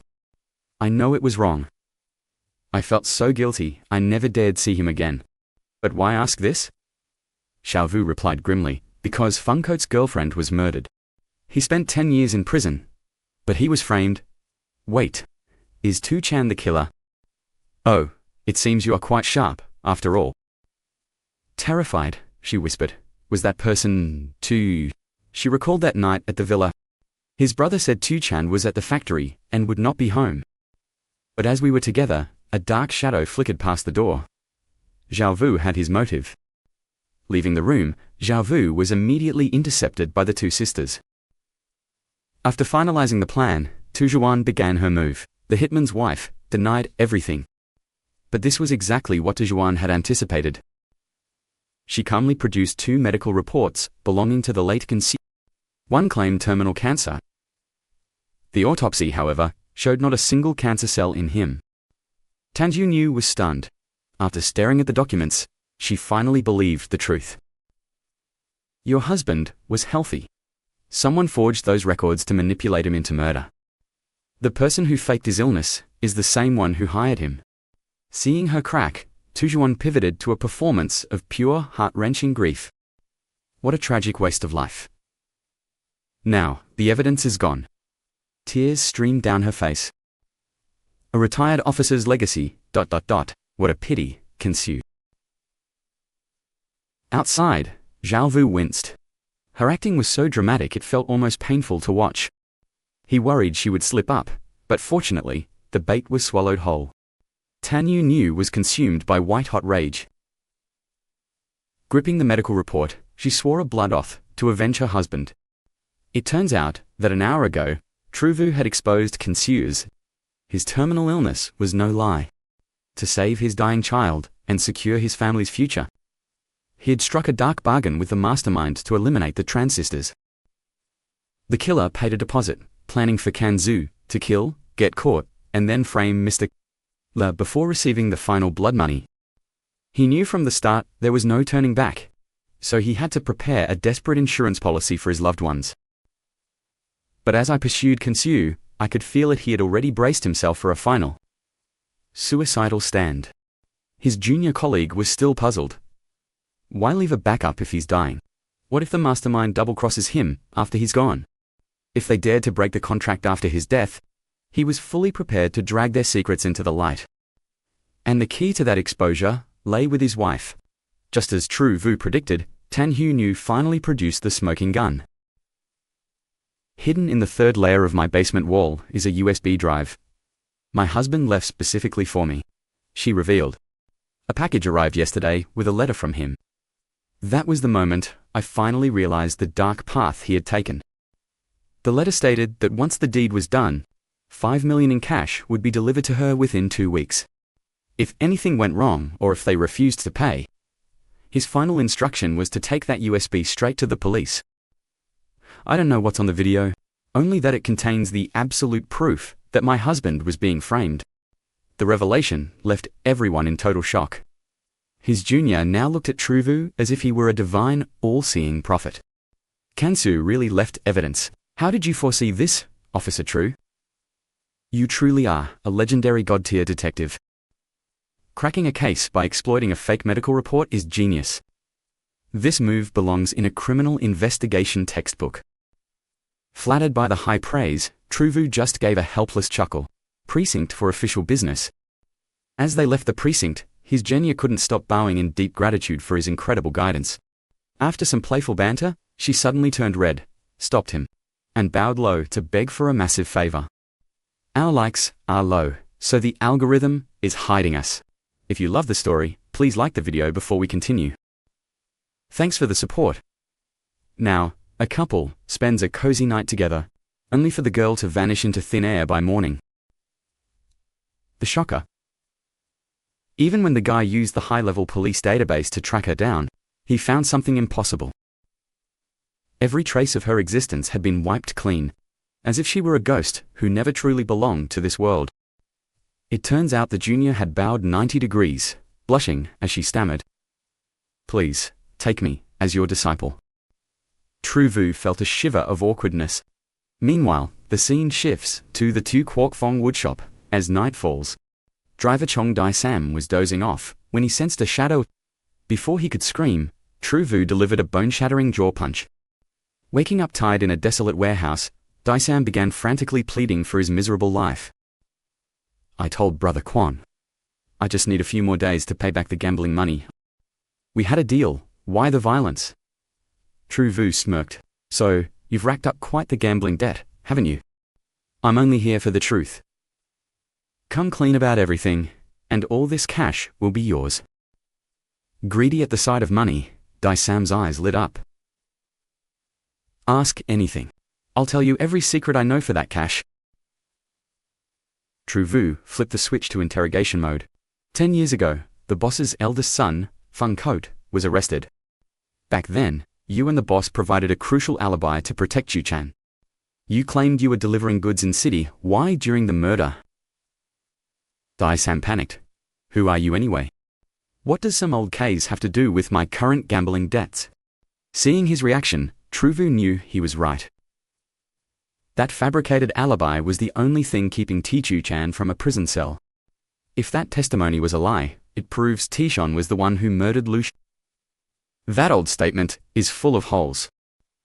Truvu stood up to leave. "Fine. I guess you don't want the money." Dai Sam's eyes nearly popped out in terror. "Wait, let's talk, brother. Don't go. I'll tell you the absolute truth right now. The three of us really were in city."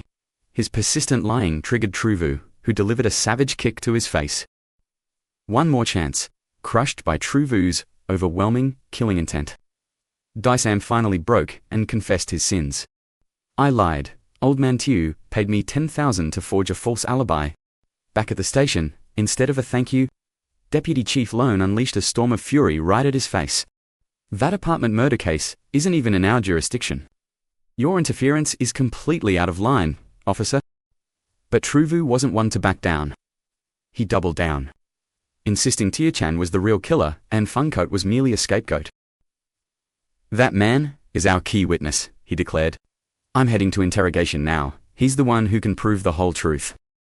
With neither side willing to budge, the entire station erupted into a scene of absolute chaos, sounding like a crowded marketplace. Trong Kun Fong, feeling the pressure, hesitantly asked, "Are we taking Kong Dai Sam straight to the interrogation room then?" Their heated argument was cut short by a phone call. It was his junior sister, delivering some long-awaited good news. The shadowy figure behind the Tran sisters' murder was finally revealed. The younger brother of Tran Bin Kwang. The video evidence was undeniable, and Kan Siyu's own recording detailed everything. Suddenly, Vuong Thangyu stormed out to berate Truvu once more, reopening a case without authorization. "Follow the procedure, or I will have you suspended from duty immediately." As it turns out, his colleague Malvai had been playing informant, leaking every detail to the formidable firelady Vuong Thang. He even tried to justify it as protection, warning that Truvu's crusade would inevitably offend to many powerful people. "So you're a genius, detective, so what? Who's going to shield you?" Truvu didn't give a damn, ready to crush anyone blocking his path. Just as the interrogation was about to commence, the sharp crack of a cane striking the floor echoed through the hall. The most powerful man in the Kwai City police force, Chief Hong Keen Vin, had finally made his entrance. "Cease this at once, everyone, stand down," he roared. The crowd erupted into frantic whispers. "It's Chief Hong. He actually showed up." Truvu was challenging a case the chief himself had handled. Even Truvu felt the pressure, wondering why everyone was suddenly meddling. Why was everyone suddenly jumping in? Before he could even process it, Hong Keen Vin was standing directly in front of him. He raised his voice, calling out, "Officer Tru, you have done a truly magnificent job here. Our duty as detectives is to unearth the absolute truth, regardless of how dark or ugly that truth might be. I had my own suspicions back then, but without hard evidence, I was stuck. Funcoat was the only suspect we could find. Show me the truth today. If I was wrong, I'm counting on you to lead the way." They shared a high five like true brothers in arms. Moments later, Truvu began grilling T-Chan in the interrogation room. "I'm going to lay out exactly how you murdered Lu Q and framed Feng Coat. I'm not one for games, so listen closely. Tell me if this sounds familiar. 10 years ago, you were just a young boy, deeply, desperately, in love with Guy. She had you completely under her spell. You couldn't stand the thought of her showing interest in your own brother. Your fragile ego was shattered in an instant. You exploded in a fit of rage, sparking a massive fight with her, only to later regret it and crawl back to apologize. But then you saw them together, sharing a moment, and despair took hold. You loathed Feng Coat for stealing the only thing you loved. You prepared 2 identical daggers, specifically designed with handles that were only nailed into place, never While Feng Coat was asleep, you planted his fingerprints on one of them. Then, before he finished his shoot, you headed to Lua Q's place. Because you were Feng Coat's younger brother, she didn't suspect a thing. She opened the door and let her killer right in. Once the deed was done, you swapped the blood-stained blade onto the handle that carried your brother's fingerprints. After Feng Coat was hauled away, fear of being caught consumed you, so you turned to your father, Tiu Kwok Fong, for help. He paid off the driver, Chong Dai Sam, with 10,000 yuan to fabricate a false story for the 3 of you. You swore you were all in city while making deliveries, only returning after the murder. A perfect alibi, ... Wouldn't you say? To-chan began to tremble uncontrollably. After a long, heavy silence, he finally broke down and confessed to everything. To be honest, the moment my brother was locked away in prison, I was already drowning in regret. I thought she'd come back to me once. He was gone. But then I saw her climbing into some old man's luxury car. Officer, I messed up. I destroyed my entire family for a girl who didn't give a damn about me. I truly regret it. Watching from outside the room, Hong Keen Vin's perception of True Vu. If only I had been as thorough as him 10 years ago, this tragic injustice might never have happened. With that, the system mission was finalized, reaching an incredible 140% completion rate. He was rewarded with 2 stealth vessels. The scene shifts to a rain-slicked factory rooftop. It seems Bainey had a little tumble. A clumsy moment I'm sure some of you viewers might actually enjoy. Picking herself up, she asked, "Is this the exact spot where he fell? Master, do you think something's still missing?" After a moment of grim silence, True Vu nodded. There were still far too many unanswered questions surrounding this case. Our investigation revealed that Chunping Xian preyed on Jin Cao's terminal illness and his family's desperate financial ruin. He coerced him into murdering the Chun sisters and framing AI.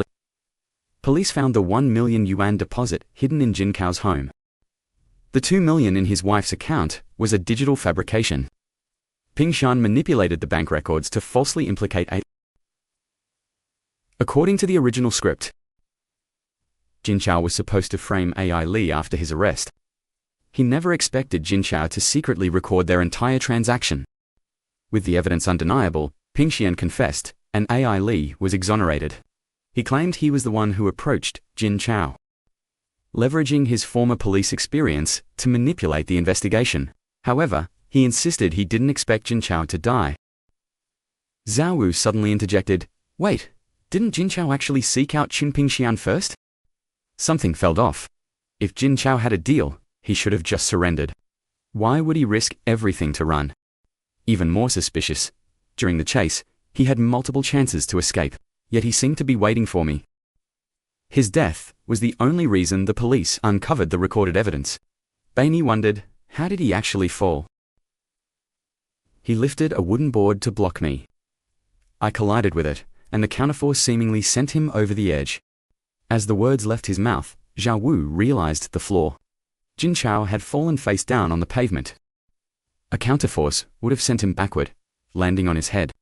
Was his death actually a calculated suicide?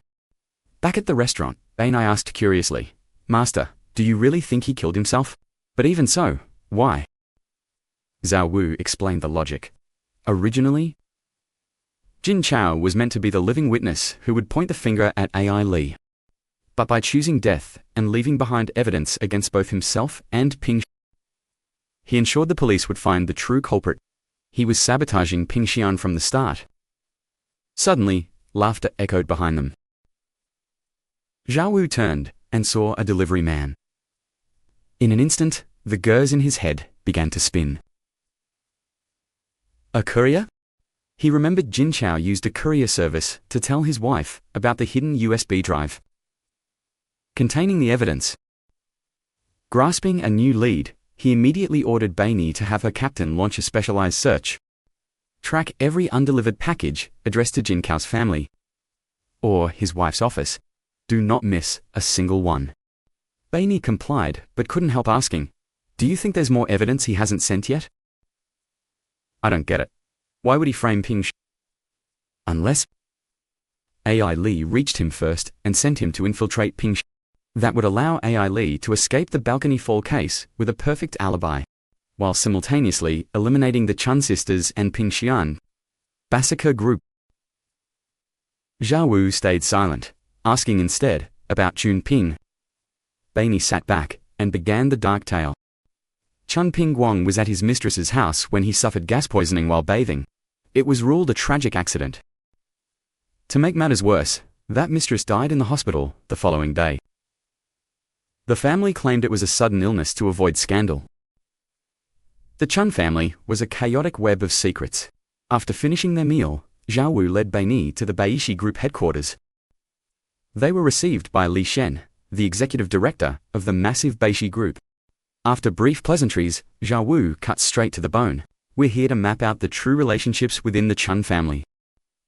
Li Shen looked startled for a moment before sighing and opening up about the family's internal war. In truth, Chunping Xian, the sisters, Mi Li, including the chairman himself, lived in a state of constant, bitter hostility. Ping Xian and the chairman were half-brothers, whose bond was shattered by greed. Ai Li was once just a wealthy socialite housewife. She only stepped into the light as the acting chairperson. After her husband fell into a coma, she proved surprisingly capable, fighting ruthlessly to stabilize the board and prevent Ping Xian from seizing the company's assets. As for the daughters, the chairman's extreme indulgence had turned them into eccentric and completely unpredictable. Their relationship with their stepmother, Ai Li, was nothing short of a psychological battlefield. They often provoked the chairman into fits of absolute rage. Meanwhile, his marriage to Ai Li had been crumbling for years. The madam despised his constant infidelity and his total failure to discipline his unruly daughters. The chairman, in turn, loathed her constant interference. One night, their argument reached a violent, screaming crescendo.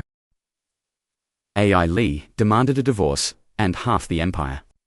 In a fit of blind fury, the chairman made a chilling vow. "I will donate every cent of my fortune to charity before I let you have a single penny."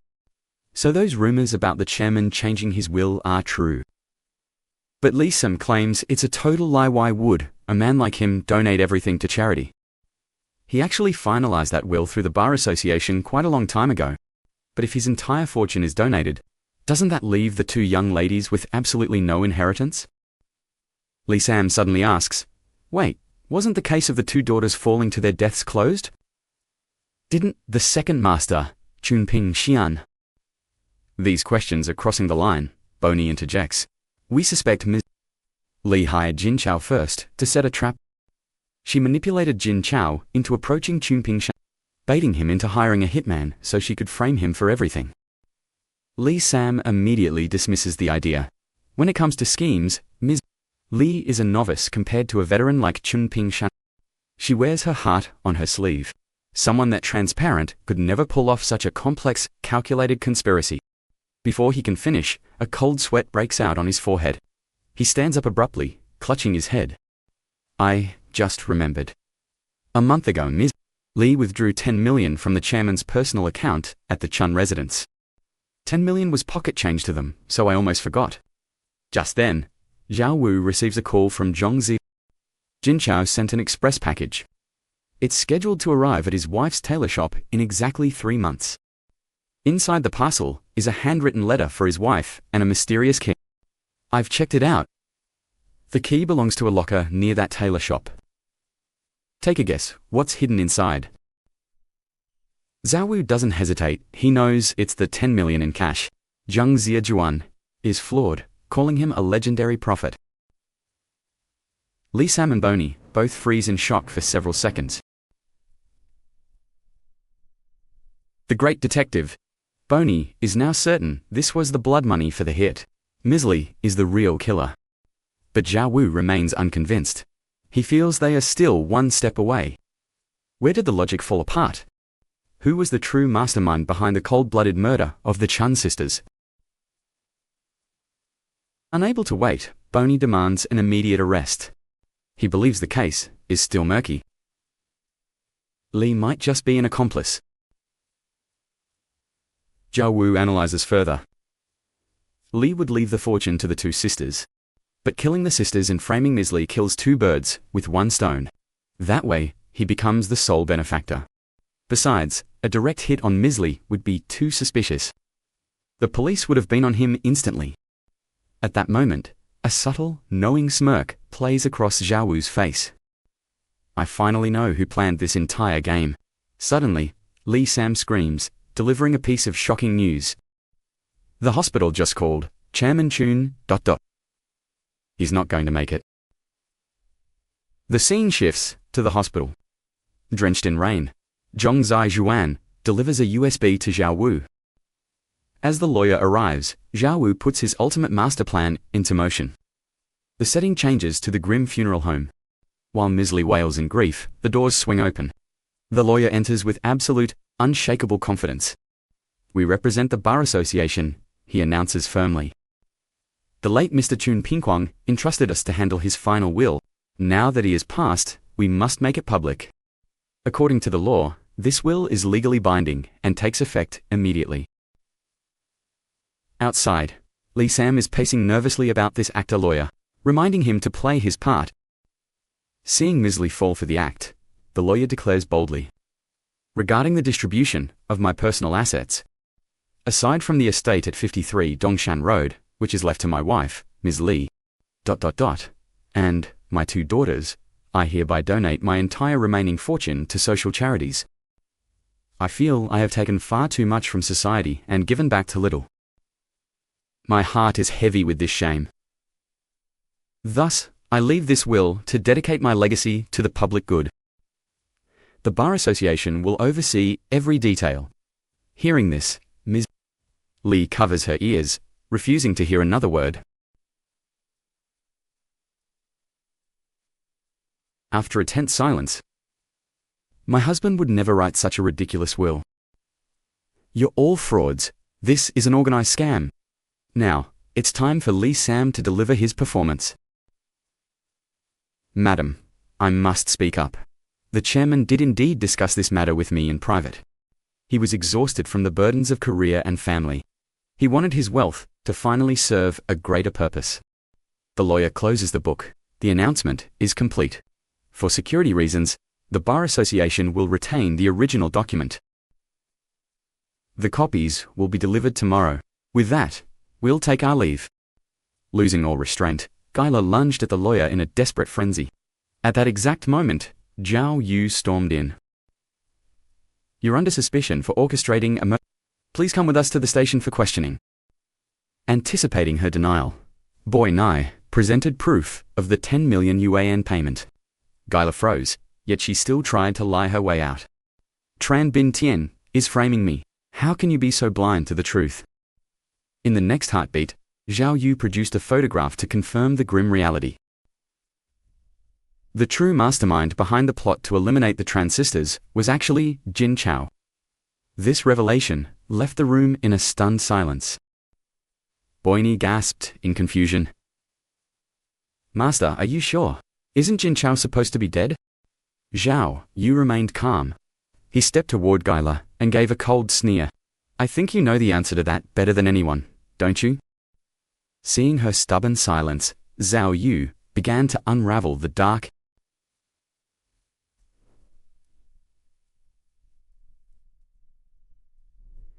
Police officer. In a cruel twist of fate, he was diagnosed with terminal lymphoma. With his young son battling eye cancer and his family facing financial ruin, he was driven to the brink of absolute despair. 3 months ago, while Chairman Tran Bin Lei, in a coma, saw an opportunity to seize the empire. He approached Jin Chao, initially wanting him to eliminate the chairman's wife, Guyla. However, Jin Chao proposed a far more sinister alternative. Kill the chairman's 2 daughters instead. By framing Guy Lei for the crime, they could eliminate every obstacle to the inheritance in one fell swoop. Once the deal with Tran Bin Tian was sealed, Jin Chao didn't strike immediately. Instead, he betrayed the plan to Guy Lei. He knew that relying solely on Tran Bin Tian was a dangerous gamble that the police might uncover. If Tran Bin Tian slipped up, his 5 million yuan payout would vanish like smoke. So, he offered Guyla a new deal. He would carry out the hit on the sisters as planned, but he would ensure the trail never led back to her. He even provided a video of his transaction with Tran Bin Tian as insurance. If the police failed to find the evidence he planted against Tran Bin Tian, she could use the video to save herself. This plan would wipe out both her rival, Tran Bin Tian, and the stepdaughters she shared no blood with. With all those obstacles removed, she could effortlessly claim the entire fortune without a shred of police suspicion. For 10 million yuan, he promised her hands would remain spotless. To Guyla, this felt like a godsend. She had absolutely no reason to refuse such a perfect arrangement. Afterward, Jin Chao converted the 10 million yuan into cash and hid it in a storage locker at the market, where his wife worked. He mailed the key in a package set to arrive 3 months later. As a former cop, he knew exactly how to stay 2 steps ahead of the law. He calculated that by then, the sisters' tragic fall would have already become a cold case. Buried and forgotten. No one would be watching his family anymore, and a simple package delivered to his wife would go completely unnoticed. In this elaborate scheme, Jin Chao was the architect, while you and Tran Bin Tian were his willing accomplices. Without your 10 million yuan, his deadly plan would have never left the ground. Exposed and cornered, Gila spiraled into a violent, but a second later, her pupils dilated in pure terror. Zhao, you pulled out a flash drive. Jin Chao gave this to you, didn't he? You were the prime suspect after the sisters died. If the police couldn't find proof of the deal between Jin Chao and Tran Bin Tian, you were meant to use this to save your own skin. Broken and defeated, Gila erupted in a fit of desperate full-mouthed cursing. Damn you, Tran Bin Quang. You heartless bastard. You'd rather donate your wealth to charity than leave a cent to me. She screamed like a woman possessed, clawing at her comatose husband until the officers tackled her, forcing her head against the cabinet. Once the fire died down, she finally confessed. Fine, I gave Jin Chao the 10 million yuan. I've been suffocating in this house for far too long. No one ever respected me. No one saw me as family. My husband fell into a coma and left me to deal with this nightmare. Those two spoiled daughters treated me like trash. And my brother-in-law was literally trying to have me killed. Did any of you ever care how I felt? I met Jin Chao years ago, when he was in the city for an investigation. We crossed paths, hit it off, and ended up having a secret affair. After I paid him, a part of me actually hoped he was just a con man who would disappear with the money. But I knew, even if I said no to him, Tran Bin Tian would have just found another assassin to end my life. Since he sent assassins to take my life, why shouldn't I strike back? What would any of you have done in my place? She burst into a fit of manic laughter. Old Tran, are you satisfied now? Your precious family and home are utterly destroyed. Your daughter is gone, and you're next. Your wife and brother are rotting in prison. What good is your money now? Bainey's mocking voice showed no mercy. Master, this man Jin Chao is terrifyingly brilliant. To devise such a twisted and complex scheme, it's unbelievable. If he hadn't been dismissed, he surely would have been an elite officer like you. Meanwhile, Zhao Yu remained as calm as a legendary grandmaster. Back in my days, in the underworld, we had a saying, but if the heart is righteous, everything aligns. No matter how many obstacles life throws your way, they should never become an excuse to become a cold-blooded killer. Take this evidence back to the team, immediately. Bainey was still puzzled. Why did Gila break down and confess the moment she saw that USB? My guess is that Jin Chao left a video for his wife. A recording of Tran Bin Tian hiring him to commit that murder. That vital piece of evidence was hidden deep within a single USB drive.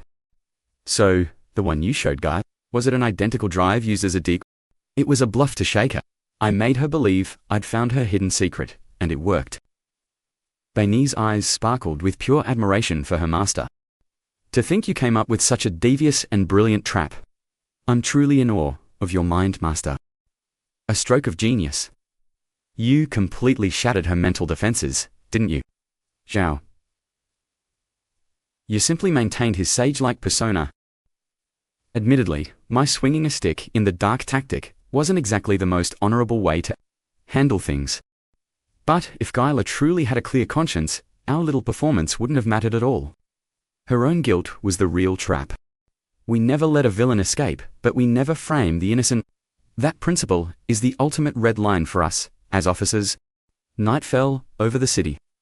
After finishing his workout, Zhao Yu felt a sudden surge of primal, restless energy coursing through him. His mind drifted to Anna Keat and their intimate moments. Just as he reached for a distraction, the sound of the doorbell shattered the silence. He swung the door open, and there she was. Ange Keat stood right before him, looking more radiant than ever. Before he could even utter a word, she lunged at him, locking him in a desperate and passionate kiss. The living room wasn't enough to hold their fire. From the bath to the bedroom, through a night of thunder and rain, their passion exploded like fireworks. The fireworks were real, though the narrator might have exaggerated the number of rounds. In a heartbeat, morning light broke through the curtains. Zhao Yu opened his eyes to find the bed empty. Ankeet was gone, but the memories of their heated night. He actually shed tears of pure bliss, But his joy vanished instantly. On the nightstand sat a bottle of sleeping pills. Something was horribly wrong. Panic surged through him. He rushed into the living room, his eyes scanning frantically until he spotted 2 mobile phones on the table. He checked the contacts, but the list was a void. Every single name and number had been completely wiped clean. Deep in the storage, he found one solitary video. It showed Anna Keats' back as she whispered in a voice full of agony, "Forget me. I'm sorry, I can't help you solve those cold cases anymore. Please, promise me you'll live a good life." Zhao Yu lost all composure, his mind spinning with questions. Why? Why are even our photos together gone from the phone? Why is her social media account deleted? Why has every trace of her existence been systematically erased? What on earth happened? Why would she do this? Why did she have to leave me? Unable to wait another second, Zhao Yu charged into the precinct, begging Zhong Jingfeng to track Anna Keats' GPS location. But the response was a devastating shock. The system returned nothing. Every piece of her data had been professionally scrubbed from existence. Whether it was the internal police database or the public web, not a single shred of information about Anna Keats remained. If someone can infiltrate our secure systems to delete a captain's data, we are facing a nightmare of epic proportions. Only a high-level government entity could wipe that much specific information in such a short window of time. His partner immediately called the chief. "I'll report to Chief Lone. We need the full weight of the government to find her. I'm heading to the city archives now. Stay sharp here. Aunt Keat is in grave danger, and we have to find her before it's too late." Without wasting a breath, Zhao Yu dialed Zhong Zai, Zhuan's number, desperate for any lead. "Zhao Zhong, Aunt Keat, came from Division U. Please, ask the director for me." He then pleaded with Chief Liao for help. Suddenly, a memory flashed the address she once mentioned. 6th floor, 4th window from the left. 5 minutes later, he was pounding on that very door, but the only response was a heavy, suffocating silence. A neighbor, hearing the commotion, stepped out to investigate. Zhao Yu flashed his badge, demanding to know about the woman living there. But the answer he received chilled him to the bone. That apartment. "Sir, nobody has lived there for a very long time. That place has been abandoned for at least 10 years. Zhao Wu sought Chief Liao for help, but received only harsh criticism instead. They were lovers for so long, yet he knew nothing. Meanwhile, Ann Keat had already secured a captain's promotion. Your department just realized it now. Her entire history has been completely scrubbed from the archives. Is she a phantom?" Chief Liao was utterly baffled as to how she transferred from the U branch so secretly. "Back then, I was just a low-level worker. Rumors whispered that Ann Keat possessed a terrifyingly powerful backing. Whatever you do, never offend her. The provincial order was absolute and demanded immediate execution. Even a city-level chief wouldn't dare defy those commands." Zhao Wu felt a cold shiver of suspicion. Could she be deep undercover? Impossible. Her mother cared too much to let her face such lethal danger. Zhao Wu called out to old Liao once more. Is her mother truly powerful enough to manipulate the department's hierarchy? Chief Liao instantly dismissed the thought. This isn't some ancient empire ruled by a king. Ann Keats' disappearance wasn't a random occurrence. Her farewell proves she had hidden burdens. Every personnel change follows a strict, rigorous, legal protocol.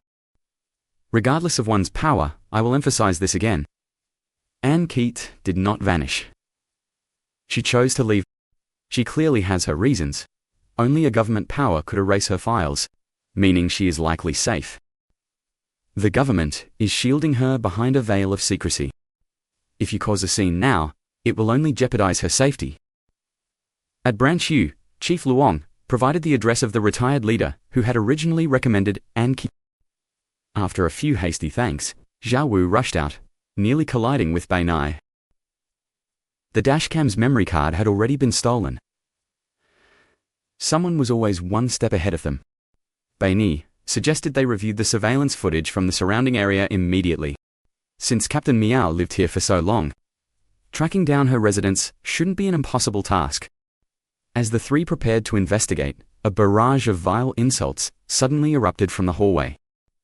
"Curse you all, I should sue you for false imprisonment. Uncuffed me this instant. This little lady is quite a beauty. Interested in a date? I have plenty of cash." Zixuan snapped back instantly. "Once those cuffs are off, get lost. We don't have time for your garbage. Don't think you've escaped justice yet. You'll fall into our hands eventually." He just smirked arrogantly. "Where is your proof? Without it, you're forced to let me walk. I have bought many like you. For the right price, they all strip. Don't act so righteous just because of that uniform, kid." Before he could finish, Zhao Wu's palm connected with his face in a bone-shattering strike. The fool was practically begging for death. Brutal sounds of a beatdown soon echoed from the restroom. What happened? Zhao Wu is teaching the spoiled Cao Lai a lesson he will never forget. That scum drugged countless girls. One poor soul nearly ended her life because of his cruelty. He used money and threats to silence them all. This is illegal. We must stop a murder. Stop him. Don't be an idiot. Go delete the surveillance footage. Inside the stalls, after a savage thrashing, I used flunitrazepam. I drugged 6 girls in total. It was all me. The officers burst in to make the arrest, only to find him face down in a toilet bowl. As Bei Nai bandaged Zhao Wu's wounds, her heart ached for his silent, overwhelming grief. Sifu must be devastated over Captain Mao's disappearance. She whispered through tears, hoping for a miracle. Captain Miao is strong. You will find her very soon. I know it. Zhao Wu later sought the retired city leader. But Alzheimer's had claimed the old man's mind. Everything hit a devastating, silent, dead end. The system's quest marker is right here. Why can't I find any trace of her? Damn it, why are these system items useless when her life is on the line? Just then, the fated encounter appeared. Dao Jia rushed over, eyes wide at his bloodied hand. Zhao Wu replied, No need, I still have things to attend to. But before he could finish, Dao Jia's face flushed with a look of sudden reproach. I called you several times the past few days, but you never answered. Have you really been that busy lately? Suddenly, a crude shout erupted from behind them. This needle won't even go in. You're hurting my girlfriend. Do you even know who we are? Humph, Dao Jia wasn't one to back down. She immediately snapped back. Just what do you think you're doing? We don't give a damn who you are. Our nurse is pregnant. You're assaulting people, and if anything happens to her, you'll face the full extent of the law. Oh, you're going to lecture me about the law? How terrifying. Fine then, try and make me take responsibility. He lunged forward to strike her, but Zhao Wu wouldn't just stand by. He instantly seized the man's wrist, cursing him under his breath. Zhao Wu wondered if the system, sensing his recent foul mood, had intentionally arranged these scenarios just so he could blow off some steam. What kind of day was it? Why were so many brainless idiots crawling out of the woodwork? Do you take me for some local garbage collector? Zhao Wu pinned him so hard, he nearly choked. Yet, the thug kept running his mouth, threatening to call for reinforcements. Exactly 10 minutes later, every thug he had summoned was beaten so badly by Zhao Wu that even their own ancestors wouldn't recognize them. Only then did the man realize his mistake. He began apologizing profusely, desperately promising never to let it happen again. Surprisingly, the system encounter was completed with a 183% progress rate. He earned 5 new items, a tooth regenerator, and an emergency warning device. Back at Division R, Deputy Director Lone was absolutely fuming. The criminal we wanted to apprehend was only suspected of intentional injury. If you beat them like this, how am I supposed to clean up your mess? I know you're suffering over what happened to Keat, but she has been missing for a long time. You can't keep living in this daze forever, doing nothing but getting into fights. The number of complaints I've received lately is more than I've seen in my entire career. I simply can't take this anymore. Take a leave of absence immediately, go home and reflect deeply on everything you've done. Stepping outside, Zhao Wu received a new system encounter at Whale Square. 4 kilometers away and 15 minutes out. Could this encounter finally be related to her? Before he could finish his thought, the 3 leaders arrived. With no time to waste, Zhao Wu forced them into the car and ignored their protests. It toward the square. Arriving at Whale Square, Zhao Wu scans the massive crowd as his mind raced. Since this involved her, could there be a bomb, or perhaps a terrorist attack planned? While he was panicking, Bainey suddenly appeared and called out to him. "Did you also see my summons?" Zhao Wu was completely bewildered. "What's going on? What are you girls doing out here?" "It's like this. My classmates from the police academy and I are helping Tan Hu New with a charity fundraiser." Zhao Wu was even more confused now. Tan Hu New, isn't she the wife of Kan Xiu? And wasn't Kan Xiu a convicted murderer? Precisely because Kan Xiu was a killer, we should care more for his widow and child. After all, what crime did his child commit? Kan Xia's second son has eye cancer. Now that he's gone, their family's life has become an unbearable struggle. Kan Xia's death was already a tragedy. If we remain indifferent to his family, it could spark an even greater catastrophe later on. That is how cycles of crime continue. Hearing this, Zhao Wu finally understood why he felt so empty after closing every case. It was because his deepest wish was for the murders to never happen at all. If someone had cared for Lai Dan, that brutal amputation case might have been avoided. If someone had helped Fu Hongduk resolve his psychological trauma, that bank robbery would never have occurred. If young Tan Duong could have faced his mother's death and stepped out of the shadows, that hidden corpse case wouldn't exist. Suddenly, Director Liu approached Zhao Wu. "We came looking for you today to discuss something very important. The application you submitted to become a special investigator has finally been approved. Here is your official acceptance notice." At the mention of those 2 words, special investigator, Zhao Wu flashed back to a time they were roasting potatoes. During a break, Keat had asked about a certain notebook. In his weary state, Zhao Wu had honestly shared everything with him. Old Kim had given him that notebook, which contained records of extremely serious crimes and cold cases he handled during his time as a special investigator. Keat looked through the files and gave his assessment. "I think if we ever get the chance to investigate these 5 major cold cases, we should definitely start with the headless corpse mystery first." "Why that one?" "Because these crimes happened so long ago. Back then, DNA technology wasn't common, making the investigation nearly impossible. But things are different now. The victims' identities can be easily verified through DNA. However, the last body appeared 19 years ago. The killer might already be dead. And precisely because they might be dead. Otherwise, as more time passes, the remaining clues will vanish forever. The truth stays buried forever for the dead. How cruel and unfair is that for them? All right, dear. If the chance arises, we'll investigate this case. Besides, you've cracked enough major cases to qualify as a special investigator now. You should talk to Director Liu and have him help you submit a formal application. Reopening this cold case could finally reveal the truth and bring the victim justice." Hearing this, Zhao Wu agreed with a mischievous grin. "I'll call him tomorrow, but right now, I want to investigate another truth. What material is your nightgown made of? Take it off, and let me see." And so, their intimate session continued. Back in reality, a stunned Zhao Wu was snapped back by Director Hong. "You stinking brat, is all this moping just because your girlfriend left you? It's not the end of the world. Pull yourself together and move forward." Director Liao also stepped in to confirm. "I've exhausted all my connections trying to help you find her. The traces of Jiai's family were wiped clean, likely by a government protection program. Becoming a special investigator is your best shot at solving this." Zhao Wu gripped the paper tightly. "I'll go. Don't worry, I will definitely pass the selection process. This special investigator position, I'm definitely taking it for myself." Suddenly, Bainey ran over, calling him master before introducing him to her friends. "Meet my master, the legendary detective Zhao Wu. He solved the Yuanling case and found the 12 golden Buddhas.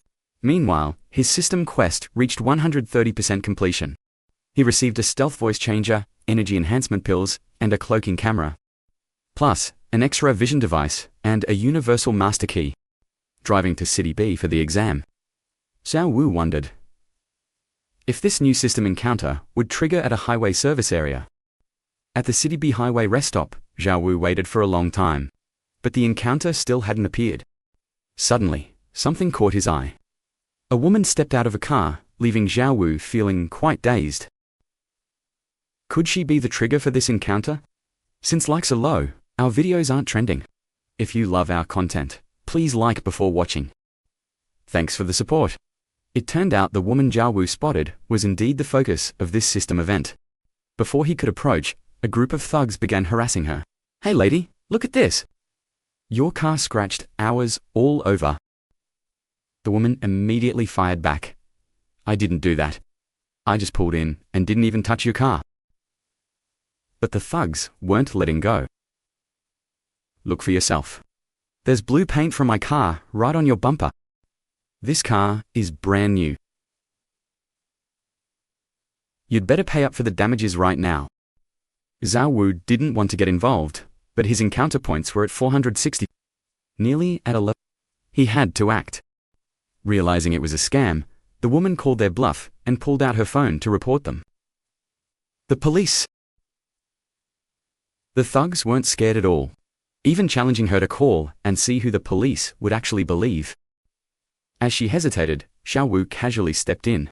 "Calling the cops is useless. Can't you see you're parked in a surveillance blind spot? The moment the police see those scratches, plus, from this angle, your dashcam missed the impact. They've calculated the distance and camera positions perfectly. I'm betting their car was hit by a white vehicle elsewhere, which is why they targeted your white car for this scam." The thug. "What the hell are you talking about, you dog? Who's running a scam?" Xiao Wu calmly flashed his badge. "I've been watching you for a while now. Did you know that?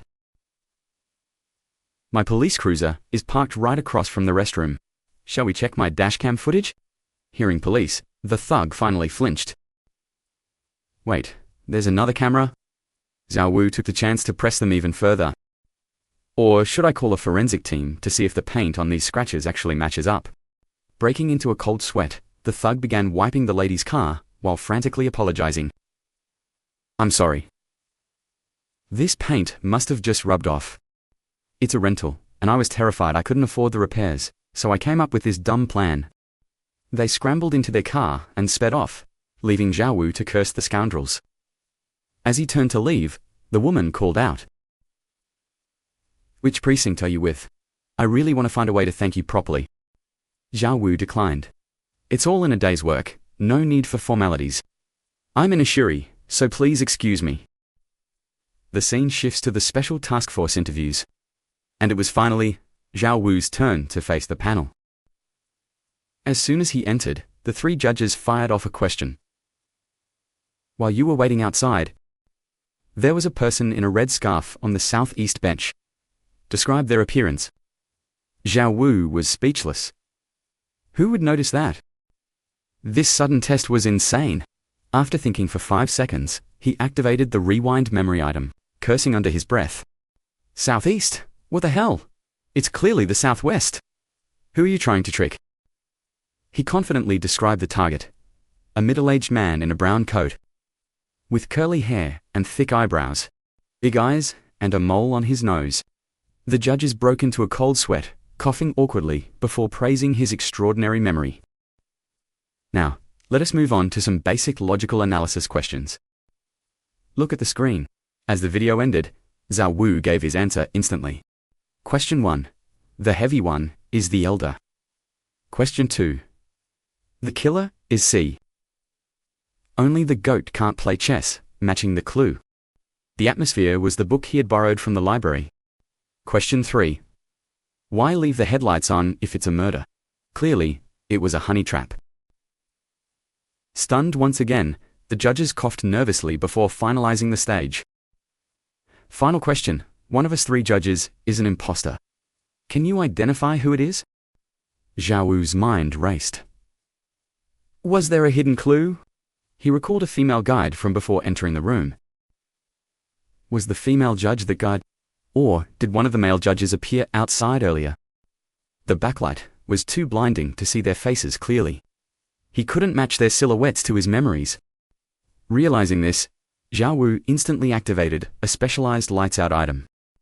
Before the judges could panic, he clicked on his invisible flashlight and gasped, "Damn it. Are you kidding me? There isn't an imposter here at all." Stepping out, Zhao Wu sought a quiet corner. But the other candidates were gossiping like a crowded marketplace.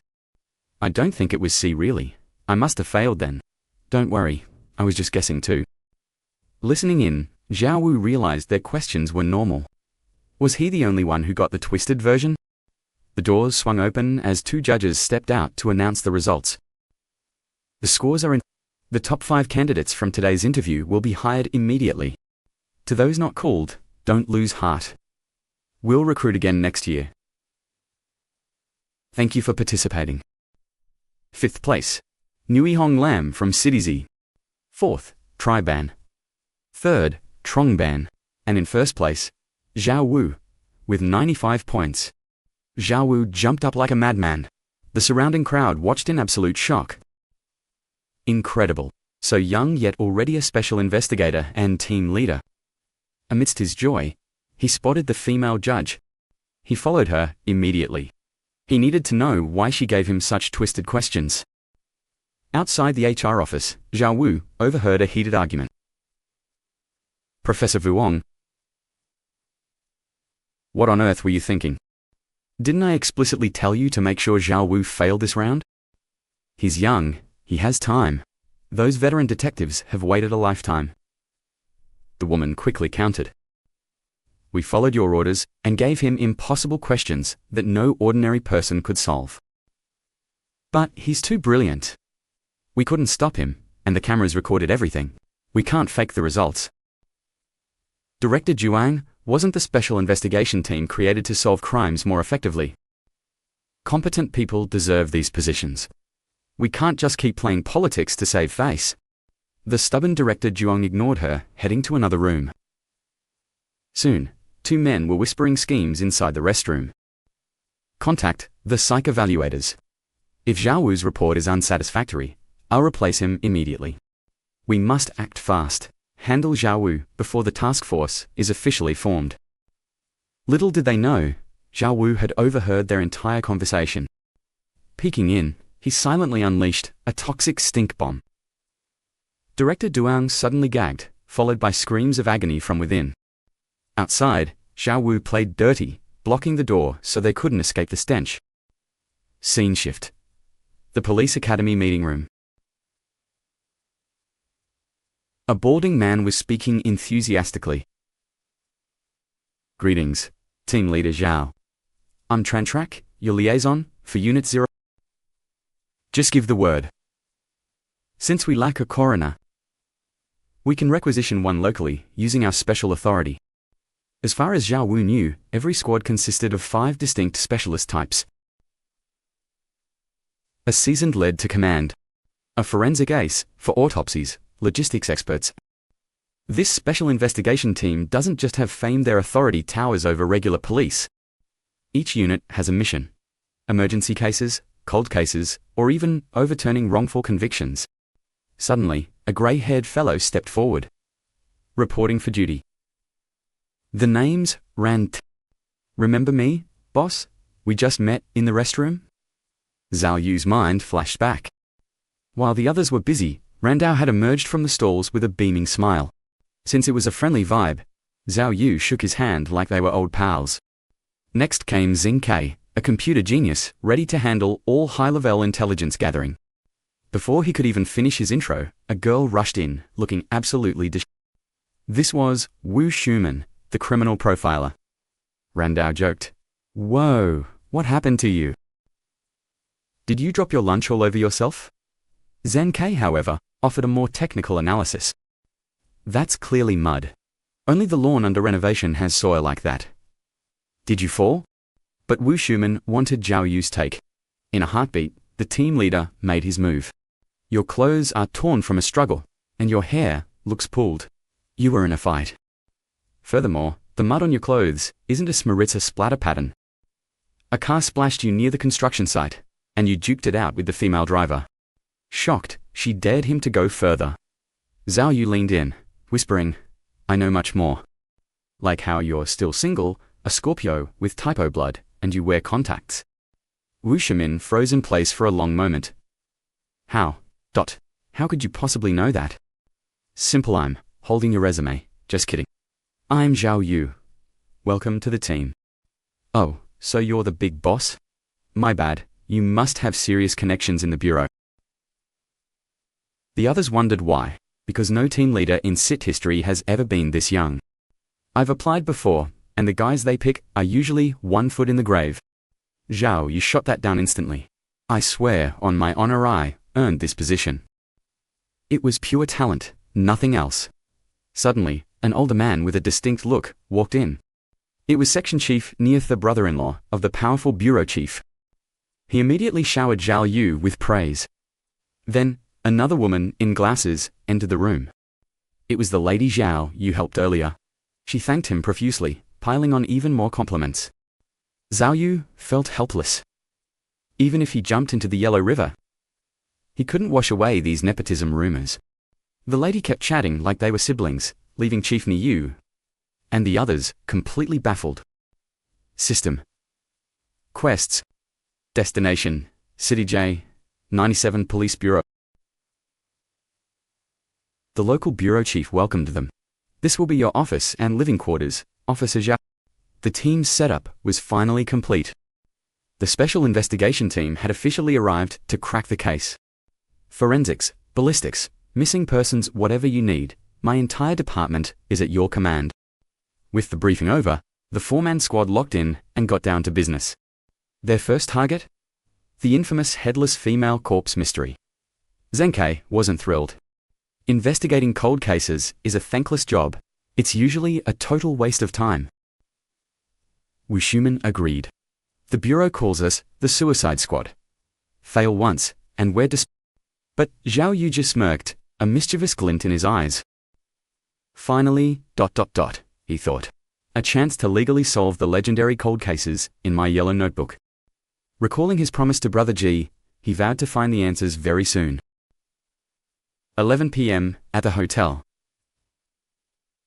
Zhao Yu picked up the phone to call Bane. She was fuming. "You left without a word. I was ready to learn from my master, and you ran off to be a special agent." "Master, tell me, What on earth am I supposed to do now?" Zhao Wu felt completely helpless. He made an excuse about a new case and abruptly hung up. Then, a knock echoed at his door. He opened it to find Wu Shimin standing there with a truly provocative look on her face. Without a word, she barged in and demanded he control that man. "He's been harassing me since dinner. Non-stop calls and disgusting, crude comments. He even pounded on my door just now. How can someone be so incredibly shameless?" Zhao Wu cursed his senior's luck internally. This rabbit was truly crossing the line this time. He put an arm around her shoulder. "Shimin, I have a plan. Why not just sleep in my room tonight?" Seeing her hesitate, he pushed further. "If we're together, Randao won't dare touch you, right?"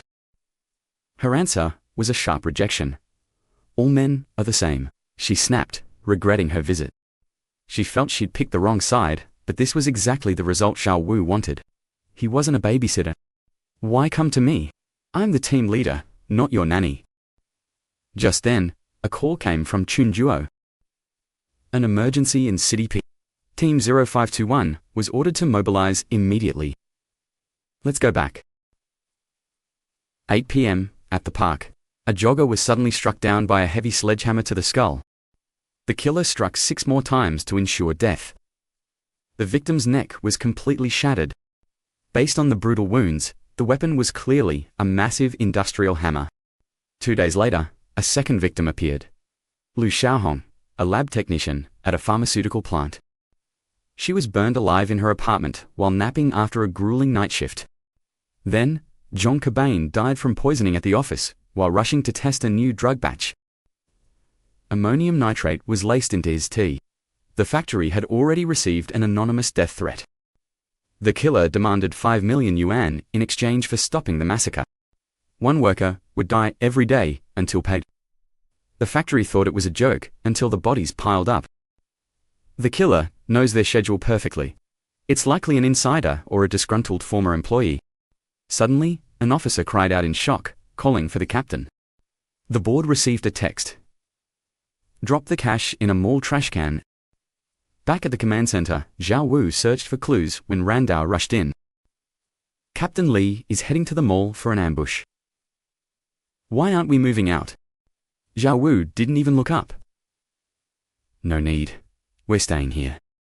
That sting operation will fail, he stated coldly, piquing Schumann's curiosity even more. He explained. A killer this meticulous wouldn't choose such a loud, crowded place for a real payoff. 3 victims. You 3 will each investigate one of the cases. Tamski took the poisoning. Schumann chose the arson case, as the victim was a woman. She then turned to taunt Randao and Yu. Cat got your tongue when things get serious.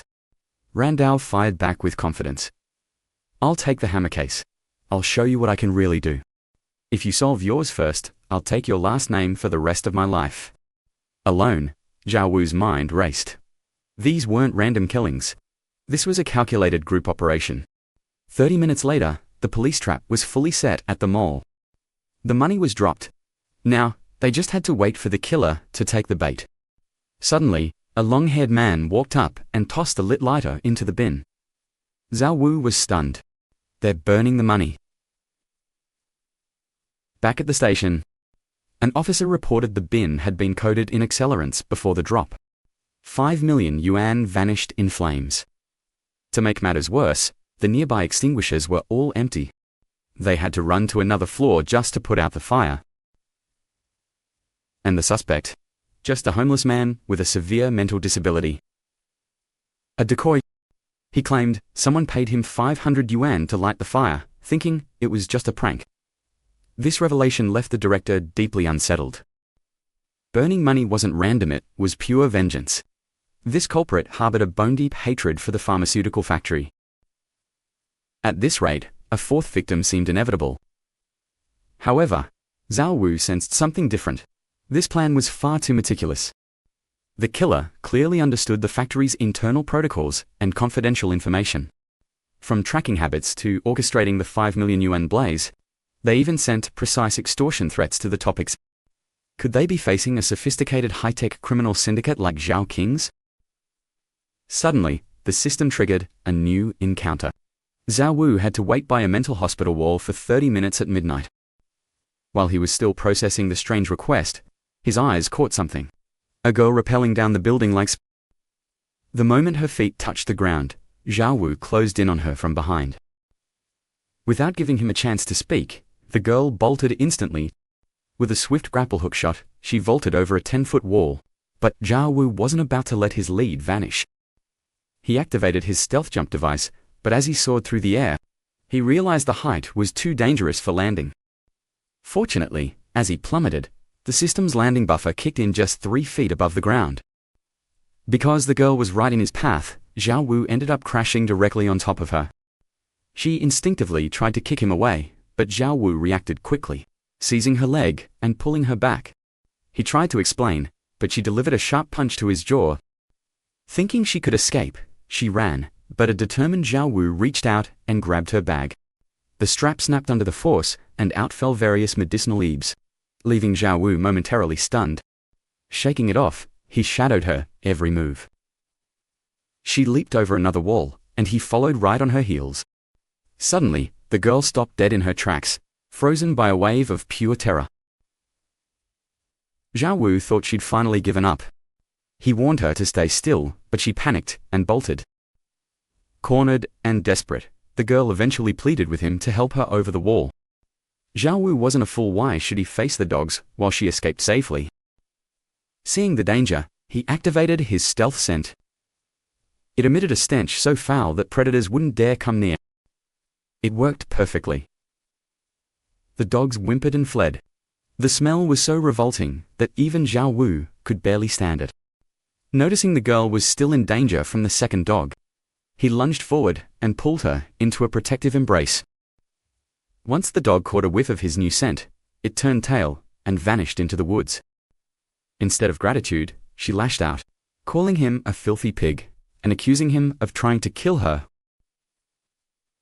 Taking advantage of his momentary distraction, this time, Zhao Wu didn't give chase. Instead, he calmly headed back to his vehicle. During their struggle, he had planted a stealth camera on her. Now, he could simply monitor her every move. Her first move after returning home was to strip off her clothes and head straight for the shower. Zhao Wu got an unexpected show, but the peace was short-lived as a group of thugs suddenly stormed her room. She tried to dive through the window, but a man caught her arm and delivered a brutal slap. With her finally subdued, the leader began his interrogation with a sneer. "You've got a death wish, don't you? I need to see this second master and explain that I'm innocent," she cried. He didn't buy it, mockingly revealing that the second master was already behind bars. Her protection was gone. "If you want to live, hand over the goods now, or things are going to get very ugly." Since she refused to talk, he ordered his men to strip search her, mocking her beauty as they approached. The thugs moved in, but were suddenly halted by a wave of that same nauseating stench. When one went to check the door, it swung open with enough force to slam him into the floor. Zhao Wu stepped into the room with absolute confidence. He announced he was a cop and reached into his pocket. Terrified he was pulling a gun, the thugs fled, but he only pulled out a lighter. He couldn't fathom why they were so scared. Realizing he was police, the girl tried to make one last break for it. He lunged forward, instantly seizing her by the collar. But the force was so violent that her shirt shredded in two. Luckily, she stayed covered, or he would have looked away. Still, she refused to yield. Clutching a curtain, she attempted a desperate leap out the window to escape. But Zhao Wu snatched her leg, leaving her dangling helplessly. Thinking it was over, she turned feral and bit him. However, to her absolute horror, Zhao Wu did not even flinch. Instead, the girl began vomiting like a fire hydrant. His legendary stench was simply too much for her to stomach. He realized the thugs fled because of his odor. If they found him alone, they would be back in a heartbeat. Sensing the looming threat, he hoisted her like a sack of grain and ducked into a nearby hotel. Zhao Wu made it clear he was only there to wash up, having zero interest in her whatsoever. But she was not buying it, convinced he was nothing but a total pervert. She even threatened him with the law. Furious, Zhao Wu snapped, "If I had bad intentions, you would be silenced by now." Still, one burning question remained in his mind. Why steal drugs from a mental ward at midnight? The girl immediately activated her Oscar-worthy acting skills. "My mother is dying and needs expensive medicine I cannot afford," she wailed with crocodile tears. Zhao Wu suddenly demanded to see her hands. Did she think he was a rookie? She just grinned, revealing the handcuffs. "So you saw through me?" Zhao Wu scoffed while binding her tightly. "With your skills, do not play the poor girl card. If these meds make contraband, you are facing a life sentence." Seeing her persistence, Zhao Wu shifted gears, asking about the second master those thugs mentioned. She acted indifferent, claiming the second master was a big-time criminal currently rotting in prison. "I have no idea where the rumors began," she sighed. "But everyone thinks I stole diamonds from a young billionaire. And now, they will not stop hunting me. It is a total setup." Zhao Wu just grunted, making her perk up and call him officer. "You actually think I'm lying to you?" Zhao Yu sighed, double-dunning on his claim. "Listen, every word I said is the absolute truth. Think about it if you really had a stash of diamonds. Would you be risking your life to steal meds from a mental hospital? Now, tell me the truth. Does the pharmaceutical factory murder have anything to do with you?" The girl just snapped back. "If I really had that kind of power, do you honestly think I'd let a guy like you keep me tied up like this?"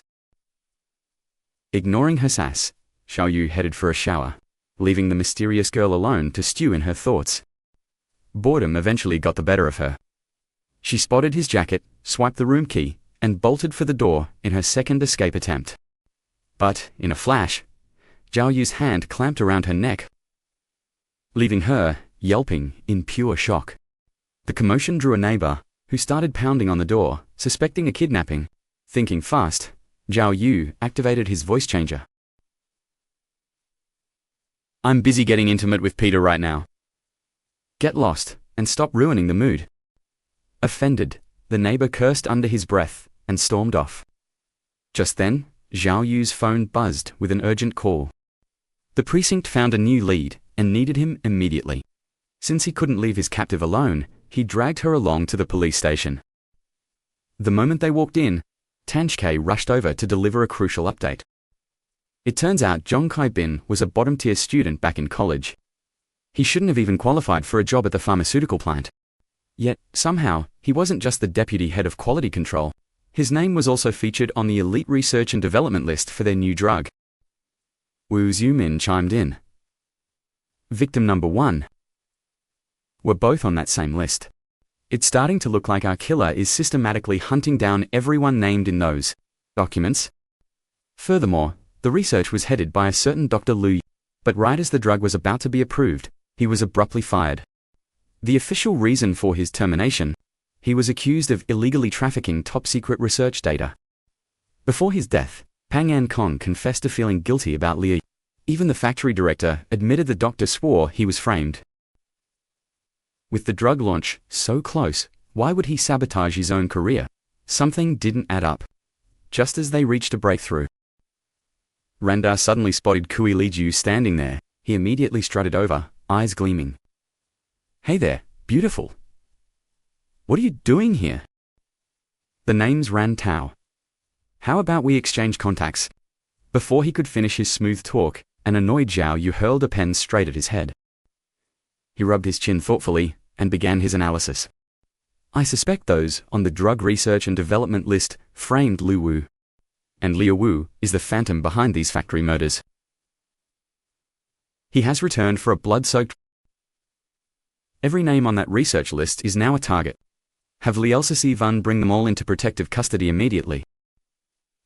Zhao Vier pressed for more intel.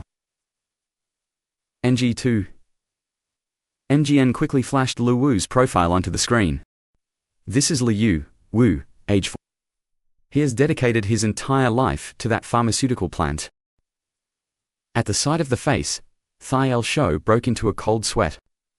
Zhao Vu's sharp eyes caught a reaction instantly. Does she recognize him? Suddenly, TTNK's voice broke the heavy silence. Liel Sisivan has successfully gathered almost everyone from the research list at the station. However, a man named Dipe Than, the head of research, has vanished. His phone's last signal pings from the outskirts of the forest. Liel Sisivan and the team are already on site. Let me pull up the live feed of the crime scene for you. The first thing to hit the screen was the image of a white car. Inside sat a man, pale as a ghost. Zhao Vu's expression darkened. A killer was getting bolder. Your support keeps this story alive. Please leave a like before we dive deeper into this mystery. The fourth victim has been found. Preliminary reports suggest the cause of death was carbon monoxide poisoning. The killer drugged him first, then used a hose to pump exhaust into the cabin. It was a cold, calculated execution. NG2 MGN continued the grim briefing. Liel Sisivan reported that the survivors claimed they know nothing about Liu Wu's past. Aside from the 4 victims, the rest are just ordinary Liu Wu's departure years ago didn't affect them. But for the 4 victims, the stakes were entirely different. The first was Nkong Liu Wu's former student. He was the one who ratted out Liu Wu for illegal drug sales. Whether framed or not, Liu Wu's hatred for him was absolute. The second victim was LCC, a junior pharmacist who had barely been in the department for a year. Realistically, her name should never have appeared on that elite research list. Then there was Trong Ki Ban. He wasn't even part of Liu Wu's original team. Yet, he ended up on the final list and was promoted to head of quality control. He was the biggest winner. These people conspired to ruin Liu Wu's life. Now, he is coming to collect his debt in blood. But Zhao Vier sensed a deeper conspiracy. High-level players must have been involved to take down someone like Liu Wu. Hearing this, Niamar suggested a full sweep of the factory's executive leadership. They needed to find anyone else who held a grudge against the old chemist. Zhao Wei suspected Thiel Shou held the key. She was asking for him. As soon as he sat down, the girl hesitantly proposed a trade. Zhao Wei cut to the chase. You know him, don't you? She admitted she didn't know his name, but his face was unmistakable. I've seen him, and I know exactly where he is, hiding right in our main headquarters. I just need you to confirm something. Is Machisen really behind bars? Is his situation truly dire? Xiao Wu's brow furrowed at the name. You mean the second master? Yes. If he's truly out of the picture, I will tell you everything. Fair enough. That is how the game is played. With a confident stride, Zhao Wei stepped out. After 10 minutes of digging through the system, the truth came to light. The second master had been brutally stabbed and was in critical condition. The reports were grim. Even if he survives, there is a 90% chance he will remain in a vegetative state. You can breathe easy now. That kingpin won't be causing you any more trouble. Now, tell me. When did you see Lu Wu, and where is this hideout located? Emboldened Thiel Shou finally spoke. I first crossed paths with him about 3 days ago. I saw him again yesterday. But as for the location, I have to lead you there myself. It is a labyrinth for thieves. Even with the coordinates, you would never find the entrance before they escaped. Zhao Wei didn't hesitate. The deal was struck. Fine, run all you want. My tracker is still on you, so there's nowhere to hide. Then, she mentioned a man named Bang Dung. He was her senior, a total creep who constantly lusted after her body. Now that her protector was gone, she was terrified for her safety. She begged Zhao Yu to send backup and take down those thugs.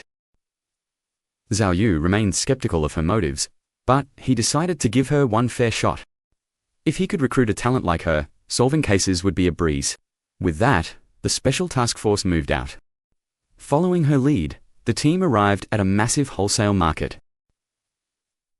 The captain was stunned. Who would have thought criminals would set up their base in such a crowded place? Randall noted the chaotic layout was perfect for smuggling stolen goods and making a lightning-fast getaway. Suddenly, she halted, warning the team that they couldn't go a single step further. They have alarms any closer, and we're made. Their hideout is right behind that door. Most of them are inside. We'll split up one team for the front, while Officer Zhao follows me. There was a secret tunnel that needed guarding, or the whole gang would slip right through their fingers. She led them deep into the parking garage, confirming it was their hidden escape route. Thinking she'd finally earned his trust, she asked Xiao Yu to unlock her handcuffs.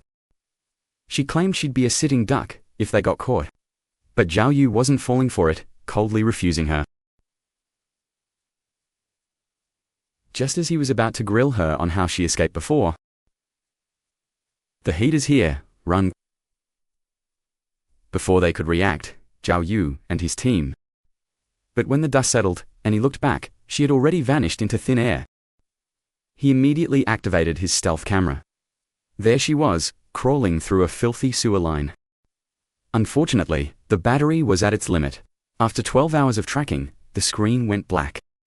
Fearing she'd get herself killed, he scrambled to find the manhole cover. Luckily, he tracked it down in 5 minutes. As he climbed down, a sickening, pungent stench hit him like a physical blow. He spotted her further down the tunnel, but she was already on the other side of a locked gate. Seeing his confusion, she smirked. Still wondering how I got out of those cuffs? Allow me to show you. With a series of sickening cracks, she dislocated her joints and slipped free. Zhao Yu stood there, his jaw dropping, in absolute disbelief at the sight. She's a contortionist?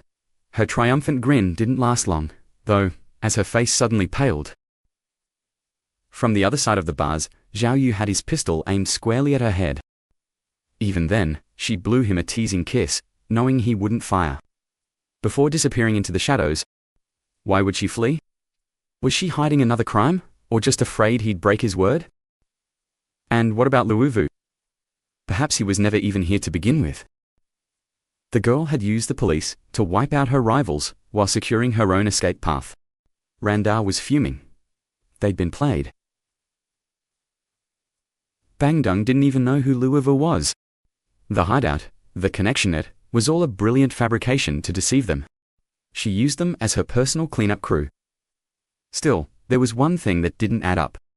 She was undeniably gorgeous with a killer figure. How did she fit through those narrow bars? Even for a contortionist, there was no way her assets could squeeze through that tiny gap. Zhao Yu had to admit it was a mystery. How did someone that well endowed manage such a feat? Later, at the station, a terrified Bang Dung began to spill his guts under interrogation. A month ago, a wealthy expat had purchased a luxury villa over on Hoan Road. Inside was a high-end safe. They figured the score of a lifetime was waiting inside and planned a heist. But his little junior, Thoy Lachaux, had already beaten them to the punch. They were livid and went looking for her to settle the score for stealing their prize. Zhao, you realized he was talking about a Colin cipher model so tough. Even explosives couldn't crack it. Could she really have opened it? And if so, what kind of treasure was hidden inside? Bang Yong didn't know, but he suspected those contents were too scandalous to ever be made public. Since the owner never reported the theft, when exactly was that mysterious safe broken into? It happened 3 days ago. Zhao Wu realized with frustration that Kui Lizu had played him for a fool. He had to visit this villa personally to uncover the truth behind that hidden safe. Later that night, the special investigation team launched a high-stakes midnight operation. Despite ringing the bell for 10 minutes, there was no answer from the villa rented by Su. Without hesitation, Zhao Wu pulled out his phone and dialed Su Haifeng directly. To everyone's shock, the sound of the ringtone echoed from deep within the empty house. While Zheng Qi hesitated, Zhao Wu didn't wait. He kicked the door open and stormed inside. Zheng Qi knew this was an illegal entry, but he had no choice but to follow Zhao Wu's lead. Wu Zuman noticed something eerie. The place was spotless, as if meticulously cleaned every single day. Could it be that this Su Haifeng has actually been kidnapped? Zheng Qi found an old model phone and suggested checking the outdoor security cameras for clues. With no more leads downstairs, Zhao Wu headed to the second floor to dig deeper. Inside a quiet room, Wu Zumin finally spotted the safe from Bang Yong's story. As they wondered what was stolen, Zheng Qi's voice crackled over the radio. An ambush was underway. Xiao Wu realized they weren't alone and rushed out to find Zheng Qi pinned down. Surprisingly, the attackers were fellow police officers. Their captain stepped forward to explain the situation. 30 minutes ago, someone in this villa leaked the entire serial murder case file online. The killer had uploaded graphic crime scene photos, creating a digital firestorm that cybersecurity couldn't contain. Grisly details and comments. Incendiary posts were spiraling out of control, far beyond the reach of the local police. Believing the suspect Lu Yu was hiding here, the tactical team had launched an immediate raid. Cao Wu realized Lizu saw Lu Yu 3 days ago. She fabricated a story about his location just to keep her own crimes a secret. It was a cunning ploy to lure them to a gang's den and facilitate her own escape. Suddenly, an officer rushed in, reporting a disturbing discovery hidden in the garage. A pungent stench hit them. Wu Zuman gasped. It was the remains of the first victim, Peng Eng. The walls were covered in victim data. This was clearly Lu Yu's twisted base of operations. There was no doubt. He was the mastermind behind the pharmaceutical plant murders. The captain turned to Zhao Wu. We just confirmed the rental papers for this house are fake. The landlord identified the tenant from a photo. The man living here was indeed Lu. Yet, Wu Zumin was skeptical. Such a complex revenge plot felt too elaborate for one man. A colleague confirmed the digital trail. Every online leak was originating from this specific room. Just then, Randao called, Captain, I investigated the factory bosses who might have targeted Lu Yu. His direct superior was Vice Manager Han Jinhai. Han tried to steal credit for a drug, but Lu Yu mocked him and refused to cooperate. They became bitter enemies, but now, the dangerous Han Jinhai. Suddenly, Zinke yelled at a technician, Stop. Do you even know the safety protocols? If the killer set a trap, moving that mouse could delete everything.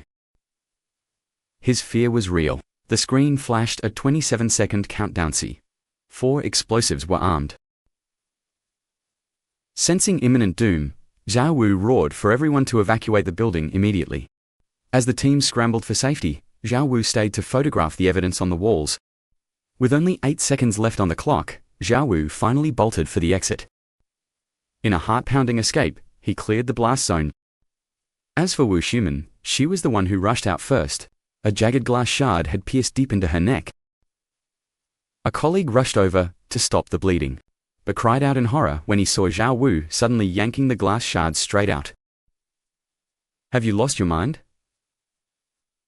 That is the carotid artery. If you pulled that out, she could die instantly. But Zhao Wu didn't seem to care at all, coldly ordering his colleague to hurry up and finish bandaging her instead. As he worked, the colleague was baffled to find that Wu Xiumin's wound had completely stopped bleeding, as if the blood had been sealed from the inside. It turned out Zhao Wu had used an invisible styptic medicine, giving him the absolute confidence to pull that glass out. Afterward, he handed his phone over to the captain, confirming that he had photographed all the intel on Han Jinhai that Liu Yu had hidden on the basement walls. Liu Yu has likely kidnapped Han Jinhai already. We must find them before midnight. Or Liu, you will surely kill him. The captain broke into a cold sweat as he checked the files, feeling a wave of helplessness. The data revealed no murder method or exact location. Where on earth was he planning to commit the crime? Zhao Wu continued his analysis, noting fresh tire tracks in the garage. Randao told me that Han Jinhai has been missing for 2 days already. Liu Yu kidnapped him 2 days ago. You mean he's been hiding Han Jinhai right here in the villa this whole time? It is possible. He likely uploaded the murder files 30 minutes ago at the villa. Off in his own car, Zhao Wu immediately ordered everyone to check the neighborhood surveillance to see what kind of vehicle Liu Yu was driving. While on the road, the captain's radio crackled with an update. 25 minutes ago, Liu Yu exited the residential area heading southwest. We have already notified the traffic department to implement full control and track that vehicle's direction at all costs. Suddenly, another update came through the other end of the line. Traffic police spotted Liu Yu's car entering a rural village, leaving the captain confused about his destination. Just then, Tang Qi spoke up with a lead. My investigation showed that Liu Yu is an avid fisherman. Could he be heading toward the lake? But the captain dismissed the idea, arguing that a man set on murder and escape wouldn't be in the mood for fishing. My point is, since the pharmaceutical factory killings began, 4 victims were beaten, burned, poisoned. Is it possible he wants to drown the 5th victim? Suddenly, a new clue surfaced. A forensics expert reported tire tracks on a forest path, perfectly matched Liu Yu's vehicle. We have spotted this suspicious car by the lakeshore. There appears to be someone inside. Copy that. You must remain hidden. Absolutely do not alert the target. We are on our way. Before he could finish his sentence, a massive explosion rocked the forest, causing Temske to jump and nearly lose control of the wheel. From a distance, a plume of white smoke rose like a giant mushroom. Without a moment's delay, the 3 of them raced. Once the fire was extinguished, Tenjie inspected the wreckage. While Temske wondered who the victim was, Zhao Wu confidently declared it was Liu. Simultaneously, the system notification confirmed the mission's completion at 119%. He received an invisible fireproof suit, capable of resisting infernos for a duration of 10 minutes. Exhausted, the trio decided to visit a hot spring together. Though their real motive was a cheeky hope of catching a glimpse of the girls bathing, Tenjie then shared more news. The police department's DNA results were in. The body found inside the car was indeed Liu Yu. Why did Liu Yu commit suicide? Was it his plan all along to take Han Jinhai down to the grave with him? Even if he lost the chance to extort a massive ransom, he still had a clear opportunity to escape. I still feel like there is a hidden twist here. Liu Yu likely had an accomplice. Liu Yu's killing spree was driven by a deep grudge against the factory, and his suicide could be guilt. But what would an accomplice want? 5 million yuan was burned to ashes. This clearly wasn't about the money. Could Liu Yu have killed himself just to shield his partner? With him dead, would the police stop pursuing his accomplice? This entire case was becoming truly bizarre. Despite the endless stream of analysis, Zhao Wu hadn't said a single word. Driven by curiosity, Randall pulled the towel off Zhao Wu's face, leaving the two of them in total disbelief. This is no place to sleep. The team leader is exhausted. Let's just carry him to the break room to rest. Suddenly, Zhao Wu spoke up mid. 6 deaths in 4 days, burned money, and a massive explosion. Such a huge disturbance is impossible for a lone medical doctor like Lu Yu to execute with such terrifying precision. There must be someone else who weaponized Lu Yu's hatred for their own dark purposes. They orchestrated a swift murder at the pharmaceutical plant, using their puppet until he was no longer needed before silencing him forever. This left Zenkai wondering. Was Lu Yu also just a disposable pawn in someone else's game? But why go through all this trouble? What could they possibly gain from such a cold-blooded scheme? I'm not entirely sure yet, Zhao Yu replied. But that pharmaceutical company is listed on international markets. It's a massive conglomerate with billions in annual revenue. Where there's that much money, anything is possible. Randa, find us a new base of operations tomorrow. The local police station is no longer a safe haven for our investigation, and we must be extremely cautious at our hotel. Do you suspect a mole within the force? It's just a precaution, but as for you, once the new site is secured, set up your equipment immediately. We'll need a mountain of data once the real investigation begins. We must be prepared for the possibility that a massive criminal syndicate is pulling Lu Yu strings from the shadows. For now, everyone get some sleep. We have a grueling battle ahead of us. The scene shifts to the Special Investigation Team's new headquarters. While the team was busy organizing their new space, Zhao Yu was deep in thought, meticulously piecing the puzzle together. That girl likely plundered Lu Yu's safe. If he could track her down, she might be the key to cracking this case wide open. For a thief of her caliber, risking it all for a few thousand yuan worth of common medicine didn't make any sense. Why target a mental hospital of all places? Suddenly, Zenkai interrupted. Chief, I checked with the hospital. They claim no medicine has gone missing lately. The news caught Zhao Yu off guard. He narrowed his eyes, lost in contemplation. The drugs Kui Lizu stole were still tucked away in his hotel room. If they were truly valuable, she wouldn't just let them go, she'd be back. Just then, Wu Shuman chimed in with a mischievous glint in her eye. Wait, those drugs are in your hotel room? So, does that mean you and that girl spent an entire night alone together? Did something happen between you two? As Wu Xiamon's imagination drifted into scandalous territory. This is a serious investigation, not a gossip column. Don't you get it? Kui Lizu will likely return to the hotel to reclaim those drugs. We need to get there now and catch her in the act.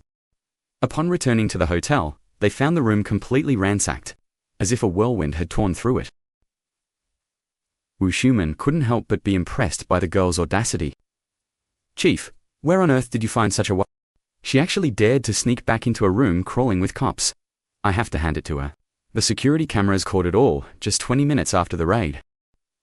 Kui Lizu had slipped into the room and vanished just a minute later.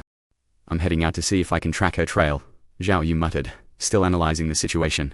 Was it really just for the medicine? Why risk everything to come back for it now?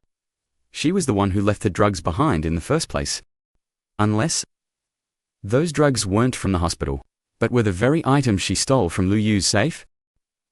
Since Lu Yu headed R&D, it made perfect sense for him to hoard experimental drugs. Finding that girl was now their top priority. Later, Zhao Yu headed to the Pet Marketha, site of a new miracle encounter. Suddenly, the car ahead of him surged forward with a roar. Caught off guard, Zhao Yu couldn't react in time, and his car slammed right into the back of the other vehicle. Before he could even process his anger, the other driver sped off again. Furious, Zhao Yu floored the gas, determined to hunt them down. Despite Zhao Yu identifying himself as an officer and demanding they pull over, the driver ignored him completely, fueling his mounting rage. Without a second thought, Zhao Yu activated a stealth haste item from his system. He targeted a nearby street cleaning truck, forcing it to accelerate and T-bone the 7-seater car. With the target neutralized, Zhao Yu dragged a blonde-haired thug from the wreckage. delivering a brutal combination of strikes.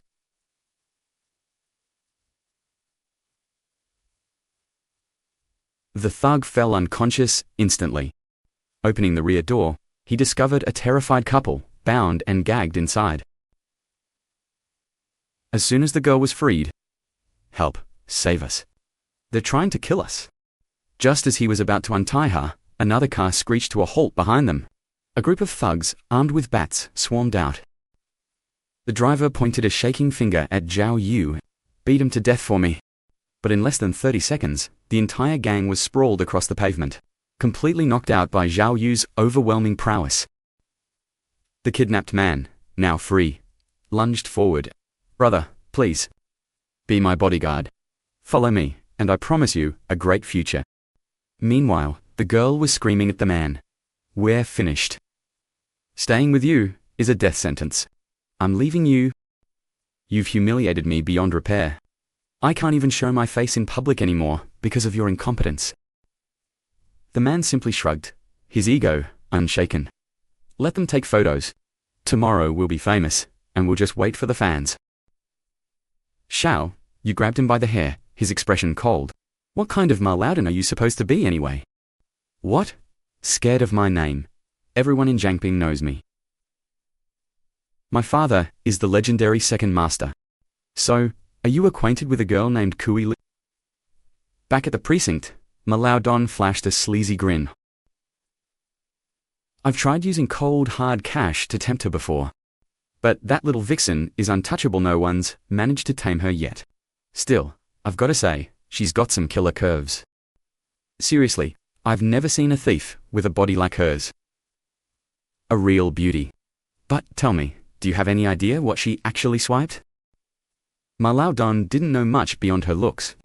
All he knew was that since her heist, both the cops and the underworld have been hunting her. It must be something legendary. Even my old man is desperately searching for her. He searched so hard he vanished himself. Zhao Yu's voice turned cold. "Word is, after cracking that safe, she broke into a psychiatric ward to steal drugs. If she already had the jackpot, why would she risk everything for some pills?"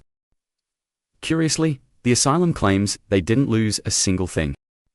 "Ah, I know this. Shady doctors there buy stolen meds at high price assets. That asylum is a ghost town with zero security. She wasn't there to steal. She was there to fence her loot."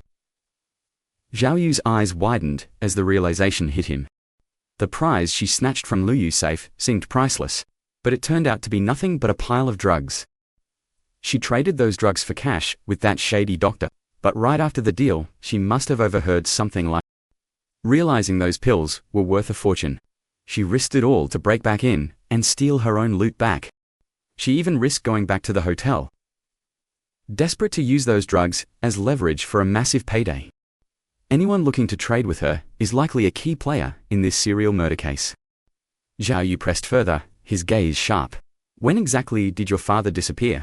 And how did it happen?" Marlauden spilled everything. 3 days ago, my old man took a crew to hunt down Kui Li. But somehow, he just vanished into thin air. First the theft, then your father's disappearance, then the warehouse raid. So, why did they grab you?" "I'm clueless. But that warehouse the cops raided was holding a massive shipment for the Heshang gang. With my dad missing, the Heshang crew thought we were trying to double-cross them. So they came for my head." After a moment of tense silence, Zhao Yu finally made his move. "Deliver Kui Li to me, and I might just consider giving you a clean slate." "I'll do my best, officer. But without my old man around to call the shots, I can't promise anything." Zhao Yu snapped, his patience wearing thin. "Use your head. If we track down Kui Li, we'll likely find your father too. They're clearly entangled in the same mess." Yet Marlauden just stood there looking utterly dazed.